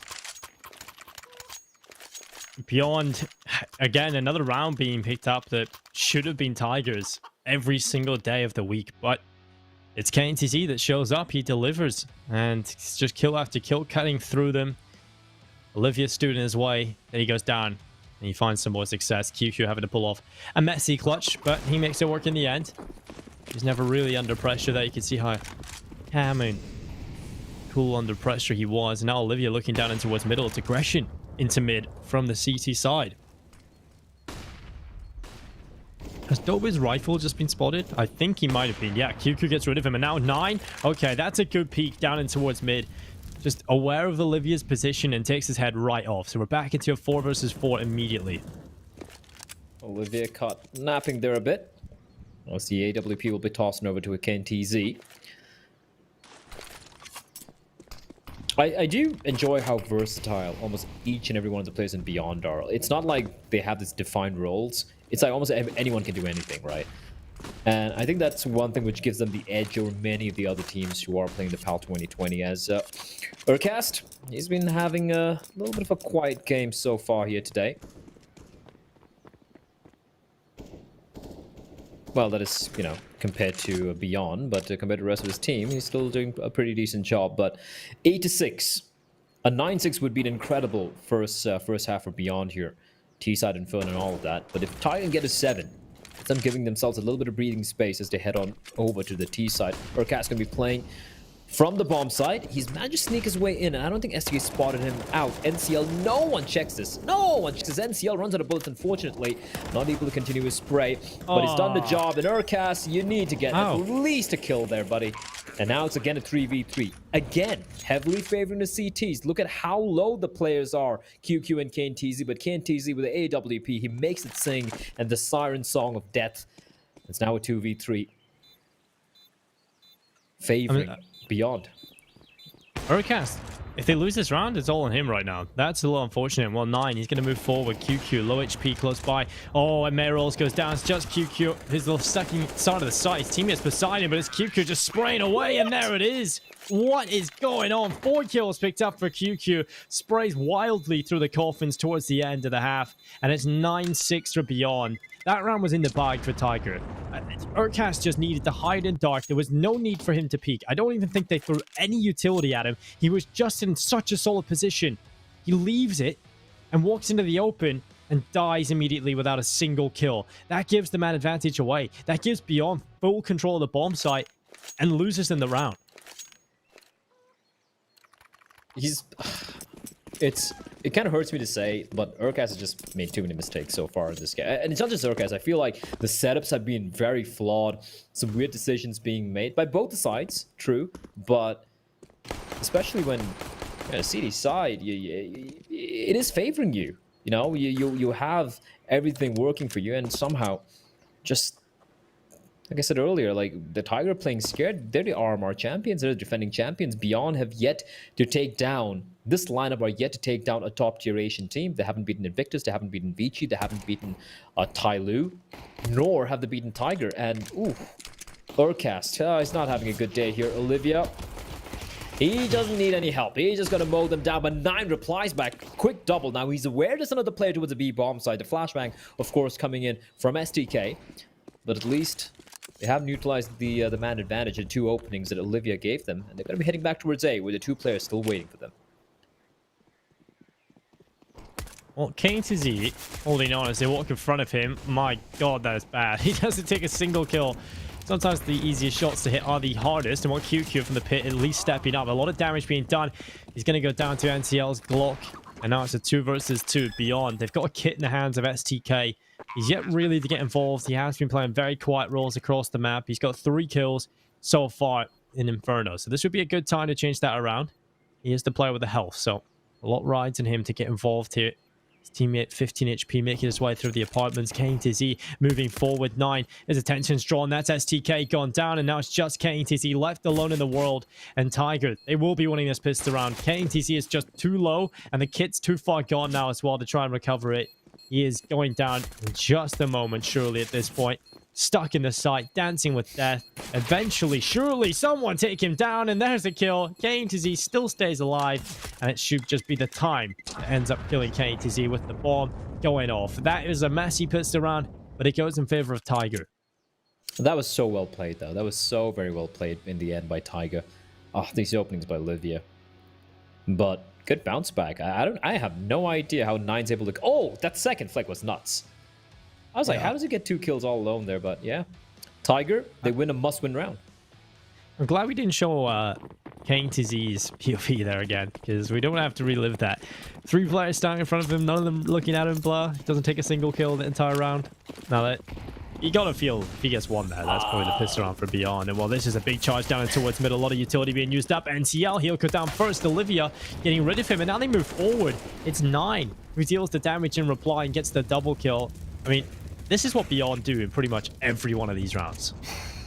Well, he misses the shots from behind, Dinko, against the pistols, but he's going to hit those against the armored, helmeted opposition. But a little bit of normalcy being restored here by Dobu.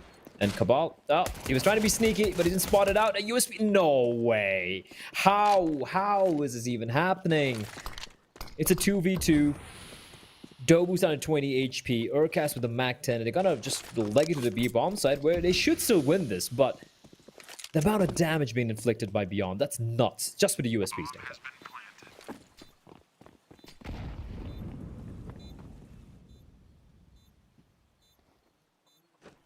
The boost going up. It's QQ. Clearing the site, checking the corners. Urcast further back with the Mac 10, and KTZ is going to walk right into the Mac 10. Easily picked up for Urcast. And now just QQ lurking on the outskirts of the bomb site. Throws the smoke on in. Winning the round impossible, but he's just trying to keep them here. Trying to get the damage done, trying to help them fall to the bomb. And now he's got a good angle to try and hold on for the exit kills. 1 onto Urcast. The low HP player picked up as well. Nothing saved over for Tiger. That's a lot of damage considering the money's not really well built up here on the T side. They're going to have to reinvest on every single player. And they don't really have the money to get a real solid buy. So this is an important swing round in the second half for both of these teams. It is, and again, we've seen how Beyond, when it comes to these swing rounds, they did falter earlier, which kind of allowed Tiger to string a few rounds together. Hopefully, going to tighten up the ship a little bit better this time around. AWP in the hands of Olivia. It's a glass cannon, Dinko. And for the other players as well, if you look at QQ and KNTZ, they don't have any helmets, meaning that those 3 Galils in the hands of Tiger suddenly become even more lethal than they would normally.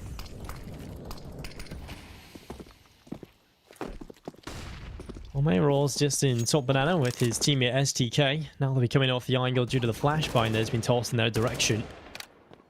Just spam in the apartments. A little bit of utility being used up and drawn out of the CT side. For the most part, Beyond still in a comfortable spot with their utility. Tiger now reassume controlling towards bananas, sending Urcast up to sort of scout it out, see what's going on, see if there's anybody holding on aggressively. The answer is in fact no. I think he's waiting on a flashbang from his teammate, or at least maybe even attempting this boost over the top. That's exactly what's going to come through. 9. Boost Urcast out with the weaker Galil and let him just clear these close angles. Made a little bit of noise there on the jump, but I don't think that's enough noise to be ready here just yet for the CT side. Eventually, they'll get the info. There are players towards top banana. They toss the smoke down to delay further. And now with 40 seconds left, Tiger looking to try and finish on this B bomb side. They've still got plenty of utility, but they need to impact with the numbers. They need to find these headshots immediately as they run in towards the B site. SDK playing a real passive position back in CT. He's going to be neutralized completely by the utility. The flashbangs getting rid of him. The smoke deep down, forcing Olivia away from the site. And the bomb goes down through the smoke. Now, Tiger, that is a big issue. They've lost the bomb, and there's only a few seconds left. So they've got to start getting that planted. They have lost that one player. So man advantage for Beyond coming into the retake. Cabal reloads the Khalil and tosses it away for the AK-47. And now looking for this retake, just taking their time. Beyond trying to find some sort of opening back in. They've still got that advantage, but Cabal looks to change it. He goes aggressive, but it's Olivia that shuts him away. And now the push coming back into the B-bomb site's looking so good for Beyond. There's absolutely no way they lose this now at this point. It has to be a huge play from Dolbu at the back of the bomb site. And he is alone now in the world in a 1 versus 3 sprays, but it's not enough. Just too many players. And it's a 10th round for Beyond. That was so well done as well. I mean, just the retakes looking so good. They keep 3 alive. It's a 5v4. And I gotta say, like, Beyond, they look even better on the CD side. Already, that retake looks better than any retake we've seen from Tiger so far, to be very honest, on this B-bomb site. And Meryl's just giving a taste of their own medicine towards Tiger. I just love how they're not too trepidant when they go for these retakes, unlike Tiger, who were just, waiting for a peak. They just go in double peaks, and the way they, like, they kind of swarm the sites when it comes to these retakes. Making it very clean, and there you go, Dinko. Like, one of the swing rounds, definitely going the way of Beyond. And with that, that should be edging closer to magic number of 16. The utility file, QQ. 49 grenades used. Now, that is impressive. 12 smoke grenades, 11 Molotovs, 8 HE grenades, 18 flashbangs. The most disappointing of all, 0 decoys. For shame. How can you call yourself a utility file and not have used a single decoy? It's terrible. Like, how do you fake a bomb site then? I mean, the decoys are pretty useless. Piece of utility. Alright. Ooh, dodging bullets. Oh, that ain't does no barely damage. All right, yeah, I was ready for that. Yeah, it's still going to be shut down though. QQ's ready. There's no way. The flashbang, nearly perfect. QQ, what? Oh, that's just so unfortunate. Pulls his knife or pistol at the wrong time, and now he gets caught out in position. And Olivia stepping back and helping him out, but it's a man advantage in play for the T side. That Molotov, so good. It forces KNTZ into the open, and the P250s, they're delivering kill after kill. And my God, bless. How has it happened? It was going to be a shutdown. You were right, but it's Tiger that shut down Beyond. Glocks? And I saw a P250, but wait, replay, wind it back. I'm 100% sure they invested like $500 in total. There was a flashbang for Pit, which didn't blind the play. 2 flashbangs, okay. And oh, no replay. 2 PT50s, I think. We're gonna go back to that later on. How do you? Well, to be honest, that's basically how Beyond lost. Tiger lost around earlier. You're against pistols, a half buy, and you all clustered inside a bomb site. You're gonna get swarmed by the pistols. At that range, your weaponry, you don't really have an advantage. As Tiger, winning around that, let's be real, they shouldn't have won, but they're gonna be happy with it. 9-10, and now it is the few pistols for Beyond.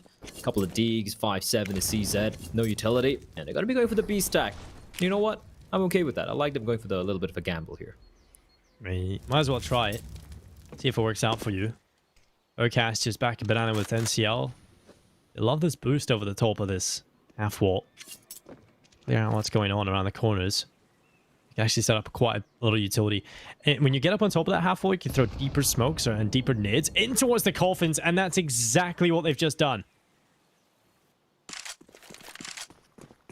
Good night, Olivia. Good night, sweet prince. Well then. That's just fantastic utility usage. I wish we saw more of that, Like, there's so many very well-known angles we can just be cleared out with, like, a double nade dunk or triple nade or just one incendiary. And so many times, and I've seen this from every team, it's not just about, the Asian teams or whatnot, who don't really opt to go for that. They set a utility for just the usual spots, but sometimes I'm like, you know what? You just, by using the utility, you clear out a very common angle without having to risk taking the fight. and you know, it just goes your way. So it just makes more sense, and I wish more teams did that. They usually do that in these anti-force buys or maybe in pistol rounds, but rarely in the buy rounds. But Dinko, we seem to have a game in our hands. Scores are tied up.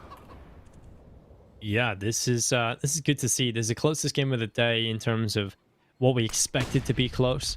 I mean, Tyloo, Divine Vendetta, that definitely looked close in the first map, but it wasn't expected. Whereas we definitely expect these two teams to be at each other's throats. I was kind of excited when I seen how it was playing out. Beyond were a top team for a long time until they went into their later games where they had to play against the better rosters. And in those scenarios, you know, I started to see them drop spot after spot, and I knew Tiger weren't playing well. I think this was always going to be the matchup coming into the playoffs. And neither of these teams are going to be very happy about that. You know, you've got one chance. It's single elimination. You lose now, you're out. And you're going against some of the best teams available in the playoffs. It's quite unfortunate for them. And 10-10, things are tied up. And while the buy from Beyond isn't actually in a great position right now, they've got an MP7, but that's not the biggest issue. The main issue is the lack of utility. They don't have much utility at all. Indeed, they don't, and that could be a problem. However, yeah, smoke still in play. Incendiary for QQ. Something to work with. Ooh, I like that. The double peek up towards balcony. Tigers seem to have some ideas here on the T-side Inferno, and so far it has been working out for them. Hit coming in towards Zinno. There's a player there playing anti-flash. It's going to be QQ, and he's going to just toss his Incendiary into the smoke. Urkas comes running out. Perfect timing, waiting for the bullets to be done with, and that's a B bomb. That's the A bomb side. I'm sorry, and should be the call for the safe here. Unless SK gets his kill instantly onto Urkas, and he spots him out. Nice little pre-fire, but Urkas replies back. And he will be found by Merrill. Now it's a 2v2. Now the retake is definitely going to be on. However, STK being on 21 HP, it's definitely going to make the chances a little bit more slim. Are they really going to go for this, though? That's the question. Well, looks like it. Utility's going up. Good positioning from Tiger, though. Should be there around. And yeah, that re-smoke coming in, that's enough just to force them away. You can't get back through that. That's just going to waste too much time. It's too much of a risk going through it. You'll throw away everything that you've got. You've got no kit. Has to be the save call. And it's Tiger taking the lead, 11-10. I feel like if they win Inferno, the chances of winning the series 2-0 go up massively, especially with how much of a good start Beyond got off to here. Just capitulating and falling apart completely. That would be mentally breaking. Oh yeah, and considering the fact that as a team Beyond have always had this, like I said, this mental block, not being able to beat the likes of a Tiger or a Tyloo, and then imagine having a lead like this, and yeah, that's gonna hurt quite deep.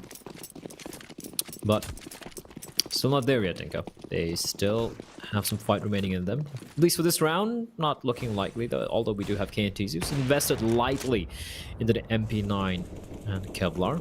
Merrill and STK still with the rifles. And they have a few smokes as well, so something to work with. I've actually been enjoying the T-side defaults from Tiger so far. It's looked pretty decent, pretty solid. Again, the double nade with sandbags. I like this. They're switching it up. They're using it almost every single time. And might as well. I mean, if you look at HE, that is the one piece of utility which many people would say is the weakest, right? Like, you have the smokes, obviously the most important. Then you have incendiaries, equally as useful. You have flashbangs, almost essential when you're going to be peeking into angles. You look at HE, you're like, it's hit or miss, right? Sometimes you're tossing a nade, and even though Valve said they fixed it, it's still very awkward when it comes to dealing damage. But if you're going to try and maximize the chances of getting a kill by using multiple nades, I like that. Yeah, I do like it. I feel like it's almost, unfortunately, it's almost a guaranteed way of getting a kill in comparison to if you just throw one nade. You have to sort of stack up the damage. It's just so inconsistent. You really never know what's going to go on. So maximize your chances, certainly. Well, a good bit of damage being done to Beyond. QQ's on 4 HP. Well, Mayrol's position is pretty solid right now. Let's hope he doesn't pull an Urcast and just swing into the open. Now, this is a good time to do it. Urcast turns around, though. He's completely ready for it. 2 kills picked up for him. 9 shutting down the flank from Olivia. And it's just KTC left alone in the world. Back in Banana with an MP9 in his hands and absolutely no chance of pulling this off. It's going to be 12-10. Surely at this point, 9 was fully committed to that CT smoke walkout. And KTC just comes out through Banana, cuts him down. And now an ult. Well, happy days. He can go and save that all day long. Yeah, it's going to come in handy. You got to remember, it was a save round. We just had KTZ invest a bit of money, and he's upgraded to MP9 to the AWP. Might even just keep it. He is capable as an AWP player, although you would want to hand it over to Olivia. But depending on how the spawn is, depending on where they want to have the setup. Actually, no, that's max loss spawner. So, yeah, he's going to be dropping it over probably to us. So Olivia, he can find info for himself, or rather, Olivia could drop him a gun. So the full buy is going to be coming in. And now the real test here. Dobu, target practice master. How is he a master? He's missed 88.6% of all his bullets, Dinko. Explain me that. It's the ones that hit the count blur. That is true. And he was spraying a lot of bullets through the smoke earlier, so... Yeah, he was.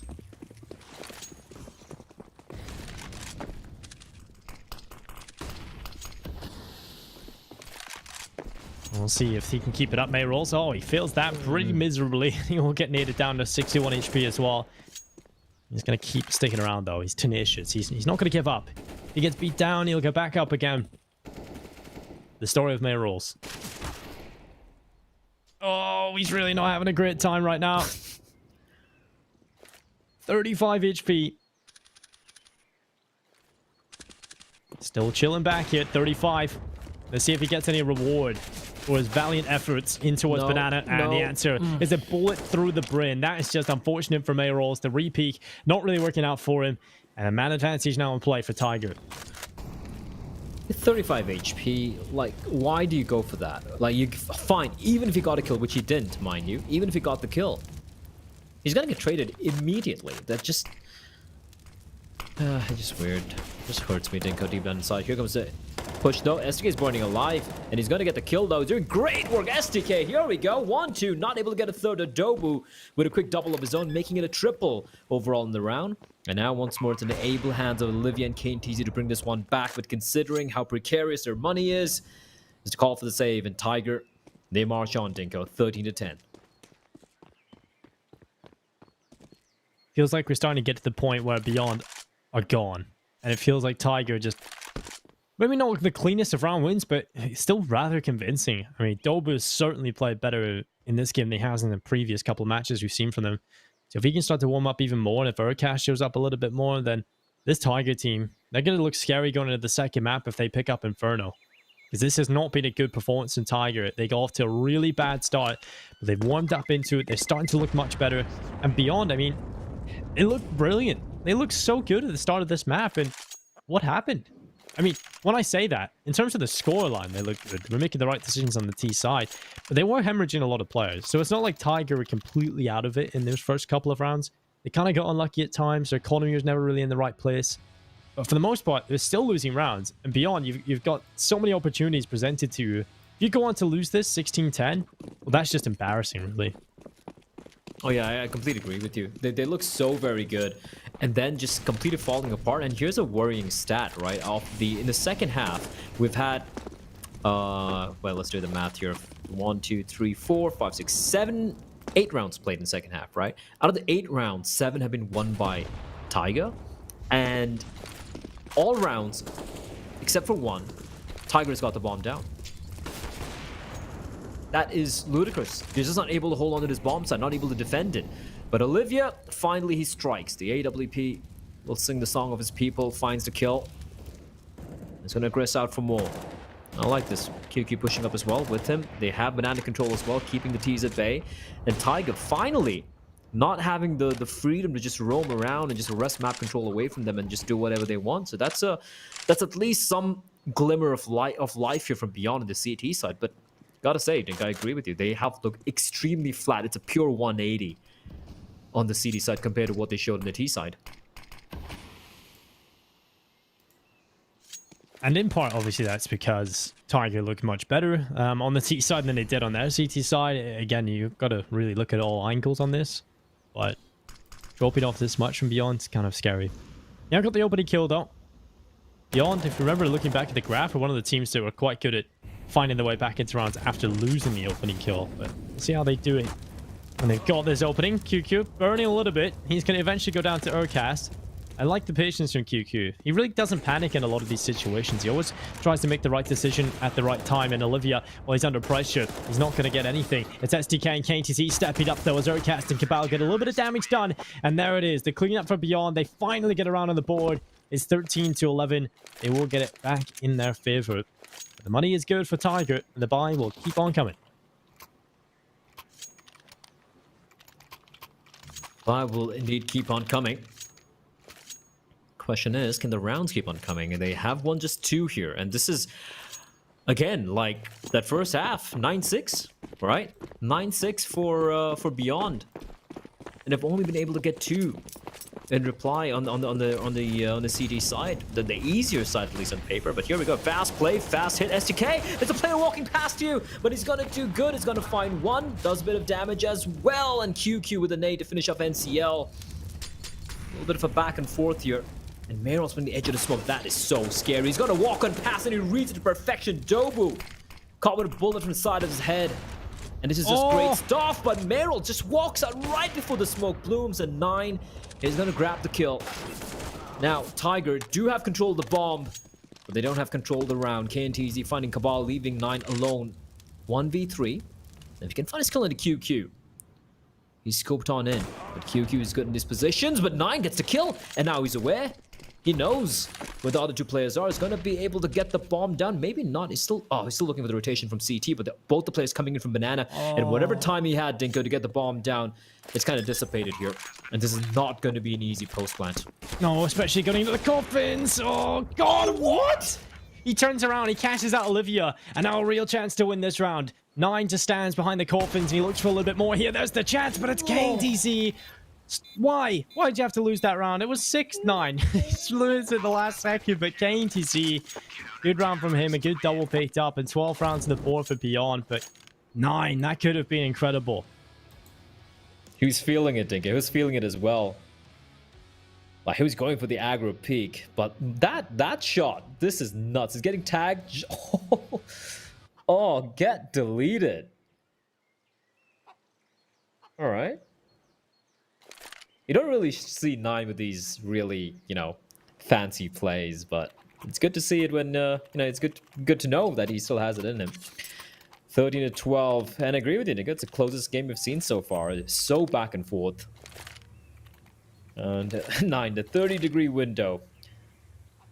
Famously, was it Michael Ele? Who? Draken. Draken, yeah, sorry. Draken was the one who... He didn't necessarily coin it. He's done a lot of utility usage as well. 9. Good stuff. 10 kills with AWP as well.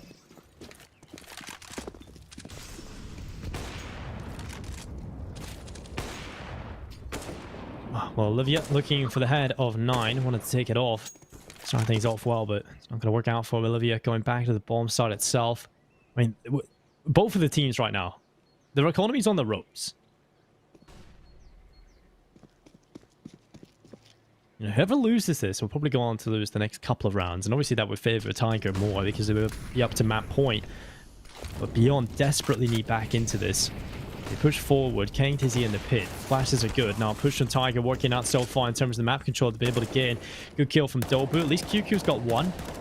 But KTZ, he's just allowed to stand in the pit and take those shots. NCL, 1 by 1, they peek into him, and that's a huge issue as now Tiger having to fight back into the 1 versus 2. It's Cabal alone, and this round just isn't looking all that winnable. He'll stay in the pit, 50 seconds on the clock. He'll peek out to the left side. Up on top of him is May rolls in the graveyard.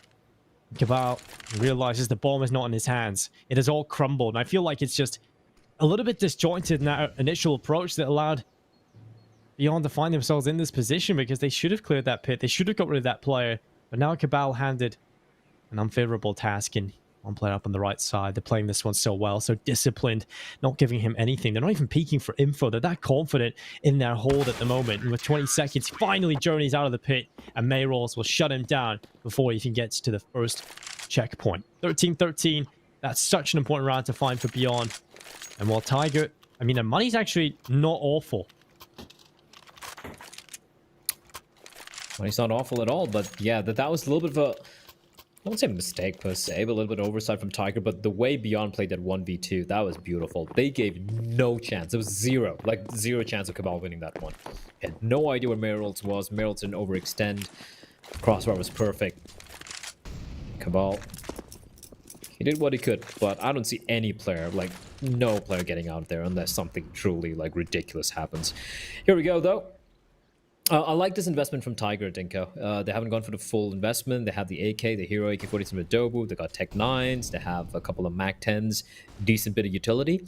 And they also have extra money for buying to the next round if they do lose this one. So, good call from, I guess, NCL's calling or Cabal? I forget. But anyway, whoever's in game leader right now, good call from him. But for Beyond, though, they're actually in a more scary position, Dinko. It was a 2v1 there. They don't have much money. They have no money in the bank. And Candy's the only player with cash above $1,000. If they lose this, if they lose the guns as well, it's just going to be disaster. Tiger is going to get to map point. Surely Beyond. Surely you can't lose this round. I say that with not a whole lot of conviction. With 45 seconds left, Cabal just outside of Boiler. There'll be a little bit of utility being used up here by Beyond, a Molotov deep in front of the cubby to hold off potential approach from Tiger. That Molotov actually gives info to the T side that they don't have to worry about that long position. It shows that they've given it up on the CT side, playing a much more passive approach, and while they just sprint straight through the archway, Olivia, I don't know if he's going to catch the timing here. They have crossed already, and they're going to jump on by. He gets the info that they're sprinting through the speedway, but it doesn't matter. He hasn't been able to inflict any damage, so it comes onto the B bomb side defense, and Mayrolls is going to do well finding that first kill. Olivia so as well. remaining. And yeah, there's 8 seconds. They have to immediately start planting, and NCL just drive by, but he's down. And now Dobu trying to defend his teammate. They'll get the bomb down, but a 2 versus 4 in total for them. And AK now recovered for 9. Another kill surely going his way as KNTC falls. It's just 9. A 1 versus 2 in total for him now. Olivia moving forward, low HP, QQ as well in front of him with the UMP. It has to be a quick couple kills here at 4-9. And while they tap the bomb, they're not sticking it. Eventually, they go back onto it, but it's a 1 versus 1. 9. He doesn't expect the full stick. QQ, balls of steel. I don't know how he sits down with balls that big. Maybe he's got a special chair, Dinko. Maybe he's got a special chair. But Beyond, they survived the round, the must-win round for them. Because if they lost it one, the money would have been completely in the bin. You know what? The money can still be in the bin. They keep losing players. So many players in these rounds are winning near the end of this map here. And for Tiger, that was the light investment. They did so much damage, got the bomb down as well. Unfortunately, once again, 9 not able to clutch it out, but 14-13 Beyond, they're back in the lead. Olivia looking to take the fight, daring anyone to peek him down mid. And Tiger, they're going to respect him. They're going to bide the time. And now, Beyond, if they manage to win this, it's going to be a map point, and they're going to be just 1 step away from closing out this map here. The wide swing comes from 9, just a blind wide swing aided by the flash from Urcast. And now SDK in the B bomb side, he needs backup pronto. And that's happening. Olivia's made his way there, but that's going to thin out the defense of the A bomb side, which is something the Tigers should be pouncing on at the moment.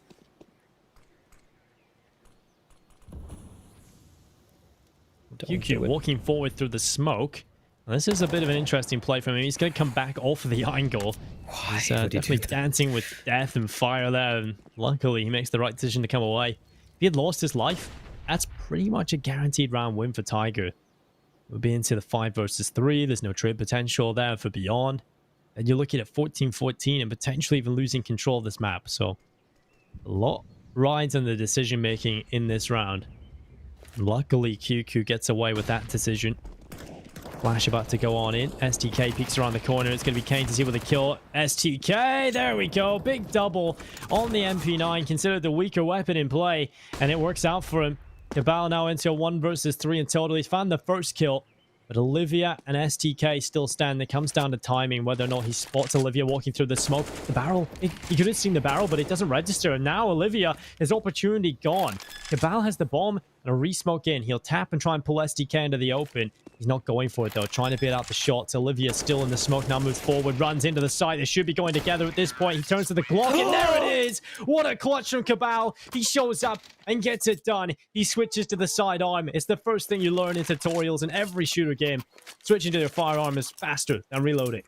How does he pull that off? They played that to perfection. That was so well played by Beyond. And then a Glock bursts far to clutch it out, Dinko. That is nuts. 2 seconds? 1 sec? Okay, one. Okay, yeah, 2 seconds. Like barely 2 seconds. 1.75 seconds left in play, I would say. Because you have to remember, the HUD is slightly, very, very, very slightly delayed, I feel.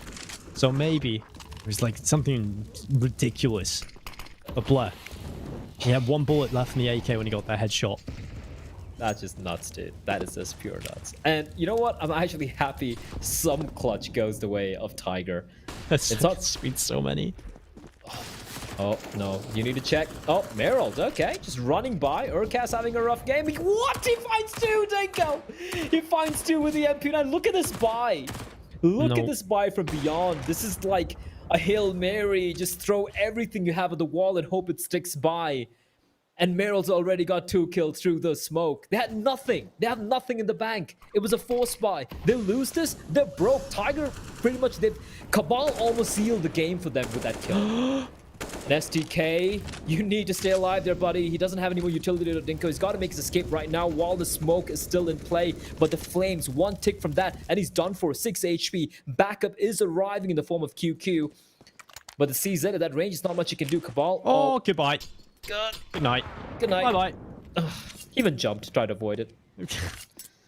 Well, that is good that Tiger have been able to recover that, because Mayrolls puts him in a position that is very squeamish. You know, you don't want to be facing a 5 versus 3 immediately against a low buy in the most important game so far. You know, if they win this, they likely win this map. It all comes down to this.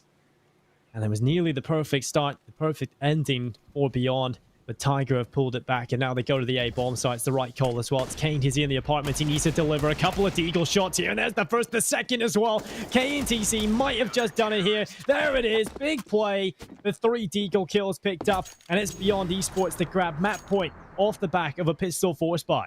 I don't know how, what, why, where, what's going on.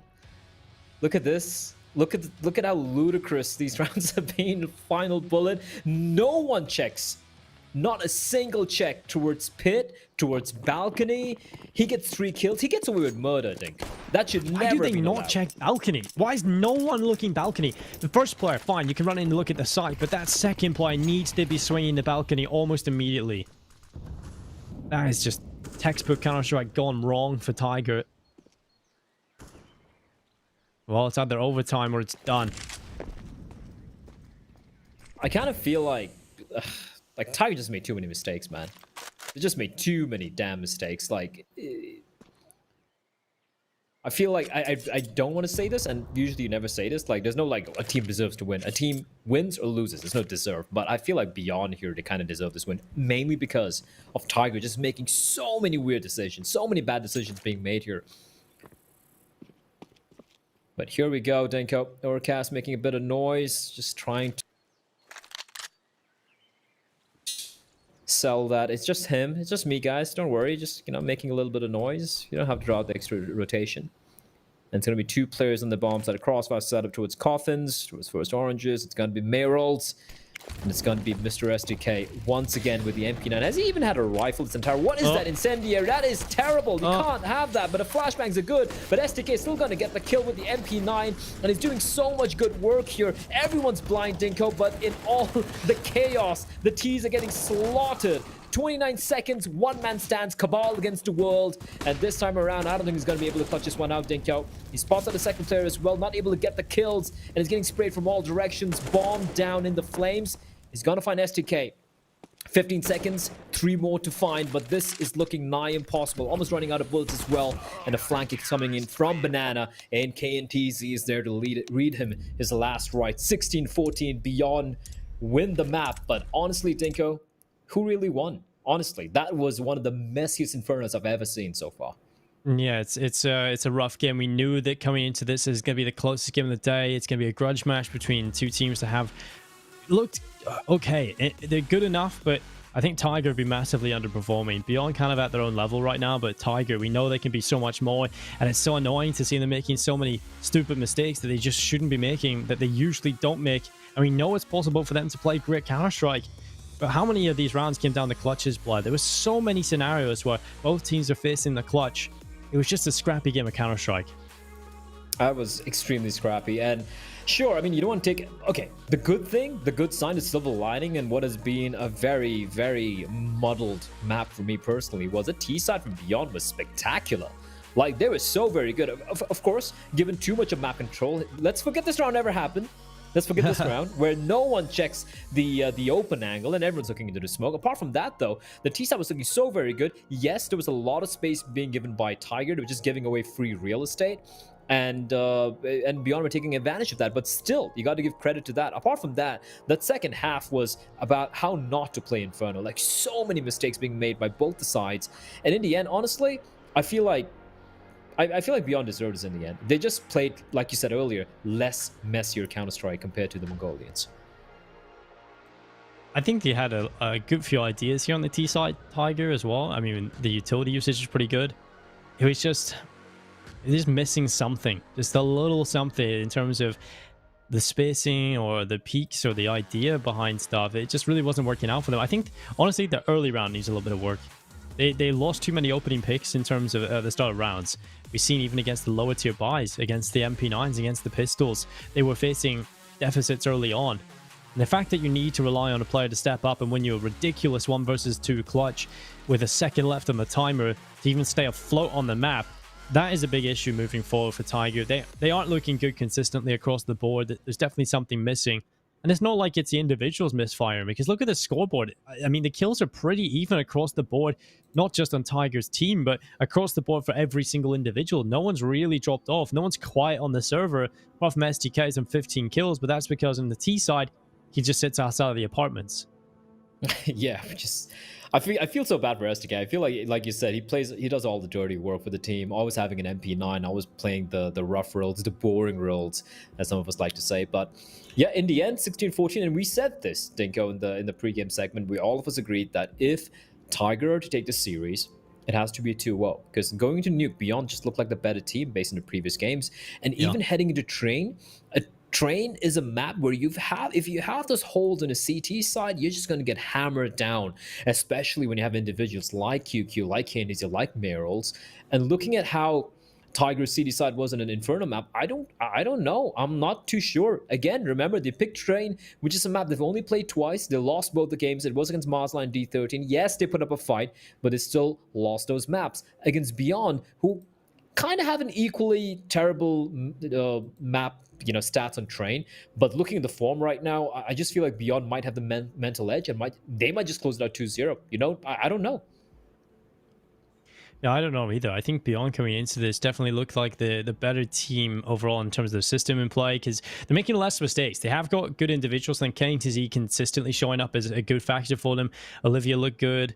QQ really stepped up here, and this is the MVP. KTZ, I don't think you can really argue with it. He got 0 opening kills. That is interesting. I think he's one of the only MVPs we've actually seen not get any opening kills. But 5 multi-kill rounds nonetheless, 25 and 16, 76.6 ADR, and just a very, very solid performance overall from KTZ. And he was the player I highlighted before this match begun, really, as being that player to look at for Beyond other than Olivia.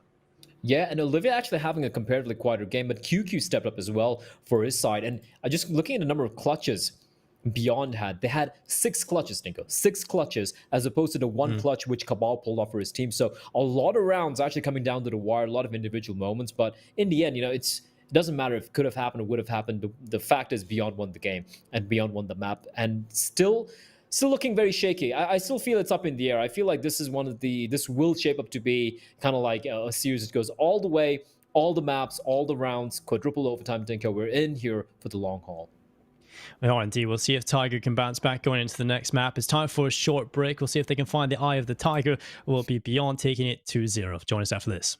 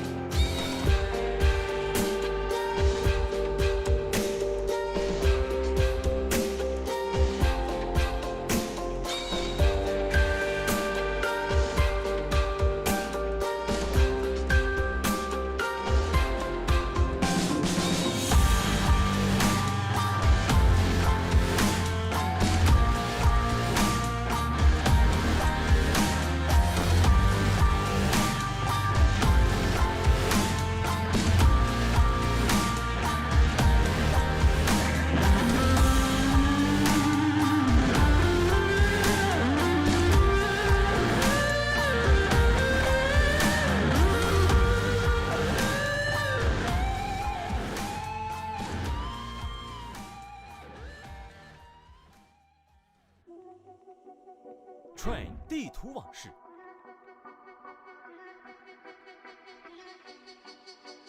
错综复杂的6道和内外场，将 Train 这张地图分割成了大大小小众多区域，是战术大师们所热衷的地图之一。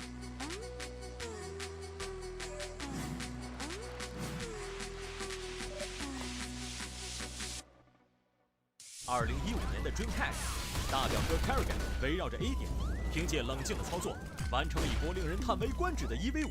天马行空的打法思路，证明 CS:GO 是靠脑子才能玩的游戏。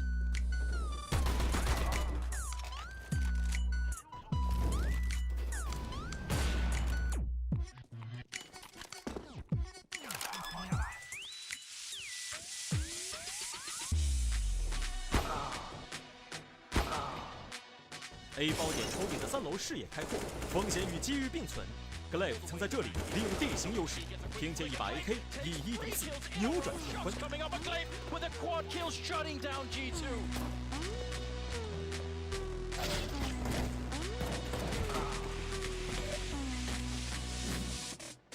B 点高低坡的地形给了双方充分的战术选择空间。2017年 PGL 克拉克夫梅者中就先有 ZN 平台前配合队友，顺闪1v4刷屏。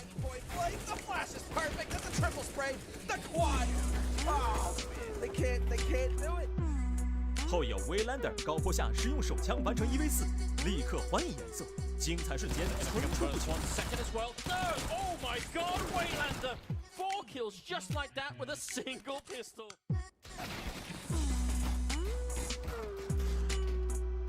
战术向来为人津津乐道，本次亚洲的选手们又将上演怎样的龙争虎斗？让我们拭目以待。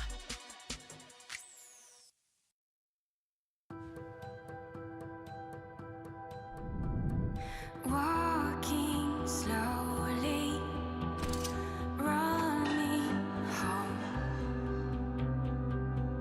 I will follow you alone.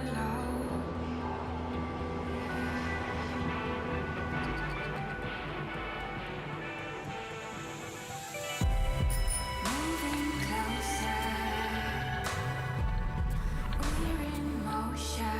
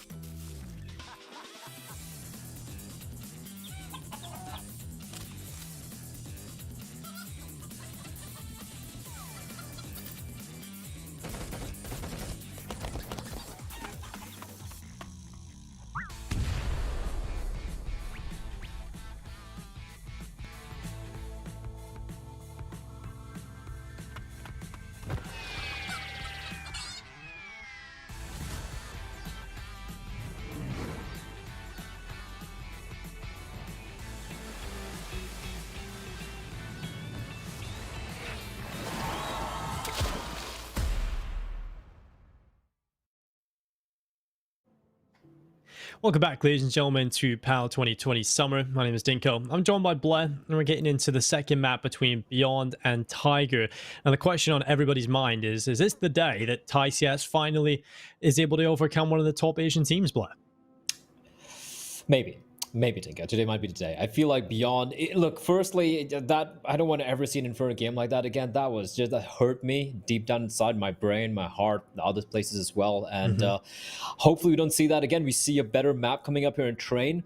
That's the thing. Like you're talking about, the ICS. Beyond's by far the best team in Thailand. They're also the best team in Southeast Asia, able to beat everyone apart. From Tiger, Invictus, Vici, and Tyloo, the top 4 teams, the top dogs right now in Asian CS. So for them to beat Tiger would be a massive load off their minds. They'll be able to break the barrier and hopefully see them start to see a little bit more success against the likes of a Vici, the likes of an Invictus, and all down the line.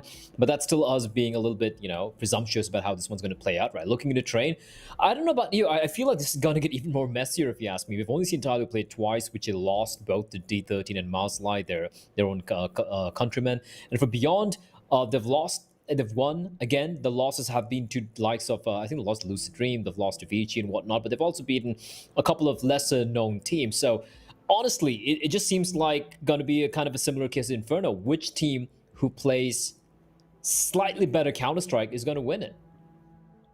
Yeah, I feel that this is definitely going to be one of those maps that's just crazy because every team should know how to play Inferno. And the fact that we've seen so many fundamental errors on Inferno, that's not a good sign going into Train, which becomes a little bit more tactical in terms of how you approach it on the T side. But I feel like we're just going to see very simple out of yard execute, smokes down for the bomb train for the connector, and just straight up hitting in towards that bomb site with multiple players. I don't think we're going to see anything crazy or mind-blowing. It's going to be simple Counter-Strike. And whether or not they'll be able to master that, I don't really think so. I think both these teams are going to... I think I'm going to favor Beyond. I think coming into this, just based on what we've seen from them, I'll be confident enough to pick them. I don't feel like I'm too confident in that, but, I'm going to go for it. I think this is the day Beyond win. All right. So are you going like a 2-0 over here or like? Yeah, I think I'm going to go 2-0. I think they'll be able to win Train. Because, okay. I mean, I'm not too confident in Tiger's performance here. They've picked it. They've decided to go with it. But there's nothing really showing as to why they would do that. Yeah, considering they are the defending RMR champions, this is a very, very different Tiger. This is kind of like a Tiger who's having an identity crisis. It's like, am I a small pussycat? Am I a big pussycat? Am I a medium-sized pussycat? Am I Garfield? Like, they're figuring it out. And that's unfortunate because... You need to wake up. You're a defending champion, right? You're a team that a few of us have initially. Maybe some of the other talents, some of the other observers of the Asian scene, yours truly included, have basically overhyped them up a little bit. Maybe saying, "Oh, they're maybe a top team in Asia right now," and clearly they're not. But there's still a team who should be able to win against the tier 2 teams in the region. While they might be struggling against Tyloo or Vici or whatnot, they should be beating teams like Vici Beyond convincingly. Because here's the thing, if Beyond were playing Tyloo or Vici or even Invictus on Inferno, I feel it would have been the 3 Chinese teams winning easily, or at least in a comfortable fashion. Tiger just making a meal of things, even losing it out. So I don't know what to expect from this team, but here we go. T side for Tiger. Beyond opting to start on a CD side because it is the map pick from the Mongolians, and they just have Mayrolls waiting. It was in a bomb site, USB in hand, 4 sets of Kevlar, Olivia with a kit and a flashbang. No smoke though, but then again for Tiger they don't have the incendiary for any post-plant shenanigans. So here we go. It's gonna be in a hit coming in, not wasting any time, and Cabal winning the deal. P250. That's a very important kill to have. Yeah, I feel like the P250 is really becoming meta within pistol rounds. You've got to see if players pick it up. QQ taking down Dobu over the top of the smoke, and that pulls it right back into a 4 versus 4, and equilibrium once more established. And Nine's going to try and get up close and personal to Olivia, who has taken down Cabal. A man advantage now on play for the CT side, but Nine's taking a good bit of control in towards Connector. But you can see Olivia is completely aware. They know that he's stuck in there. Now they have to deal with the players inside on the bomb site, though. As they move forward, Nine swings on by, takes the fight, but it's Olivia that wins it. And every single duel is going in favor of Beyond right now. They're fighting kill after kill. It's Ericast stuck alone up in towards the upper area. He's taken down. QQ just swings in, and it's one death. One player only drops for Beyond in that pistol round. And Tiger at least confirmed themselves the second round for Spy. But Beyond, pretty convincing pistol round from them. Honestly, like that was nuts from Beyond. I love how they used the connector smoke. It's kind of like a one-way. I think it was Olivia. He got a couple of kills there. Yeah, there we go. Gets the first one. Second, a little bit of a spammy affair against 9, but yeah, everyone hitting the shots. SDK with NCL and Urcast. There's nothing he could have done there. I felt like I was a little worried he might actually die to the flash by hitting him because it was like 2 or 3 points of health. But there we go. Beyond. Win the pistol after a great start here in map number 2. The pick from Tiger. And I like the variety in weaponry. MP9, 2 M4s, a couple of FAMASs, and on the other side, 4 Galils and a Deagle. Once more, we can play a game of who won the pistol round, Dinko, but we can have the discussion later on. Tiger, 4 Galils means that the utility is kind of sparse. They have a smoke, they have a flash, they have a nade, and 9 kind of being a utility guy, but it's not going to be easy. On the other hand, for Beyond as well, they just have the incendiary, the smoke, and a couple of flashes remaining. So it's going to be a lot of deals, a lot of aim deals taking place here. It's going to be mainly towards that outer bomb side.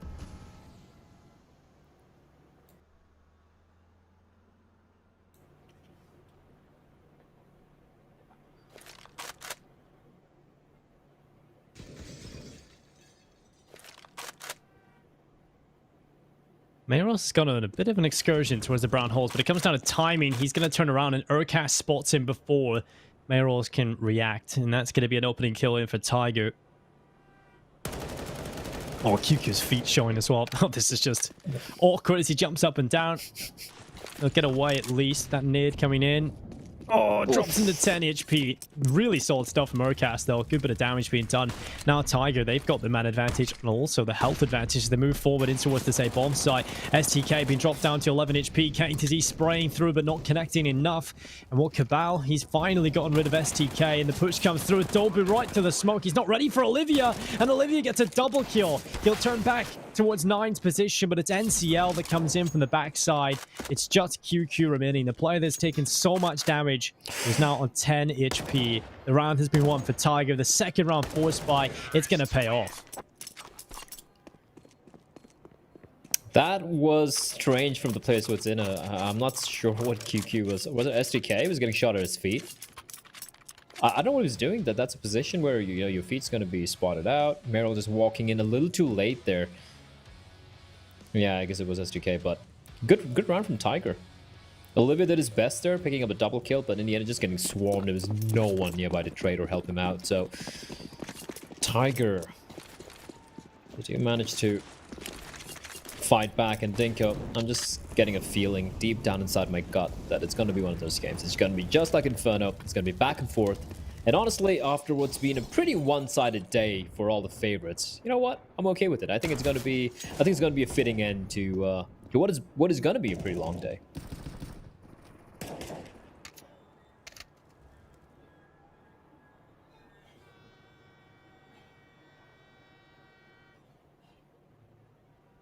You know, when we looked at the 4 best of 3 day in the schedule, and when we were in the group stages and every game was going, triple overtime, and we kind of, not gonna lie, we were a little bit exhausted just thinking about it. But it has been a pretty good day in terms of being quick games. I think that's the thing, where you have 4 best of 3s, but you've got the number 1 seeds, number 2 seeds playing against the bottom seeds. Generally, you're going to get a pretty one-sided affair. So this has been the game of the day we've been waiting for. The teams are very evenly matched, only 1 position separating them. And now they push forward on towards the bomb site. It's NCL that gets rid of QQ. Dolby as well, fighting back in the Galil. And now, well, it's looking fantastic for Tiger. They're going to 2-1 this. It's going to be the pickup for them. And Olivia, well, he's left alone on the MP9, back in spawn. Bomb plants there. And Tiger confirmed the money and the round win. That was clinical. It was very clinical from Tiger, and bear in mind, it was also the force buy from Olivia able to recover, at least gets a kill, but 9 should be hunting him down here. A little bit of a hop, skip, and a headshot. 2-1 for Tiger. Good recovery. And for Beyond, it's going to be a full eco round here.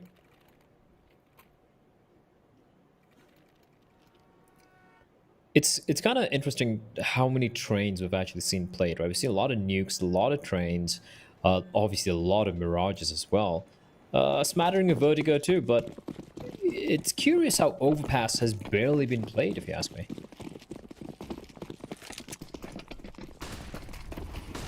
We don't see that map at all in the Asian scene. We didn't cast a single overpass this entire tournament so far, Blair.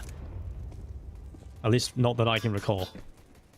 Yeah, I think all the overpass games went the way of Jason and Mitch earlier, but we've casted Train, Mirage, Dust 2, yeah, and Inferno. That's it. Mainly, yeah. I remember a couple of Vertigos. Yeah, true. Not much variety. And you definitely like to keep the map pool pretty still. I feel like that's something that one of these Asian teams could do. Actually, is like work on an overpass. Imagine the upsets you could pull off. True, and no one permabans it. They just don't play it. Exactly, no one really permabans it. It's not like the first ban. Like for Vici, it's Dust 2. For Tyloo, it's Nuke. I think maybe one team out there permabans it. I forget. I think it's one of the Mongolian teams. But still, yeah, like most teams are okay floating it. And yet no one picks it. Everyone goes to the ban in second phase. As this is looking like another convincing round. I'm going to be taking a very quick look at the maps played so far. And all right. Okay, Overpass has been played 5 times. And so is Vertigo. Both of them being played just 5 times apiece. We've seen Dust 2 being played 8 times. Then we have Train on 16. 24 nukes, which is so surprising because once upon a time, think no one played Nuke in Asia, like literally no one. And then you have Inferno in 25, and then far ahead of everyone else, surprise, surprise, Mirage 32 times. Well, you know, Mirage is the map of Asia, it seems. Every team kind of does like to play. I feel like that's... Well, some teams maybe don't like to play, but they can play. Because they're good on it, it's a map they almost have to just have in their map pool, right? And anybody can sort of compete on it. We've seen that come through. A lot of the good games we've had so far have been on Mirage. If you think back to Mazalai versus Tyloo, a map that should have just been an absolute destruction from Tyloo, ends up being a pretty close affair and it goes to overtime. So Mirage is one of the maps that everybody's kind of comfortable on right now. Train, not so much, and we'll see what happens here. It's Tiger trading back and forth, a 3 versus 3 right now. And a lot of time still to play with. A lot of time. But a map like Train, obviously, in 3v3s would usually favor the T's, considering that the defense is kind of spread quite thin. We do see Olivia with the AWP playing all the way back with 1.6, and he's going to be just holding the line, just spotting towards Pop Dog. We have STK towards Ivy, and a hit's going to be coming out towards the outer area. And Olivia just moves, he rotates at the worst time possible. And it's so unfortunate. And it's going to allow 2 of the players just popping out from Pop Dog, and STK, he needed to win that duel. Cabal finds his head at distance, and now Olivia. Oh, Cabal, what a ballsy man, he faces. He faces and he almost wins the duel, and then he continues to go for the wide swing. And a 3v3, that just fell apart for Beyond. Not a single point of damage being dealt out. And with that, Tiger 4-1 up. That pistol win seems like a very, very distant, faded memory right now.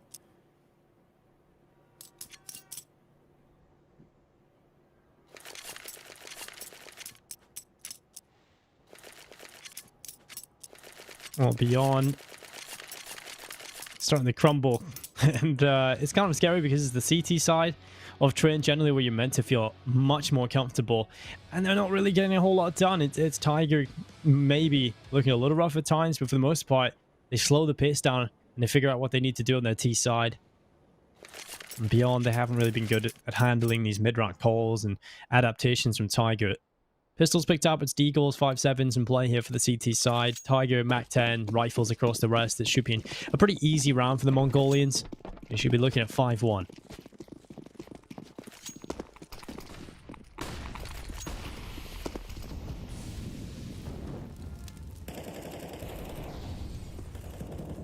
Oh, well. Well, NCL has already got out and towards the bomb site. STK with, his lead teammate Olivia above him. That's a big double kill coming in from NCL. Getting 2 kills very, very quickly indeed. And now he moves forward. KTZ in towards Ivy. Smoke goes down for the cross. And, well, this is looking pretty good. Tiger, they've got those 2 kills off the back of the Mac 10 and just cutting through the defense immediately. Just a little bit of a leg showing, an arm as well, and QQ gets rid of 9. He spins back, and it's KTC that gets the kill on the Deagle, and suddenly kills coming in from the pistols now. 3 versus 3. This will be a heartbreaking round for Tiger to lose, especially with the start they got. Oh.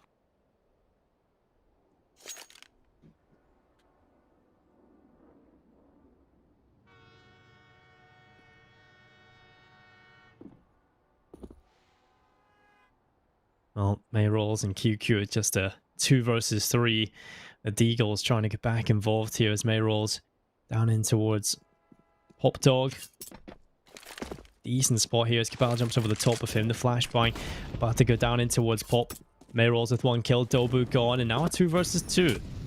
A chance here for Tiger to potentially lose this round with QQ's positioning. The time limited, they might fail to check him. Urkast gonna swing up. He goes down, doesn't matter. QQ still gets the kill. And now it's Cabal, a 1 versus 1 up against Mayrolls. Cabal had a big clutch in Inferno, and now he looks to do it again here. Up against Mayrolls on train. The good position held by Mayrolls. He's trapped Cabal, but it doesn't matter. Cabal swings on by, takes his head right off. And that's going to be a 5th round on the board for Tiger. Just coming back right in the nick of time to see that clutch.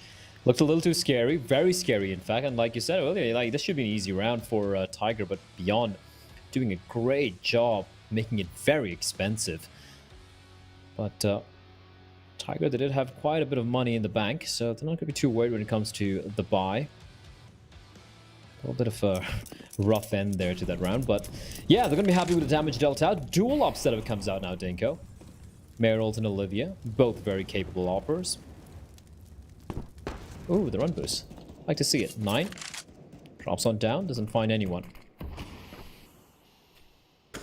I've been enjoying the defaults coming out from Tiger. They have been pretty solid in getting some of these opening picks, just making Beyond basically feel very uncomfortable, right? Over-rotating, feeling very unsure about themselves. Like, look at the setup, for example. Like, if you look at the setup from the CTs towards the outer yard, it's kind of disjointed. You have a player like on the bomb train spotting towards Pop Dog. You have a player playing up close mid that is STK, but not necessarily a good crossfire setup where they can trade immediately or they can, like, you know, face down a potential push from Tiger. So this is something that Tiger could abuse, and also could be the fact that because they have 2 AWP players, they're just switching it up. This is much better though. Now look at the mid round aggression. 3 CTs pushed up towards mid. And Tiger haven't shown anything yet so far. This is getting a little too much for my liking for Tiger. 39 seconds and you're still waiting all the way towards T-spawn. That's wild.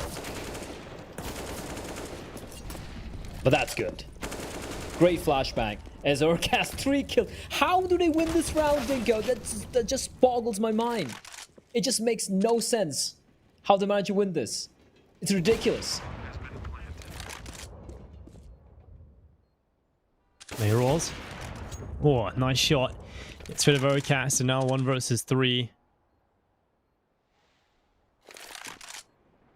In total from Mayrolls, he just can't win this, of course, so it is the safe call with 22 seconds in play. Carrying the op over would be a win in his eyes, but it's not looking too likely.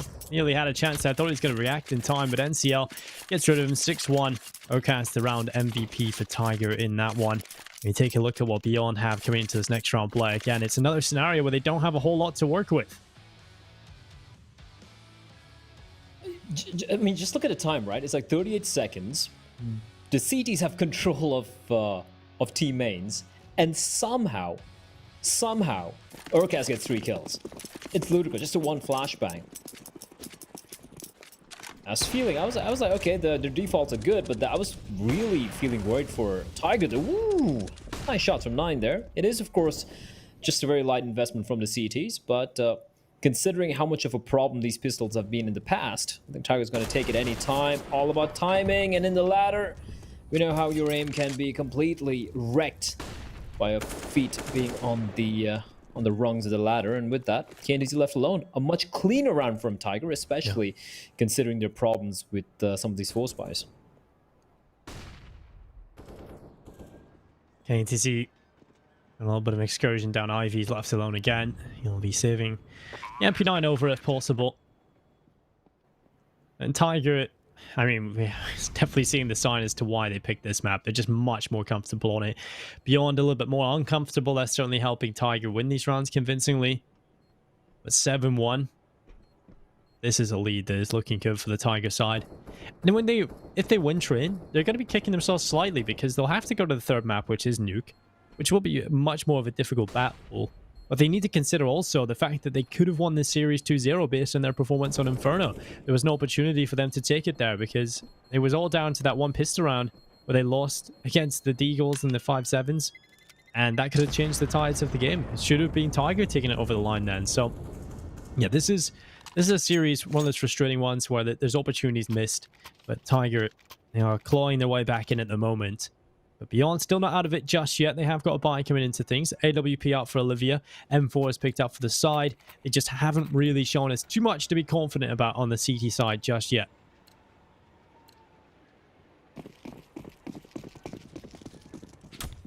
Well, haven't really shown anything at all, if you ask me, Dinko. I'm going to be a little bit more harsh.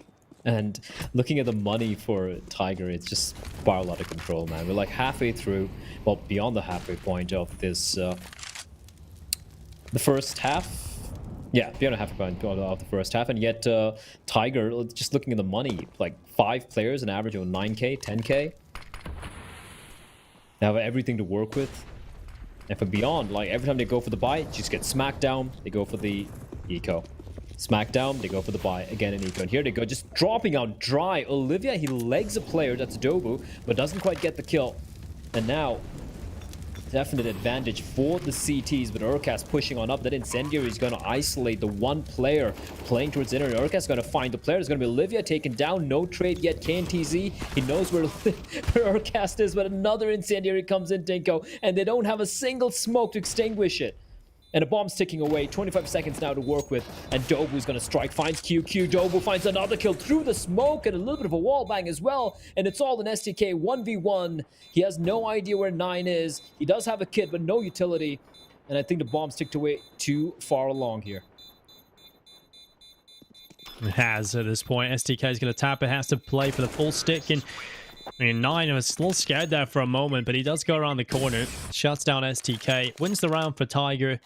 That was the closest round we've seen for Beyond in a while. Getting it down into the 1 versus 1, but it doesn't go their way. Nice shots from Dobu. Really stepping up. That one's disgusting.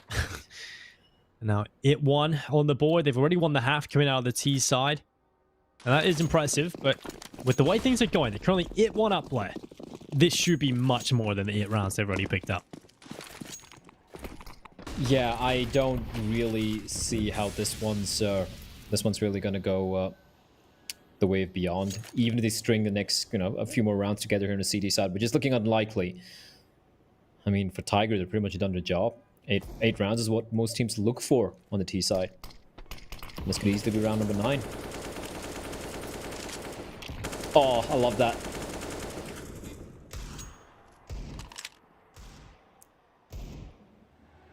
That's a problem with Tiger is, and even Beyond, you sometimes see these really cool ideas, like how we remember seeing the double nade setups Tiger had on Inferno, and then suddenly they just kind of seem to forget how to play basic Counter-Strike.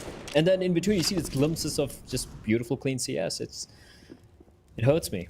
Hand sanitizers. Those would be worth a bomb right now in today's market. I feel like things have kind of returned to normal though once people realize, yeah, we're just being batshit crazy. Why are we buying all this stuff? But yeah, that was kind of crazy. I remember reading something about a dude in America that went around and bought all of the local hand sanitizer supply and then tried to sell it on Amazon and they blocked him. They didn't let him sell it. But Mayrolls, good double kill. He'll look for a little bit more. He's stuck in Pop Dog. And Cabal is in front of him, just moving forward inside of the site. Now 20 seconds now in play. It's going to be a good kill from Cabal as he gets rid of QQ. And advantage in play now for Tiger. They're still looking solid. Cabal with another kill. Mayrol's gone. Now it's KNTZ left alone. They'll move forward with the MP9, starting to rattle the shots away. 9 going down. Shouldn't really be winning this round. So any damage that he does is a bonus. But they're playing together. They play it well. And it's 9 rounds picked up for Tiger. Looks a little scary there. Mayrol's great shots coming out from the man. But yeah, not to be. 9-1. Another buy coming out. I've kind of like lost track of how this half has gone for Beyond. They get a buy, don't win, they go for the pistols, do a bit of damage. Next round, Tiger shut it down again. Like, it's just been so unfortunate. Cabal spotting at QQ by his feet. I think it's very brave of you, Dingo, to say that everything's gone back to normalcy and people are not crazy anymore, because people are still pretty bad, man. They're pretty, Yeah, I mean, pretty wild. I mean, there is no normal in this world, Blood. That's just something that doesn't exist. It's scary when people like us and Mitch are the more normal members of society. It's terrifying. Don't put us in the same category as Mitch. Fair enough. Fair enough.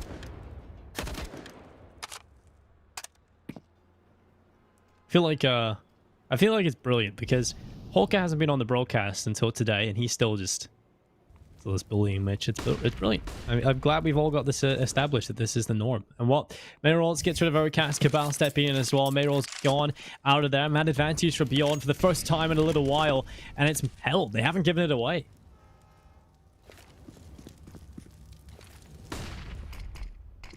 Well, SDK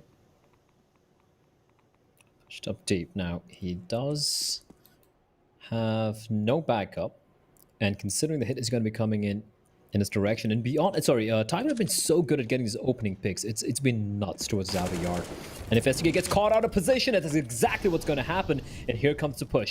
Now NCL's position here, but KNTZ spots a pixel, and he's going to pluck his head clean off his shoulders like a chicken. And he's looking for more. Cabal's going to fall. That's around done. 9 has been truly magical at times with the AWP, but this might be a little bit too much for him. 14 seconds. He's got the bomb, but it's nowhere nearby. No picks to find. And Beyond, they finally get round number 2, Dinko. It took a while, but they do it. Took 10 rounds, in fact, but they do it in the end. I mean, it's fantastic, really. It's I'm sure they want to thank all their fans. 2 rounds picked up. I mean, it has been a real long road back into things here for Beyond, and they're not even anywhere near the start of the road just yet. They're pulling up to the car park just to start their little walk back into this game, and they may not make it. There's going to be the ult picked up for Olivia. The M4 is the AUGs in play. We see a lot of AUG usage here on Trin. I think it's definitely a viable weapon, especially with the linear angles you can hold on this map. Over here for Tiger, again, the money's not really an issue, so they can purchase up immediately. So it's an uphill battle, a constant uphill battle, and it's raining, it's muddy, everything's sliding around. Beyond have a huge battle ahead of them. Oh, yes, they do indeed. A little bit of flames is tickling SDK a bit, and Dobu, oh, very brave young man, running on out to his death. Gets nothing done, and 9 gets dinked down to 12 HP as well. This is messy from Tiger. I'm not too sure why they're going for the full commit. I know they don't have utility, but this seems like a desperation play. I mean, when you don't have that much utility, you try and make a little bit of noise, just try and draw up the utility from the CTs instead of just going for the full commit. NCL caught taking a little bit of a nap. And it's all on Cabal. There's nothing you do. KNTZ putting the dog to good use. 3 rounds for Beyond now. They won 2 in a row, Dinko. And, well, some signs of life. If they're gonna get to 6 rounds on the CD side, and if Tiger's CD side is anything resembling what we saw on Inferno, I think Beyond still have a chance here. As we do see a player dropping out, that is unfortunate. We had 0 tech issues today, all day. But I guess it was inevitable, considering, you know, everything's happening online and all of that. Well, KNTZ though. Sorry, some signs of life. Cabal, man, 14 kills, 5 deaths. NCL, 13 kills. 2 veterans of the Mongolian scene, putting in quite a bit of work. 110 ADR as well. 9. Wait, he's got 5 kills and 98 ADR. Wait, what? That is, that's kind of insane. Just gonna have to check with production if that's right, because if that's the case, that's ludicrous. How's that even possible? Like, he's got 5 kills, 2 assists, and has got 98 ADR. That's quite mental, Dinko. That is very mental indeed. But stats-wise, yeah, KNTZ struggling a little bit. Or maybe I think the stats got a little bit skewed because one of the players dropped out. Maybe that's why. Because that doesn't make any sense. You can't get 5 kills and just 2 deaths and 2 assists and do that much of that's like damage. Mitch level math. Listen, the guy brings up some pretty complicated theories, but he struggles with basic math, so I'm not sure. Like, you know. The thing is, Blur, because he brings up the theories we don't understand, we think he's probably right. But when he brings it down to the level of math we care about or understand ourselves, we know he's wrong. So I have no faith in his large studies of maths. So basically, like almost any startup guy out there looking for investors, just like, welcome to what's the word?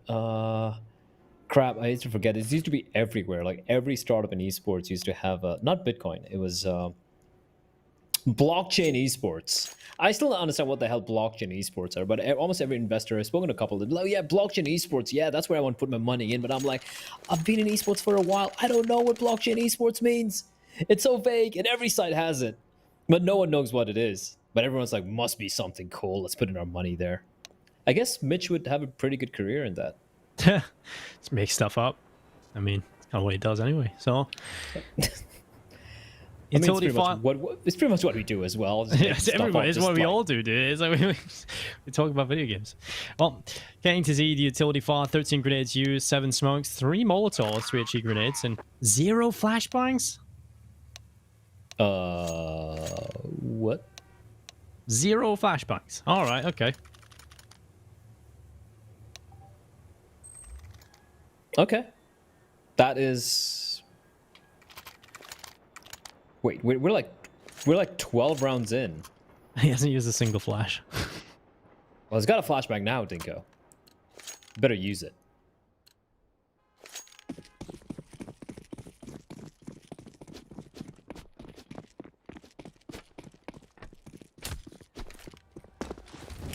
Well, let's see.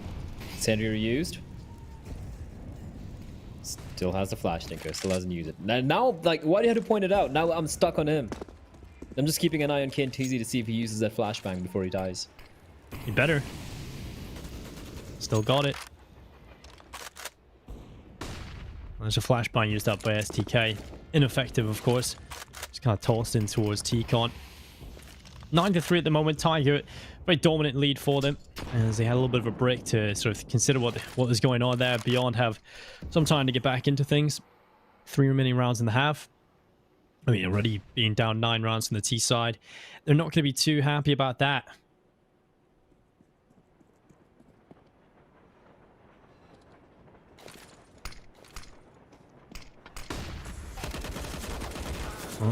KNTZ sprays away, 9 going down, NCL.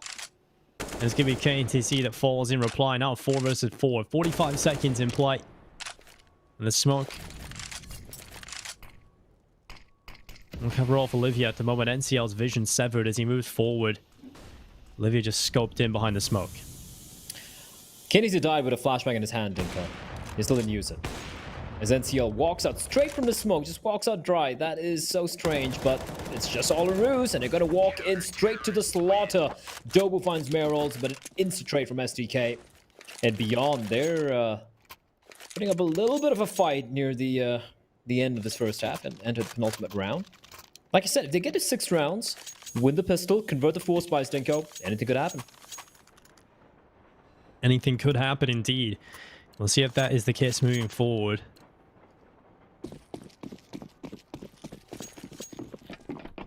We'll see if Beyond can scrap together something here. Last 2 remaining rounds, they got the double up set up, a huge investment. Obviously, they win this round, it should be confirming themselves the 6th round on the board. Tiger's money will be somewhat gone. Cabal moving through the smoke towards the brown holes. Pretty default stance from Tiger at the start of the round, but now they immediately gather up outside of B with the most of their players. I think the idea behind it is strength in numbers. You may have the weakness in terms of what you'll be able to bring to the table from your purchase, but the fact that you've got so many players going over towards B, hopefully you can work your way in. And QQ and Mayrolls are going to be the players under pressure here. You've got QQ in the aggressive front, just playing on the edge of the bomb train with Mayrolls down outside of the connector. They're selling no a presence whatsoever. So Mayrolls is fully committed towards this B-bomb site, and here comes the execute. That should pull the rotation immediately from the A site, and Mayrolls looking for the picks. It's on a QQ. He has to find at least one. He's going to get one. Mayrolls burns away the other, and that's a huge start to the round for Beyond. They've managed to pick up 2 big kills, and that should be the round confirmed with Mayrolls finding another. It's just Cabal fighting back, and there's nothing that he can do. Fantastic stuff from Beyond. Tiger, they did nothing to fake that out. They did absolutely nothing. It was so obvious they were heading in towards the B-bomb site. And because of that, Beyond can rotate every player over it. Where was this Beyond all this while? Like, they were just losing rounds without even a whimper, and suddenly they've just woken up. That was a great hold. And it wasn't just about, you know, some hero plays or just winning, you know, massive clutches. No. Suddenly waking up, suddenly putting up some defense. But Tiger, considering they were 9-1 up, honestly, if I'm Tiger, I'm going to be a little disappointed if they close this half out 9-6. Because they had such a good lead, massive lead. They had all the money in the world. As we do enter the final round of the first half, their economy has been whittled away. Their weaponry, their arsenal looking pretty weak as well, at least as opposed to what the CTs have in store for them. Double op, AUG, a couple of M4s, scout for 9. And they seem to be telegraphing they're going to be heading towards this outer yard. As SDK finds Dobu. He was a low player, so it's alright. NCL looking to, sorry, 9 looking to face Olivia with the AWP, and Olivia, okay, walks on in. NCL, I believe, a little lucky to stay alive, and 9 winning these duels, but Mayrolls, unfortunately, will put him down. It's all in Urcast. He snuck on out, Dinko. He's got himself in such a good position. He's not gonna, oh, this is brilliant. This is brilliant from him. Oh, but NCL, if he only stayed alive, there's so much more Urcast could have done with the information is gleaned. And now he's going to be heading into a Zinna, but it's only one player holding. And it's going to be QQ. If Urcast gets a kill onto him, gets his hands on that M4, oh no! The rifles had dropped, Dinko. They've given him a free gun. They would not have envisioned this.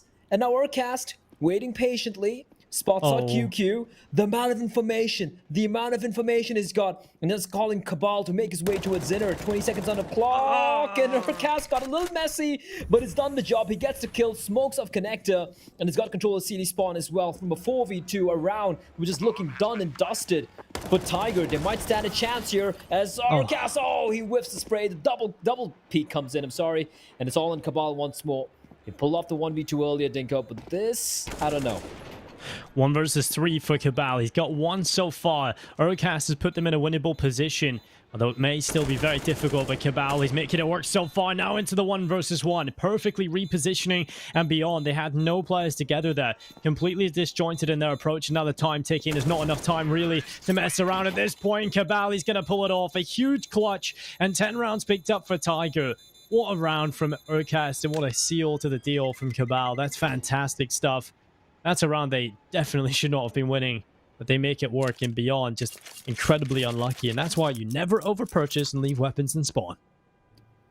That was genius from Urcast. Even though he wasn't able to get more than 1 kill, the fact that he got all that information, and man, beyond, I remember like watching them drop the weapons there on spawn. I'm like, all right, you know, they have the double op, might as well looking to swap out the rifle. But imagine the good fortune for Urcast. Picks up a rifle, free kill, bomb gets planted, and again, Cabal with the icing on the cake there. The 1v3, able to take 3 individual duels, perfectly played there. And that was a round, honestly, Beyond should have had in the bag, but kudos to Tiger for making it work. And here we go, second half of the second map kicking off. Tiger with a pretty solid lead, 10-5.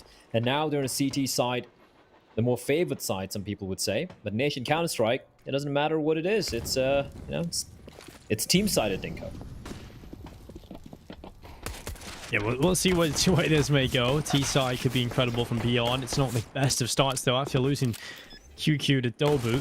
The bomb plant will come through. KTZ is going to go down as well. This is looking so good for Tiger. It's about to be 11-5 here. Absolutely no problems asked. Urcast trying his best. It's Dobu with a good kill, though. Now STK and Olivia. Into a 2 versus 5. It's just not winnable here for Beyond. They've surely crumbled at this point, but Olivia and SDK, they'll do their best to fight back. They will get a couple of kills. Now 1 versus 2 for Olivia. He has no utility to hold them off. He's got 1 though, and he could pull off the second. Dobu has a kit, but he's off the bomb. It wasn't winnable, but now it is. Olivia, he just pulled it back alongside STK. Somehow, Blair, they make it work. That round should have been done. It should have been Tigers, but Olivia with the 3K and STK not giving up. And that is a round that Beyond desperately needed, and one that was not looking like it was going their way. Yeah, that was a must-win round. A huge play in the end there from Beyond to steal it away.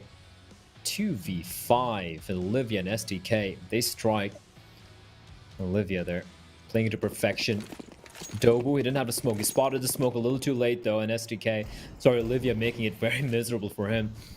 And from a 9-1 scoreline, Dinko, to 10-6, I'm maybe starting to believe that Beyond have what it takes here, but Nine's gonna get a kill. Or Casso, no, he gets a tag, but KNT's in QQ. They shred their inner bomb side defense. It's all in Cabal, Intial, and Dobu. They have the Deagles, Zinko, but they are... Oh! What? Okay. Deagle spams, 2 killed, suddenly to 2v2. Suddenly this is doable. Suddenly this Deagles can make it work. But STK is there, Mr. Reliable himself. He doesn't have the haircut like the rest of his teammates, but you know what? When it comes to delivering, he's got what it takes when it comes to Counter-Strike, and I'm not a big fan of him aggressing there, but he's going to choose the right angle. Cabal spams the Deagle away, but Adobu, he's not. 3K for SDK, and that's going to be Beyond winning the anti-force buy. If a Tiger, it's going to be, well, a few pistol upgrades coming out here, but it's an eco nonetheless, and for Beyond, an opportunity to get to 8 rounds, and from a 9-1 to making it 8-10, that's been a massive comeback. It really has, and I feel like Beyond, to win this, they almost have to get that unbeatable momentum going. They have to start just getting on that train and just winning round after round on the T side. They have to win this next gun round as well. I feel like this has to be one of those T halves that just kind of run away. And well, it's a false start, but we're back into the round nonetheless. But Beyond, I don't think that previous round has given me enough confidence just yet. I mean, they lost too many players in that scenario. Probably should have kept a few more alive. Luckily, STK pulls them out of the hole. Does give them an opportunity. But this round, they have to win cleanly, Blood. They have to keep the money up. They have to. They have to indeed. But what's going to happen or not? Let's see if that happens. We do have another disconnect happening, and I do believe... who is it? It's not SDK. Not QQ. Olivia's there. Oh, my memory, man. KNTZ, there we go. The man himself dropping out. He should hopefully be coming back in. Average aggregate HP left at round end. I think that paints a pretty correct picture, Dinko. 7,807, 7 to 10 scroll line. I think it's pretty accurate. Yeah, very accurate indeed. I feel like this pause kind of comes in an unfortunate time as well for Beyond, just where they're about to build some momentum, where they start to get into the game mentally, and this might just throw a little bit of a spanner into the works. Hopefully it doesn't last too much longer. Because tech problems, I think a lot of people kind of underestimate the effect they have on teams. We've seen Divine Vendetta in that last series they played. Can't remember who it was against, Brent. They started off looking really solid on map number 1, and they kind of crumbled completely. Sorry, should I say they looked really bad starting off on map number 1. They started to build some momentum, but that's because they had like that huge tech issue before.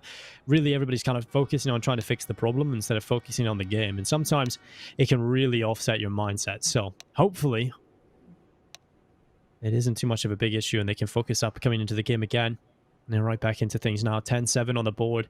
Tigers are only in the lead by quite a few rounds, but this is an eco coming up. It's a good round for Beyond to win cleanly. It's a good round for them to try and take the first steps to the comeback.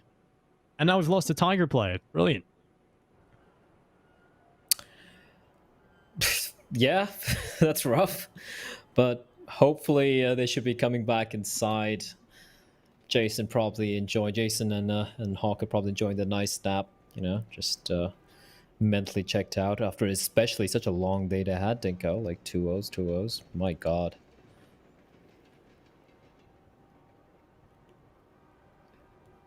We have had quite a lot of quick games today. This was the one we knew was going to be the long one. We built up to it. I have this weird thing in my head, Black. I can almost hear the evil laughter of Jason Kaplan. I can hear him in my sleep. I'm just like happily taking a nap. I'm like, you know, in the middle of my dreams, suddenly hear Jason's, You know, just face just sticking in through the veil of darkness. It's the night, and then just starting to like whisper overtime play, overtime, and just like jolt awake. It's terrifying. They realize he's actually there, Blair, and then that's the even more terrifying part. I wish we could probably have Jason just join us live in the cast, so all of you guys could hear him whispering some weird stuff into your ears. But right now, I mean, I personally feel like he's just agreed to cast this, Blair. So if you wanna hop off, we can go do something, and he can hop in. Yeah, I mean, Jason, if you wanna like solo cast this, I don't want to force Haka to do it because Haka first day and everything. He's probably had a long day. But yeah, 7 to 10. Still waiting until one of the Tiger members to join back in. It is of course Mr. Urcast. Can't have a game without him.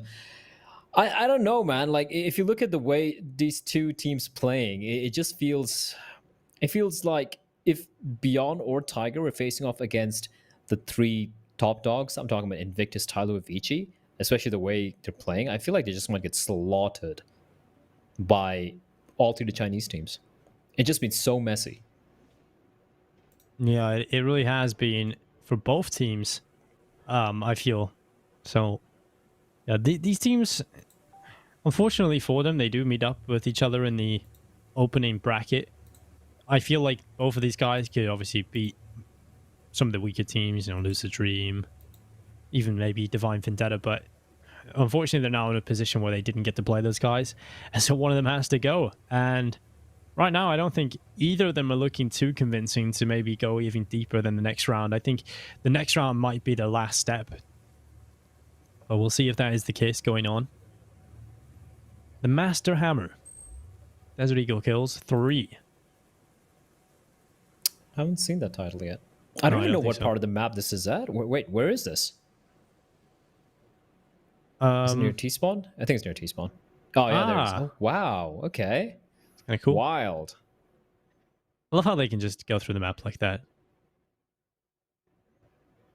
Okay, so we just got info that a player is changing his graphics card. I'm assuming that's going to take quite some time to do. So I don't think that's going to be quite a pause that can be fixed very quickly.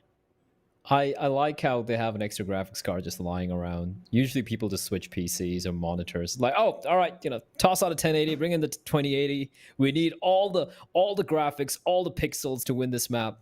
And honestly, looking at the way Beyond's climbing back, Denko, they might need that. They might need all the the high resolution, widescreen, all of that to pull off the win here for Tiger. You know what, Blah? I think they just take every graphics card from the team and put it into one. Just have that one player carry and just see everything before it even happens. We're going to go to a short break, though, ladies and gentlemen. Fixing a graphics card can sometimes take quite a bit of time, especially with how computer illiterate some of the players are. So we'll see if they can get it done. We are going to go to a very, very short break, but we'll be right back after this short break. Don't go anywhere.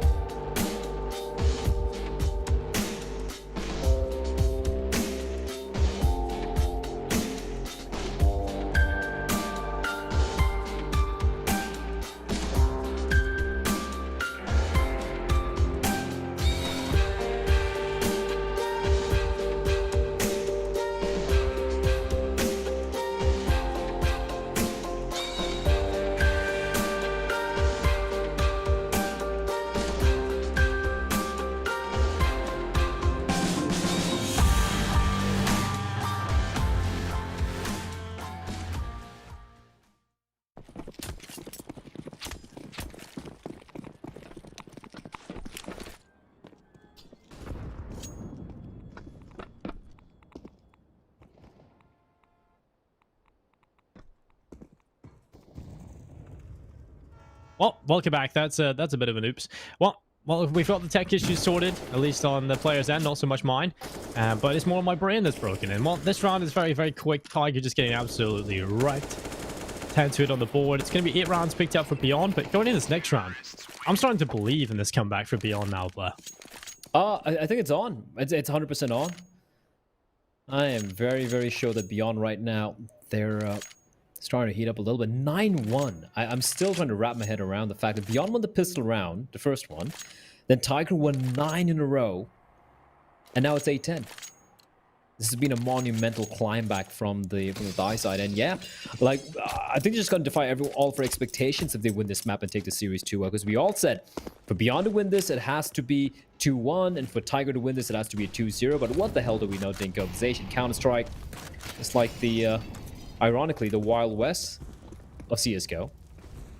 But here we go, though. First real test coming out here for Beyond on the T side. This is where the challenge is. T side of train, never too easy. Mayrolls is going to push on out. Oh, the timing is brilliant. KNTZ, even though he gets almost double peaked, he wins the duel, survives at 12 HP. Mayroll to help him out as well. I like the aggression of Tiger, but that fell flat on its face.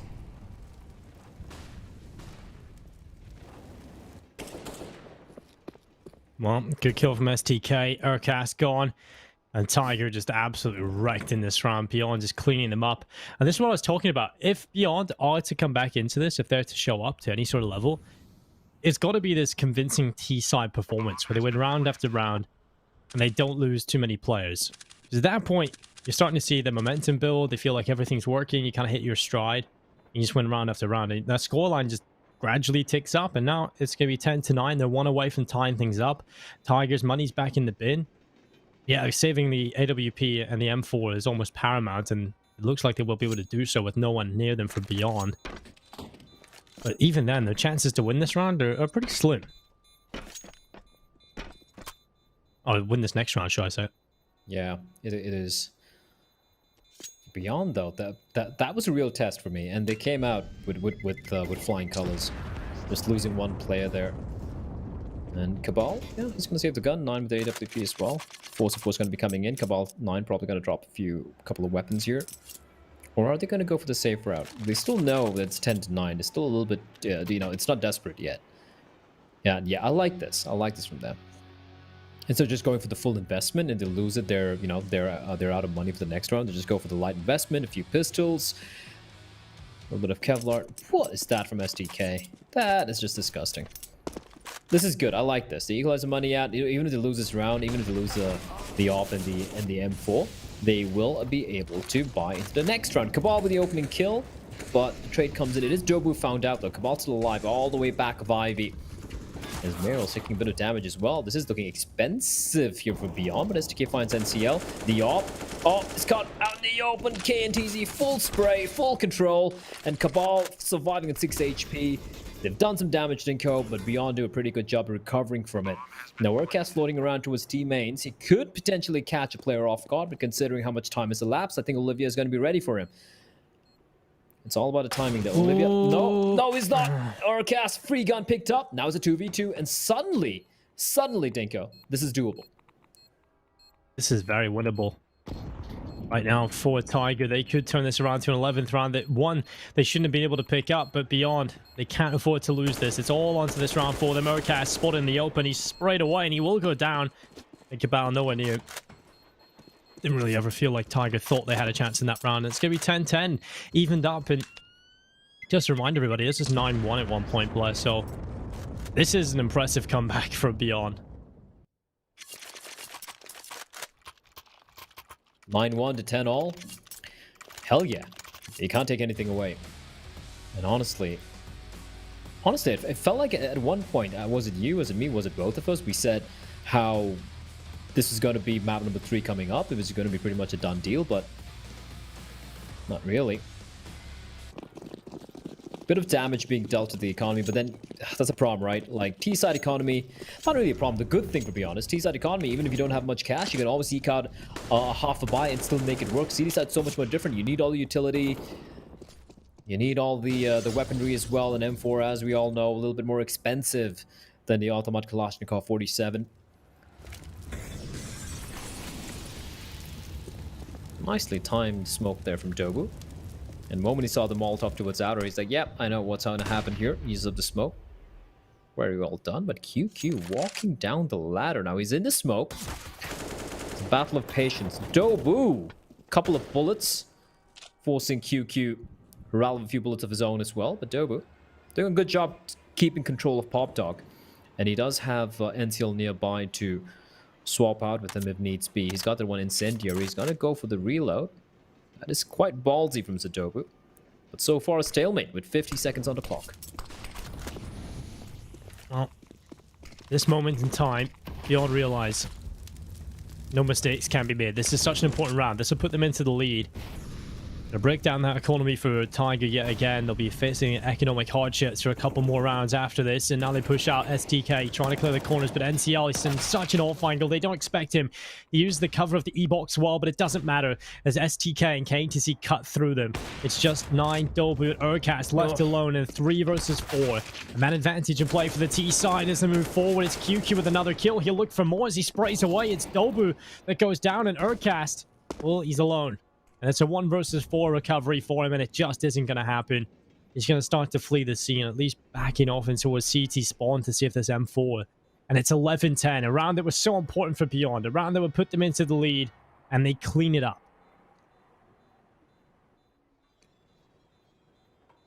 They clean it up. They make it look convincing. This is so cool. This is so cool from Beyond. And it's not like they're trying anything to elaborate. Oh, Urcast, why would he walk out there? Maybe he was thinking the T's would be saving towards Brown Halls. Nothing safe for the CTs, Dinko. Now, they have money, but it's not enough for a full-fledged buy. Attack timeout getting called by Tiger, and about damn time. About damn time. It's the first attack timeout, I believe, for Tiger, although we had a pretty long technical pause where I assumed they would be just talking things out. I'm wondering, hey guys, you know, we had a 9-1 lead. What the hell happened to that? And now Beyond in the driver's seat. Are we going to see this happen, Dinko? As unlikely as it is, are Beyond going to break that curse of not beating a top Asian team by pulling off a 2-0 in the quarterfinals against the reigning champions, Tiger? I mean, that's got to be pretty monumental for this team.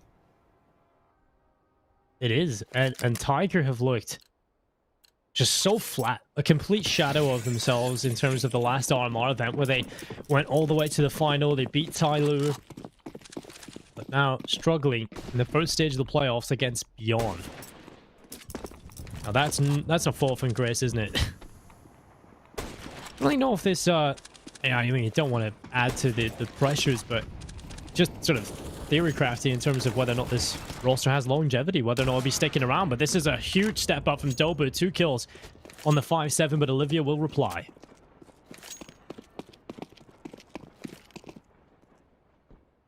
Well, a little bit of damage being inflicted, and maybe it's around like this which is going to give Tiger a little bit of that confidence. Urcast very close by. You get him jumping on around. And Olivia, this is much better. He's holding the line there. They have no idea how close Urcast is. He knows there's a player dropped down. He's still not aware if everyone has fully committed here. 9, creeping on up. A little bit of a tiny angle there. QQ's going to find NCL. That's big. Now it's all on 9. Urcast is sneaking down from behind, but Olivia, is he going to be aware? He has no idea, but the fast scope comes in. Urcast, that was a golden opportunity, but it's going to fall. I'm not sure why Meryl's had to face her, knowing how low Olivia is. So for 9, he knows where Olivia is, but he needs to find QQ, and he's no idea where he is, and QQ's tucked inside a connector. And 9, he's got a kit, he's got a flash, but this is looking almost impossible. Olivia in that position, doesn't need to face, you just got to bide some time. 9 clearing out the close angles, QQ ready and waiting, AK-47, but the M4 is going to come out on top, and now on Olivia peeks out for the shot, misses the shot. 9 running out of time, 10 seconds, and he's going to clutch it out. Does he have a kit? He's got a kit, and he's got a time as well. What a round from 9. What a brilliant round from 9 there. And all because Meryl's got a little too overeager, Dinko. He wanted the frag, instead he gifts them a round. And again, that comes off the back of that initial play from Dobu, getting the double kill with the 5-7, creates just a load of chaos into his T-Con. You can see he's rapidly trying to go back in and get that trade. STK somehow goes down. The round had flipped on its head, and 9, what a step up. Meryl's making a brutal mistake that allows him to win it. 11-11. Money's still good for Beyond, so they'll be able to purchase again. But this is Tiger's chance. This is Tiger's chance to take the lead once more. And stay afloat here, but Mayrolls, he's making up for his previous error. Good start as he flashes his way through the smoke as well. Brilliant, but nearly. Somehow Cabal gets 2 kills from his position, finally going down. But it's 9 that replies, and it's a 3 versus 2. A man advantage in play for the CT side as they hold on. They maintain this man advantage. Olivia and QQ trying to find the source of a way back into this. But somehow Cabal has put them in this position. Tiger with the man advantage. What a hero, Cabal, and now NCL. He's going to find Olivia. It's all in QQ. Now he's got the bomb on his back. Heads towards inner. There's no one there. They can get the bomb down, but still, of course, he doesn't know what we do. And honestly, for Beyond, I'm okay with this. I'm okay with them playing the retake. It's a 1v3. It's fine, let him get the bomb down. He still has no idea, no clue where any of the CTs are. Maybe he hasn't got an inkling where NCL is, because his teammate did die right next to the bomb train. But Cabal, he's kind of been the difference maker for Tiger so far in this entire series. And QQ, using all the time he has to good use, is clearing out all the angles. Like, no way, wait, there's no one in a 1v3? And he's gonna get the bomb down. Urcast leading the way. QQ spots the player out, but Urcast, nice little movement there, gets to kill. And for Beyond, yeah, they get the bomb down, but the round will go the way of Tiger. Now again, Tiger, they're not out of the hot water yet, Dinko. They still have a very precarious economy in play. And for Beyond, they got money for at least 2 or 3 more rounds.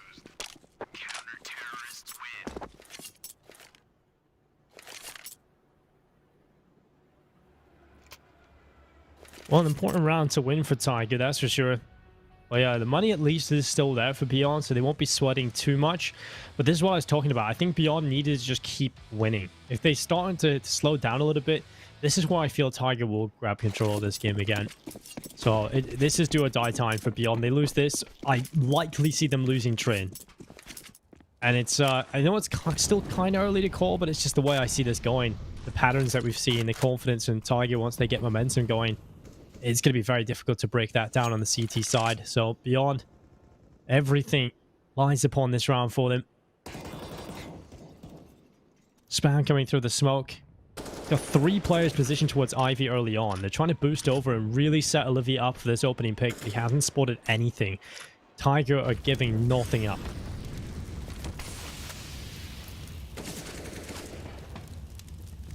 Tiger are definitely not done yet. They know what they're fighting for. They're fighting for the lives here. One of the favorites coming to this RMR. And to go out in the quarterfinals, especially against a team like Beyond. They lose to Tyloo, understandable. Lose to Vici, understandable. Lose to Invictus, kind of understandable. Losing to Beyond and getting knocked out this early in the playoffs, that is something which Tiger not be happy about. Cabal spotting, looking for the boost. See the 2 Ts pushing on up. There's no one, Dingo. There's no one spotting towards all 1.6. They can cross on over, but then Cabal has repositioned himself. He's making a lot of noise. He's aware that that CD spawn area, it's been compromised. That's going to force out a rotation as SK going to be pushing in further. I don't think he's going to be aware of Cabal's position here. Very close by. And he comes around the corner. KNTZ replies back. It's a quick trade. And it's going to be the hit coming into its inner. The 2 CTs though. Urcast and a player next to the oil train. They don't check the bomb train. And it's going to be Urcast getting a free kill on the Mayrolls. It's a 3v4 though. And Urcast's position compromised. He's still being a thorn. He's being a rock. He's being a turret. And he's looking for more. QQ's going to fall as well. What a hole from Urcast. What a hole from Dobu. And that's going to be Tiger clawing their way back here into the game. 13-11 now. And for Beyond, well, they still have money to buy Dinko. That's how ludicrous their money was at one point in time. But if they keep losing rounds like this, Tiger's going to get the map point. And at that point, Beyond, they're going to be broke. I feel like Beyond have kind of crumbled. These T-side rounds are not looking anywhere near as convincing as they were a couple of rounds previous. So I'm a little scared for them in that respect. If they can't keep this up, if they can't get back to what they were doing a couple of rounds ago, Tiger just going to keep finding round wins.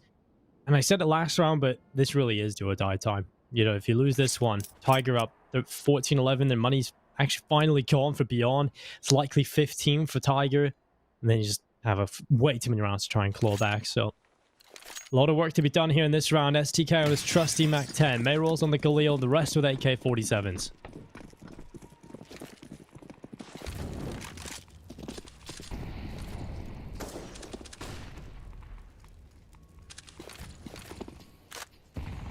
I like the investment from Beyond on the utility instead of just going for the rifles. And time again, it's STK, the man with the mustache. Not as magnificent as John Alton's, but still, mustache is a mustache. And KNTZ taking a lot of damage. Should be maybe swapping out that AK for the MAC-10, but in this case, nah, fam, I got this. I'm just going to keep running in. He spots a player towards Heavens. It's going to be 9 with the AWP, not expecting the pace from SDK, utilizing the mobility allowed to him with that MAC-10 to get the kill. But now it's a 3v2 favoring the T's. SDK is going to strike again. It's all on Urcast now, and it's going to drop straight to a kill. Now a 1v2. Spots out a player, jumping across. It's going to be STK. They're going to go inside, going to try and get the bomb down, and they should indeed. And Urcast has got everything to do in STK, holding doubly, pushing on further. MAC-10, he can make things very uncomfortable here for Urcast. He's going to peek on around the corner, goes to the spray, does quite a bit of damage. And Olivia not facing yet. STK is going to win the duel. 3 kills for STK on the MAC-10, Dinko. What a man. What a god. I mean, I pointed it out as a little joke. He's got his trusty MAC-10 in his hands, and well, it works out for him. That's such an important round for Beyond to win, and one that didn't look all that promising, to be honest. He definitely had a lot of weaknesses going into that. So the fact they were able to pick it up, it's a real good sign moving forward. It's now Tiger on the ropes economically. Beyond, you could say the same. This is such an important round coming right up. Tiger, if they win this, they go to map point here on Train, and this is actually quite a similar scenario as to what played out over on Inferno. I feel like we were in this exact same situation. Tiger ahead by 1 round, but Beyond, just at the turning point, pull it back, and they won Inferno in that fashion, 16-14. It was definitely a very close affair, and they could do it again. They could replicate that success as they come back on Train to try and win the series 2-0. Tiger sitting back in the bomb site, a little bit of utility being tossed Urcast away. He's blinded by it as it came on through. And the Molotov clearing out sandwich as well. Beyond gathering outside of the B bomb site. It looks like they want to hit in here.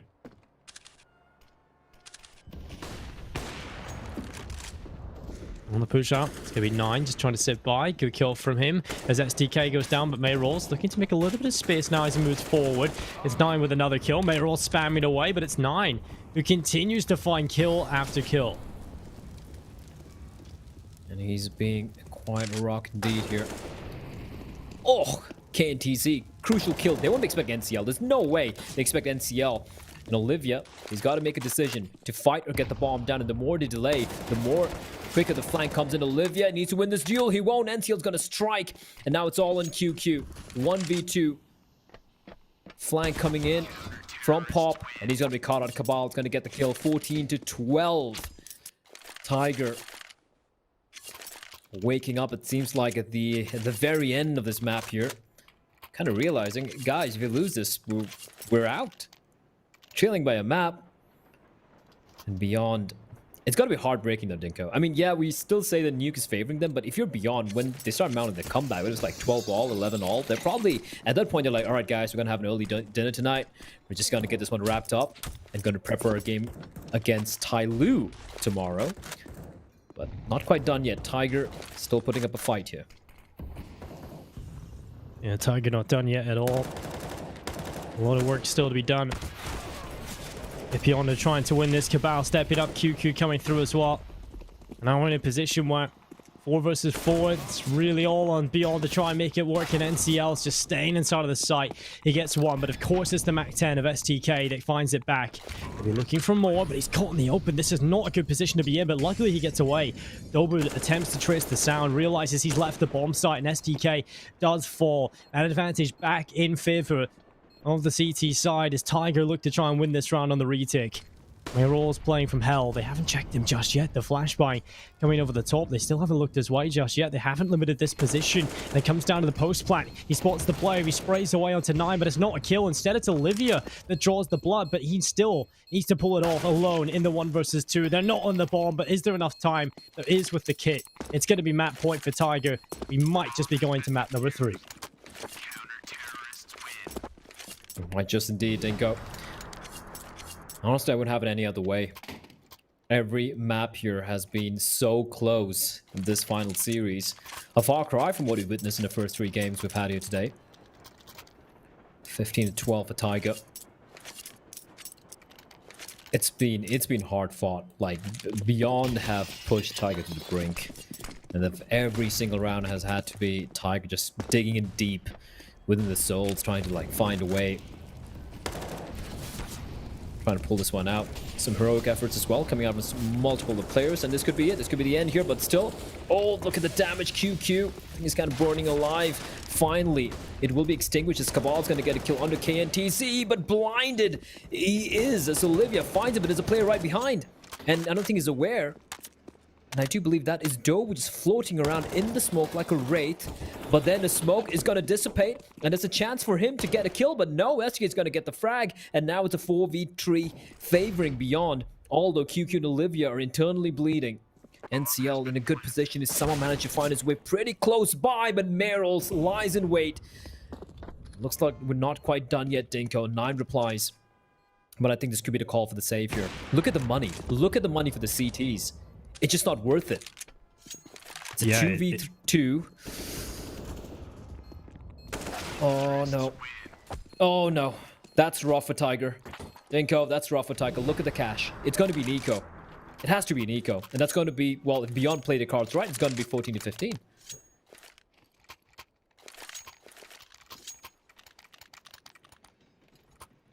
Well, 15-13. Tiger now in a position where...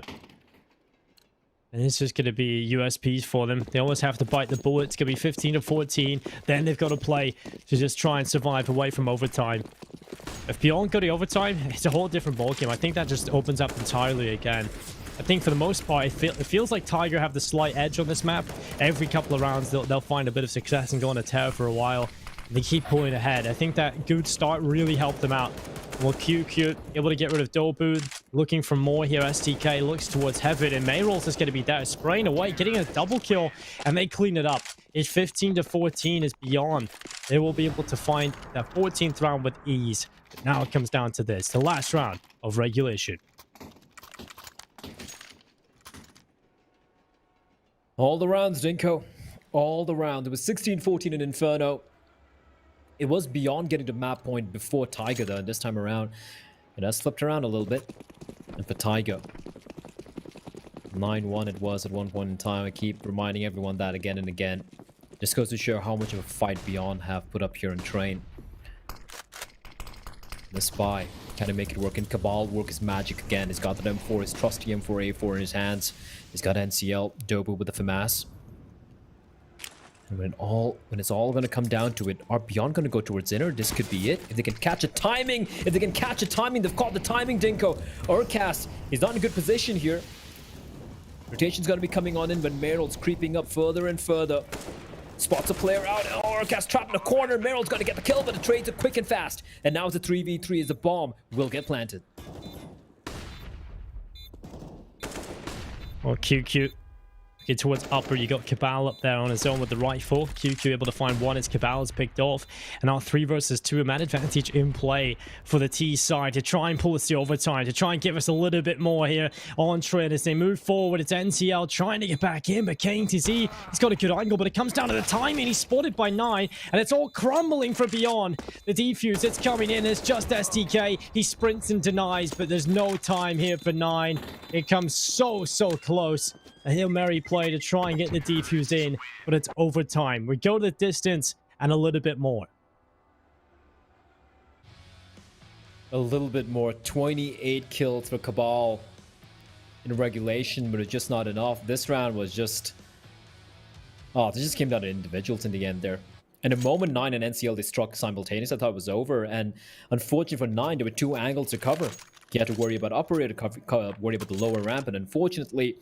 The trade came in a little too late. He needed to ensure his teammate was able to stick to defuse. And with that, overtime. Here we go. First overtime of the day.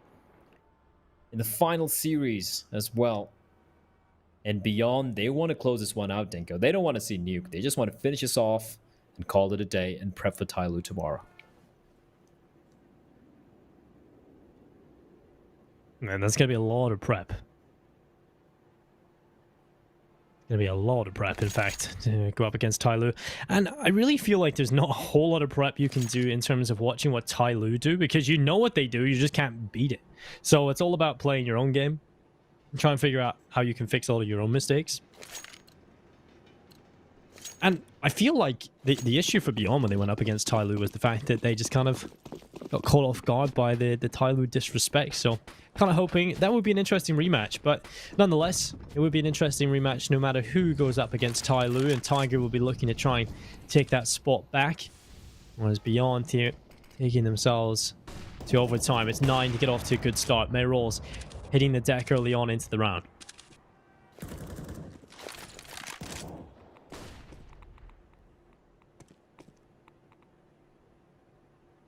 It's an important kill. Tiger early on.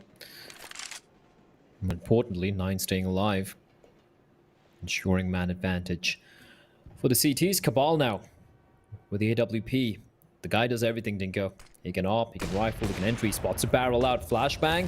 He's going to try and time the shot. Unfortunately for him, timing is a bit off, and that's going to allow Olivia into a pretty comfortable position here. Crosshairs trained in that pop dog position as Olivia gets tagged. I think that was a repeat coming out from Cabal there, which is quite ballsy. And they're pretty much telegraphing exactly where they're going to be coming in from. And this is not going to be easy for the T's here. Something needs to happen. They need to get an opening from SDK, but NCL, he's going to deny it. Now 5v3, Olivia down to 24 HP as well. There's going to be some hero plays coming out, and hero play is going to come out from Olivia. Tech9 jumping in through the smoke, 30 seconds on the clock. They're kind of trapped, and they don't really have much space to work with, and it's all about a timing. Dobu finding KNTZ, attention's going to be turned the wrong way, and NCL from behind picks up a kill, and Olivia left alone. There's nothing he can do. A great hold coming out from Tiger. 16 to 15. That's kind of scary if you're Beyond, though. If that's going to be Tiger in overtime, you've got a real problem ahead. They're going to close this out flawlessly. So they gotta show up here, Beyond. This is not the performance they would have been hoping for to start things off. NCL, you know, just getting the job done. Dobu even towards Pop Dog, completely unaware of his position. And it's just good repositioning across the board from Tiger. Really good stuff. Completely suffocates Beyond. Makes them incredibly uncomfortable. They were never in a situation that they could even get that bomb down. So, rough times ahead for Beyond if that continues. They're going to go back to all fearful. And that is taking that B bomb side. They had a lot of success in terms of getting onto the site when they executed in towards B. So they're going to try that again. I feel like a quicker play might work here as well. Because look at what they've got over on Tiger. It's the double up setup. 9 in Cabal, Rocky knows. They can be quite susceptible to a quick rush or a quicker execute. Yeah, I think that would be a smart call here. Where's SDK with his Mac 10 or MP9 when you need him, Dinko? He's the guy who works his magic with that gun. This setup from Tiger is pretty ballsy, you know, just pretty much giving up Ivy. They have only 9 on the AWP. Now, he's been phenomenal, but having to cover team mid, team main, as well as trying to cover Ivy, that's going to be quite rough indeed. SDK goes for the long, prolonged spray and Urcast. He's going to be thanking his lucky star. Stays alive on 1 HP. There's still a player in Pop Dog.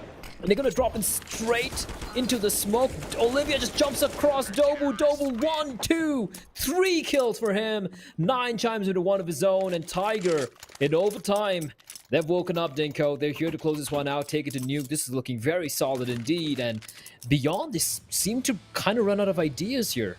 This is so strange. Look at this.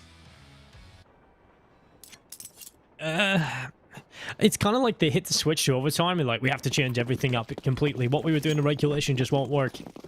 It's just so strange to see them completely fall to pieces here in overtime. There's no idea. There's literally nothing here on the T side going for them. So they're going to go for the quicker play towards the A bomb site. Now this is just a last-ditch attempt at trying to grab at least one round within the first half, but it's just so disjointed. It's just rush A, throw the simple smokes, and run right into our deaths. KNTC is the only player grabbing anything for Beyond in this round, and it's crumbling all over the place at this point.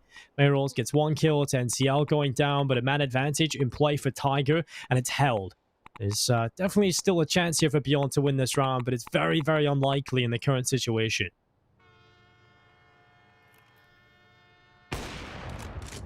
Oh, it's not too far off. I think... Oh, no. He's gone back in. He's got his toe shot off. That's not good. He's limping away from the battle scene now at this point. Mayroll's going down. It's just KTZ left alone. He can't win this, surely. A 1 versus 3 on 16 HP, trapped on the bomb site itself. 9 walks forward. Okay, now 1 versus 2. They just play this together. It should be impossible, but therefore... They might make a little bit of a mistake. KTZ walks forward into the site. Spots Cabal up on top of the bomb tray. It drops into 20 HP, but there's still 2 players. And just a little bit unfortunate. They both run around. Could have come from the right or the left side, and there was no way he was winning that round. He did his best. But it's 18-15, a flawless half from Tiger. And I think we've seen the early signs of that from the first round of overtime. Well, this is looking a little more like Tiger from the... initial stages of train. Like, where was this Tiger all this while? That's what I'm talking about. They're a completely different team in one map. Not even from map to map anymore. It's in the map. They're good at the start. They're terrible in the middle, and then they finish off super strong. I really don't know what's up with this Tiger roster. Just never make a prediction with Tiger. That's my new rule. They make it through. No longer predicting any of the series they're involved in. Yeah, I just gonna tell Jason just not to like throw it to us. Like, he can predict all he wants. I'm not gonna. It just look. We know Tiger can swing from good to atrocious in a tournament, and then we found out they can even swing that way in a series. But to swing like that in a map, it's ludicrous. You can't be so good and then suddenly absolutely clueless as to what's going on in the same damn map. But all right. Dinko, they need 1 round. 1 round on the T side. Can they make it happen?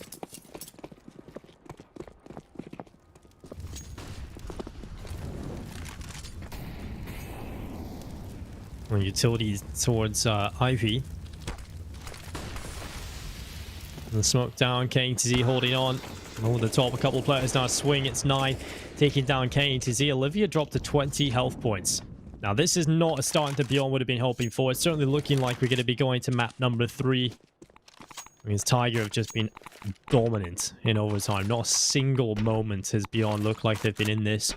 Even a huge clutch needing to come through from Kane to Z was always looking like it was going to be down and out. Now we're in a scenario where Tiger, they got off to a good start. They crumbled in the middle and claw their way back now in overtime with a very strong finish. And that's going to be really exhausting for Beyond. Knowing that they could have been able to pick this up and go on to nuke. I feel like that's just going to be the exact same as Train. I feel like that's going to be a real scrappy back and forth affair, resulting in an overtime potentially. So you've got another one of those ahead. It's kind of like you've cycled to your destination, right? You're like, oh, this is really easy. And then you realize, wait, I've got to go back again. It's just exhausting thinking about what's ahead. NCL getting rid of STK. It's a man advantage doubled now for the T side. Olivia fighting back, at least gets 1 kill. Oh, can't miss those. Not now, Olivia. You want to close this one out. You got to hit each and every one of your shots. With a man down, it's not going to be easy. Dobu, some top of the train going to fall on back. They're going to get this bomb down here. The boost going to be coming in a little too late, a tad too late, but Olivia's going to strike. Finds 9. Suddenly, I can see a world where they might be able to pull this one off. Olivia is being quite a problem indeed. There's QQ. Now it's his turn to shine. As Urkas is going to take down Olivia. Dobu's going to fall 2v2. They have utility, Dinko, but that's a last bit of utility used up the flashman to clear out the close angle. There's no one nearby. Not done yet. Olivia, if you recall back to the group stages, any time that Beyond went to overtime and they won, it was all Olivia showing up. He just kind of turned on another gear when it came into the overtime show. So I think we definitely got to keep an eye on Olivia delivering impact. If he can warm up and get the CT side going, double OT is a real possibility. Obviously, if you're Beyond, you finally fall back to double OT. Hopefully, that means you will be able to compete in the second round of overtime, second batch of overtime rounds. NCL and 9 attempting the opening kill in towards Ivy. They have taken quite a bit of damage on board. 9 down to 82 HP, but NCL taking the more significant damage. He's dropped to 59. We take a look across the board right now. The CT setup. 1 player playing inside of the B bomb site. That's QQ with Mayrolls rotating in between connector and the B side itself. So we can quickly rotate over towards A. I think that's going to be a possibility or a requirement quite shortly. But just as I say that, they adjust the defense on the B bomb side. They get more aggressive just at the wrong time. Feel like Tiger about to execute it towards the A site. The flashes, the smokes are coming up. Luckily, Mayrolls is reacting to that and coming back closer. But STK is going to be the first pillar of support, and it isn't going to work out. Urkat's getting rid of him. And now man advantage doubled for the T side as they continue to find kills. Olivia stuck in the smoke, and it's over. It's just every kill coming in from Tiger. And QQ now, the last remaining player, rotating over from the B bomb site, and he is gone as well, Blair. 19-16. Tiger just show up in overtime and dominate. I don't know how they got those kills in the final round. Just like boom, boom, boom, everyone's dead. That was a stressful map. It was a very stressful map. It felt like Tiger was just going to win it easily. Then a great comeback from Beyond, and Tiger to overtime. And I don't know, man. Tiger just boggles my mind at times. But heading into Nuke, first is a must-win game, obviously, because map 1 did go the way of Beyond. Now, heading into Nuke, honestly, like I said, we're not going to do any predictions here, but I think it's just going to get even more hectic. I think it's going to be even more closer than what we've seen here on Train and on Inferno. Yeah, I feel like going on to this final map, it's I personally feel like it's going to be some scrappy Counter-Strike across the board. I don't think either of these teams are massively comfortable on Nuke. I think I'm going to give the slight edge to Beyond. Well, not even slight. I give them quite a bit of an edge, honestly, coming into this third map on Nuke. I feel like Beyond should be able to win this. But right now, I don't really know if that's going to be the case. Tiger kind of looked much better. Like the Tiger we know they can be. The frustrating part is it doesn't really show up consistently even in maps. So Tiger are going to have to try and hope that they can have this overtime performance or the start of the game performance the entirety of the way through on Nuke. Other than that, I really don't know. I think Beyond just need to try and catch a second win going into this third map. Oh yeah, they definitely need a breather after that game. But yeah, I agree with you. Considering the fact that Train was very, very 50-50 and how close Beyond made it look, heading to Nuke, the Beyond have actually been pretty solid. I'm just going to open up the stats real quick here now that we do have a little bit of a breather. And yeah, looking at Nuke, 92% win rate, Dinko. They're pretty decent. That's a pretty decent win percentage. Not bad. Not bad at all. They've only lost to Vici. Also not bad. 16-14. I believe Beyond were the team that actually stopped Vici from winning Nuke for the first time in 6 months. So it's a pretty impressive resume when it comes to Nuke. And we take a look at what Tiger have done here on this map. It's 29 kills for NCL, 30 for Cabal. 2 players you'd never see at the top of this team. Not 2 players you would never consider to be the stars that carry them through to a win. But it's Urkast with 22. Bottom fragging for the team, Blair. Yeah, but you know, when everyone else steps up, I guess that's the way. I want to see Tiger win more games without Urkast having to carry the damn team, like without him having to drop a 30 bomb every single goddamn game.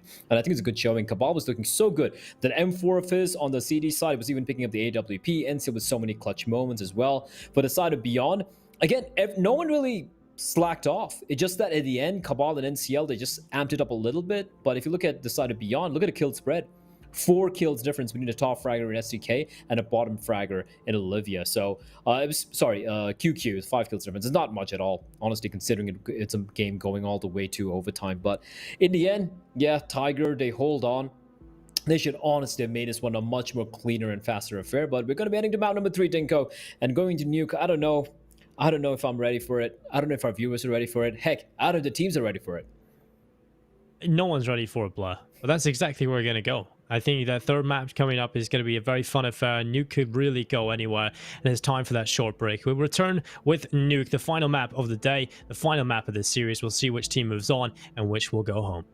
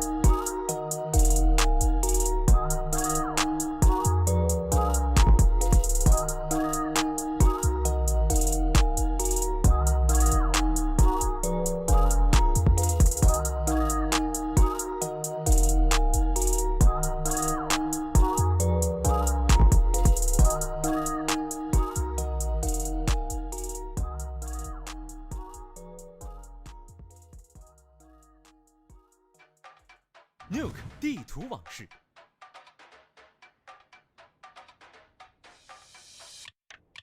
Nuke 拥有多层结构，易守难攻，是 CS:GO 中经久不衰的地图之一。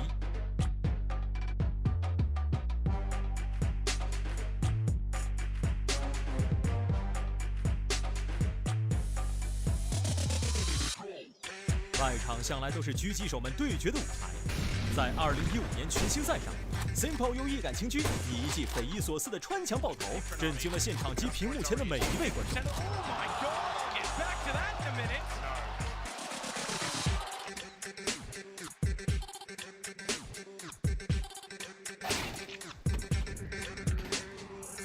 铁板是 Team 进攻必点的主要路径。在2020年 IEM 卡托维兹决赛上，效力于 Na'Vi 的 Flaming 正是在此处穿越1打4，彻底粉碎了 G2 的冠军梦。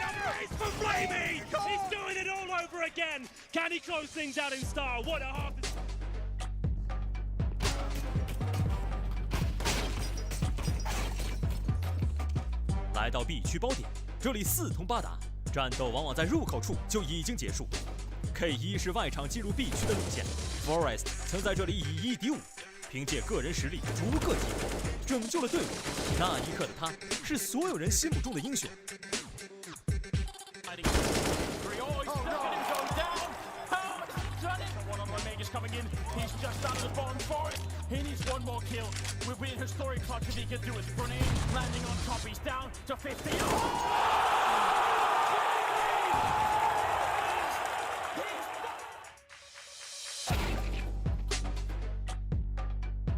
当然，总有人能够突破过往。2018年 IEM 芝加哥的比赛里，九爷忍者附体，轻松躲过体方5人的搜索，成功潜入包点并拆包成功，兵不血刃地赢得了比赛，完成了另一种形式的1打5。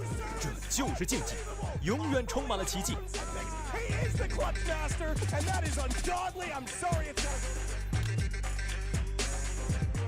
锁定我们的赛事，也许下一个传奇即将诞生。Welcome back, ladies and gentlemen, to Perfect World Asia League. It's the summer RMR event. My name is Dinko. I'm joined by Blair, and we've got ourselves a bunch of Asian teams. We've had them for the past 3 weeks, and now we've got ourselves in the playoffs, and it's the final map of the day here of playoff day number 1. Beyond versus Tiger. It's gone the distance, all 3 maps, overtime on map number 2, but we find ourselves here on Nuke. And I was just saying before the break how this is my favorite map to have as a 3rd map decider. It really delivers a lot of rounds, a lot of action. I'm looking forward to getting into it. I hope the teams are as fresh as you're looking, Dinko, considering it's been, 10 hours into the broadcast. You're looking fresh. Maybe the new microphone, the SM7B, making you feel, a little bit of extra oomph there. I did just punch it, because I wasn't quite aware of, I was using a headset for the past couple of weeks, so I kind of moved my hands a lot, but I punched it a little bit. It's nice. It's a nice, big, black, phallic object right next to your face. I'm sure Mitch would enjoy that. But here we are. And a lot of big black objects around here as well on the roof of Nuke, Dinko. And I'm sorry, man. With Mitch not around, it's kind of hard. You've got to be the one somewhere. You've got to be the one that just needs to put it to the edge. I mean, what are you expecting less? Like, Jason's kind of it's a big. Last map of the day. 4B3s. Yeah, screw it. It's acceptable at this point. It's a knife round. Take it away, yeah. And here we go. It's gonna be. No, I'm not Sadicus. I'm not Sadicus. I'm not gonna do that. It's gonna be people chopping each other, shanking each other in the face and the back, and running around in circles. I love it. Look how perfect it is. Is this like some folk dance or something? What's going on? Kill each other already. There we go. That's more like it. And Tiger are gonna win the knife round. That was funny. Can we? Okay, PGL. You guys have been phenomenal production so far. Can we get a replay of that with some folk music in the background and kind of looped or something later on? Mr. Replay guy, if he can do that, that'd be epic. You really love the requests, and the thing is, no matter what request you request, no matter how mental or stupid it may be, they do provide, and that's why we love PGL. Well, we are getting into it. Pistol round coming right up. Beyond are going to be on the T side. Now, I feel like this is a bit of a rough time for them. Because they got off to a really bad start in train, and that allowed Tiger just to get so many rounds.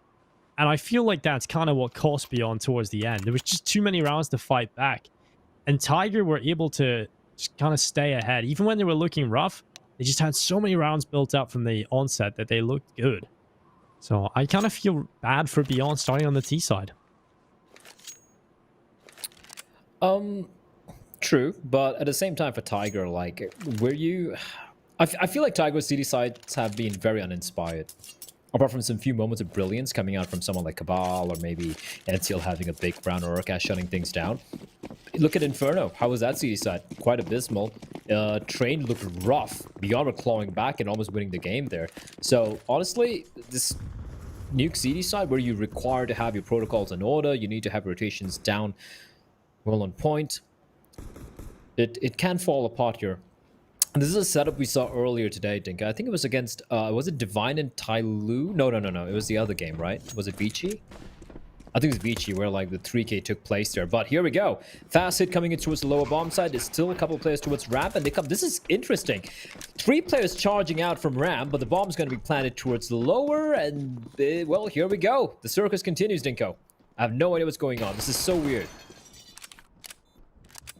Well, STK down in towards the lower bomb site, the time ticking. 9 just holding in towards Decon, but the damage has been done from STK. He gets rid of Dobu, and now Urkast, while he's fighting back a little bit, he'll do some damage as STK's gone away, but the 3 players line up. The defuse, it comes through, but it's Olivia that denies it from being through. Urkast goes down as well, and Olivia is just shutting every single player down. Everyone's just going to keep going back to the bomb, and Olivia is going to mince all 3 of them up. Tap that bomb and Olivia's going to kill you at 1-0. Beyond Esports have the pistol round.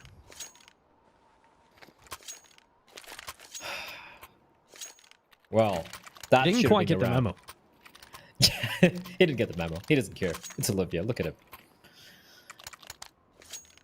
1v3, 4K for him. That was I kind of like, actually now on hindsight, that was a pretty cool round from Beyond. They went straight down to Vents dive. They got the bomb down, and then they went for the late ramp push, but I'd liked it if the ramp players, you know, kind of crept up quietly, you know, try and flank the CTs instead of just making a lot of noise there, and especially at that range getting picked apart by the USPs. But here we go, Force Buy coming out for Tiger.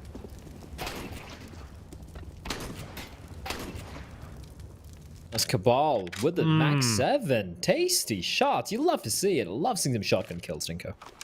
Yeah, just so crisp, snapping their heads right off with the shotgun. Sounds more like a nail gun more than a shotgun.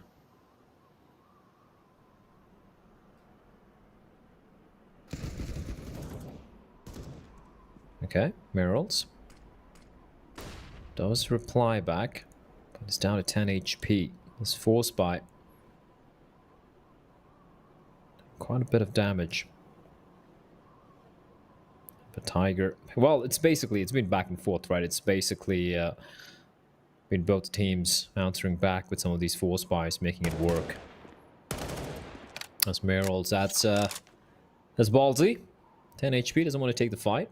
And he's doing a good job just kind of being a distraction for the other CTs. They're like, all right, he's there. Where the rest of them is QQ slowly clearing out towards RDR. They're going to try and time the strike simultaneously. We have Merrills towards upper, but the flank is coming in. Merrills actually finds NCL, Dingo. That is huge, considering how low he was. 9 does reply back, and now it's a 2v2. Merrills barely alive, and he's gonna fall. And it's all in QQ now.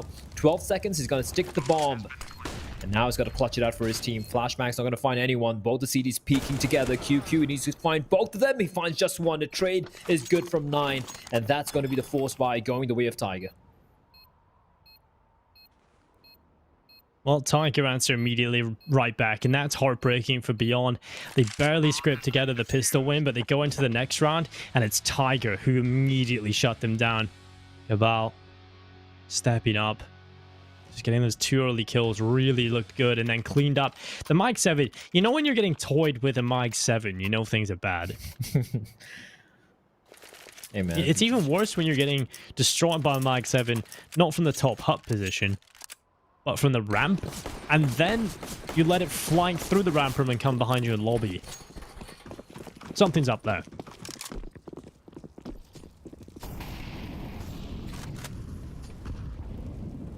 Especially the second kill he got. That was some pretty good range in that. That's like some Nova range. Well, that's the thing with shotguns, Dinko. Sometimes it give it, sometimes it take it. That's the way the world works, especially for the gun. Here they come pushing on in, flashbang in the face. Look at Cabal, my god! My god, that is just holding left click. Not bothering about a flash, it's just whizzing past his head. Complete, utter shutdown. And beyond, they've barely tickled the Tiger players, and now they're just down to 2 members. And they know at least where one of the players is. Cabal, you'll get rid of Olivia. Into Z, the timing couldn't have been worse for him. Urcast comes around the corner and just gets rid of him. And now 2-1. I mean, this is just the perfect start, really. Cabal just spraying away, getting the double down. Relocates, doesn't fall back either. He just goes back to the position once he can. And instead of falling all the way back, he gets passive. He gets aggressive up on top of the boxes, and that allows him to take another kill. They just weren't ready for that. And so now we've got ourselves Beyond sitting on just the Glocks across the board. It's the full eco having to come in, and Tiger will be looking at a 3rd round absolutely no problem. Well, 9. That's a chance to ace there, buddy. Oh. Well, okay. Too many opportunities given. Oh, he knows. He saw him. STK, burst fire, jumping Glock shot. This is the moment to shine. Can he do it, Dinko? I don't know. No, he can't. 9. At least that one he doesn't miss, and that's going to be a very comfortable mop-up. Can't he's trapped inside of the fence like a chipmunk, and he will fall. I don't know why I said that. I've never seen a chipmunk, I'm sorry, trapped in a vent, but 3-1 for Tiger. Despite losing the pistol round, they are looking pretty good right now. Look at the cash as well, Dinko. 5k on all the players. As we have Droney McDroneface. Cabal, Swift Eyes, 40% accuracy. That number does go down the longer the game progresses, though, unfortunately.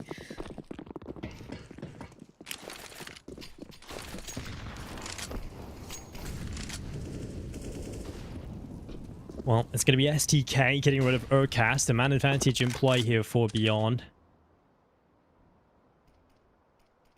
9. Just chilling towards outside at the moment. Waiting for STK to around the corner, and he will go through that way, but doesn't exactly matter too much now at this point. Beyond going to be sending players towards outside in droves. Past the red container, STK drops into the open. Now goes around the back of Credit Card. Just in front of him is 9. He spotted the backside, and there it is. STK with a headshot. Cleans him up, and a couple more players to try and find here for the CT side if they want to pull this round back. But Beyond, this is the kind of round they need. They have struggled in the previous. Tiger looked like they were building up unbreakable momentum. But now finally, Beyond looking much better. They're currently still a man to the good after losing 1 player. NCL barely alive at this point. But a 3 versus 4 retake and towards the lower side with what Tiger have is not looking too realistic, Blair. It isn't at all. And I wouldn't be surprised if they don't really go for this. It's not really worth it, right? Sure, you have a little bit of bank built up, but if you're not careful, if you just kind of throw your lives away unnecessarily, that money could just dissipate like my bank account has in the past few years. So that's something they don't want to do. They've upgraded the rifles. They have the AWP to save. Dobo needs to stay alive. And keep looking for more. Cabal shouldn't miss this one, though. There we go. So bomb will detonate. 2 guns will be saved. And you know what? That's fine for Tiger. Still early days. 3-2. For Beyond, though. All right, they're showing that they're able to replicate the success they had on their pistol round. Hopefully we see a few more rounds from them. Oh, that is ballsy from STK. Again, coming down to these, the kind of like the hero plays from some of these players, right? We see STK with a double kill. We see like KNTZ just pop off. Olivia have a massive triple kill round. That's what Beyond seems to be relying on, which... Look, even if they win the series, it's not reliable. It's not something you can count against Tyloo. If you win this, you're facing Tyloo. And you're going to rely on individual heroics, so just getting some of these opening picks and getting a double kill or something to win you the rounds. Not going to work there, buddy. Danking just going to smile at you and just, like, destroy you. Or for that matter, Attacker or any of the players inside of Tyloo. But that's still coming up tomorrow. We still don't know who they're going to be facing off against here. And here we go. SDK once more leading the charge. The man does everything, Dinko. He donates guns to his teammates. He even plays the entry, and there we go, 9. Not a chance in hell. Not a chance in hell. He's going to get hounded down by SDK. Again, the opening kill going his way. And a man down for the Mongolian side.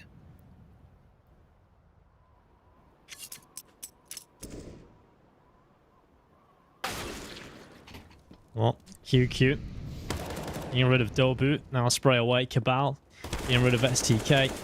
KTZ as well, getting a little bit of work done as they move forward. It's NCL and Urcast in a pretty difficult spot right now. They know where one player is, and it is that vent area. Then it's going to go up on top, and QQ is going to take a splinter of damage from it. But NCL gets aggressive in towards lobby. They'll be checking the close corners. The Molotov burning away in towards this A area. QQ starts to walk forward. NCL spots him and drops him. And now a 2 versus 3 with the bomb planted. Beyond still definitely favored into this round. I feel like Tiger might even consider just saving what they've got now at this point. This retake is going to be so difficult, and Urcast is on B.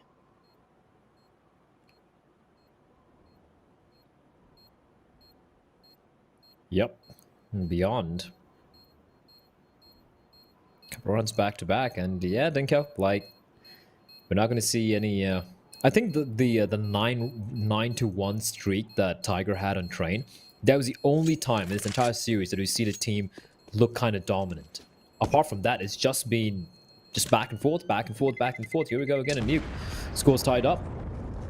And for Tiger, they saved a couple of guns. They had a good buy. And now another save. Again, enough money for a buy. NCL should be dropping a rifle over towards Dobu. And he's got money to drop another rifle if needs be. We're going to be seeing another buy here. But whatever money they built up by winning those 3 rounds back-to-back, Nico, it's kind of gone on a drain right now. Beyond striking back.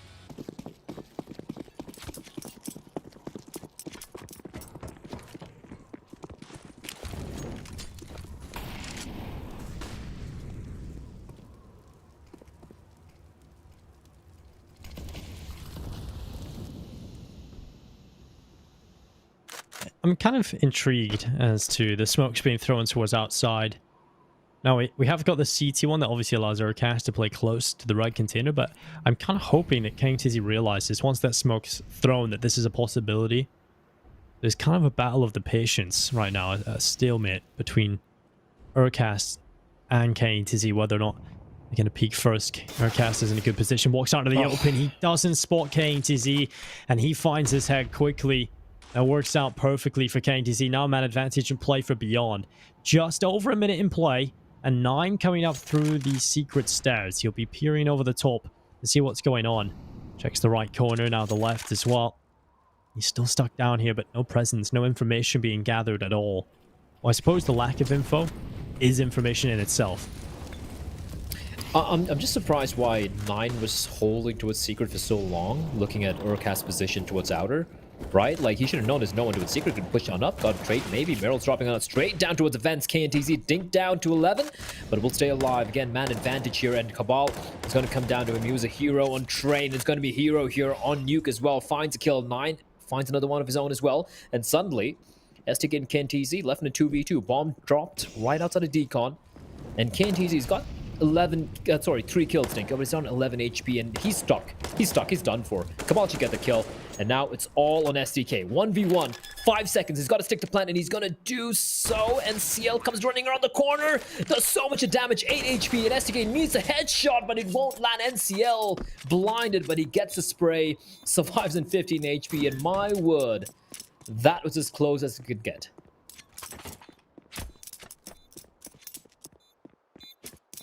Well, Tiger will be the team that wins it.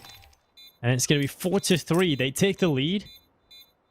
But I think our initial prediction, our initial hypothesis was coming into this that they would be finding this early success.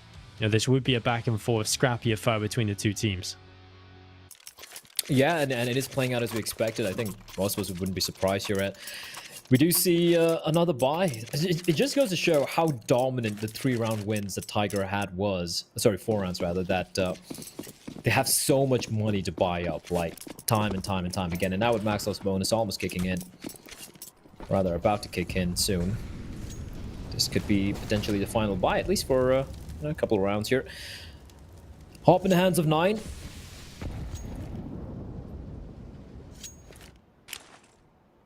It has been comparatively quiet so far on this particular map. Let's see what they do here. A fast hit coming out towards upper. Some nice flashbangs, but no one taking advantage of it. NCL is mowing them down. QQ finds Dobu, thus at least one trade going their way, but NCL caught on the open here. He needs backup real quickly. He's going to be smoked on off. He's not budging. He's still hiding inside the smoke. STK is going to spray him down through it. And now Urcast, his time to shine. He's going to find STK, but not before STK finds a double. Olivia holding the line as well. Urcast runs out of bullet. Absolutely terrible timing for him. But thankfully, his teammates there to save him. But QQ, meanwhile, goes out of vents, comes all the way out of secret, leaving it all in Cabal. They knew where he was earlier, but they might not be expecting the reposition, but doesn't matter. The double peak comes in nonetheless. And beyond, they strike back. And with that, Dinko, they've crushed the money once more for Tiger. And this is not looking good at all for the Mongolian side. The problem is, like, oh, that's such a good hold from NCL. I don't know how it fell apart. Again, coming down to SDK with his trusty SMGs. He's so good at just holding doubly, pushing on in. And just kind of like getting the trades, getting multi-kills on the bomb sides, opening it up. He does everything. He's not a star player. We talk about Merolds. We talk about Olivia, KNTZ, QQ having his moments in SDK. He's a quiet guy. He's the guy without the cool haircut, but he's the guy who gets the job done. You gotta give him credit for that. There's this force buy from Tiger. Money crushed. They need to make this work. The Max 7 needs to do some magic as 9 with the FAMAS finds SDK. That's big. Repositions. Catches a player with the Molotov out in his hand. And it's gonna be Merolds who will survive. And KNTZ with the trade. A little bit of a scare there initially, but normalcy will resume. It will resume. That's all that matters right now. Okay, after the decal though, that's right back into the house of fun. Ourselves a 4 versus 3, a man advantage in play for the CT side at the moment. Urcast walking on up, ashes himself out an AK-47, now runs down in towards lower. May rolls us there with a headshot. Dobu. Well, he's found himself one more kill. And this 3 versus 3 will continue to ensue for the next 45 seconds as the bomb flies towards outside. Beyond still has to try and recover that and figure out a way on towards one of these bomb sites. And NCL with a big flank QQ. He turns around, he finds a headshot. Now Urcast in the vent. He needs to deliver here. It's closed, so they can't spot his barrel. They can't see anything right now, but with 25 seconds left, they're just kind of waiting to get into position. And Urcast is waiting for the info that it will be the A hit, so he can strike from the vent. But look at KNTZ. This flank is everything. They're waiting on him to get into this position, and then they will impact in towards the A bomb site. He gets the kill towards the Heaven player. Now they drop onto the bomb site itself, and Urcast realizes everything has to go his way for KNTZ. He looks to the vents. They move, and he realizes Urcast is in behind them. He takes the kill. It's 5-4 and beyond into the lead. Well then, I like what Urcast is doing there. Also, you'll notice the kill that Urcast gets with a deagle, and then the bomb. Okay, we didn't see it. The bomb just slid down secret. That was quite funny to watch. And Urcast is playing with the vents. Not many people know that, you know, you can actually play around with the blinds on the vents. Urcast being cheeky, but unfortunately doesn't work out. The force buy from Tiger. They needed to convert, and now stuck with the USPs. Dinko and beyond. They should have a good read in this. They should know this. No presence being shown from the CTs. And Olivia's like, all right, guys, yep, just have the pistols. Let's make this one clean. Don't need to lose any players. Make it clinical. And make it 6 rounds to the 4 that they have. And I like this. They know it's just a light investment or a full eco, and they're being very methodical, using all the utility. Working in tandem, leaving nothing to chance.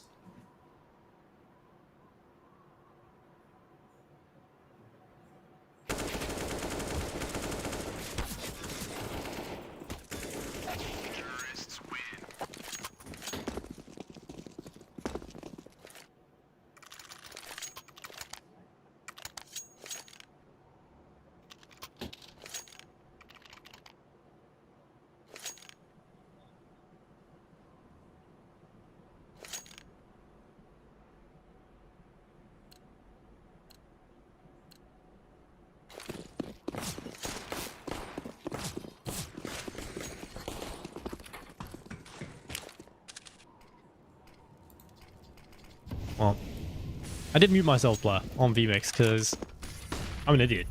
And well, you were muted all this while. Well, no, a little while. I think my microphone I forgot to refresh when I fixed something. Oh, well. Oh, no. So I've been talking to myself like an idiot. Well, more so talking to me and then me not replying. So it's all good.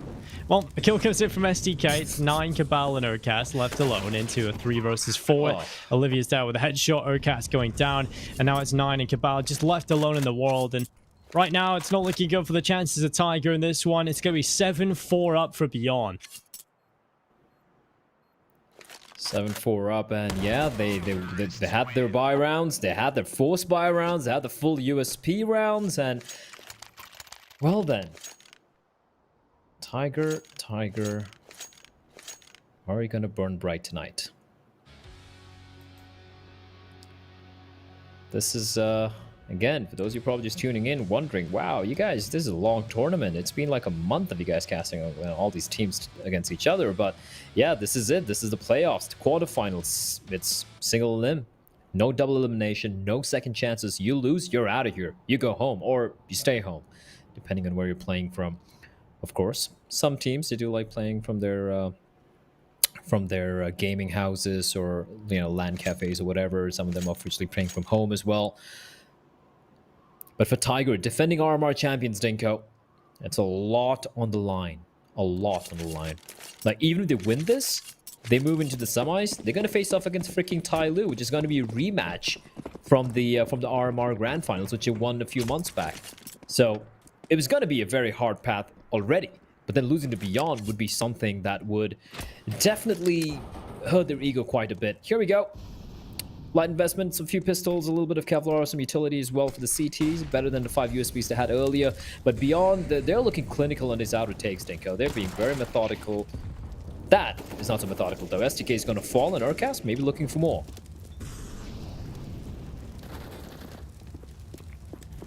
Well, a good kill. Urcast just holding towards outside, the smoke up at his fist as he comes away from the angle. The bomb's still down towards lower for the T side, and they've lost too many players here already. And KTZ is barely alive. He's on 18 HP right now as well. So this isn't looking so good for Beyond. They've got a huge amount of issues coming their way, and just a minute to try and figure them out. Nearly got as many issues as Uspla after a month of this. Well, the thing is, we'll never figure those out. Listen, you just gotta embrace it, embrace the madness, be one with the madness, and the madness will love you back. I mean, it sounds like a little bit of a toxic relationship, really. So well, it is. Accept everything bad about it and just, you know, love it anyway. Yeah, Asian Counter-Strike is kind of like that. Like, you know, when you have those moments, when you have the moments where suddenly Tyler has upset win over maybe, you know, Na'Vi and Astralis or something, you're like, oh my god, they're doing it. And that feeling of pure joy. I mean, it's like back in the day when, you know, NACS used to win anything, and then Moses used to just get this, like, become super happy and excited and be like, yeah, America, just raises his flag. But here we go. Somehow Beyond have turned it around. And NCL left alone in a 1v2. QQ. His position is perfection. NCL's not going to be expecting this. There's no way he's going to expect this. And there we go. QQ with a 4K. I don't even know how he managed to turn that one around. And 8-4. I don't know. Yeah. That round was done. That round was definitely the hands of Tiger. I really don't know how QQ has managed to pull that off. But all I can say is if Beyond can go out where they are, they have to. They owe him a drink. You got them in this round. This is unbelievable. 2v4. Just steps up, kill after kill, allows his teammate to stay alive as well, and comes down with a big flank. He's all over the place. I'd love to see a heat map of QQ in that round.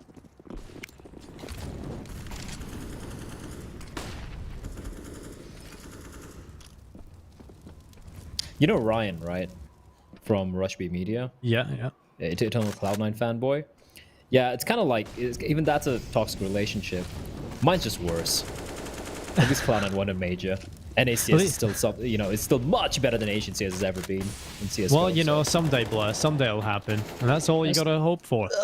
And that's just happened. They ran through one player with the bomb out. Cabal is still up here. Flashbang forced him off the angle. He's dropped down into his lower. The flashbang's up, but 9 on a double kill. That AWP has just picked off 2 players like a machine gun, taking 2 kills as 9 falls away. He'll look for a little bit more. He's under pressure. He'll fall. Olivia, I love that he just keeps running forward. He's like, nope. I'm going to give you opportunity after opportunity. You're going to miss, and I'm going to kill you.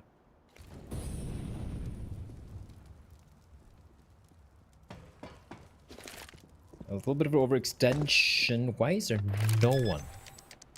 Upper.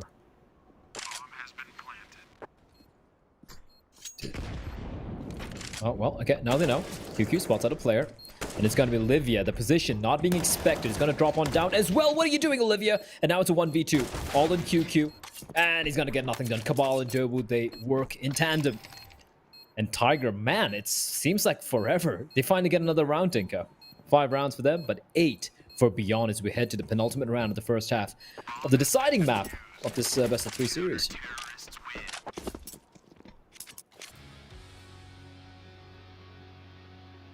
What are they doing? Why would the bomb just go in like that? Ugh. It makes no sense as to why they would even consider that. Like, take a look at the map and see one player that's going through first. Why has he got the bomb? It's just so questionable. At least they do recover the round, at least. You know, they recover that ramp area at least for a little bit. But nonetheless, Tiger on a fight back. They've got FAMAS and AK, a couple of M4s to play in AWP, Beyond. Well, they're taking quite a bit of damage on board early on.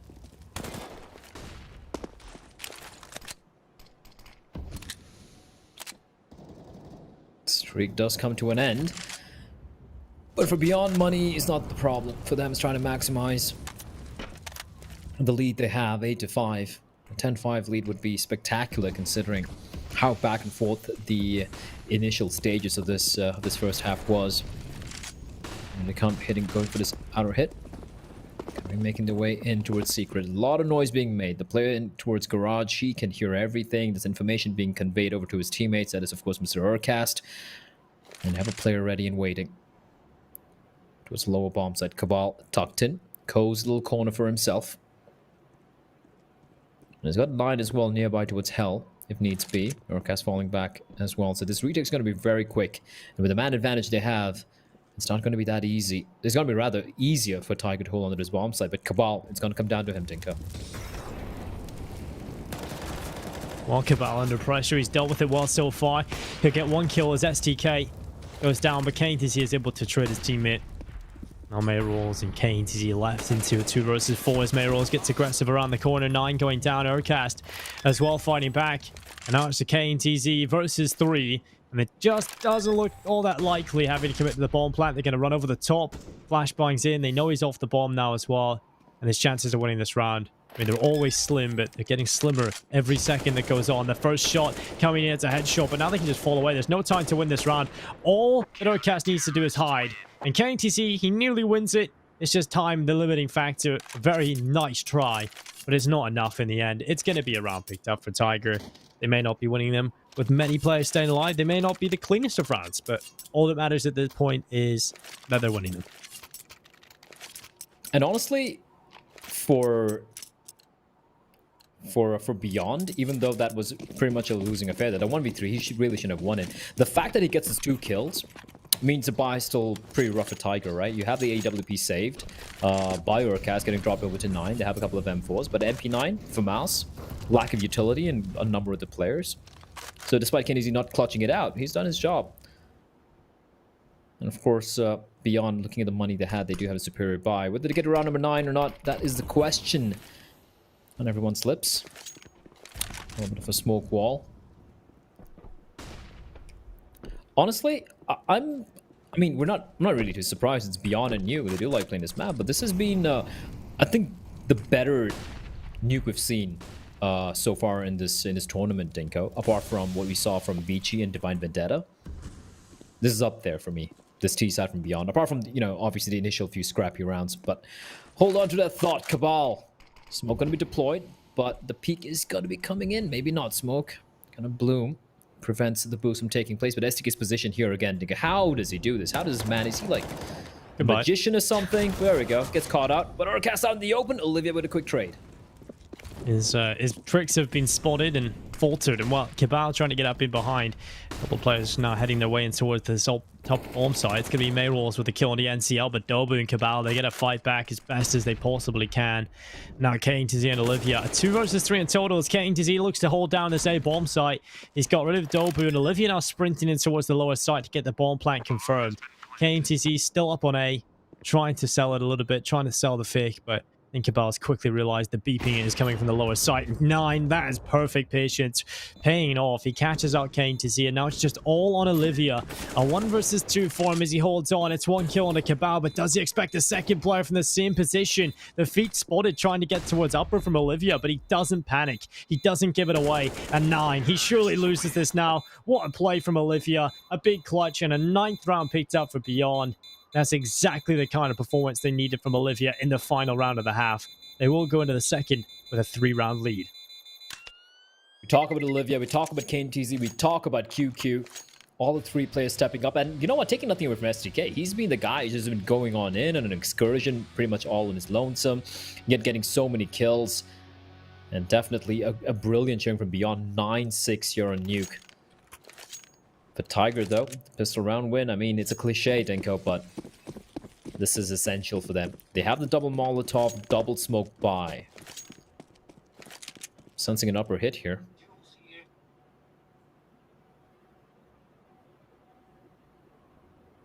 Well, the kit for STK. The rest with the Kevlar.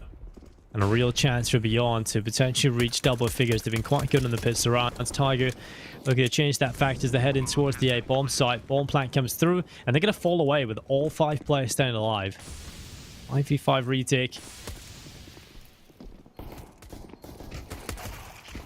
Urcast, oh, he nearly goes down, but he's actually going to walk away with a kill alongside Cabal. Somehow the kills keep coming in for the T side, and somehow Urcast is still alive, but surely not for long, but he just holds the aggressive angle, and it's cleaned up. Urcast survives on 5 HP.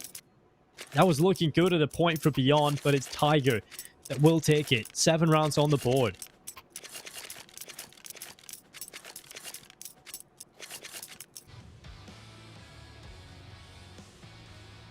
Urcast there, very ballsy from him to hold that angle up close and expecting, well, no one to check him, and they didn't check him.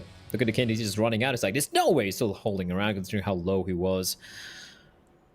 But, well, Tiger, they win the round. And a very important round to win as well. Question is, will Beyond go for the Force?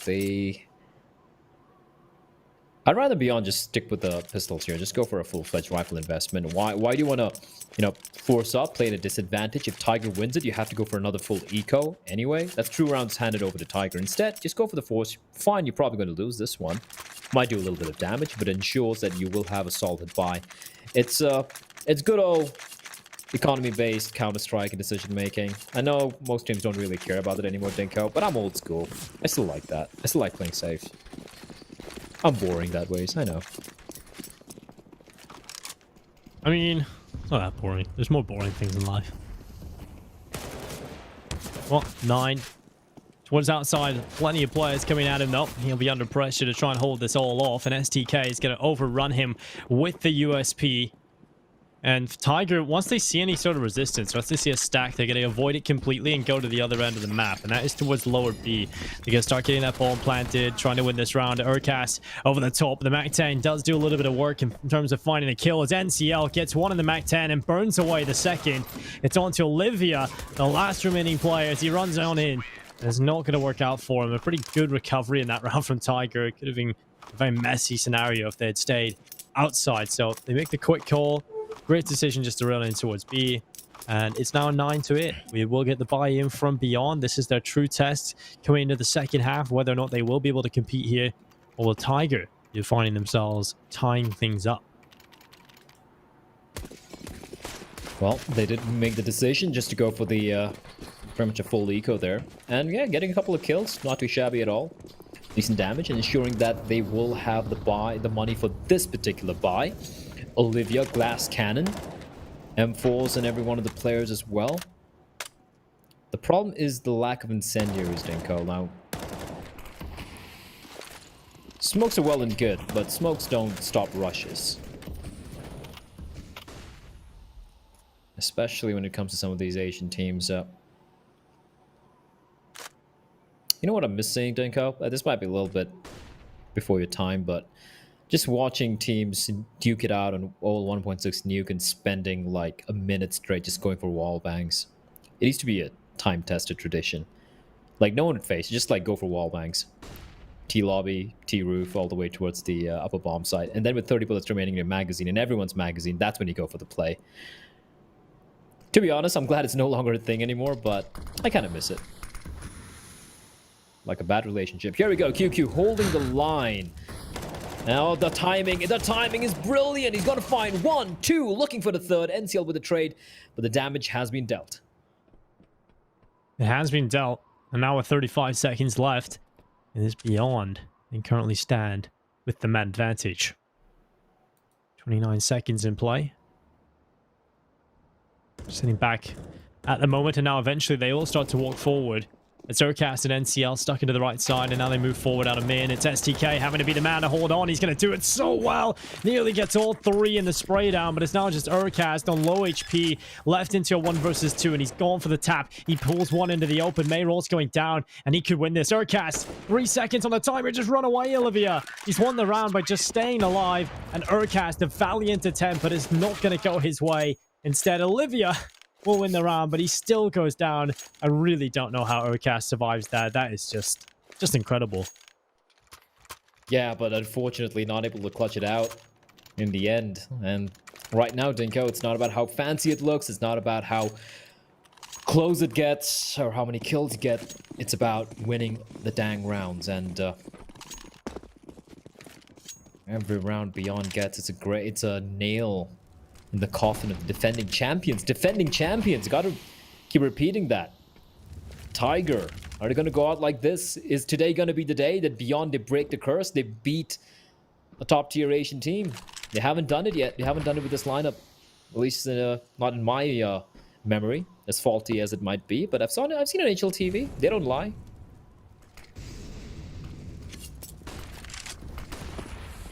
There's never a lie on HLTV if you avoid the forums. Well, listen, the forums just give a lot of uncomfortable truths, and of course some of them are absolute scumbags, but yeah. I always remember the story of you telling me how you were bored in China one time. Just reading the HLTV forums. Give you great confidence. Honestly, I mean, we'll get back to it later on. That was brilliant from who was it? Who got the kill earlier? I think it was Dobu there. Oof, okay, finally gets taken down. This is just a death match at this point.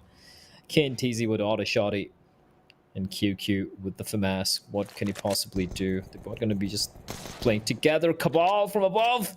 That sucks. He's the guy with the P250 to go, but KNTZ strikes, and he's like, wait, there might be a better gun for me up there. He just climbs on up, but he finds nothing apart from an empty P250, and he's just gonna head for the hills here. He's got a little bit of money made with a 1 shotgun kill, but it's not good enough. The scoreline, it's gonna be 9-10 Tiger. They claw back. Yeah, there was this one time I was in China for a string of events, and my VPN died, and we all know about the Great Firewall of China. So I didn't have any access to like no Reddit, no WhatsApp, no Twitter, no Instagram, and my VPNs weren't working either. So just sitting there, like, in bed, insomnia kicking in, wondering what to do. Like, what do I read? Something to entertain myself. I didn't even carry a book. And I'm like, let's go to HLTV forums. And kept me sane, man. Sounds weird, I know. But I did find some pretty... If you're able to wade through all the muck in the forums, you find some genuinely pretty interesting threads. Very, very rarely, but you do find some threads. Very, very rarely. I think is very, very, very, very rarely is the appropriate term. And well, over here for Beyond, it's going to be a buy that doesn't inspire much confidence. It's an XM. It's a Deagle, an MP9, a UMP, and a Scout. Now that's not exactly the most ideal buy. Over here on Tiger, though, it's 2 MAC-10s and 3 AK, so a small chance here for Beyond.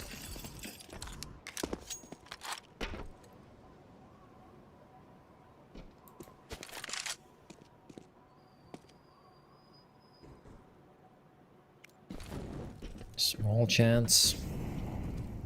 A chance nonetheless. QQ. Scary game to play, especially against the AK-47. Let's stick on around. That's actually a lot of information for his side. His Mayrolls, man. He just deletes Urcast. Where did he get the kill? Oh wow. Okay. I was like, wait, there's no one nearby towards radio. And Mayrolls, this is where you fall back, buddy. You've done your job. You've done your job. It's fine. You can fall back, and he will manage to sneak his way out from ramp through the flames as well. 17 HP.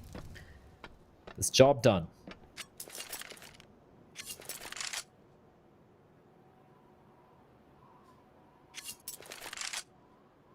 Now, this is a pretty good start for Beyond into a round that they probably shouldn't be too favored in. And a decent job at the moment. Now at 27 seconds left to be heading their way in towards this lower bomb site. Mayrolls is waiting by. Utility being used up as it goes in towards the lower side. Smokes and flashes. Good kill. Should be coming in here for Mayrolls. Another one. A lot of damage being done. But he's done his work. 2 kills being picked up. That's all you can ask from Mayrolls in that scenario. So now they move in. It's going to be a quick play. 9 going through. QQ denying NCL. And now there's only 1 second left. There's no time. There's just no time to get it done. The denial of the bomb plant is huge. And Beyond, it's 11-9 on the board. And they are cleaning up in rounds they should not be winning in. And that is heartbreaking for Tiger. The lack of bomb plant sends their economy into a huge negative downturn. Take a look at what they've got going into this. This is just disgusting for Mayrolls. 2 big deagles. Probably should have been able to find another one from the position he was in there as well, which is just kind of ridiculous. And then just, unfortunately, the time not really there for them. 11-9 for Beyond. Now look at what Tiger have. It's nothing. Yeah, wouldn't be surprised to see some SMG investment. Oh no, they've gone all in, Denko. They've gone all in. I don't agree with this. I mean, this kind of either works for them and it's brilliant, or it doesn't work, which is the most likely of outcomes, and it messes them up for rounds to come. It's 9-11. There's no need to press the big red panic button right now. We still have time. We still have time. It's okay for Beyond to get around number 12. It's okay. Instead,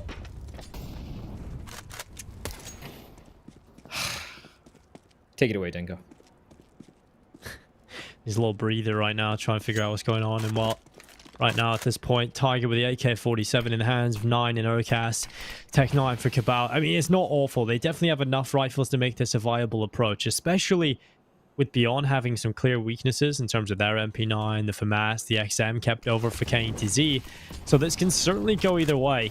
And now the push on Tiger goes down in towards Secret. Dobu with the opening kill. QQ picked off, opened up, and a man advantage in play for Tiger as they quickly try and filter in towards this B bomb sites. Mayrolls is the player under pressure, and he deals with it so well. A big double kill from it in towards the lower site. And Mayrolls has started to come into his own. We know he can step up and be a real influential player for them here on this map.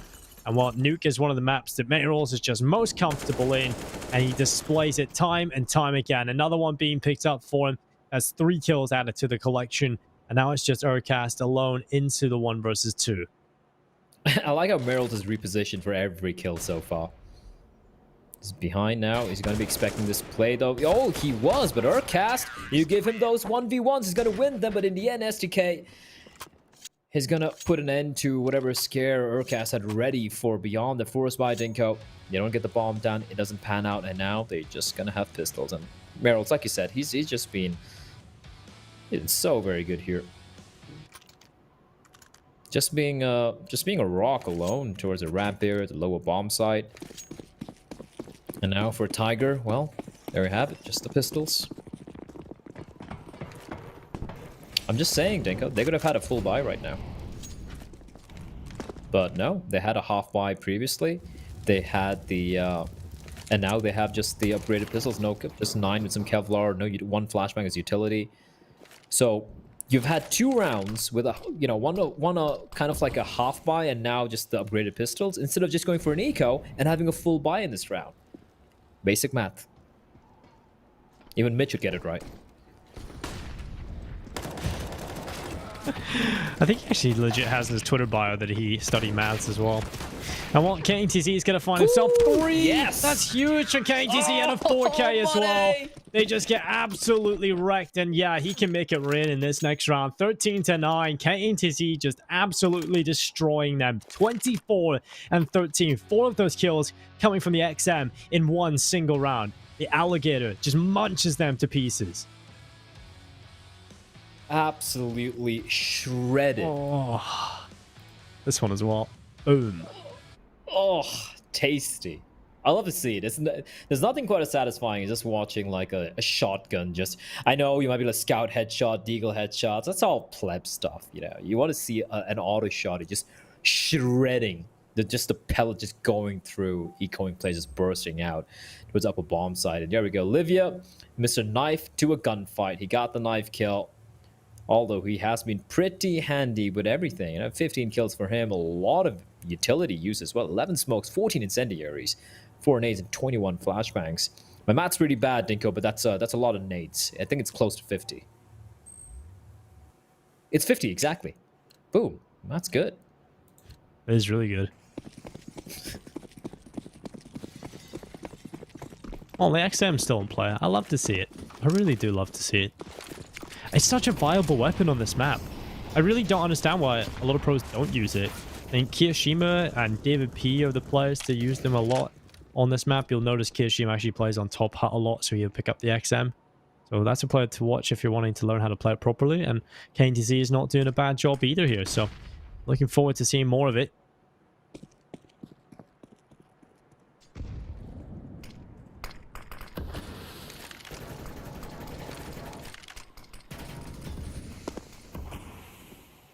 Well, why not? It is it's a weapon of domination. You know how to use it. Like I said, very viable in the position. The T's don't really seem to have an answer for it. You need to make them uncomfortable. You got to cook the roof of that hut if you want to ensure that it doesn't really get off to any shenanigans. KTZ. It's playing the little bit of an anti-flash.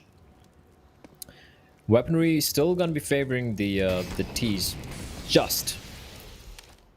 QQ there, very immediate with his smoke being used. Just ensuring they don't like really push on up. His just presence, his sheer presence over here, just limiting a lot of options. But hit's gonna be coming in Dinko, and now the Molotov comes in for his position, but he's gonna have reposition himself, and that's gonna be the end of him. NCL9 is strike QQ. He's gonna check the corner. The timing is brilliant. He's gonna find one.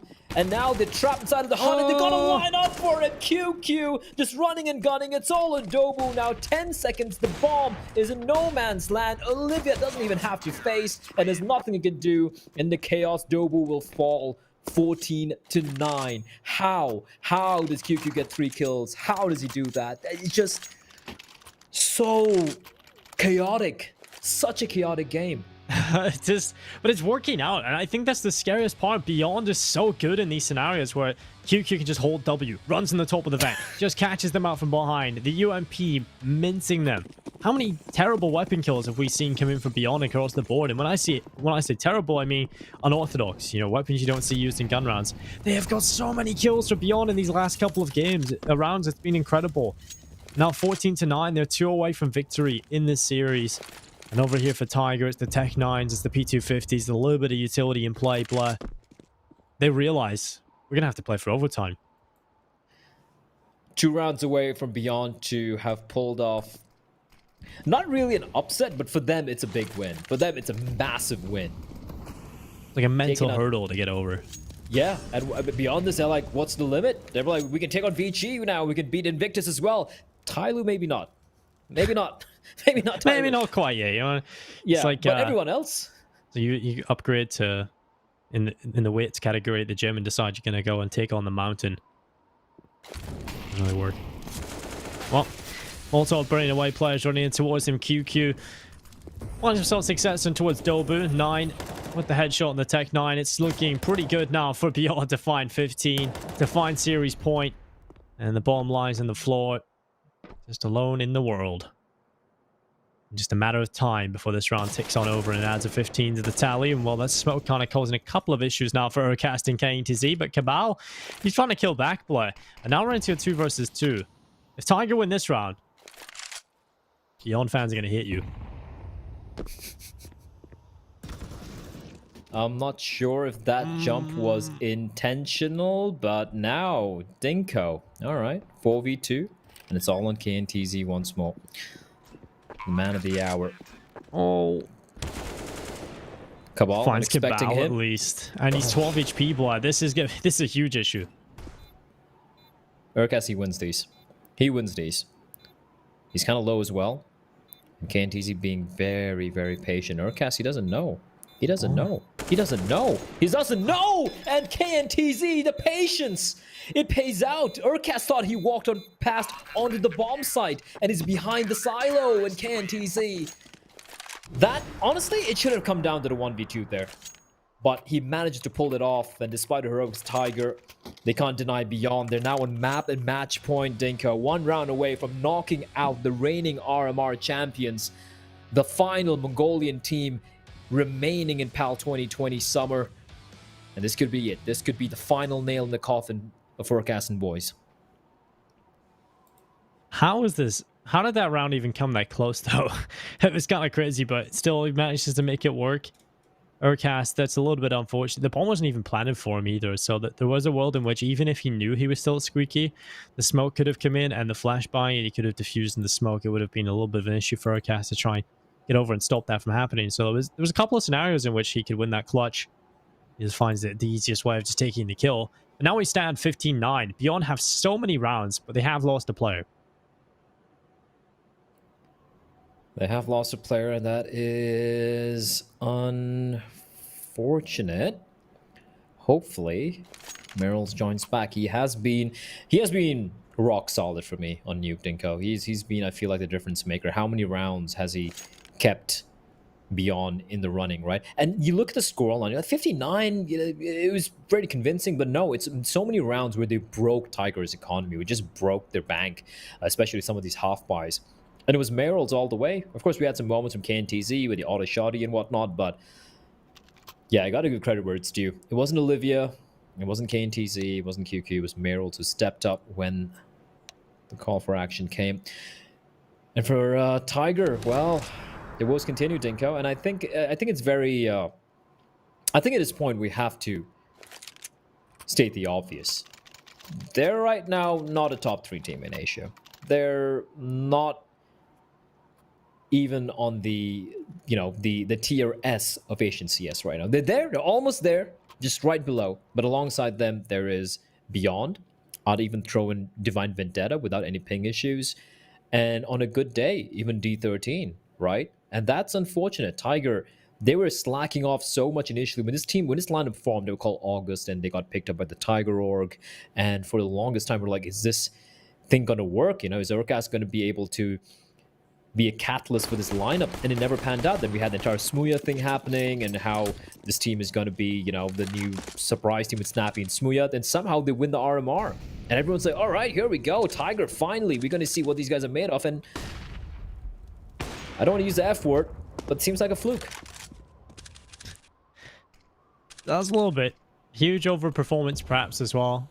Kind of the pressure on them of, oh, if we lose this tournament, we're kind of done as a team. And I guess that's kind of hard to keep up. Rox was doing a Q&A on Instagram, I think yesterday or the day before. He was discussing how consistency in Counter-Strike teams is just something that's not very common. And the reason teams become great is because they find the consistency at the top level. And it's such a true fact because Mousesports, look at them. They're just winning every tournament towards the end of the year, beating Astralis in Pro League finals, looking really solid, right? Then they just completely fall flat when it goes online. And really, after January, they haven't really done a whole lot. So it's kind of incredible to see teams just kind of chop and change that much. And it's very true. It's hard to find consistency. It is. I think, especially when it comes to the Asian scene, the only consistency recently seems to be Tyloo just smashing everyone. Apart from that, it's like up in the air. You don't know who's going to win against whom. QQ. Up close, Meryl's burning alive, and QQ. Oh, the timing, but somehow 9 recovers. How does he land the headshot there? I thought that was done for. So much damage being inflicted, Dingo. So much damage being inflicted. Look at how low the players are. An MP9 and M4, that's going to be enough as SDK finds one, but not expecting the player up close. And it's all going to come down to Meryl and Olivia. So winnable. So very winnable. But do they know how low the players are? I don't think they do. And it just might fade away here. Combined HP on the remaining T players, it's 31. 31 HP in 3 players. That is ludicrous. They even have a nade. They have the M4. If only they knew, Dinko. If only they knew. But they don't. They don't know what we know. And Taiga, they will delay what looks like the inevitable end by at least one more round. They're not quite done yet. They're still clinging on. It's a precipice of defeat. Oh, this could be expensive though. Mayrolls is going to catch up Cabal, the second player there as well. 9 gone. Well, I mean, if they lose a round, they're done anyway, so at least they've got enough to purchase up. That is a little unfortunate. Now they have to kind of try and win these rounds cleanly as well and keep as much money going as possible. Because if Beyond continue to just break them down and force the players to rebuy every single round, then eventually they're going to have a scenario play out where they've only got a couple of pistols. Or a weaker weapons at least, or lack utility for that matter. So 15 to 10, Beyond, this isn't a round that you really should be favoring them in. They've got an AK, an AWP, and the rest with SMGs and pistols. So this should be a round that Tiger find themselves. Should be 15 to 11, and then we'll get to see the real buy come in from Beyond. Even then, it's probably not going to look fantastic. Oh, the head spotted. Goodbye, Dolbu. No way! He reacts quick enough. Olivia was trying to find the pixel that he could shoot, but Dolbu just turns around, spots Olivia, and takes him away. A great man advantage, and that's the most influential weapon in play gone for the CT side. That is indeed. That's such a massive kill. And Tiger are aware of this. And take duels and other player falls. It's about the rifles, but at least the AK will be retrieved by QQ. And QQ finds a kill. Now he's completely unaware that there's a player who's pushed on up towards Ramp and KNTZ. That's a free kill for him. He's going to come running out. Long distance duel. Doesn't want to take that. And before he's able to get the kill, Dobu denies him that escape. And Tiger, they live on. 4 more rounds needed to take it to overtime and battle it out. Try and manage to pull this through. And looking at the money for Beyond, Dinko, well, it should be 12 rounds here. It should be 12 to 15. We're going to be seeing a few upgraded pistols. That's about it. Maybe a couple of nades here and there. For Tiger, oh, the paws are sweaty.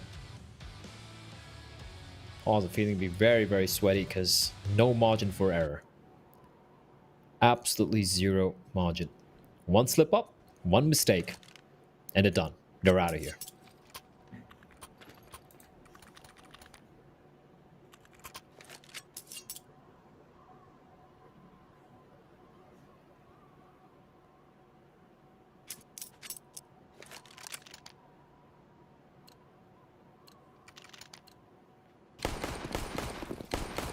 Well, 15-11, it is going to be KNTZ with the XM, the Deagle, CZ, 5-7. I like the decision for Beyond not to invest completely. Instead, thinking about the next round after this, and this should be a 12th round for Tiger. Going to send quite a few players towards outside pretty early on. Not wasting any time, just getting in the face of the players here. Olivia, he's not aware of this. He can't hear the footsteps of 9 just charging on by past the garage. Shuts down Olivia, who's just not ready for that sheer pace that was being thrown at him. So things can slow down a little bit now for Tiger. They've got the map control across the board. They realize they're going up against a weaker buy again. And I like Beyond just pinstering the lobby area. Bear in mind that auto shotty in the hands of KNTZ could be quite troublesome. The Cabal, oh, spots a player out.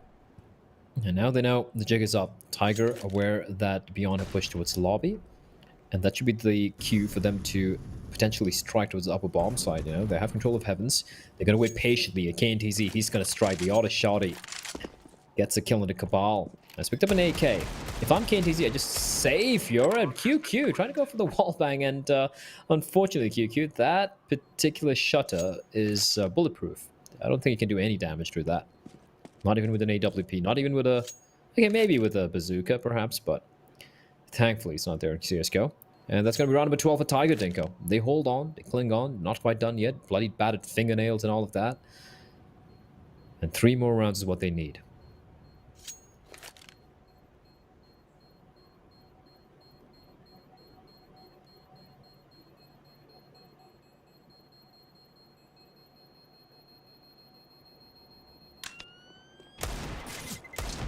I mean, we've all been waiting for this moment where Beyond are going to be able to purchase up again and get the full buyout across the board.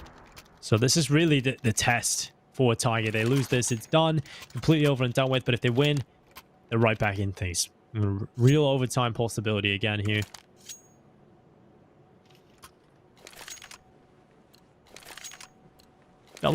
Just a single op setup this time for Beyond.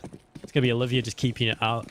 I think when we go to overtime, or if we go to overtime, we've actually seen Beyond pick up the double op setup for it. So that could be interesting. Right now in regulation, obviously, the monetary requirements. It's just the one op for Olivia. I feel like Olivia has been good in the series, but he's not really been anything special. You know, hasn't really stepped up to the level we know he's capable of. And I think that's kind of quite common for Olivia when it comes to playing against the best teams in the region or the better teams. You do rely a little bit more on the team play of Beyond instead of just that one player showing up.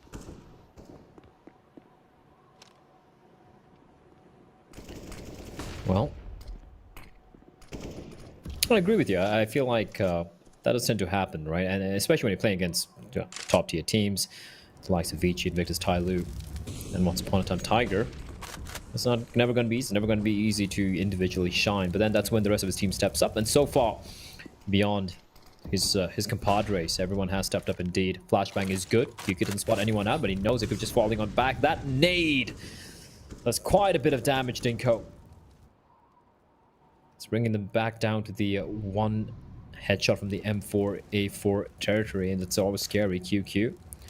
So holding the line, 30 seconds. They need to make some haste. We need to make some haste here, and they have nothing. No ground gain, I'm sorry, to the secret area. Now QQ is aware. He knows he's going to be heading towards upper. Now the flank is going to be coming in. It's going to be 9. It's going to strike first. Dobu with a clean entry. He replies back with 2 quick kills of his own. And QQ from outside is going to get the kill. 10 seconds remaining. Meryl sneaking up from the heavens. They're going to get the bomb down. No one covering. And that is going to be it, Dinko. It's going to be Beyond making it to the semifinals. There's no time remaining. Cabal tries to go for a desperate plant. And Meryl is there to seal the deal. Beyond.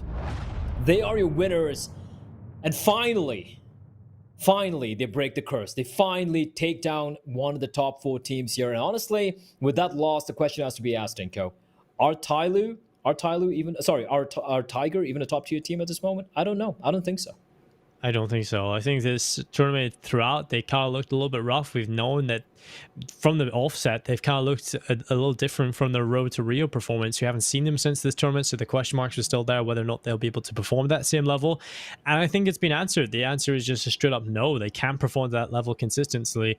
So we're going to bring in Jason Hawker to discuss this, because there's definitely a couple of issues here for Tiger. Yeah, I'll start things off. I mean, we kind of wonder what kind of Tiger would show up in this tournament, right? They should have been considered the favorites just because they won the Road to Rio tournament, beating out Tyloo in the finals. They showed up in day one and they looked like a completely different team, and we barely saw that glimpse of the Tiger that was able to perform and able to take home the victory in the 1,600 RMR points back in February, I believe it was.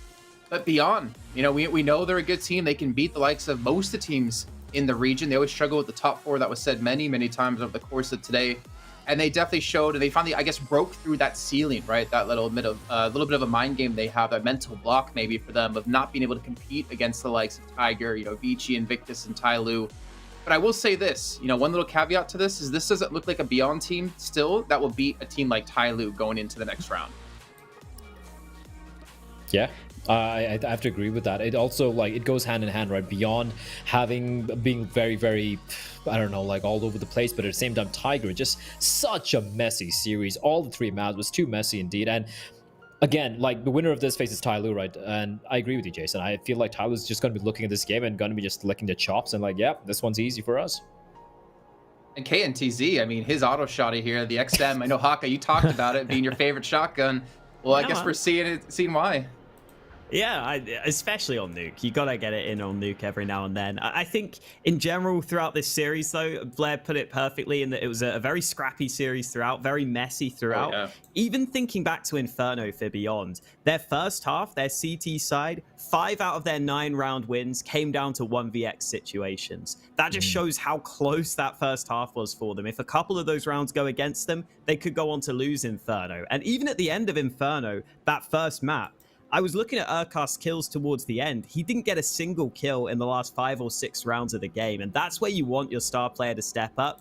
I think on Inferno, he was quiet. He definitely stepped it up as the series went on, but unfortunately, Nuke is a map that's been so good for Beyond, and we saw it come through here for them. They only really lose this map. I think they've lost it the one time. They've beaten teams like Invictus. They've beaten teams like Vici. That's why Nuke was dangerous as this third map decider, and you see Beyond come through. Even if it's scrappy, they get the job done. Let's take a look at our MVP, and I did notice on the scoreboard there, Olivia bottom frag, and unfortunately, Kane to Z, I mean, he's got to get it. He came up big when they needed it, 100%, and also get themselves a little bit further on into the RMR points as they make their way into the semifinals. 7 multi-kill rounds, 30 kills in total. How many rounds did he, pull back from the brink of a loss, especially on Nuke, just alone with that XM? It was insurmountable what he was able to accomplish within his team. I do kind of question, though, looking at this, Dinko, Olivia, where's he kind of been in that final map? It's not the first time he struggled on Nuke. I feel like that could have been way more of a convincing win if he was able to come online. We even saw, the shot onto Dobu at the end. He saw the pixel, he tried to reline it up, and then Dobu takes his head clean off. Olivia doesn't miss shots like that. Yeah, Olivia, I kind of talked about it briefly in the cast, basically saying he doesn't really show up against the better teams as well. I feel like when he's playing against the mid-table teams or the teams towards the bottom, that's when Olivia just styles on them, takes these rounds into his own hands and wins the clutches. I say that as well in terms of, because when we seen him against Tyloo, he just looked a little lost. He had one big clutch round, and then other than that, didn't really do a whole lot. So I feel like Olivia, if he's going to be the star player for this team, he's got to show up in the important matches if Beyond want to take the next step. And right now, to be honest, it's KNTZ that's been the consistent player. I mentioned him a little bit earlier on today. He has been the player that's been consistently stepping up in that secondary slot. And now that he's showing up against the better teams as well, he may be taking the mantle as the most important player in this team. On that note, drops 30 kills on Nuke, drops 25, top fragger on for Inferno. And on Train, he dropped 24, second highest fragger on that map. He really came to life. And that's kind of a name, I mean, we've talked about here or there, but he definitely stepped up when they needed it in such a crucial match. That does round up our first day of playoffs here. It's time to take a look at the playoff bracket to see how things have progressed if you miss any of the matches today. And of course, you can see our results. Invictus Gaming taking the 2-0 victory up against D13. Vici Gaming taking the 2-0 up against Lucid Dream. We had Tyloo take a 2-0 versus Divine Vendetta, and funny enough, all the time we saved doing those 3 best-of-3s all got used into our final match here with Beyond taking it 2-1. So now we've got Invictus up against Vici, and we got Tyloo up against Beyond. This is honestly shaping up left for some really exciting matches. Oh yeah, IG versus Vici. That is something which I'm waiting for. It's going to be starting things off tomorrow. Invictus Gaming, they have a bone to pick with Vici. They have lost to them recently for the Pro League in the lower bracket finals. They've been looking for that vengeance. They look very good as well, and I feel they're going to match up very well against each other. Did both the two teams have a pretty deep map pool? They kind of play a little bit more tactical style of CS, maybe not as well as Vici. On the other hand, though, Invictus, they have the firepower, and a second matchup, Tyloo Beyond. It's going to be hard to predict that one. It's to be a close affair, Beyond taking it. But hey, for Beyond, this could be it. We speak about them having a mental barrier. They're beating Tiger. Maybe Tyloo. Not going to happen. It sounds convincing, yeah. Maybe No. I mean, no. Well, let's take a look at the schedule for tomorrow. We'll be starting a little bit later tomorrow than we did today because we only have 2 best-of-3s to go. We'll be kicking things off at 11 a.m. CEST with Invictus up against Vici, and then following right after with Tyloo up against Beyond. Haka, though, I want to talk to you for a second. First day coming into playoffs. How was your little recap here of the PAL Tournament 2020? I enjoyed it. I think especially seeing teams like Invictus and Vici really dominate their games made me feel good because I want to see that matchup coming into tomorrow. I think a lot of these lower Asian teams do have struggles sometimes with the coordination, but I think both Vici and Invictus looked really good. So I'm glad we got a bit more depth here. I'm hoping those two can put up a good matchup tomorrow. And I'm definitely excited to see what Beyond can do as well, because it's been a while where I feel like we haven't really seen a Thai team do too much. But I want to see if Beyond can make the next step, like Blair was saying earlier, and really try and compete. Well, we're going to have to wait till tomorrow before we kick that off. This is the Perfect World Asia League 2020, the Summer Asia RMR event brought to you by PGL. Remember, 11 a.m. CEST tomorrow. Semifinals kicking off, then the following day at the same time, we'll have our third place match followed up by our grand finals to crown our champion, and of course, the lovely RMR points and the cash on the side. Thanks again for tuning in, everyone. See you tomorrow bright and early for some more CS action. We'll be right back.